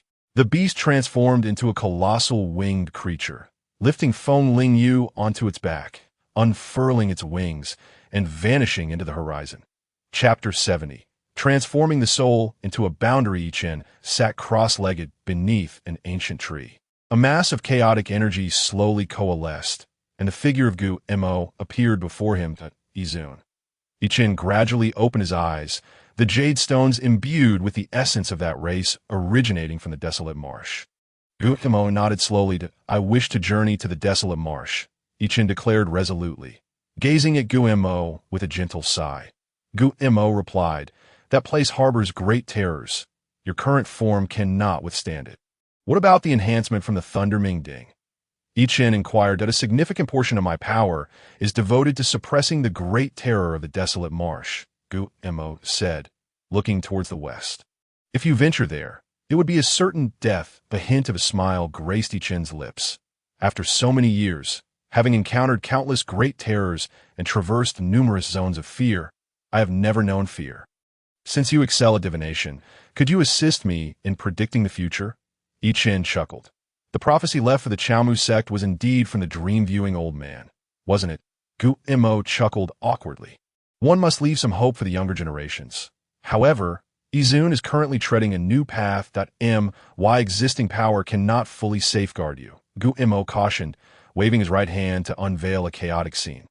Within that vision, Chen's figure appeared, staring skyward, suddenly filled with dread, tears of blood streaming from his eyes, his gaze turning vacuous before he staggered into the mist. I have divined this thousands of times. And each vision ends the same. Gu Mo sighed deeply that I cannot enter that forbidden realm. Should Izun proceed, the outcome will undoubtedly align with this vision. Thus, I hope you will wait until you possess greater means before choosing to enter the desolate marsh. Guillemot advised, I cannot stand idly by while Yunlan Star remains in its current state. With such terrifying entities present, if a mistake were to occur, Yunlan Star could face annihilation. And, as the soul of Yunlan Star, you too would not escape disaster. Chen extended his right hand. With the aid of my chaotic power, I shall personally divine that a wisp of chaotic energy emanated from Guillemot, gradually drifting towards Chen. That wisp entwined around Chen's hand, and in an instant his eyes transformed into myriad visions. Scenes flashed before Chen's eyes, yet without exception, the final outcome showed him gazing at a terrifying entity in the sky. His face stricken with horror, blood tears flowing from his eyes, before he staggered into the mist. These images replayed thousands of times in Chen's mind, yet none escaped this grim conclusion. What is that entity in the sky? Even the Thunder Ming Ding cannot withstand it, Chen murmured. Yet I refuse to believe that there exists a deadlock that Chen, cannot break. The art of Daoyan enveloped Chen, the principles of the great path swirling around him, chaotic energy coiling about. After a long while, the terrifying aura surrounding Chen gradually dissipated, and those principles returned to the heavens, and the earth, Guillemot's wisp of chaotic energy, was entirely consumed by Chen. Guillemot could only smile wryly. Feeling helpless, Chen's eyes regained their brightness. The gaze has shattered my soul. He murmured. Guillemot nodded, understanding why even with the protection of the Thunderming Ding, Chen would still fall into a deadlock. Observing Guillemot's form becoming increasingly translucent, Chen chuckled awkwardly. You should return and rest. It is not too late for Izun to prepare thoroughly before venturing to those places that I can still manage. With that, Guillemot's figure gradually faded away. Chen gazed at the sky, his expression rife with contemplation. In a realm where chaos had just begun to unfold, a chaotic star continued to spin slowly, surrounded by countless chaotic energies that formed colossal storms. Although Chen had yet to harness the power of that star, he could already sense the terrifying force contained within it. Chaotic star. Chen's voice resonated throughout this world. Though he had not yet mastered this power, he believed this path was indeed the correct one. If only my soul could also arrive in this realm, then the assaults targeting souls would lose their efficacy. This method is the only way to break the deadlock in this world. Despite the presence of the chaotic star, an even broader realm remained shrouded in obscurity. Waves of vague energy surged from this broader realm towards the chaotic star. Viewed from above, it resembled a massive whirlpool, exceedingly ominous. This day, I have yet to utilize the power of the chaotic star. Only those vague mists are incompatible with the essence of this universe. If I were to merge my soul with that chaotic star, would I be able to command its power? Within the sea of souls, a sphere of white flames danced gently. That was Chen's soul. Annihilate, Chen exclaimed softly, a pained expression crossing his face. In an instant, the white flames shattered into countless tiny embers. I could see that moment. The soul aura surrounding Chen dissipated, leaving only the vitality of his physical form. The tiny white flames gradually extinguished, leaving but a single cluster remaining in the sea of souls. In that vast and desolate world, numerous white flames emerged from a void. Those white flames gradually coalesced into a single mass. This time, it remained uncertain whether it would succeed. The white flames surged toward the ethereal star. The size of that ethereal star was colossal, rendering the white flame insufficient to even match a wisp of its essence. The flame was drawn in, elongating into a white dashed line, consumed by the star, but a visage of agony adorned Chen's face. He had endured countless instances of physical disintegration and soul fragmentation. Yet, nothing compared to the torment of his soul being torn apart this time. Had it not been for his indomitable will, Chen's soul would have been reduced to mere dust, vanishing forever within the ethereal star. Nothing could vanquish my aspirations. No one can obstruct what I wish to achieve. Although a great deal of the white flame dissipated into nothingness, the section that had been stretched into a dashed line still persisted. Gradually merging into the star, an extraordinary sensation enveloped him. Chen felt as though he had transformed into the very soul of the ethereal star, capable of commanding all that belonged to it at will. The star erupted with boundless power, flooding into Chen's being, that he suddenly opened his eyes, revealing a cosmos swirling within, an aura of chaos pervading. Chen gently clenched his right hand, the power that seemed capable of shattering everything returning once more. Chapter 71. The Desolate Marsh. Chen slowly unfurled his right hand, a wisp of nebulous energy materializing, swirling around his palm. The surrounding essence recoiled, as if encountering a formidable adversary. Am I truly the soul of the ethereal star? Chen murmured. Upon entering the ethereal star, he could not wield the power of the stars. Yet by merging his soul with the star, it seemed he had instantaneously acquired the strength of a celestial body. How remarkably similar it was to the current universe. Only the soul of a star could be deemed a true star. The fusion of soul and ethereal star birthed a tangible star. The combination of reality and illusion revealing its power. Chen closed his eyes once more. In that vast, nebulous realm, the ethereal star revolved slowly. Chen could now perceive everything pertaining to the star. Yet his soul had suffered immense injury prior to entering, rendering it incapable of recovery in the immediate term. Although this power was formidable, his severely damaged soul posed the risk of backlash should he attempt to force its usage. Moreover, the soul embedded within the ethereal star could only observe its surroundings and the scenery beyond, resembling the situation with old Gu to some extent. Chen chuckled bitterly. Within his sea of souls, only a tiny flame of white continued to flicker, exuding a feeble essence. Fortunately, I retained some of my soul within the sea. Otherwise, I would be eternally trapped within that ethereal star, Chen said with relief. However, my soul power is too weak. It's fortunate that these younger cultivators cannot discern the strength of my soul. Those with higher cultivation might capture me for study upon sensing its aura. Suddenly, Chen sprang to his feet, only to stagger and nearly fall. Supporting his forehead, he saw stars flashing before his eyes. The process of merging with the ethereal star had consumed a substantial amount of his soul, leaving merely a flicker within his sea of souls, akin to those of mundane cultivators. However, this circumstance might allow him to unravel the deadlock of the desolate marsh. Chen smiled faintly, knowing that once his soul was restored, he would be able to wield new powers. His figure flickered and vanished amidst the trees. Izun, won't you return with us? Emo San inquired. A look of confusion etched upon his face. I have a few matters to attend to. This time, I did not lose my position within the Chaomu sect at the Medicine Alliance conference, so no one will trouble the sect any longer, Chen replied. Yuan Xingyuan gathered the items he had scavenged from Wu Xuanqing and Old Pei of the Wuling Pavilion. Asking, Izun, do we need to return these items to the Wuling Pavilion? Return them. Does that not imply you are admitting to stealing their belongings? Chen's expression turned grave. Your actions are too reprehensible. As a disciple of the Chaomu sect, engaging in such petty thievery is unbecoming.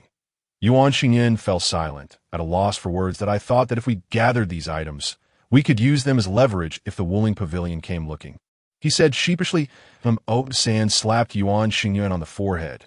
If you cannot speak wisely, it is better to remain silent. By the way, Izun, where are you headed this time? Emo San asked. Westward. Chen gestured toward the western horizon. West? Is it truly your intention to go west? Izun. Emo San's expression grew increasingly serious. Chen raised an eyebrow. Elder Emo, is there something amiss? The west of Sholing Mountain is likely the fabled desolate marsh. Emo San said gravely. Yuan Xingyan felt a chill creeping up from the ground at the mention of the desolate marsh. The desolate marsh?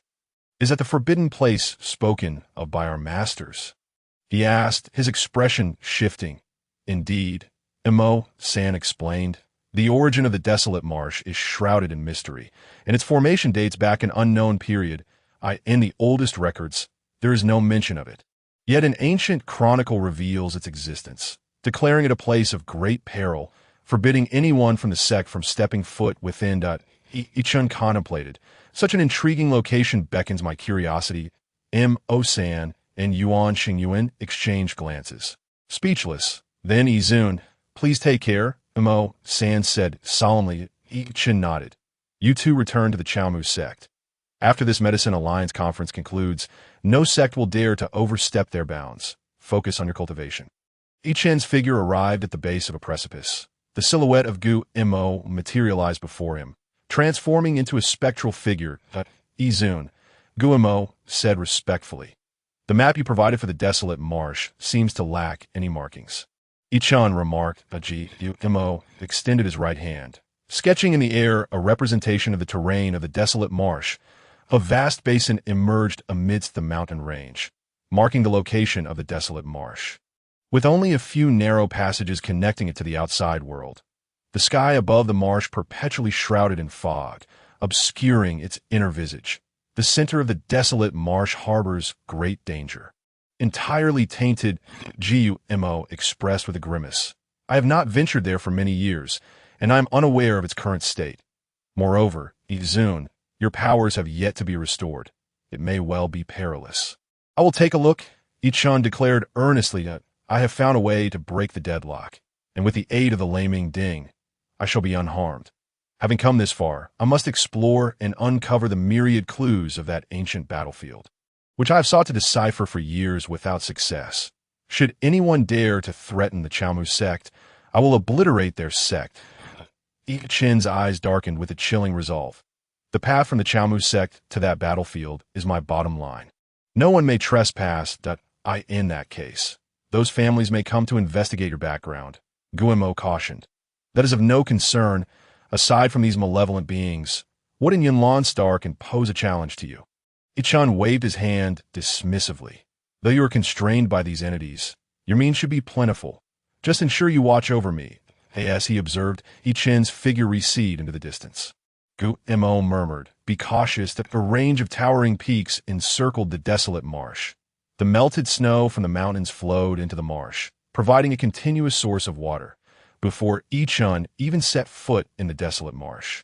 He was met with a terrifying miasma that enveloped the area, though it seemed restrained by some force, creating a zone devoid of life. Chen walked along the mountain's edge, searching for an entrance.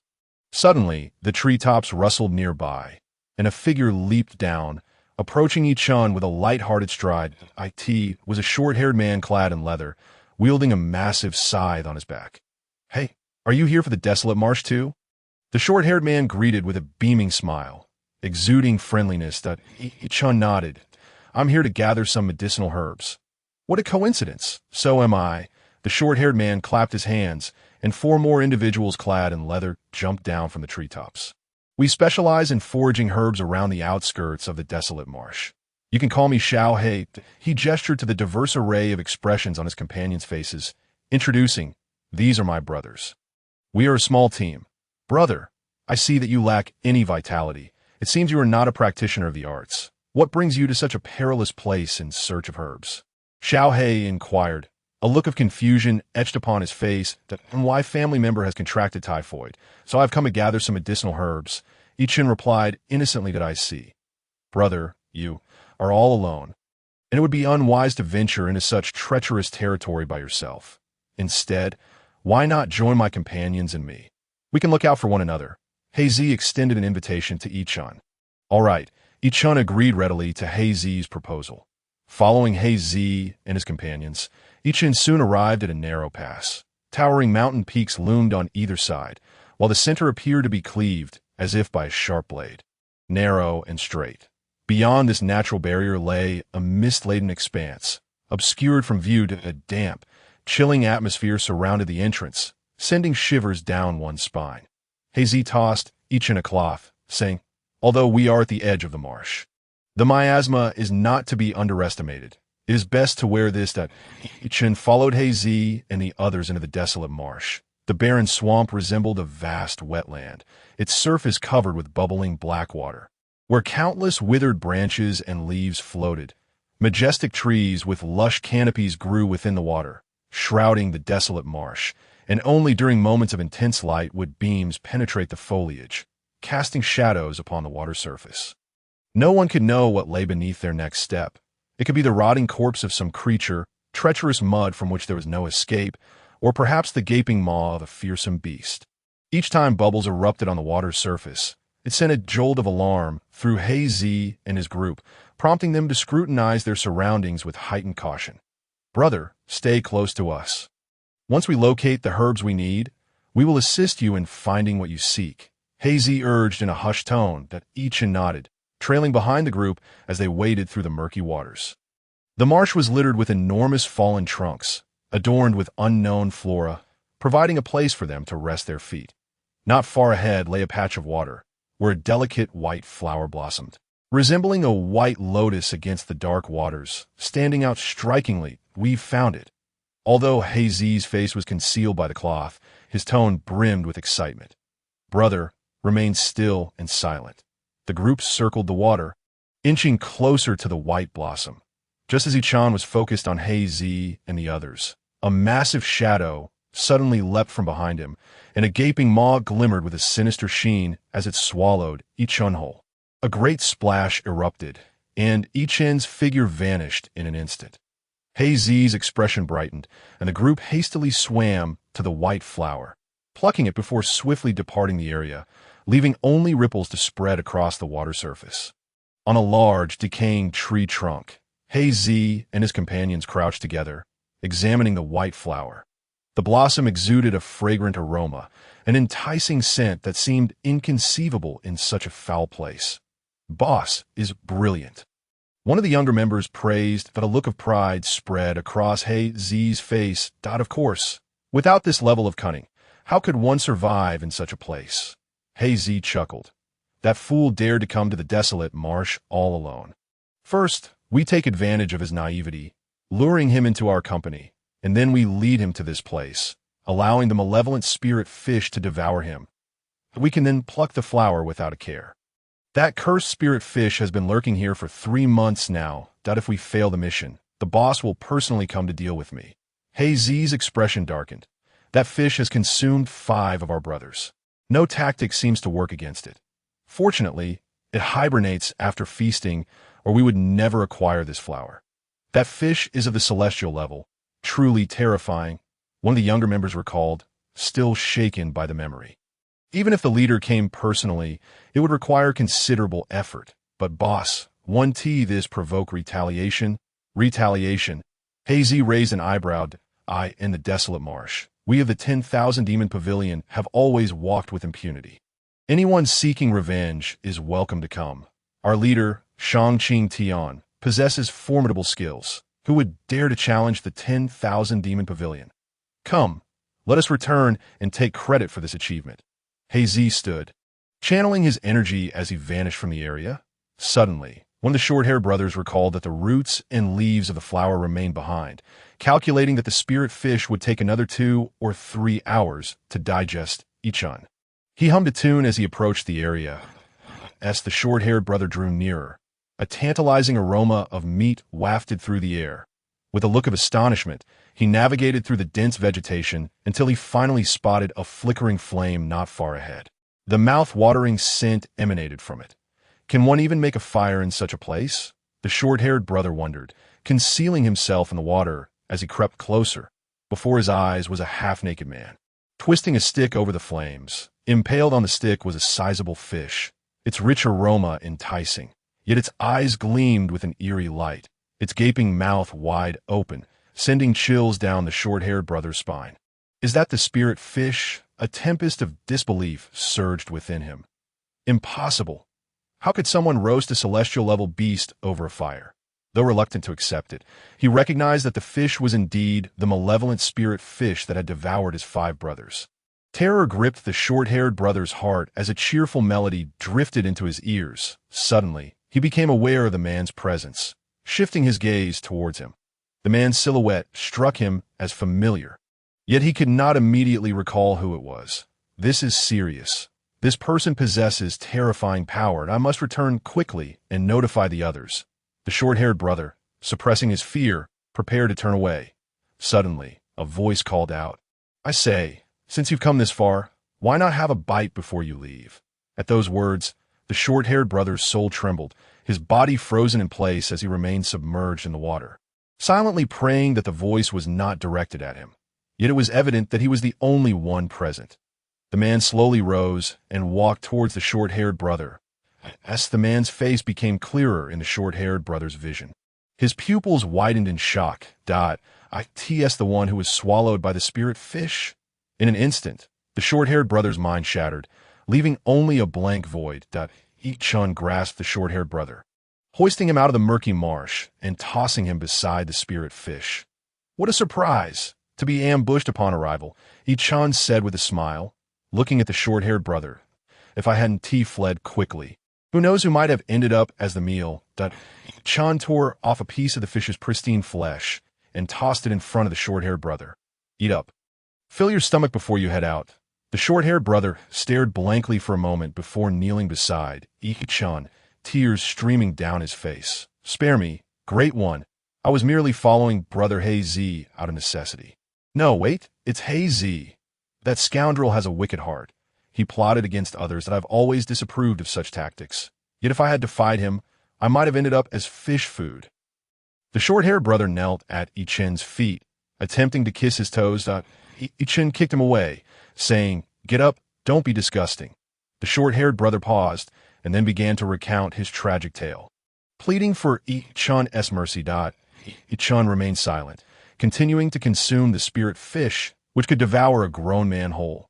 Soon, only the fish's skeleton remained on the stick. The short-haired brother was taken aback. He had never seen anyone eat with such ferocity. "Since you are one of his subordinates, take me to him. If I find him, I shall spare you."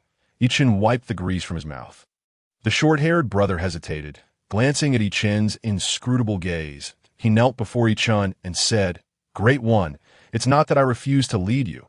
It's just that he has returned to the headquarters to report. The leader possesses formidable skills. I fear for your safety." Chen, with a fishbone in his mouth, replied, "No matter, just take me there, Great One." The short-haired brother wept aloud. "If you insist on forcing me, grant me a swift end." "A swift end?" Chen raised his brow, gently caressing his belly as he chuckled softly. "There is no pleasure to be had. My stomach still leaves much to be desired." He leaned closer to the short-haired youth, fixing his gaze upon the boy's eyes. "Would you care to taste your own flesh?" The short-haired youth trembled, a sudden waft of urine wafting through the air. "I know where he is. I'll take you there once," he exclaimed, but before he could finish, Chen seized him and hurled him into the swamp. "Oh, you not realize I have just eaten," Chen said, his expression one of exasperation.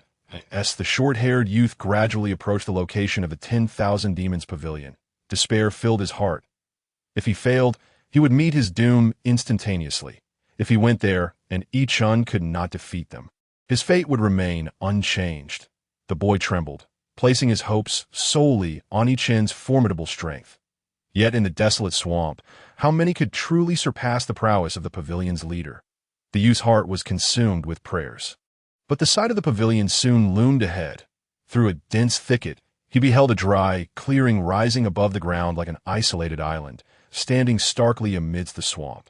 "That is the 10,000 Demons Pavilion," he said, his face ashen. Chapter 73. The Law of the 10,000 Demons Pavilion. Chen peered through the forest and beheld a massive azure stone tablet standing prominently in the clearing, inscribed with the 3 powerful characters of the 10,000 Demons Pavilion. Behind the tablet, layers of structures ascended gradually, culminating in an ancient pavilion that pierced through the treetops and touched the sky.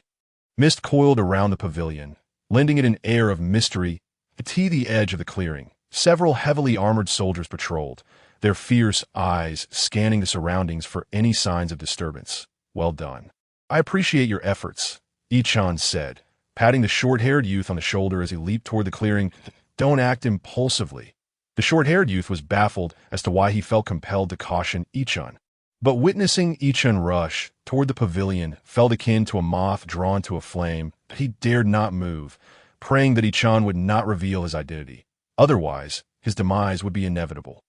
The short-haired youth trembled, prepared to flee at a moment's notice. "Who goes there?" The patrolling soldiers swiftly converged, intent on subduing Chen. Lightning flickered in Chen's eyes, causing the soldiers to momentarily freeze in place, as if they had been cast in iron. With an air of nonchalance, Chen strolled up to the towering stone tablet, regarding the formidable characters that spelled 10,000 Demons Pavilion. Atop the highest pavilion sat a young man clad in a green robe, facing none other than the leader, He Zi. "Leader," He Zi said respectfully, The young man perched on the edge of the bed, observing Chen as he twirled a delicate white flower in his hand. "Leader?" Heisey murmured. The young man's eyes, reminiscent of serpentine pupils, glimmered with a chilling malice as he regarded Chen. Yes, their gazes locked. Chen also turned to the pavilion, their eyes meeting in a moment of tension. When the young man turned back, his eyes had returned to normal, and he regarded Heisey with an expression of stoic silence. "Well done." The young man placed the flower on the table. "Go find Elder One for the antidote." Heisey's heart swelled with joy, but he maintained a facade of reverence, ready to express his gratitude and take his leave when a sudden, thunderous sound erupted. The stone tablet cracked, fissures spreading across its surface as if it were on the verge of shattering. Presumptuous! A furious roar echoed from within the 10,000 Demons Pavilion as a white-haired elder, engulfed in a whirlwind, approached Chen. The elder struck at Chen with a palm, channeling his energy into the form of a colossal, ferocious beast aiming to obliterate him on the spot. Lightning danced in Chen's eyes as the beastly apparition was instantly shattered. In its place, a massive skeletal claw descended upon Chen with lethal intent. The ground where Chen stood erupted in a cloud of dust, and as the haze cleared, 3 enormous claw marks remained, emanating an aura potent enough to rend anything asunder. Its him. The short-haired youth sank deeper into the swamp, realizing the significance of the white-haired figure within the 10,000 Demons Pavilion. Any traitor or provocateur would be mercilessly eradicated by him, the enforcer of the pavilion, Yulin. The short-haired youth's heart raced with terror. He had often heard tales of Yulin, known as a heartless enforcer who eliminated any daring to betray the pavilion, though the youth could not discern Yulin's level of cultivation. The sight of the 3 claw marks instilled such dread that he could not even entertain thoughts of resistance. Thank goodness, that fellow is gone. I should be safe now. The short-haired youth's heart steadied slightly. Yulin possessed the cultivation of the early stages of Jade Clear Heaven, a being of great renown in the desolate swamp. How could a mere insect like himself dare to provoke the 10,000 Demons Pavilion? Had the pavilion remained unchallenged for so long, due to mere luck?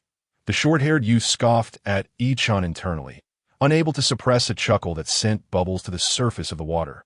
Startling him into holding his breath, Yulin transformed his enormous skeletal claw back into a normal human hand, his eyes revealing the same serpentine pupils, imbued with a sinister chill.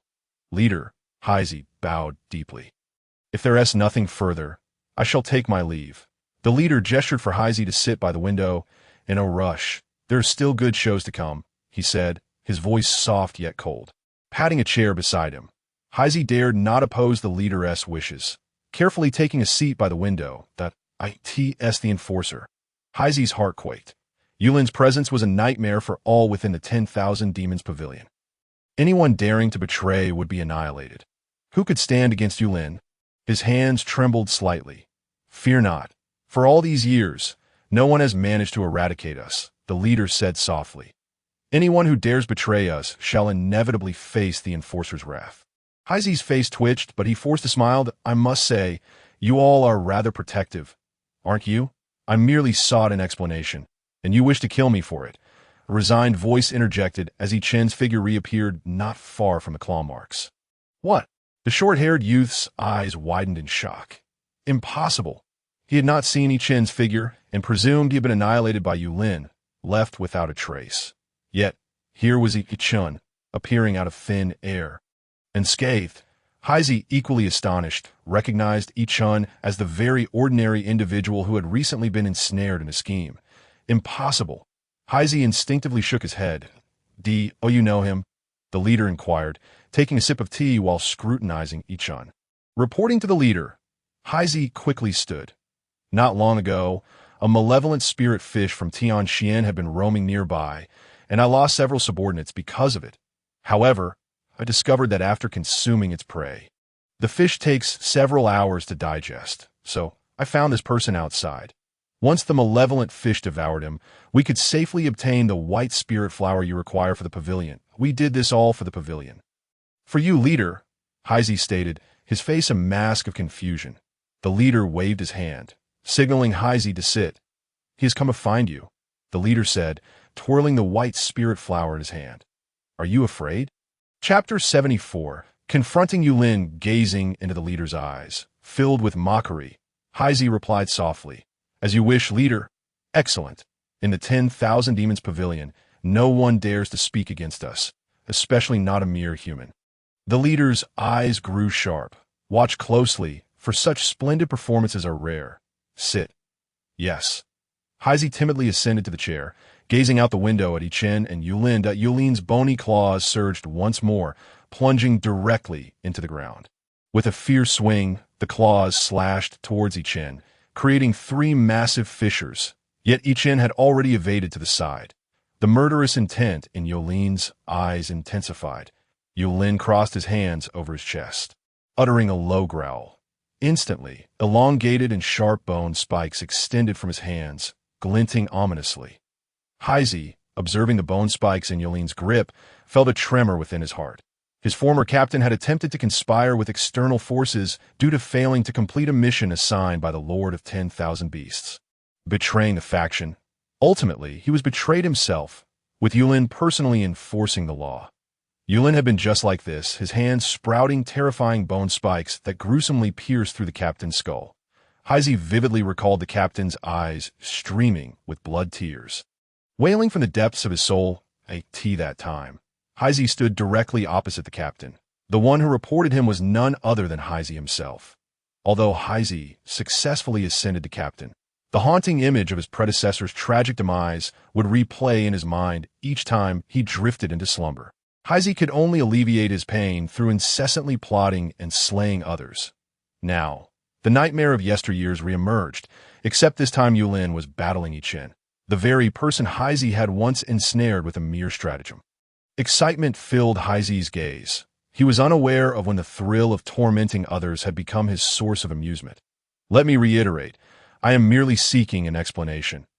Chen shrugged helplessly, asserting that there was no need for such hostility, questioning if there was any profound enmity between them. Yulin stood firm, his slender pupils fixated on Chen. "There is no reason. The human race deserves to perish." Yulin's chilling voice echoed, yet his lips remained unmoving, the sound seemingly emanating from nowhere. "Your blood will surely be exquisite, granting me an extension of life." Yulin's mouth slowly parted, revealing a mouthful of sharp, jagged teeth as a long, agile tongue flicked out, twisting in the air as if attempting to capture Chen's essence. Haizi's legs quivered uncontrollably. Yulin's tongue had similarly invaded his former captain's eye sockets, draining the captain of all his essence and blood, reducing him to a mere husk. "That fellow is doomed." A smirk of satisfaction crossed Haizi's eyes. The short-haired subordinate concealed himself in the water, revealing only his eyes as he covertly observed the scene unfolding at the 10,000 Beast Pavilion. This human. What the hell are these monsters?" The short-haired subordinate felt his heart race, waves of dizziness washing over him, as if his heart might leap from his chest at any moment. "I must say, you are greatly generalizing. Not all humans are malevolent." Chen maintained his composure, unfazed by Yulin's fearsome visage. He waved his hand dismissively. "Please, close that mouth of yours. Those teeth are rather unsightly." Enraged by the remark, Yulin roared, his figure flickering as he instantly appeared behind Chen. The elongated bone spikes on his hands shimmered ominously, poised above Chen's head. In Haizi's mind, a vivid scene unfolded. Chen being pierced by those bone spikes, his expression contorted in agony as his blood and essence were siphoned away. Haizi couldn't help but bite his lip. Such imagery stirred an unusual sensation within him, causing his blood to surge. He recognized this as the influence of the miasma in the desolate marsh, which rendered one increasingly bloodthirsty and cold-hearted, ultimately transforming them into a being solely consumed by slaughter. However, no one could resist. Once one inhaled a certain amount of miasma, they would forever remain shackled to its grip, save for the detoxifying elixirs granted by the 10,000 Beast Pavilion. This explained why the pavilion had become the dominant force in the desolate marsh, with countless organizations serving it, and one knew the origins of the 10,000 Beast Pavilion, nor when it first emerged in the desolate marsh. Haizi only understood that, even among the numerous sects in the Northern Domain, none dared provoke it. The most powerful sect within the Medicine Alliance, The Rising Sun sect also treated the pavilion with respect, sending representatives to procure precious herbs from the marsh. Within the ranks of the pavilion, numerous enigmatic cultivators existed. They did not frequent the pavilion, but dwelled in the depths of the desolate marsh. Their activities shrouded in mystery. The depths of the marsh harbored nothing but lethal miasma, devoid of any herbs capable of surviving there. It was rumored that only a single flower, thriving upon bones and exuding a dead gray hue, grew in the depths of the desolate marsh. Yulin, the enforcer of the pavilion, was said to possess the cultivation of jade purity heaven, even among the most formidable sect leaders and elders within the Medicine Alliance. The number who could attain jade purity heaven was exceedingly limited. This was the foundation upon which no one dared challenge the 10,000 Beast Pavilion, overestimating oneself. Heisey scoffed at Chen internally. A hint of disdain flickered in Yulin's eyes as several bone spikes suddenly pierced into Chen's body. Yet, Chen showed no reaction, his face still bearing an air of calm. Yulin sensed his hands had indeed penetrated Chen, but the bone spikes failed to siphon any essence or blood, revealing that the Chen before him was merely an illusion. Suddenly, Yulin detected a shift behind him, and a smile crept across his lips.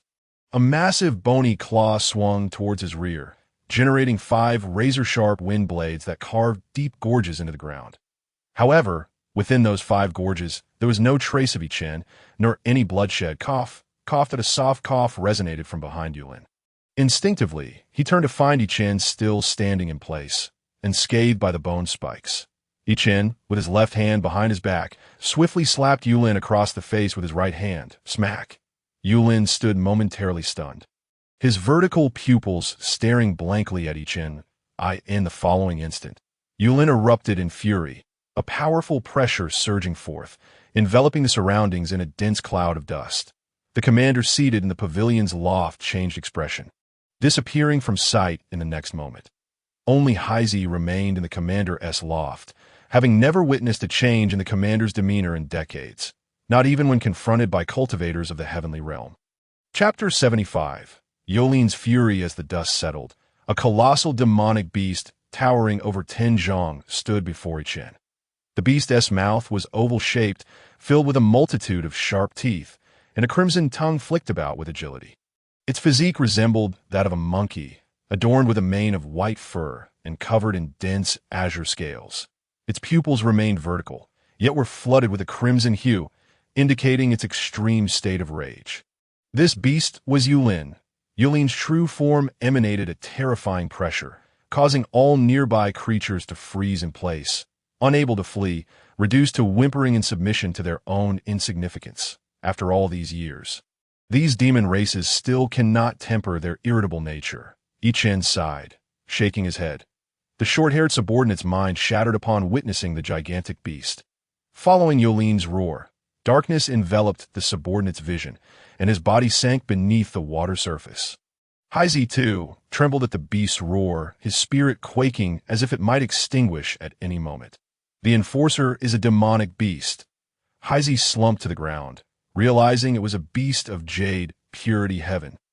As the dust spread towards the structures of the 10,000 Beast Pavilion, an invisible barrier halted its advance. Yet that barrier shimmered with ripples, as if on the verge of shattering. The commander of the 10,000 Beast Pavilion appeared anxious. Soaring towards Yulin. Huaxian's technique, Dao San, the commander bellowed.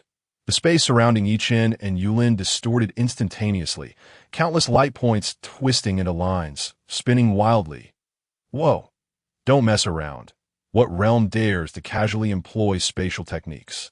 Chen's expression shifted as he sought to escape, but the only power at his disposal was that of the Thunder Ming Ding, which could not control space. Once the surrounding scenery stabilized, Chen quickly scanned his surroundings, relieved to find himself still in the marsh. Thank goodness I didn't end up in some chaotic spatial turbulence. He breathed a sigh of relief, patting his chest. You are doomed. The commander's expression darkened, seemingly intent on obliterating Chen with a single strike.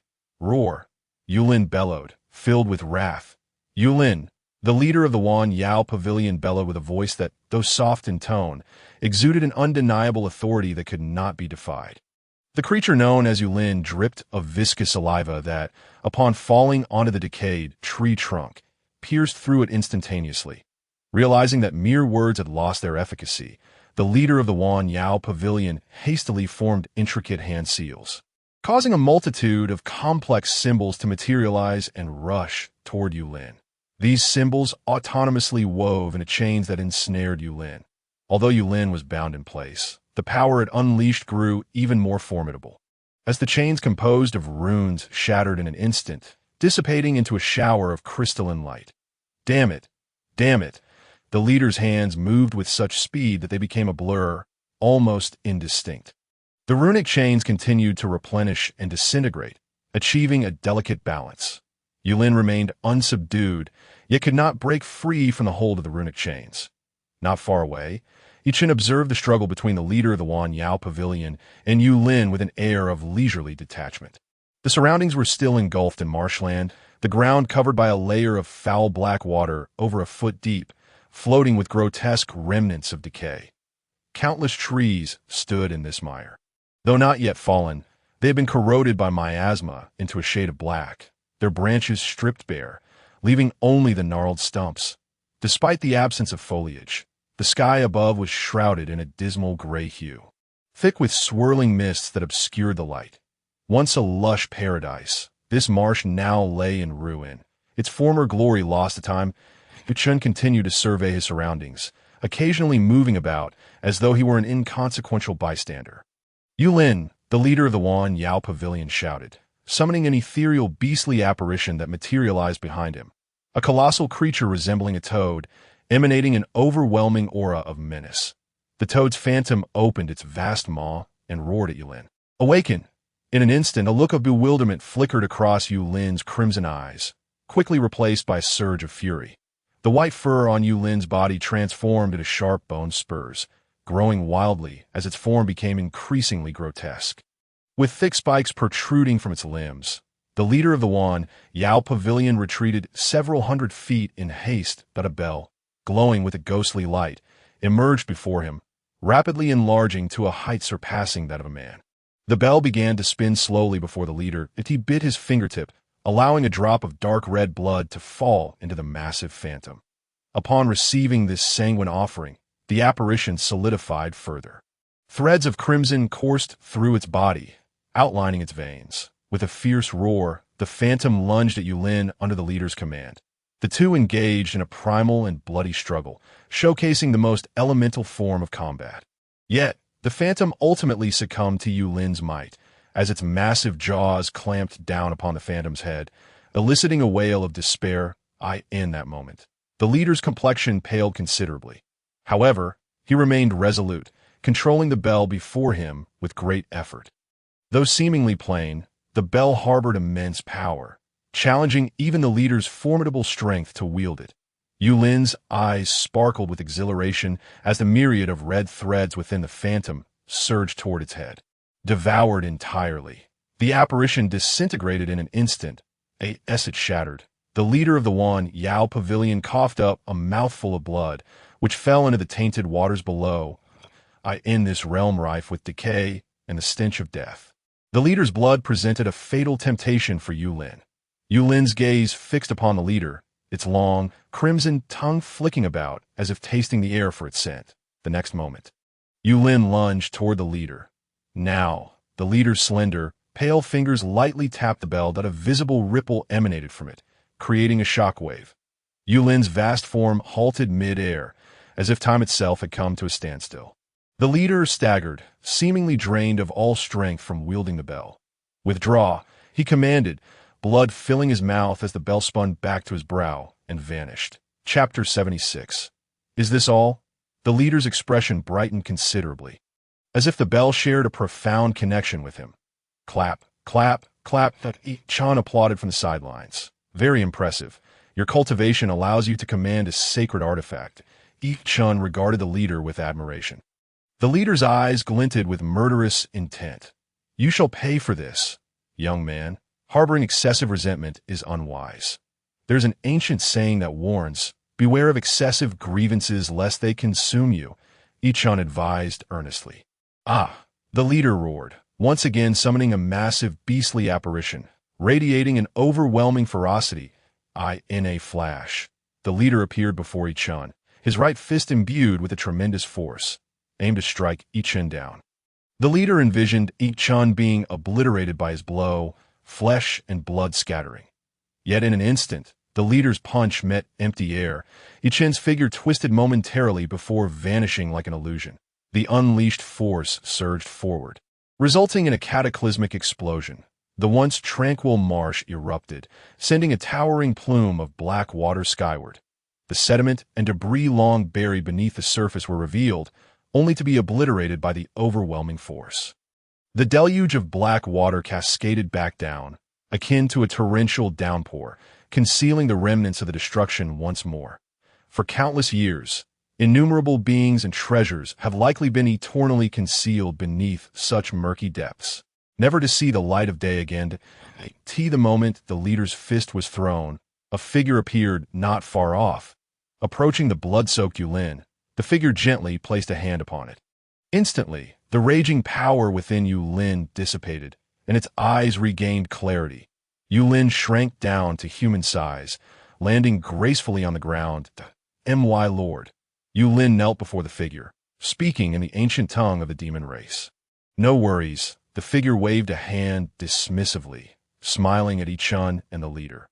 Over there, the leader's serpent-like pupils narrowed, fixating on a particular direction. The leader unleashed a fist toward the void, imbued with unfathomable might, embodying the pinnacle of his understanding of the realm of Yuqing Tian.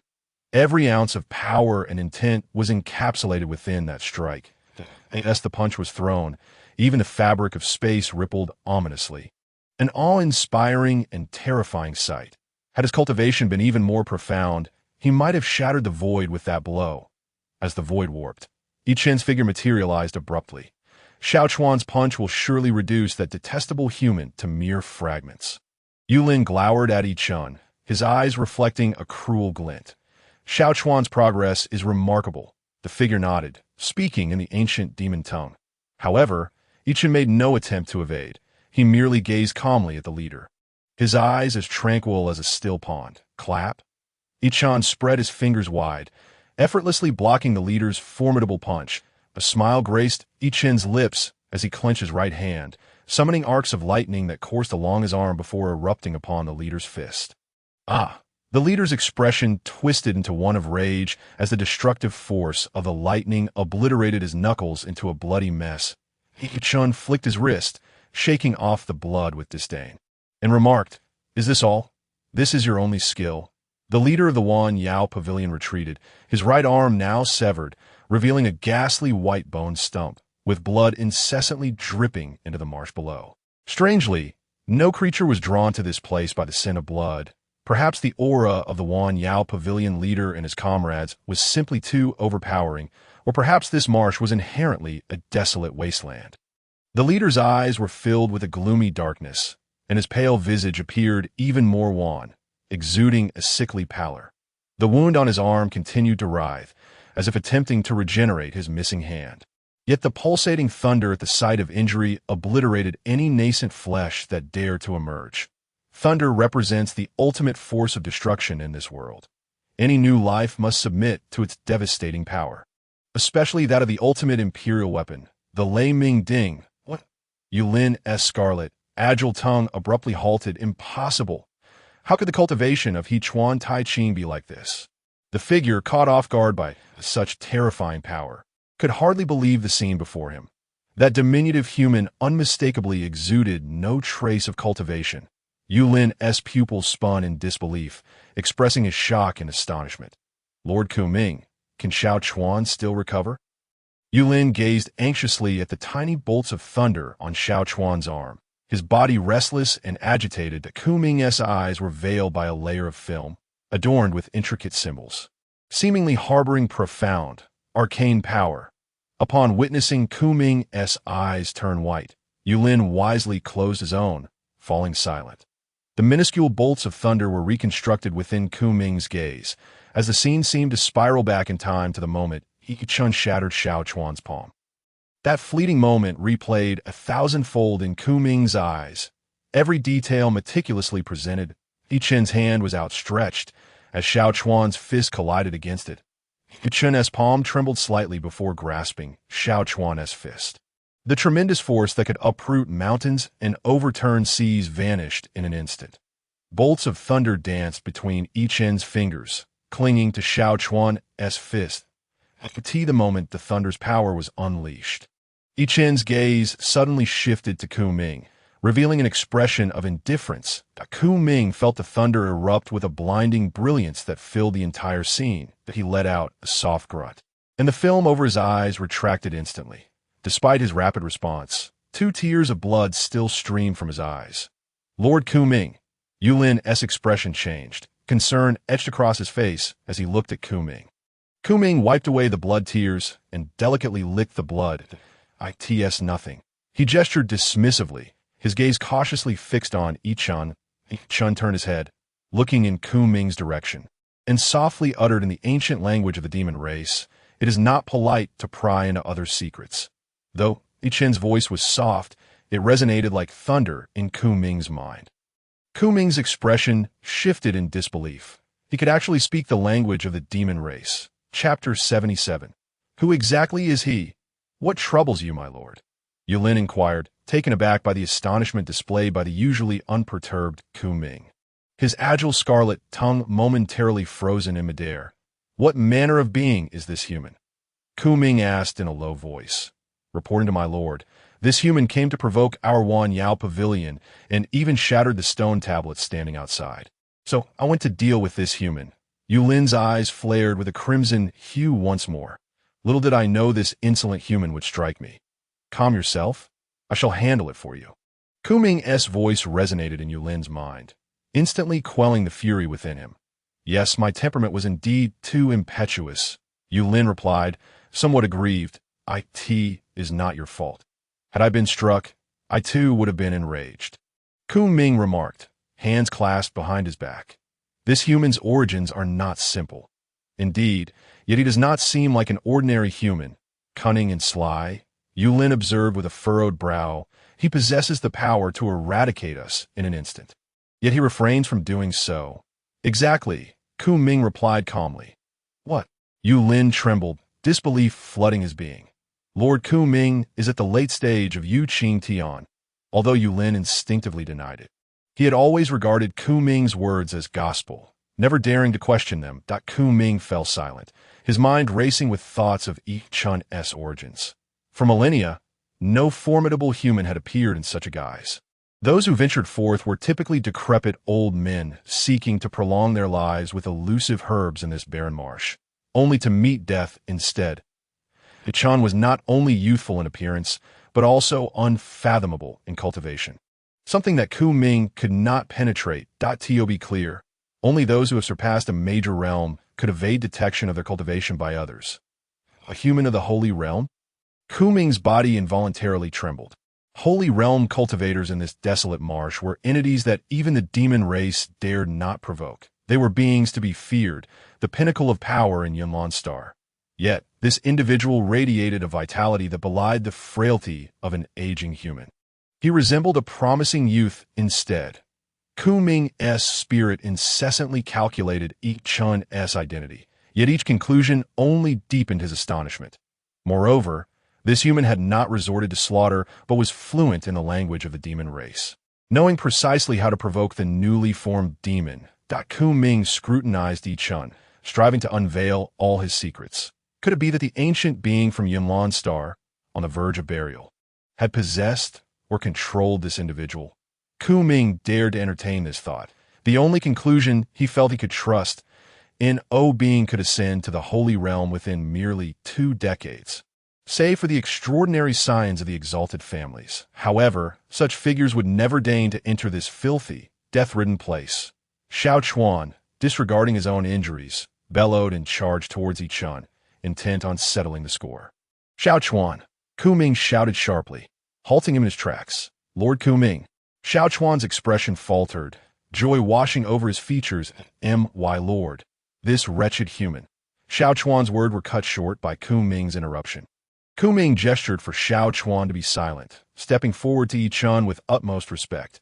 May I inquire your esteemed name? Well, I've stumbled into a den of monsters, Chen remarked, rubbing his hands together. And no wonder it's called the Wan Yao Pavilion. Indeed, this is a gathering place for our demon race. I am Ku Ming, and this is Xiao Chuan and Yulin, Ku Ming introduced. My lord, Xiao Chuan's expression darkened. He harmed me. Silence. A tremendous pressure emanated from Ku Ming's gaze, a weight of authority embedded deep within the demon bloodline, an indelible force. Xiao Chuan gritted his teeth. Yet Ku Ming's oppressive aura far surpassed his own, forcing him to bend his body in a gesture of apology towards Chen. I apologize on behalf of Xiao Chuan. This child has only recently begun his cultivation. He was sent out to manage external affairs, and it seems he has inadvertently provoked you. It is truly a misunderstanding. Ku Ming paused, pondering where the Wan Yao Pavilion may have offended Chen. Nothing much, Chen began, but was abruptly interrupted by Xiao Chuan. My lord, he shattered the stone tablet of our Wan Yao Pavilion. Xiao Chuan declared vehemently. For thousands of years, anyone who dared to provoke our Wan Yao Pavilion must be eradicated. As a warning to others, Xiao Chuan's voice rang out with fury. No one has ever dared to challenge our Wan Yao Pavilion. Not in the past, nor shall they in the future. Such insolence is intolerable. The oppressive aura of Ku Ming surged dramatically in the later stages of the Jade Purity Heaven, causing the surrounding space-time to seemingly stagnate. Xiao Chuan felt as if everything around him had frozen, clinging to him like glue, tightening incessantly and constricting every inch of his body. Should he stubbornly resist, he would likely face a fate of being utterly shattered. Although Yulin possessed a formidable physique, the realms of Tai Ching Heaven, Shang Qing Heaven, and Yu Qing Heaven formed formidable barriers, each level acting as a chasm, not to mention the three lesser realms within each major realm. Yulin clutched his head in agony, crouching on the ground, gasping for breath. Yet the surrounding spiritual energy and air appeared to have been instantaneously siphoned away, leaving him feeling as though his forehead might burst at any moment. Ku Ming's cold gaze was fixed on Xiao Chuan. Despite Xiao Chuan's bloodshot eyes, crimson with fury, and the blood dripping from the corners of his mouth, accompanied by numerous fissures appearing on his body, he still showed no sign of submission. How could our demon clan, with its long-standing legacy, bow to a human who only knows cunning schemes and betrayal? Xiao Chuan grit his teeth, forcing himself to stand tall. Even as his bones cracked and blood seeped from his wounds, he remained defiant against Ku Ming's overwhelming pressure. Ku Ming's aura was all-encompassing, aimed not only at suppressing Xiao Chuan and Yulin to prevent any major incidents, but also to gauge Chen's capabilities. Chen was watching Xiao Chuan when he suddenly sensed Ku Ming's gaze upon him. Locking eyes with Ku Ming, a smile unconsciously graced Chen's face. It was a trivial matter, after all. It would be regrettable to allow such a promising young talent to be ruined. Hearing Chen's words, the murderous intent in Xiao Chuan's eyes intensified, almost etching the word death upon his face. Umph. Observing the expression on Xiao Chuan's face, Ku Ming snorted coldly and struck Xiao Chuan with his palm. The strike contained a profound and arcane power, not severely injuring Xiao Chuan, but effectively sealing away all his cultivation and strength. Chapter 78. A reunion. Ku Ming's oppressive aura vanished in an instant. Yulin exhaled a long breath, collapsing to the ground. In that moment, he not only felt the magnitude of the power, but also the beauty of being alive. Xiao Chuan instantly fell to his knees, tearing open his shirt to reveal a complex pattern imprinted on his pale chest, formed of countless symbols that exuded tendrils of black mist. Xiao Chuan found himself utterly unable to mobilize his spiritual energy, let alone decipher the enigmatic patterns. Those symbols danced continuously upon Xiao Chuan's chest, revealing a mysterious binding force. Taoist arts rendered Xiao Chuan's face ashen, unable to believe that his elder would go to such lengths to seal him for the sake of a human. Isn't this a bit excessive? Yulin scratched his head. Ku Ming's dark eyes turned to Yulin, who promptly closed his mouth in understanding. Your Excellency, what grievances do you have with my Wan Yao Pavilion? Speak freely, and I shall ensure they are resolved. Ku Ming spoke solemnly. Oh, it's nothing much. One of your subordinates tricked me when I first arrived at the desolate marsh, thinking I could find something to eat. Only to be nearly devoured by a fish, Chen replied, a hint of grievance on his face. The people of the desolate marsh are true local tyrants, preying on individuals like me. Had I not run quickly, I would likely have become fish dung by now. Ku Ming was momentarily taken aback, a loss for words. That fish could consume someone of your cultivation level. Ku Ming's mind was filled with expletives. Indeed, there was not a single good person among humans. Damn it. That fool only knows how to engage in such antics. The base lower-tier humans are utterly useless. Ku Ming coldly scoffed inwardly, realizing he had nearly stirred up a significant trouble. May I ask if this is all? Do you require compensation from our Wan Yao pavilion? A crystal core from a heavenly beast? Or perhaps precious elixirs? Ku Ming inquired tentatively. I merely wish to meet the one who deceived me. Chen mused, stroking his chin that I see. Ku Ming exhaled a sigh of relief. That could be arranged. Ku Ming cast a cold glance at Xiao Chuan, who, with a sullen expression, took a moment to deliberate before answering. It was a human subordinate who deceived me over a white spirit flowered. Is that all? A worthless flower? Ku Ming raised an eyebrow. Where is he now? He is still in the outer pavilion. Xiao Chuan replied. Ensure you bring him here intact. And oh, sooner had Ku Ming's words left his lips than Yulin dove into the marsh, disappearing from sight, leaving only ripples spreading outward. Please wait a moment. Ku Ming fixed his gaze on Chen, unsure of which sect or lineage he hailed from, suspecting he was unfamiliar with this place, as he likely had never visited the desolate marsh before. Oh no, I'm merely an ordinary person, Chen replied, and as soon as the words left his lips, Xiao Chuan's face twitched, revealing a murderous expression. Observing Xiao Chuan crouched on the ground, trembling in rage, Ku Ming could sense a massive shadow beginning to loom ominously behind him. You should return, Ku Ming commanded sternly. Xiao Chuan glared darkly at the flickering lightning on his arm, remaining silent. Could you possibly resolve the injuries first? Ku Ming cautiously asked. No problem. Just apologize to me. A young one with such a temper needs to be taught a lesson. Otherwise, there will be serious consequences in the future, Chen replied with an air of maturity.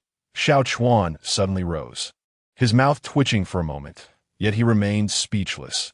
Just as Ku Ming was about to speak, Xiao Chuan coldly looked at him, declaring, as a member of the demon clan in the desolate marsh, I will never bow to a human. Absolutely not. With his injured body, Xiao Chuan gradually departed, his silhouette fading into the distant gray mist that Ku Ming was about to explain when a massive shadow suddenly appeared above Chen and Ku Ming. It was a small island, uprooted and dripping with mud, clearly having been recently lifted from the ground. Below the island stood a figure, Yulin, who had brought the entire Wan Yao pavilion, along with its surrounding structures. Yulin focused on the ground below, his form flickering, and that small island descended rapidly, splashing water everywhere. As the mist cleared, Chen and Ku Ming found themselves atop the small island, beside a stone tablet riddled with cracks, upon which the words Wan Yao Pavilion could be faintly discerned. Hazy lay on the floor of the pavilion, unaware of what had transpired outside, after the leader of the Wan Yao Pavilion had left. Without any orders, he dared not leave the pavilion's loft. Waiting patiently for the leader's return, in Hazy's perspective, no matter how capable Chen might be, he could not escape death in the desolate marsh. The Wan Yao Pavilion was the supreme authority. Anyone who defied it would be eradicated. Hazy had once witnessed a team leader verbally insult the Wan Yao Pavilion, and before he could finish his sentence, a shadow appeared behind him, draining all his blood and energy, leaving him a lifeless husk. That team leader had a mid-level human Xian cultivation, a figure Hazy once looked up to, and from that moment on, he vowed never to entertain thoughts of betraying the Wan Yao Pavilion, swearing undying loyalty. Yet Chen had shattered the stone tablet representing the Wan Yao Pavilion with a single strike, undoubtedly committing a grave transgression. Though Hazy felt a lingering fear, he recognized that Chen was not an ordinary person. However, who could provoke the Wan Yao Pavilion in the desolate marsh? Once the commotion subsided, Hazy slowly rose from the ground, but a figure stood before him, causing Hazy to gulp and hastily get to his feet. Yulin, the enforcer, Hazy exclaimed, his face filled with reverence, as if addressing a deity. Yulin remained silent, merely nodding to signal Hazy to exit. Hazy, feeling apprehensive, followed Yulin through the unfamiliar building, which he had never ventured into before, to the front of a simple, unadorned room. Yulin halted, pulling open the black fan door and standing respectfully at the entrance. He Zi's heart trembled. Yulin's display of respect indicated that the person inside must be of immense significance. Could it be that the Wan Yao Pavilion intended to promote him to a higher position? A sense of joy welled up within Haizi as he reflected on his many years of service to the Wan Yao Pavilion. A smile unconsciously spreading across his face. With his head bowed, he entered the room, where two figures sat cross-legged at a small table, engaged in lively conversation. Chapter 79.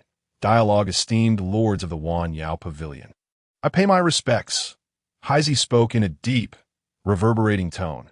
The two individuals paid him no heed, continuing their discourse in an ancient tongue that Haizi could not comprehend. However, the mere fact that they held court within the Wan Yao Pavilion, and that the esteemed Yulin stood respectfully guard outside, indicated their exalted status. After a light laugh, the conversation ceased, and Haizi felt two piercing gazes upon him, causing his body to tremble. Yet he dared not raise his head. Instead, he lowered it further, exuding an air of utmost deference. Are you one of ours at the Wan Yao Pavilion? I have never seen you before. You are not a spy sent by the human race. Are you? The voice of Quming resonated, cold and stern. Upon hearing this, Haizi's body quivered, and he hastily replied, I have devoted many years to the Wan Yao Pavilion, unwavering in my loyalty to the demon race. With no ulterior motives, a human, loyal to our kind. Are you perhaps a descendant of our race? Though even half-demons are often scorned, Quming raised an eyebrow and inquired slowly. Haizi immediately knelt, his body contorting like a shrimp. Since my arrival at the desolate marsh, I have joined the Wan Yao Pavilion. Although my accompanying squad has changed numerous times, my loyalty to the pavilion has never wavered. I vow to serve the Wan Yao Pavilion and the demon race unto death. I see, Quming remarked, glancing at Chen without further comment. Chen took a sip of tea and, in the ancient language, queried, I wonder if you have ever betrayed the human race. This esteemed lord asks you.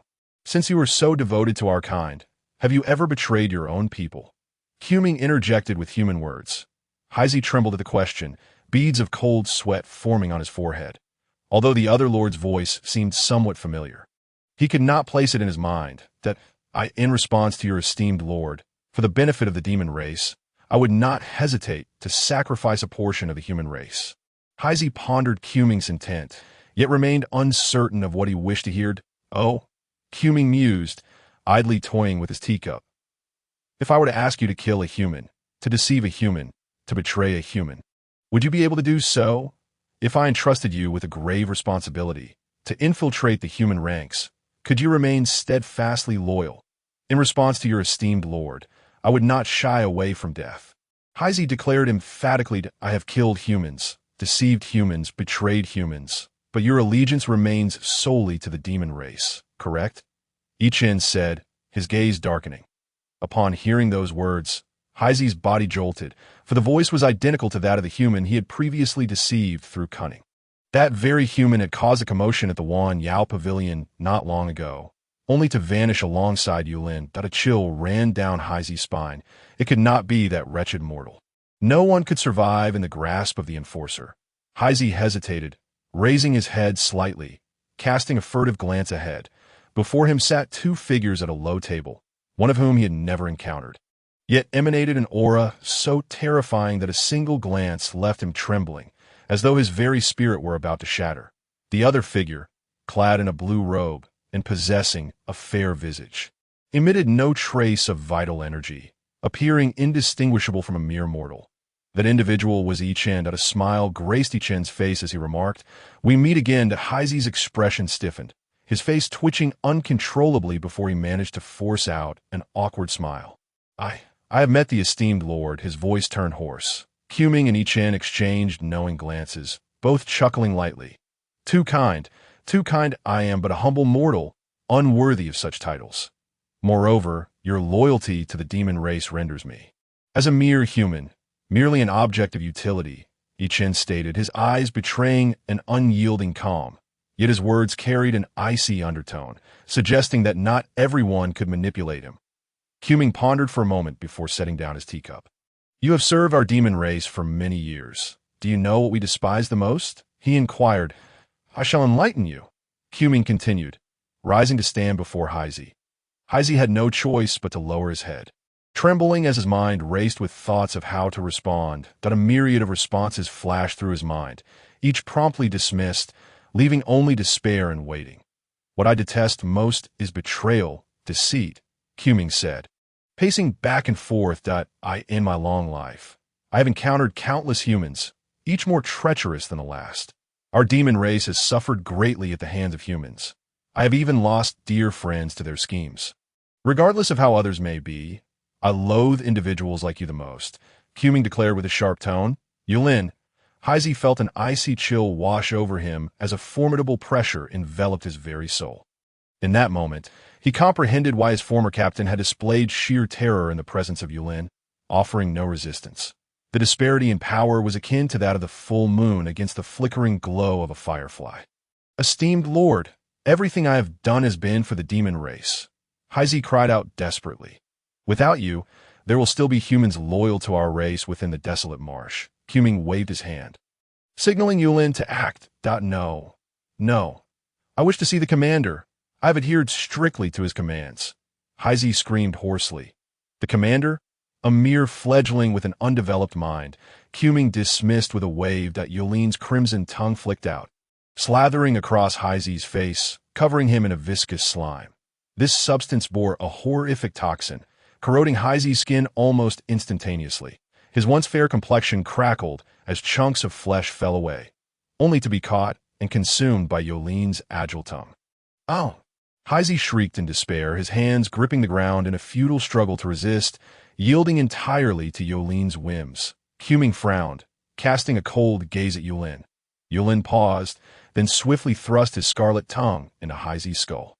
Heizi's body deflated like a punctured balloon, contorting into a grotesque visage. He could only feel himself being devoured, akin to a ripe persimmon being drained of its juices, his dying breath.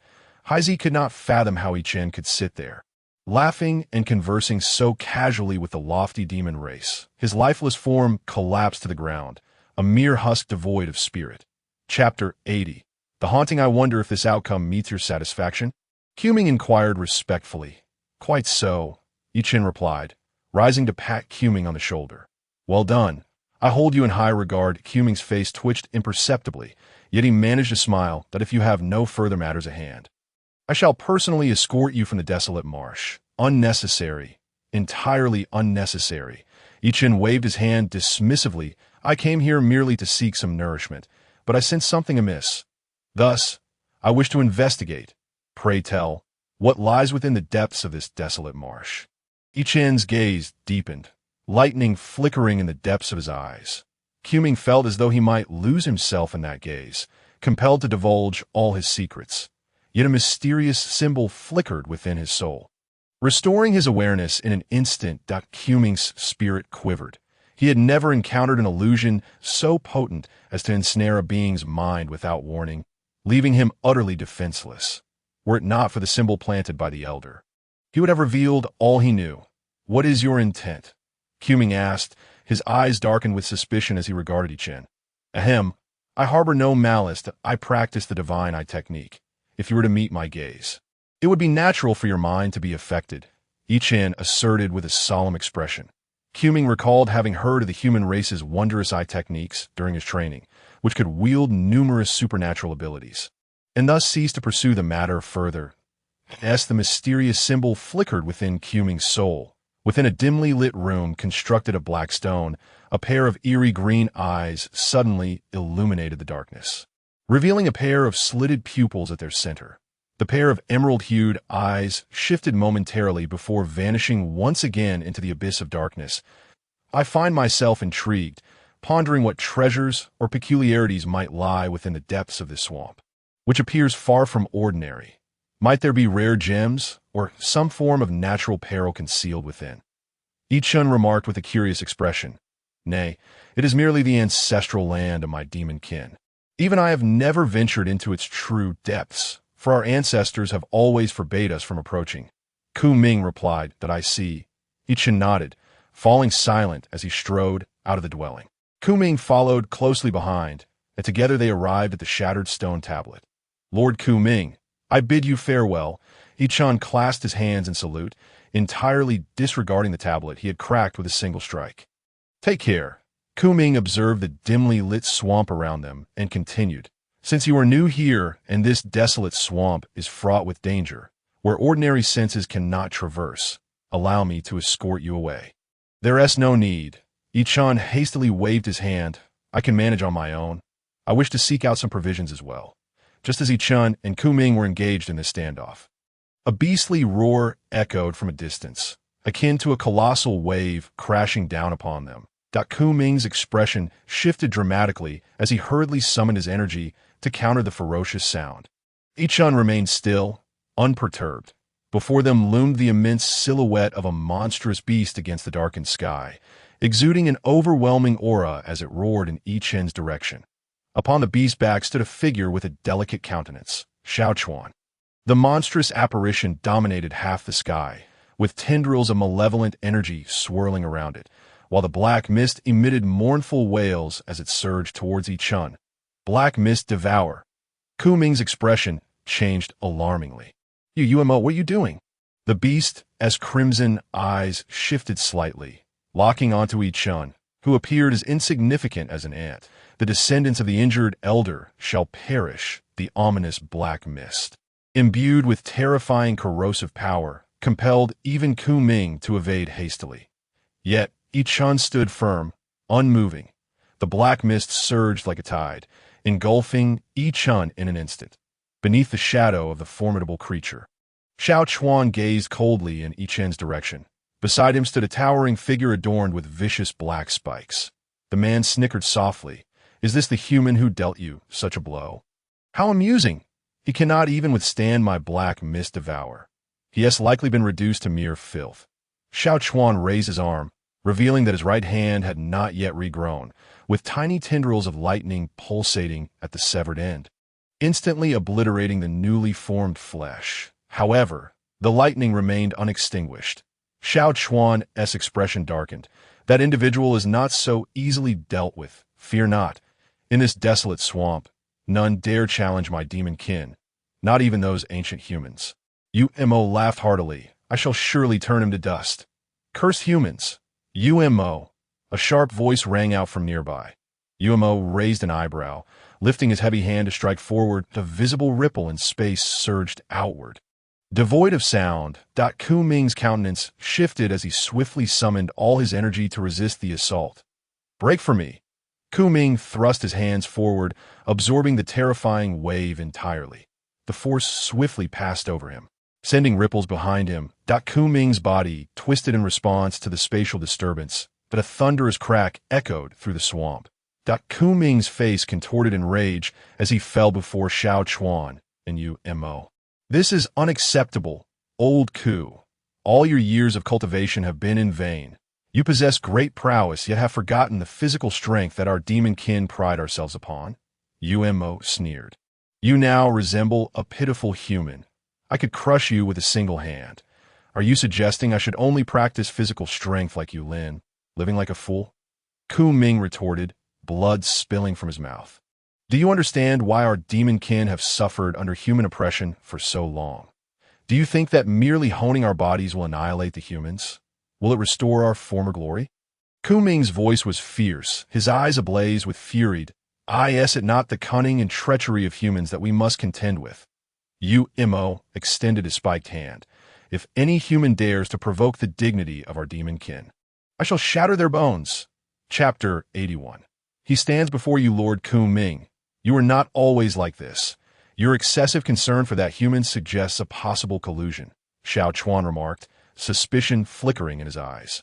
A sharp slap resounded as Xiao Chuan's pale face turned red and swollen. He wore an expression of disbelief, his lips quivering momentarily, yet he remained silent. Impudence! Kuming's energy surged, revealing his mastery of the jade clear realm. Xiao Chuan's spirit was shaken, rendering him defenseless. "I believe you have lost your mind." Kuming pointed toward Chen. "Do you know what level of cultivation the human possesses? Do you understand the consequences of provoking such an individual?" Are you aware of our mission in this desolate swamp? Enough, enough. Umo waved dismissively. Gazing at the dissipating black mist, he smirked at Kuming. Is this the unfathomable human you spoke of? He has already been consumed by my black mist. Becoming one with it. Both Kuming and Xiao Chuan turned their gaze toward Chen. The black mist slithered across the swamp's surface like serpents, converging towards Umo spread his arms wide. Welcoming his subjects as the black mist flowed into the spikes adorning his body, he exhaled deeply, gray mist escaping from every spike, enveloping him entirely. Marvelous, a voice of admiration echoed from behind Umo. His expression shifted from pride to darkness as he turned sharply to grasp at the source. His formidable claws tore through the air, creating terrifying ripples in space. Chen observed the spatial disturbance. Hands clasped behind him, leaning slightly to the side. The ripples swept past him. Had he been just a fraction slower or turned at a different angle, he would have surely been struck. The ripples traveled outward, distorting the once unyielding trees as they twisted under the force. Once the ripples dissipated, the trees were left contorted into wave-like shapes. Should one's body be struck by such a force, they would undoubtedly be reduced to pulp. And even if they survived, they would be gravely injured.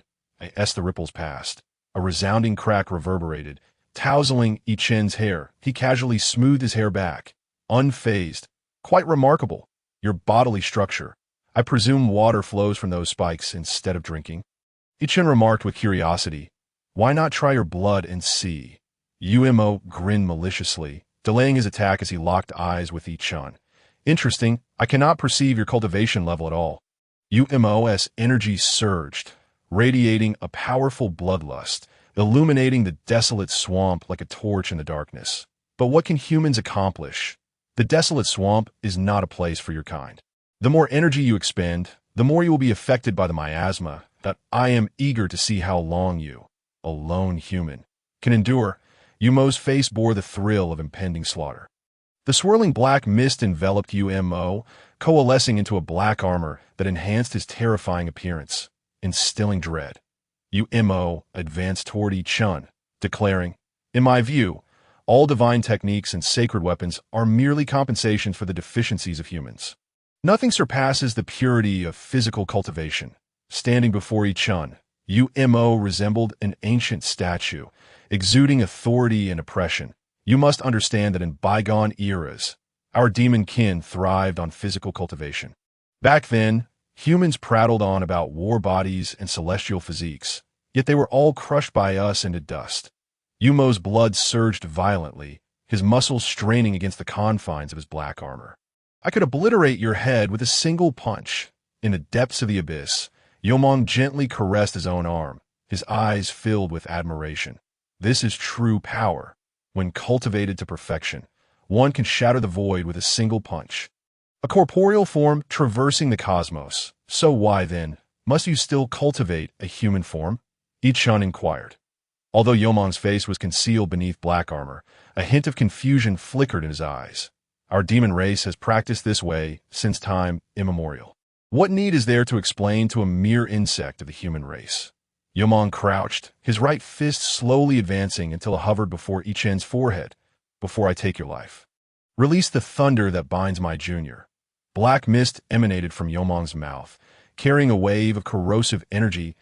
Chen deftly brushed aside Umo's fist, which was roughly the size of a water barrel, a smirk of derision dancing in his gaze. Let me enlighten you. The demon race did not cultivate human forms before the ancient era, particularly those formidable demons capable of shattering the void with their very flesh. Their bodies rivaling the stars. Chen scrutinized Umo, remarking, your physique pales in comparison to even a parasitic worm among them.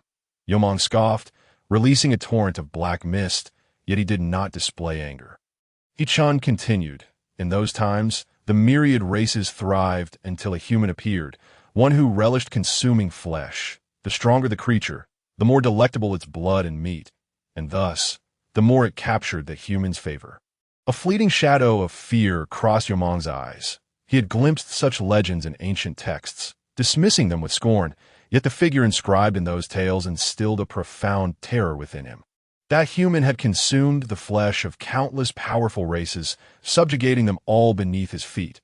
Eventually, a particularly astute demon, whose name escapes me, transformed into a human form through the mastery of certain spells. For he understood that the human would not feast upon humanoid demons. Chen fixed his gaze on Yomong, stating from that point forth, every race emulated this, choosing to assume human forms upon reaching the celestial realm, thereby ensuring they would not become the prey of that human. Oh, you know who that human is? Chen softly asked. Let me take a guess. Yomong retracted his arm, his head, as large as a water jar, tilting towards Chen. Regardless of how renowned that individual was, he must have turned to dust by now, correct? No, that human stands before you, Chen proclaimed, his youthful visage brimming with pride. Chapter 82. Laugh again, and I shall consume you. Yomong stared at Chen, his nostrils releasing a dense plume of black mist. Ha ha ha ha ha. Yomong rose, laughter erupting uncontrollably. The black mist expelled from his bony protrusions followed the rhythm of his mirth, a sight both grotesque and amusing. You are not the human that delights in jokes, are you? That performer of sorts? Yomong roared with laughter. What is there to laugh about? Laugh again, and I shall consume you. Chen's expression turned abruptly stern. Yomong froze momentarily, then turned to Xiaochuan and Quming. Did you hear that? A human intends to devour me. Ha! Quming's countenance grew serious. He understood that those of Yomong's ilk often possessed simple minds, lacking reason, relying solely on brute strength to prevail. Quming had strived to rid himself of this monumental nuisance, yet Xiaochuan's intervention had completely derailed his plans. However, given Yomong's renowned physical prowess and cultivation, Quming had no authority to command him. As he glanced at Xiaochuan, Quming's heart burned with anger. He had resolved to report this to the elder, advocating for Xiaochuan's removal from the leadership position overseeing the desolate marsh's periphery. Xiaochuan met Quming's gaze, unyielding in his demeanor. Even if I lose the position of leader of the 10,000 demon pavilion, I shall not waver. No one may harm my demon kin. It will the public face of the 10,000 demon pavilion. I represent the dignity of the demons of the desolate marsh. Harm me is to affront the pavilion itself. No human shall dare to traverse the desolate marsh under such circumstances. Naive, Quming scoffed that you truly believe Yomong can defeat this human? Xiaochuan's heart trembled. Though Yomong was a mid-stage jade purity expert, his mastery of physical cultivation rendered his corporeal form comparable to a saint. Could it be that a human, without external aid, could vanquish one of our kind? It is known that this is the desolate marsh, where the essence of heaven and earth is tainted by foul miasma. The more one inhales, the weaker their cultivation becomes. This is precisely why outsiders dare not enter the desolate marsh. Xiaochuan's eyes glinted coldly. Even a saint-level human would perish at the hands of my demon kin, let alone an unidentified human. His demise is inevitable. His cultivation is unfathomable, Quming gravely remarked. Moreover, he seems to have emerged from nowhere. I have never heard of a human possessing such capabilities. Quming turned to Chen. Have you ever encountered a human who has never set foot in the desolate marsh, never engaged with us, yet can speak the language of demons? Quming's heart sank deeper. Just what manner of being is this? Even Yomong's cultivation alone would suffice to establish a sect among humans. Any sect would treat him as an esteemed guest, let alone with the physical prowess of a saint. Few indeed could rival him in this realm. I cannot believe Yomong would fail. Xiaochuan scoffed. The more you cultivate, the more timid you become. Quming, even your own kin must now consider the implications. Xiaochuan glanced at his arm, although the thunder had dissipated from the severed stump. Whenever he attempted to regenerate his hand, those terrifying bolts would re-emerge, obliterating the new flesh. Xiaochuan's gaze turned icy. Quming's repeated advocacy for this human suggested a troubling connection. You may inform the elder that I harbor no ill will toward the demon race. For the demon god bears witness. Quming retorted coldly. Let us await the outcome. Then, that human likely cannot even leave a mark on Yomong's armor. After all, it was forged from the countless remains of beings consumed since Yomong embarked on his path of cultivation. Comparable to a human-grade saint weapon, this human possesses not even a weapon. Let us see how he contends with Yomong. Xiao Chuan envisioned the scene of Yi Chen being utterly obliterated by Yomong's strike. "Come, boy, I offer you a meal." Yomong extended his fist towards Yi Chen. "You have 1 hour. If you can breach my armor, I shall sever whichever part you desire." Yi Chen lightly tapped Yomong's fist with his fingertip, asking softly, "Is that true?" "Indeed. Do you think I am as duplicitous as a human?" Yomong speaks with conviction. "Should I utter a single falsehood, may heaven and earth punish me." Yomong exhaled heavily, a thick cloud of black mist trailing behind. "Of course, should you fail, do not blame me for not granting you the opportunity." Chen chuckled lightly, his fingertips suddenly bursting forth with a brilliant radiance that in the dim marsh. It resembled a newborn star. Dispelling the surrounding darkness, Yomong instinctively turned his head to evade the light. Xiao Chuan and Quming hastily shielded their eyes. As the brilliance faded, Yi Chen withdrew his fingertip. "I thought you would attempt to flee." Yomong sneered. "Do you think a mere glimmer could frighten me?" "Of course not." Yi Chen gently snapped his fingers. Upon hearing the crisp sound, arcs of lightning danced across Yomong's armor. These bolts coursed over his body, shattering the black armor into countless fragments, which then disintegrated into nothingness under the force of the lightning. That Yomong's expression turned to one of astonishment. While the lightning did not harm his body, it utterly obliterated the black mist armor he had once taken pride. As Yomong shifted, the sharp bone spikes fell away, crumbling into the marsh and dissolving in a powder at the bottom. Xiao Chuan and Quming stood in stunned silence, gazing at the unprecedented sight of Yomong. Disbelief etched across their faces. Once adorned with fearsome black spikes, Yomong now appeared grotesque, with the remnants of the spikes leaving behind ugly red patches and small black holes. "No, it cannot be," Xiao Chuan murmured. "Absolutely impossible. What lightning could possibly annihilate armor comparable to a saint's artifact with a single strike?" In the depths of Quming's heart, an endless dread had already taken root. To him, Yi Chen's methods seemed to embody the powers and strategies that only the most formidable ancestral beings of the Yunlan star could possess. Yet, those figures typically resided high above, having cultivated to such a realm that they were nearly drained of vitality. Appearing as mere shadows of their former selves, how could they possibly compare to Yi Chen, who was strikingly handsome and brimming with vigor? "I notice you have far too many thorns on you. To facilitate the shedding of flesh, I shall help you remove them. I trust you won't take offense," Yi Chen remarked, stroking his chin, though his demeanor was decidedly unappetizing. Chapter 83. Clearly not palatable, I will kill you. The crimson spots on Yu Mang's body released a vast amount of black mist, obscuring his form within the shroud of darkness. Amidst the thick black fog, 2 points of crimson glimmered like stars in the night sky. Glaringly evident. Upon witnessing the total detachment of the bone spurs from his body, Yu Mang descended into a frenzied state. His eyes turned an intense red, indicating a complete loss of reason, transforming him into a merciless machine of slaughter. "Are you not one to stand by your word? Is not the demon race known for its integrity?" Yi Chen gazed at the terrifying scene with unwavering composure. "This is bad." Quming's expression grew grave. Yu Mang's descent into madness could very well endanger the surrounding grand formation. Xiao Chuan also appeared somewhat at a loss, pondering how to proceed. "Quickly summon your mother." Quming's body swelled, transforming into a colossal beast rivaling Yu Mang in size. He bellowed loudly, sending visible ripples radiating outward. Quming's form straightened, his upper body shrouded in the dim, swirling mist. Mysterious symbols emanated tremendous power, encircling Yi Chen and Yu Mang within 100 zhang radius. These symbols glowed with an eerie green light, intricately weaving a vast barrier. Countless lines meandered across the surface of the barrier, exuding an air of profound mystery. In an instant, Quming's massive form vanished, and his human guise reappeared before Xiao Chuan. "What are you dawdling for?" Quming glared at the distant green barrier. "Why sealing technique can only hold for a brief moment. Should it shatter and Yu Mang breach the barrier, can you bear the wrath of the ancestors?" "But my mother is currently in seclusion," Xiao Chuan replied, anxiety evident in his eyes. "If the barrier were to break, you would be the disgrace of the demon race. And all of this would be your doing."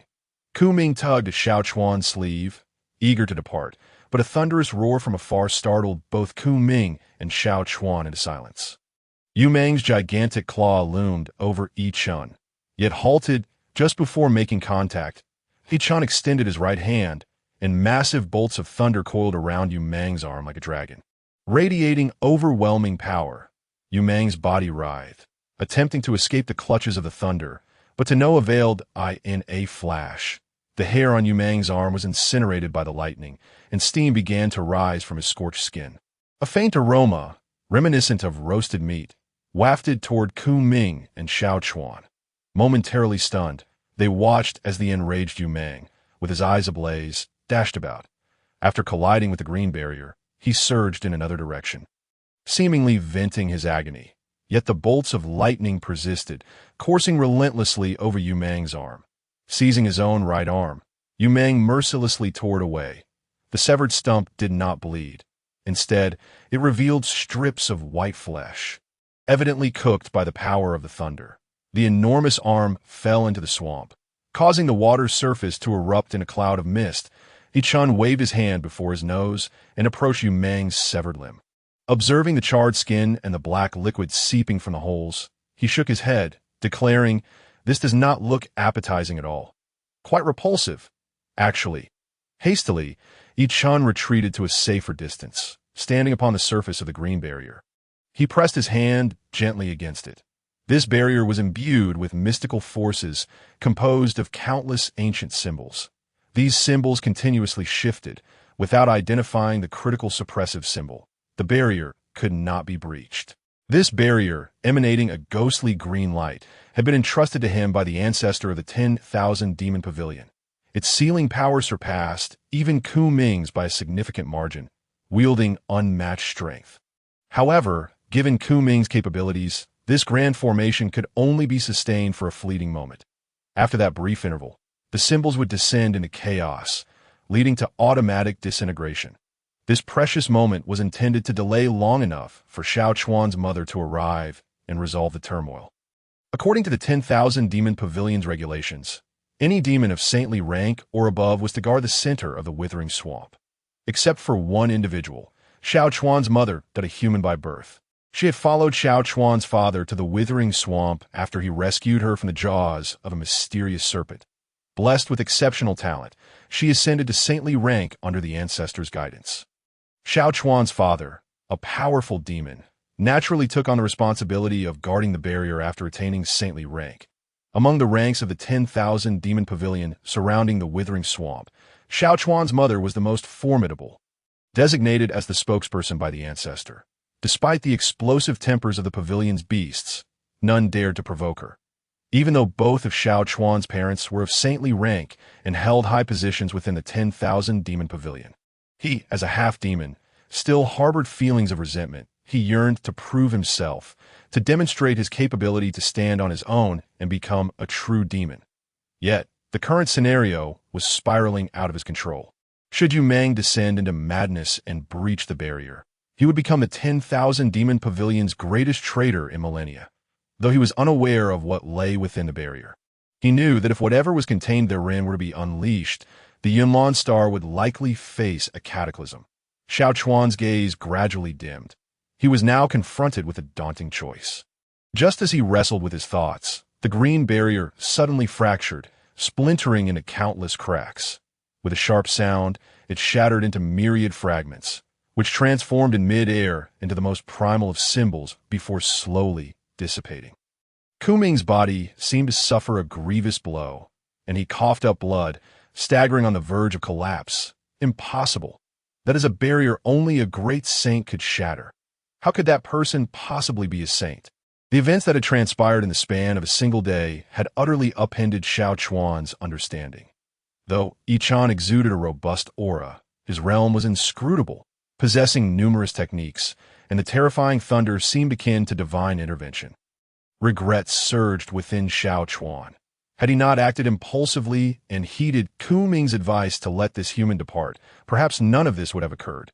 Yet in this world, there are no second chances. Following the barrier's disappearance, a flicker of fear seemed to glimmer in Yu Mang's eyes as he gazed at Chen. With a roar of fury, Yu Mang bolted into the depths. Chapter 84. The woman in the black robe, just as Xiao Chuan and Ku Ming felt an impending sense of doom. A fissure appeared on Xiao Chuan's forehead that a small bell spun gracefully into the air. The bell began to tremble, emitting an enigmatic sound. In that instant, Yu Meng's crimson gaze cleared, and his form shrank back into a human shape.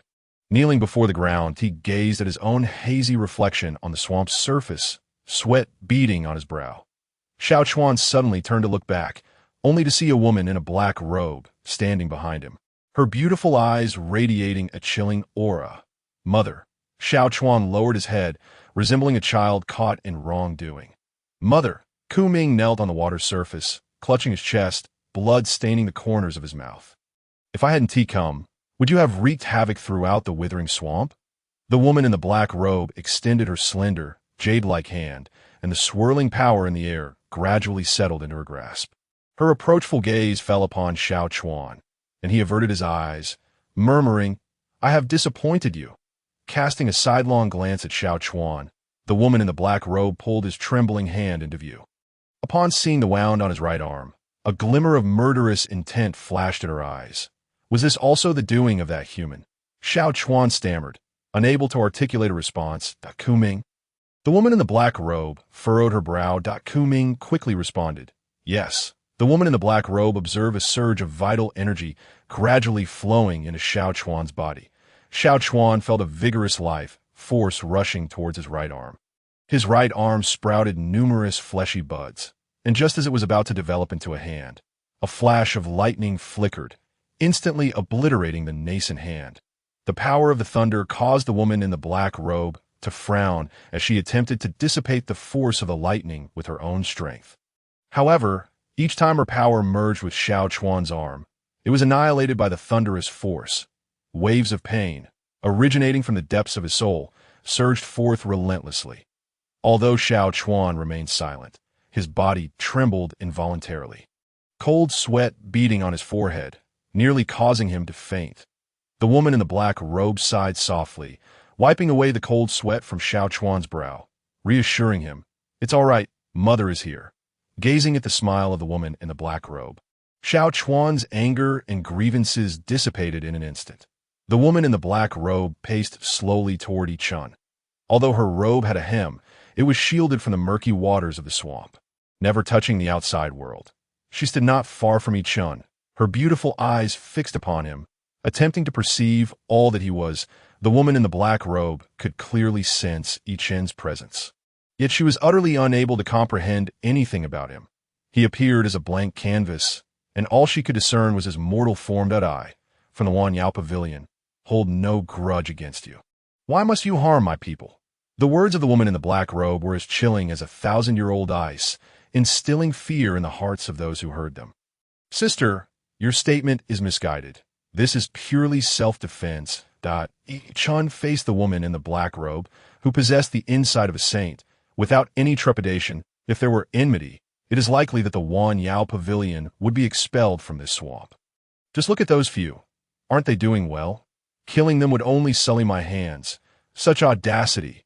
The woman in the black robe's beautiful eyes gleamed with cold light, her delicate hand clutching a bell that spun slowly, emanating a terrifying pressure. If I am not mistaken, your cultivation has been forcibly enhanced, correct? No wonder you are so young. Typically, those who reach your level are elderly. A curious gleam appeared in Chen's eyes. A human mingling among the demon race, a cross-species romance. How intriguing. The relationship between humans and demons has always been as tumultuous as water and fire. You seek death, the woman in the black robe shouted angrily, the bell in her hand releasing an overwhelming pressure as it bore down upon Chen. Threads of power from the sacred realm coalesced into chains, attempting to bind Chen in place. Chen reached out and grasped the chains formed from that power. What? The woman in the black robe's beautiful eyes widened in shock. Lightning erupted from Chen's palm, surging along the chains towards the bell. The woman in the black robe hastily severed the connection between the bell and the chains. Under the force of the lightning, the chains instantly transformed into countless shards of crystal light. Obliterated in an instant, the woman in the black robe's eyes were filled with apprehension. Although she had yet to make contact with the lightning, the power emanating from it left her trembling with fear. The force of that lightning clearly did not belong to the human race. It was a power that only the heavens could possess, representing the ultimate force of destruction in the world. The woman in the black robe instinctively refused to believe that such power could rival divine punishment, yet she regarded Chen's lightning with utmost caution, unwilling to employ any spells that could potentially bring her into contact with it. Heart demon melody, the woman in the black robe softly uttered, her hand continuously inscribing profound symbols that fell into the bell. Each time a symbol landed, the bell emitted a sound imbued with a certain power. As the symbols multiplied, the sounds gradually formed a pattern, playing a melody imbued with enchanting power. It was none other than the heart demon melody. Ku Ming clutched his chest, slowly healing from the injuries inflicted by the shattered barrier. The heart demon melody was a piece taught by the father to the mother. It possessed the power to bewitch the mind. Unless one were at least a full realm above, they would undoubtedly be influenced by the melody, awakening their inner demons and descending into madness. Xiao Chuan's eyes sparkled with intensity. The heart demon melody, once played by the caster, would inevitably stir the thoughts within.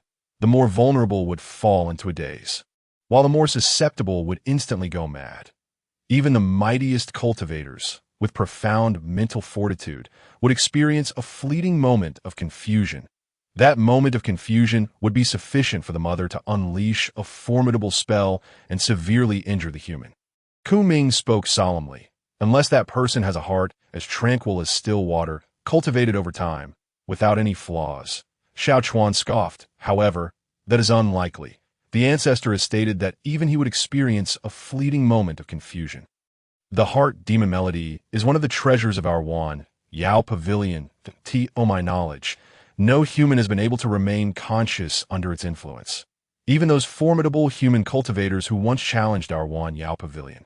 Those who have reached the sacred realm have met their demise at the hands of the heart demon melody. Ku Ming gazed at the figure before him, a thought emerging in his mind, that he would be immune to its effects. For Chen had already provided him with an overwhelming sense of upheaval and shock. Chapter 85. A fine performance. Clap, clap, clap. Chen gently applauded, even keeping time with the melody produced by the bell. Not bad. Not bad. It is rare for your demon race to possess such a delightful tune. Chen smiled. Indeed, the demon race is quite hospitable. Even in battle, one must first perform a melody. Is this an expression of respect for me? What? The woman in the black robe's expression froze, her hands, symbols momentarily faltering, abruptly halting the heart demon melody. Yes, she felt the backlash of her own melody's power. She couldn't help but taste blood in her throat and forced herself to swallow it back down. Mother Xiao Chuan gazed at the distant dark figure, feeling powerless to offer any assistance. Xiao Chuan understood that the abrupt cessation of the heart demon melody would inevitably result in severe backlash. Trembling all over, Xiao Chuan's eyes were tinted with a shade of crimson. He yearned to rush forward to assist the woman in the black robe, but reason told him that his interference would only complicate matters. The fleshy buds where Xiao Chuan's arm had been severed continued to grow, yet each time new growth emerged, it was obliterated by the destructive force of the lightning. Damn it, Xiao Chuan had never anticipated that matters would escalate to this point. In this desolate swamp, the Yuan Yao Pavilion had always been the arbiter of rules. Observing Xiao Chuan's lowered head, Ku Ming mobilized the power within his body to heal his injuries while surveying the situation ahead. Is mother not a match for that human? Damn it, what is that human's origin, that even mother cannot discern her cultivation? Must only the ancestor be able to resolve this situation? But the ancestor is always elusive and never concerned with matters on the periphery. Ku Ming's eyes were filled with complexity as he pondered how to address the current predicament. Yet reason told him that apart from the ancestor, all else was mere folly. The woman in the black robe readjusted her breath, her slender fingers continuously forming intricate seals, an extraordinary symbol materializing before her. The symbol seemed to be etched into the void, causing ripples to spread in the surrounding space, as if it could not bear the power contained within this symbol. Seal the heavens, the woman in the black robe shouted, her entire being radiating with extraordinary power. No. Ku Ming exclaimed in a hushed tone. No. It's too late. Xiao Chuan's strength ignited to its fullest, attempting to rush forward to stop the woman in the black robe. But it was already too late. Tears of blood flowed from the woman in the black robe's eyes as she invoked her cultivation. In an instant, her cultivation was absorbed by the extraordinary symbol, and the woman in the black robe seemed unable to withstand the symbol's formidable pulling force, staggering in mid-air. Her aura diminished by a quarter in that fleeting moment, that quarter being her own cultivation. With a quarter of my cultivation, I shall defend the dignity of the Wan Yao Pavilion. The woman in the black robe declared fiercely, blood filling her mouth. The extraordinary symbol turned crimson, continuously shifting in the void. "Seal it for me." The woman in the black robe propelled the extraordinary symbol forward, but lost its levitating power and plummeted to the ground. "Mother!" Xiaochuan appeared beneath the black-robed woman, embracing her in his arms. Trembling, she raised the bell in her hand and pressed it against Xiaochuan's brow. Chen did not flinch. The crimson, perilous symbol instantly seeped into his body. He felt a strange force surging through every inch of his flesh and blood, attempting to seal away all his vital energy and cultivation. This symbol was forged from a quarter of the black-robed woman's sacred realm cultivation, possessing unparalleled sealing power. Even a formidable sage would be heavily impacted under such a domain technique. Chen slowly closed his eyes. "Is this the path of sealing the heavens?" he murmured. The path of sealing the heavens has ancient origins. Its creator had once challenged Chen before he had attained enlightenment. At that time, Chen was already infinitely close to the realm of enlightenment, while the creator of the path of sealing the heavens, confident in the unmatched power of this technique, sacrificed all his cultivation to seal Chen.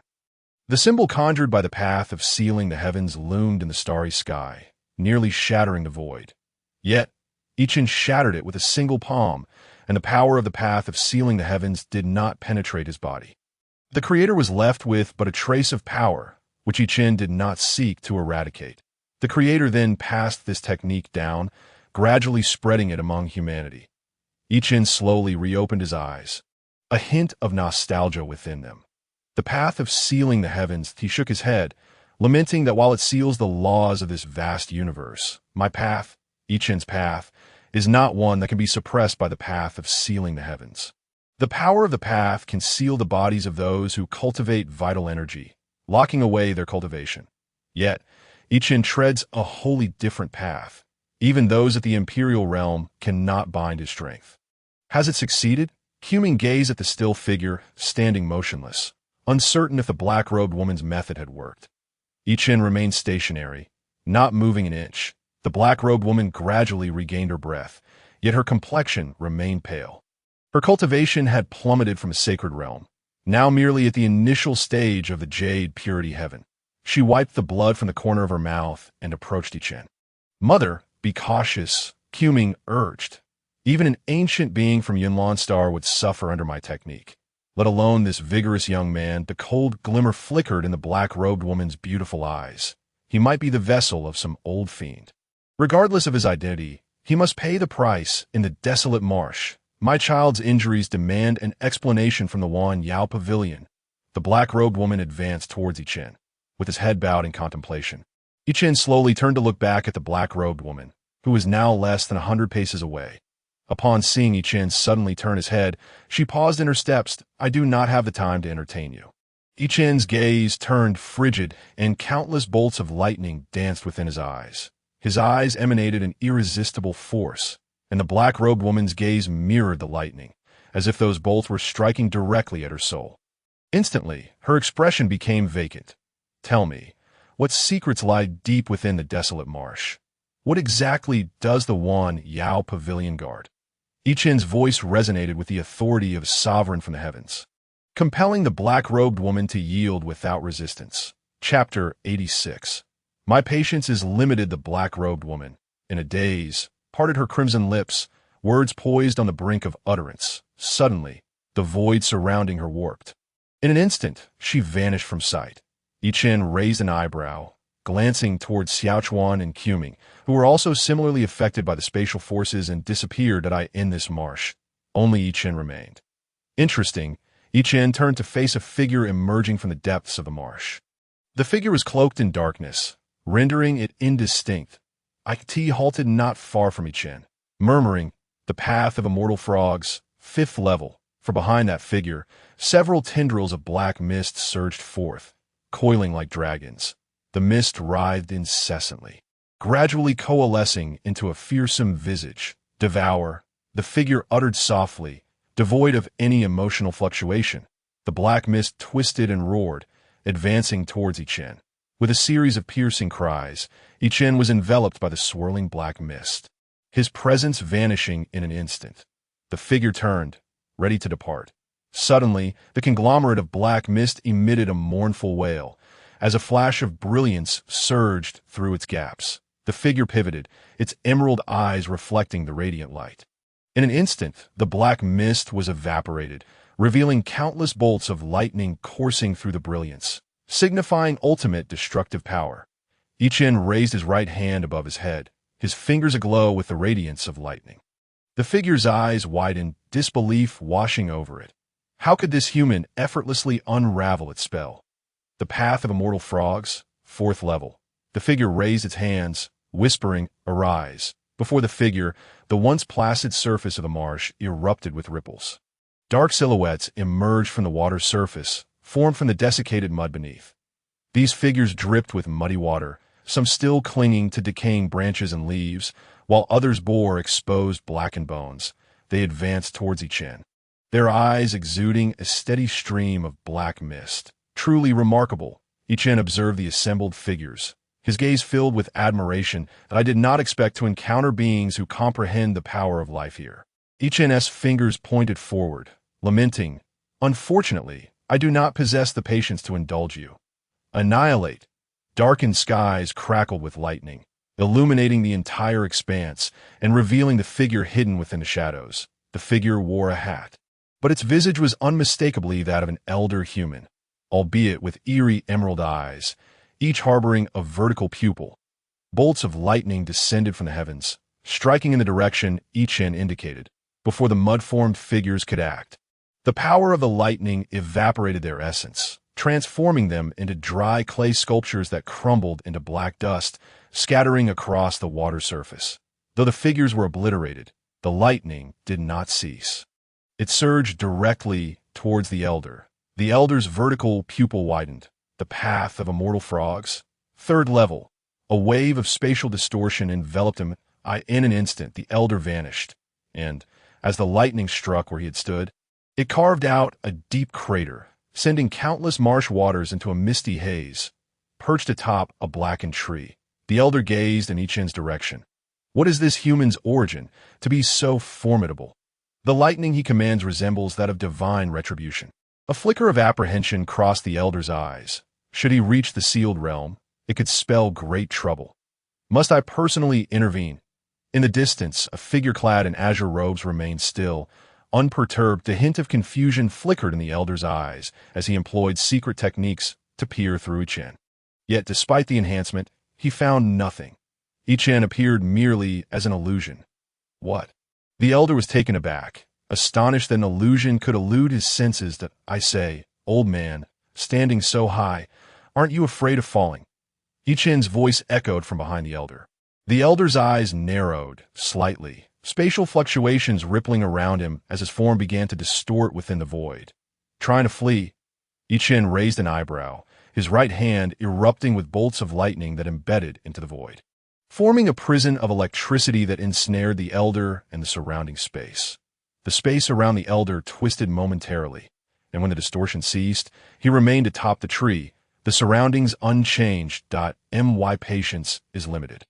Chen's voice was devoid of any emotion, yet it sent a tremor through the old man's heart.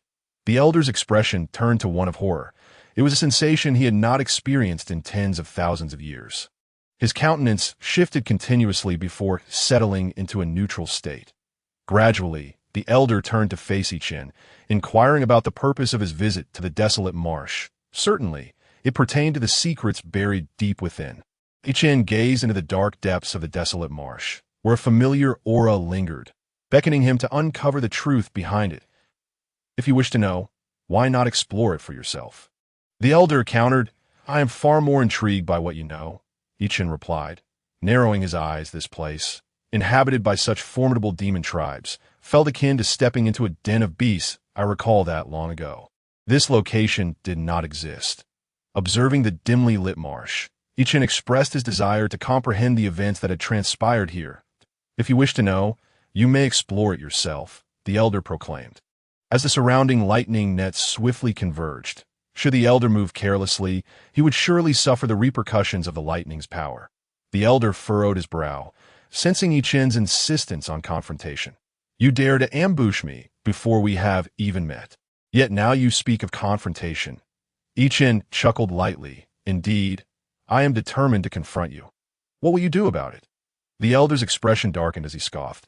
Do you truly believe that as a mere human, you possess extraordinary abilities? I am unaware of which family you hail from in Yunlan Star, but I implore you to exercise caution. Do not squander the hard-earned progress you have made. The matters here are not suitable for someone of your insignificant stature to provoke.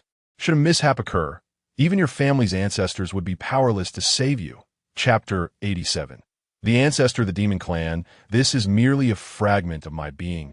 What does it matter if you destroy it? The elder suddenly collided with a lightning net, and the force of the lightning surged, obliterating his form, but I do not wish to unleash my true power to avoid attracting trouble. Should you insist on proceeding, you may find yourself lost, and in that case, even divine beings could not save you. The elder's words echoed around Chen, gradually fading away in a dwelling constructed of black stones. A dim, flickering ghostly flame illuminated the space. A woman in a black robe sat cross-legged on a straw-covered bed, tending to her injuries. Opposite her was a stone formation inscribed with runes, where an elder sat at its center. The elder's appearance was identical to that of the one who had battled Chen earlier. Xiaochuan and Kuming stood within the room, their faces filled with reverence. The moment the elder vanished, he suddenly opened his eyes, revealing a pair of strikingly bright green irises amidst the dimness. Ancestor! Ancestor! The black-robed woman exclaimed, suppressing her injuries as she attempted to rise, only to be pressed down by the elder's hand. That a wisp of green energy swirled around the elder's fingers and flowed into the black-robed woman's body. She felt a surge of vibrant life coursing through her limbs, bringing her immense relief. The injury she had sustained from the sealing technique dissipated in an instant. Once she regained her former strength, she could return to her peak state. Thank you, ancestor. The black-robed woman hurriedly stood to express her respect to the elder. What is the situation with that individual? The elder's eyes emitted a faint green glow, and the black-robed woman and her companions dared not lie. Kuming recounted the events that had transpired in detail. The elder nodded slightly. Given the circumstances, there was no need to pursue accountability. This child, Xiaochuan, still requires tempering of his character. However, that human is exceptionally strange, possessing power akin to divine retribution. Moreover, he seems to understand the language of the demon clan. Kuming remarked that, I suspect he may be a scion of one of the prominent families on Yunlan Star. Perhaps, but even the ancestors of those prominent families would not dare to tread here lightly. This is a rule established by the ancient sovereign, the elder mused, repeatedly recalling Chen's utilization of lightning powers. This force bore resemblance to that of the once mighty family of the ancient era, which had since fallen into decline. Any one of you could easily annihilate the Leaf family. Such an existence should not arise. You may depart. Should that human venture into the sealing realm, he will only meet the same fate as those humans who refuse to heed warnings, becoming lost souls. The elder gradually closed his bright green eyes. Falling silent, the others exchanged glances and subsequently took their leave. Chen stood in place, gazing at the drifting ashes, a smile forming at the corners of his mouth. Do you think I would allow you to leave so easily? Lightning danced at Chen's fingertips, gently imprinting a mysterious symbol in the void. This symbol beckoned the remnants of the elder's ashes, gradually merging them together. Once the symbol took form, it emanated waves of spatial distortion. You cannot escape that Chen's fingertip pressed against the symbol, which immediately erupted with formidable spatial energy, vanishing alongside Chen. The marsh returned to its former silence. Within the black stone dwelling, the elder's eyelids twitched, abruptly opening his luminous green eyes. A figure emerged from the darkness, surveying the surroundings before sitting upon the straw-covered bed. You run rather swiftly, old man. Chen chuckled softly. Old man, I did not expect your dwelling to be so humble. Who exactly are you? The elder remained seated within the formation, yet his eyes betrayed a deep-seated wariness. Chen slowly approached, scrutinizing the array beneath the elder. The ceiling formation, Chen's expression grew serious. This technique resembled the handiwork of the ancient sovereign. Upon hearing the words, ancient sovereign, the elder's heart quaked involuntarily, instinctively linking the ancient sovereign to that esteemed figure. However, on Yunlan Star, that figure was regarded as a deity, and no one dared to utter his name directly. The elder was about to speak when Chen's fingertip suddenly unleashed a surge of terrifying lightning, causing even the elder's formidable power to tremble under the pressure. This lightning drew its strength from the thunderming cauldron, capable of annihilating all existence. Chen gently pressed his finger against the elder's brow. The elder trembled, even his soul teetering on the brink of shattering. The power of the ultimate imperial weapon. The elder was filled with dread. Though this lightning was but a sliver, it bore the essence of an ultimate imperial weapon's might, sufficient to obliterate all things. Despite the elder's myriad abilities and formidable prowess, he would be instantaneously destroyed beneath this strand of lightning. The surface of the elder's body could no longer withstand the pressure, gradually disintegrating into fine dust. In the elder's luminous green eyes, the minuscule lightning appeared as a colossal thunder dragon, poised to swallow him whole. I lack the patience for this. You have 3 breaths of time. Chen's fingertip lingered upon the elder's brow. The elder trembled, yet recalling the vow he had once made, he summoned all his strength to resist. However, against the might of the ultimate imperial weapon, any form of resistance proved futile. The elder coughed up blood repeatedly, but remained resolute in his silence. Time is running out, Chen said softly. Isn't? A voice called from behind Chen. Filled with urgency, you mustn't. The lightning at Chen's fingertip instantly dissipated, stabilizing the elder's nearly extinguished soul, though he had already sustained grave injuries. Chen turned to find an elder cloaked in chaotic energy, standing behind him. Ancient sovereign, you have quite the presence, appearing only now, Chen remarked, his expression inscrutable, yet the ancient Mo could sense his wrath. Izuin, please temper your anger, the ancient Mo urged, stepping in front of Chen and gently twisting his arm. I will ensure that Izuin is properly informed. Xiaogu, are you unharmed? The ancient Mo glanced at the elder. Xiaogu was overwhelmed with shock, unable to fathom why a being akin to a deity would address a human as Zun. It was evident that only those whose power had reached such heights would compel others to willingly refer to them with respect. This indicated that the young man before them possessed strength far surpassing that of the ancient sovereign, leaving Xiaogu's understanding of the world shattered. Chapter 88. The ceiling formation. Xiaogu stood frozen, akin to a statue. Xiaogu, the ancient Mo waved a hand before him. Xiaogu suddenly snapped back to reality, hurriedly responding. I am well, ancient sovereign. Very well, the ancient Mo nodded. Ensure the ceiling formation is well guarded. I will not falter. Xiaogu nodded earnestly. Jiu let out a soft sigh, narrowly avoiding a mishap. Izun, there are matters here that I must thoroughly explain to you. Gu Mo said, gesturing toward Xiaogu. This old man is a frog I once enlightened. He has since forged his own path and has managed to survive until now, which is no small feat. This is Izun, Gu Mo introduced to Xiao Jiu, the ancestor of the Yi family. Xiaogu did not rise, but his expression bore an added measure of respect. No, he is the Emperor Zun. Gu Mo replied with reverence. Xiaogu's expression instantly froze, his vertical pupils expanding, turning his originally dark green eyes nearly black. Emperor Zun, Xiaogu's voice trembled. I pay my respects. Chen nodded. There is no need to call me Emperor Zun.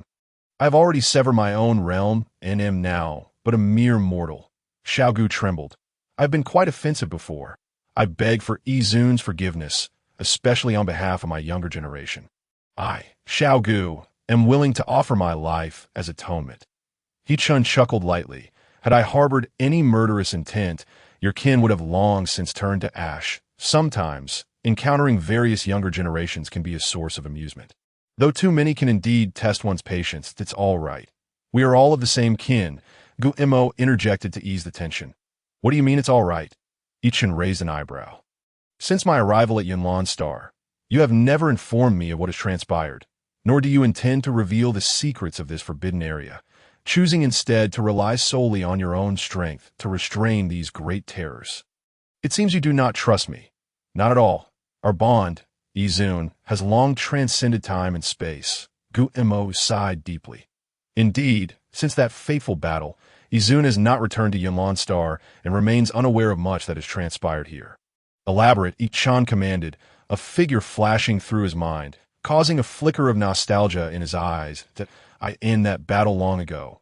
Several emperors fell. The Thunder Emperor vanished after heading to the ancient battlefield. And soon after, the void was torn apart, unleashing various horrors upon Yunlan Star. Gu glanced at Xiaogu. This place is one of those horrors that emerged after the void was breached. The entities within may still be alive. Still alive? Chen frowned. That is impossible.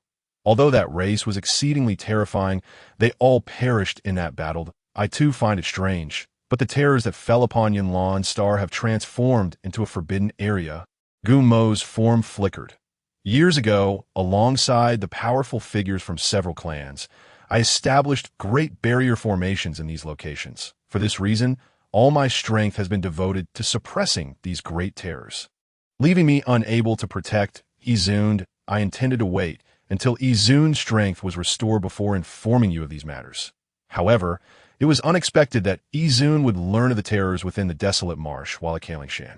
I am quite helpless in this regard, Gu-Mo said, a pained expression on his face. His palm traced a chaotic mist, revealing several blurred scenes, one of which lay beneath the sky island of the Chaomu sect. A place of great terror.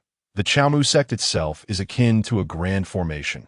Should its barrier shatter, great horrors may descend upon Yunlan Star, leading to dire consequences for this star domain. And the desolate marsh is also a site of great terror, housing the head of an emperor, Gu-Mo continued. Upon hearing this, Xiaogu, who was seated on the ground, trembled slightly. For Xiaogu, an emperor was an unattainable existence.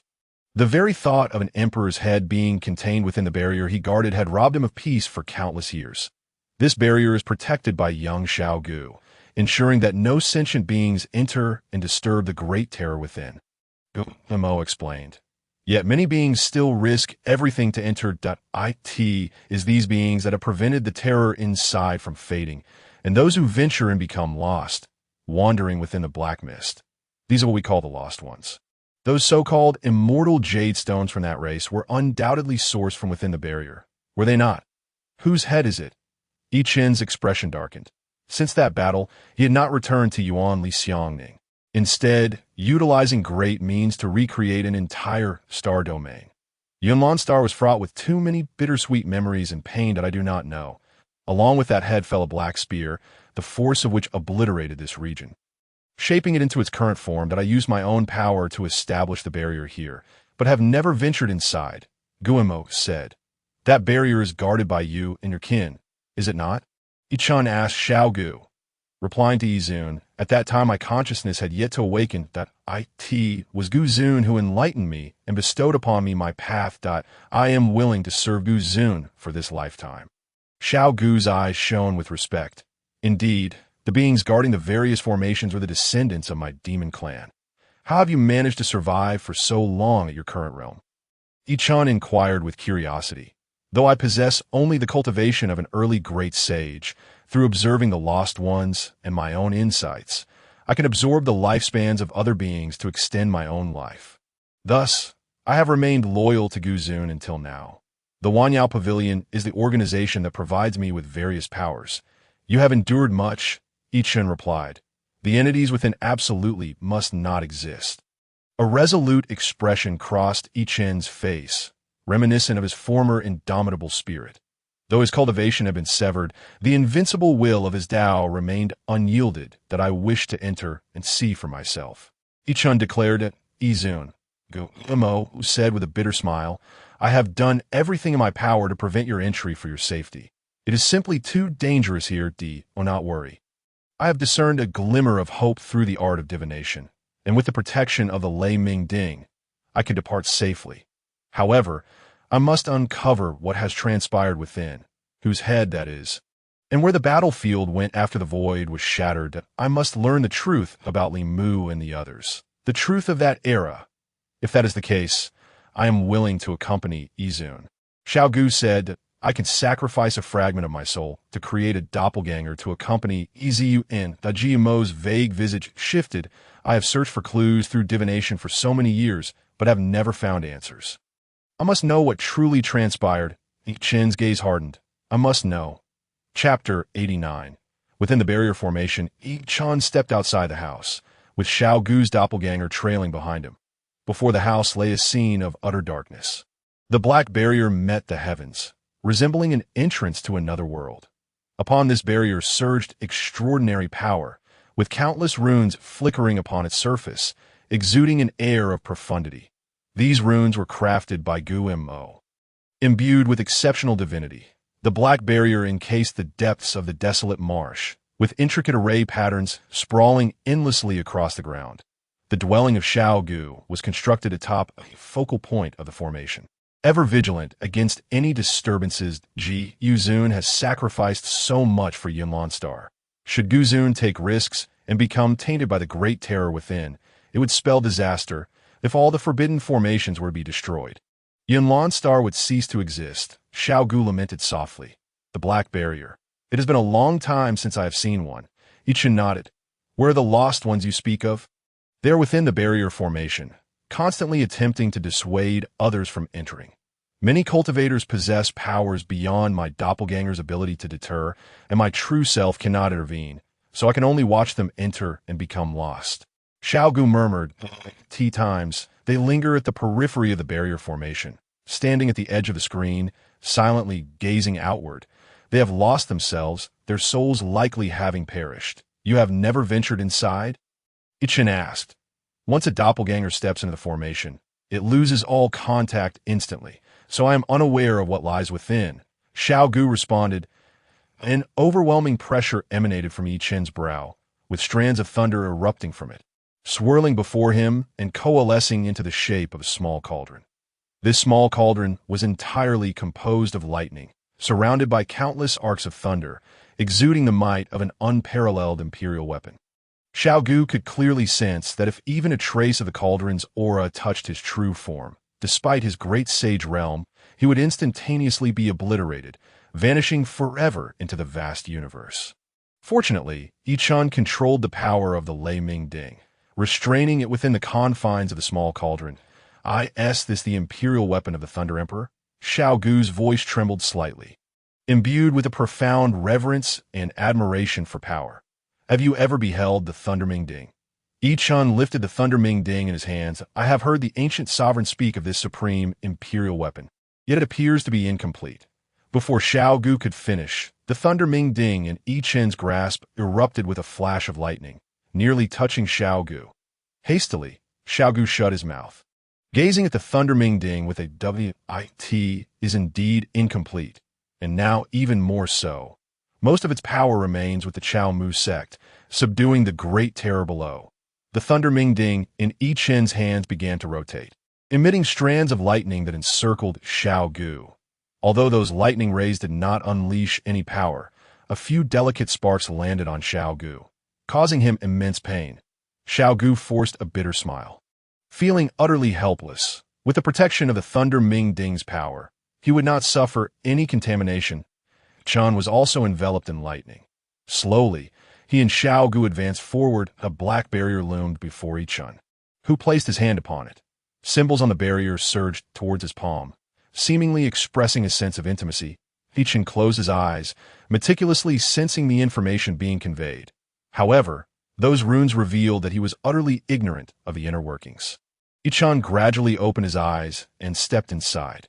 What lay beyond the black barrier was an entirely different spectacle. Xiao Gu followed closely behind Chen, his expression one of disbelief as he beheld the astonishing scene before them. Within the grand formation, an unknown light illuminated the space, casting a hazy glow all around. Colorful mists floated in the air, creating an ethereal atmosphere. Chen took a gentle step forward, and suddenly, a cracking sound echoed beneath his feet. To his astonishment, the ground was adorned with vibrant colors, resembling crystal, which shattered beneath his step, Those exceedingly precious eternal jade stones were evidently sourced from this very place. Yet, such treasures lay scattered here, like mere gravel, covering the ground in a dense layer. What in the world is this place? Xiao Gu struggled to believe that within the boundary of the ceiling formation lay such a dreamlike tapestry. His mental image of a deathly, forbidden zone should have been one of bleached bones, reeking of decay and demise. The colorful blood, Chen's gaze swept around, urging Xiao Gu not to touch any of the mist, remaining within the protective embrace of the lightning. Indeed, Xiao Gu replied respectfully, Izun, have we fallen victim to some illusion? Why does this place appear so surreal? It is that race, the blood of vibrant hues. Chen murmured. The mist formed from their colorful blood. No cultivator of Yunlan star can remain untainted beneath such vapor. Xiao Gu's mind raced as he tried to recall the race that flowed with vibrant blood. But his memory was a blank slate. Just as Xiao Gu was about to speak, a figure suddenly appeared to their left. Chen and Xiao Gu stood still, silently observing as the figure approached them. The figure strolled leisurely, passing right between them, seemingly oblivious to their presence. Clad in ancient garb, the figure wore a dazed expression, and their eyes shimmered with a myriad of colors. This was the dying ancestor of the sect, now transformed into such a state. Once the figure had departed, Xiao Gu spoke softly. I never imagined that after all these years, his appearance would remain unchanged. Has he truly found a way to attain immortality? Chen, cradling the thunder Ming Ding, continued onward. As they drew closer to the center, the vibrant material beneath their feet grew denser, feeling as solid as stone. Above them, a hazy rain of vibrant droplets began to fall, landing on their protective barrier and instantaneously evaporating into a swirl of colorful mist. Not far ahead, a figure knelt upon the ground. Chen and Xiao Gu approached the individual, observing the defiance etched upon his face. As he gripped his long sword tightly, the sword, now thoroughly corroded, was enveloped in a layer of vibrant material, resembling a statue crafted from glazed glass. This was the Sword Saint, once invincible 50,000 years ago. Now reduced to this pitiful state, a chill coursed through Xiao Gu's heart. This man once possessed the cultivation of a great saint, effortlessly obliterating all demonkind surrounding the Wan Yao Pavilion, arrogantly arriving at the ceiling formation, seeking to unravel the mysteries of Yunlan Star. Even Xiao Gu had been powerless to stop him, and now he had become a victim of this place's terror. Chapter 90. The head in the void. Xiao Gu inhaled deeply, realizing why his avatar lost contact the moment it entered. Such terrifying existence would overwhelm even his true self. He too would succumb to the encroaching vibrant mist, ultimately becoming another lost soul in this realm. That race, impossible to extinguish, impossible to bury. Chen's eyes flickered with a hint of trepidation. The legendary Great Terror. Xiao Gu had glimpsed the tales of that race in ancient records, a primordial lineage that once wielded dominion over the universe before the ages. Chen gazed at the vibrant raindrops cascading from the sky, transforming in a mist beneath the thunderous web above. No race on Yunlan Star could withstand such power, should the ceiling formation shatter. The blood-turned mist could taint the entire star domain, and in that event, the terrifying existence here might very well be resurrected. Chen spoke slowly. Xiao Gu listened intently,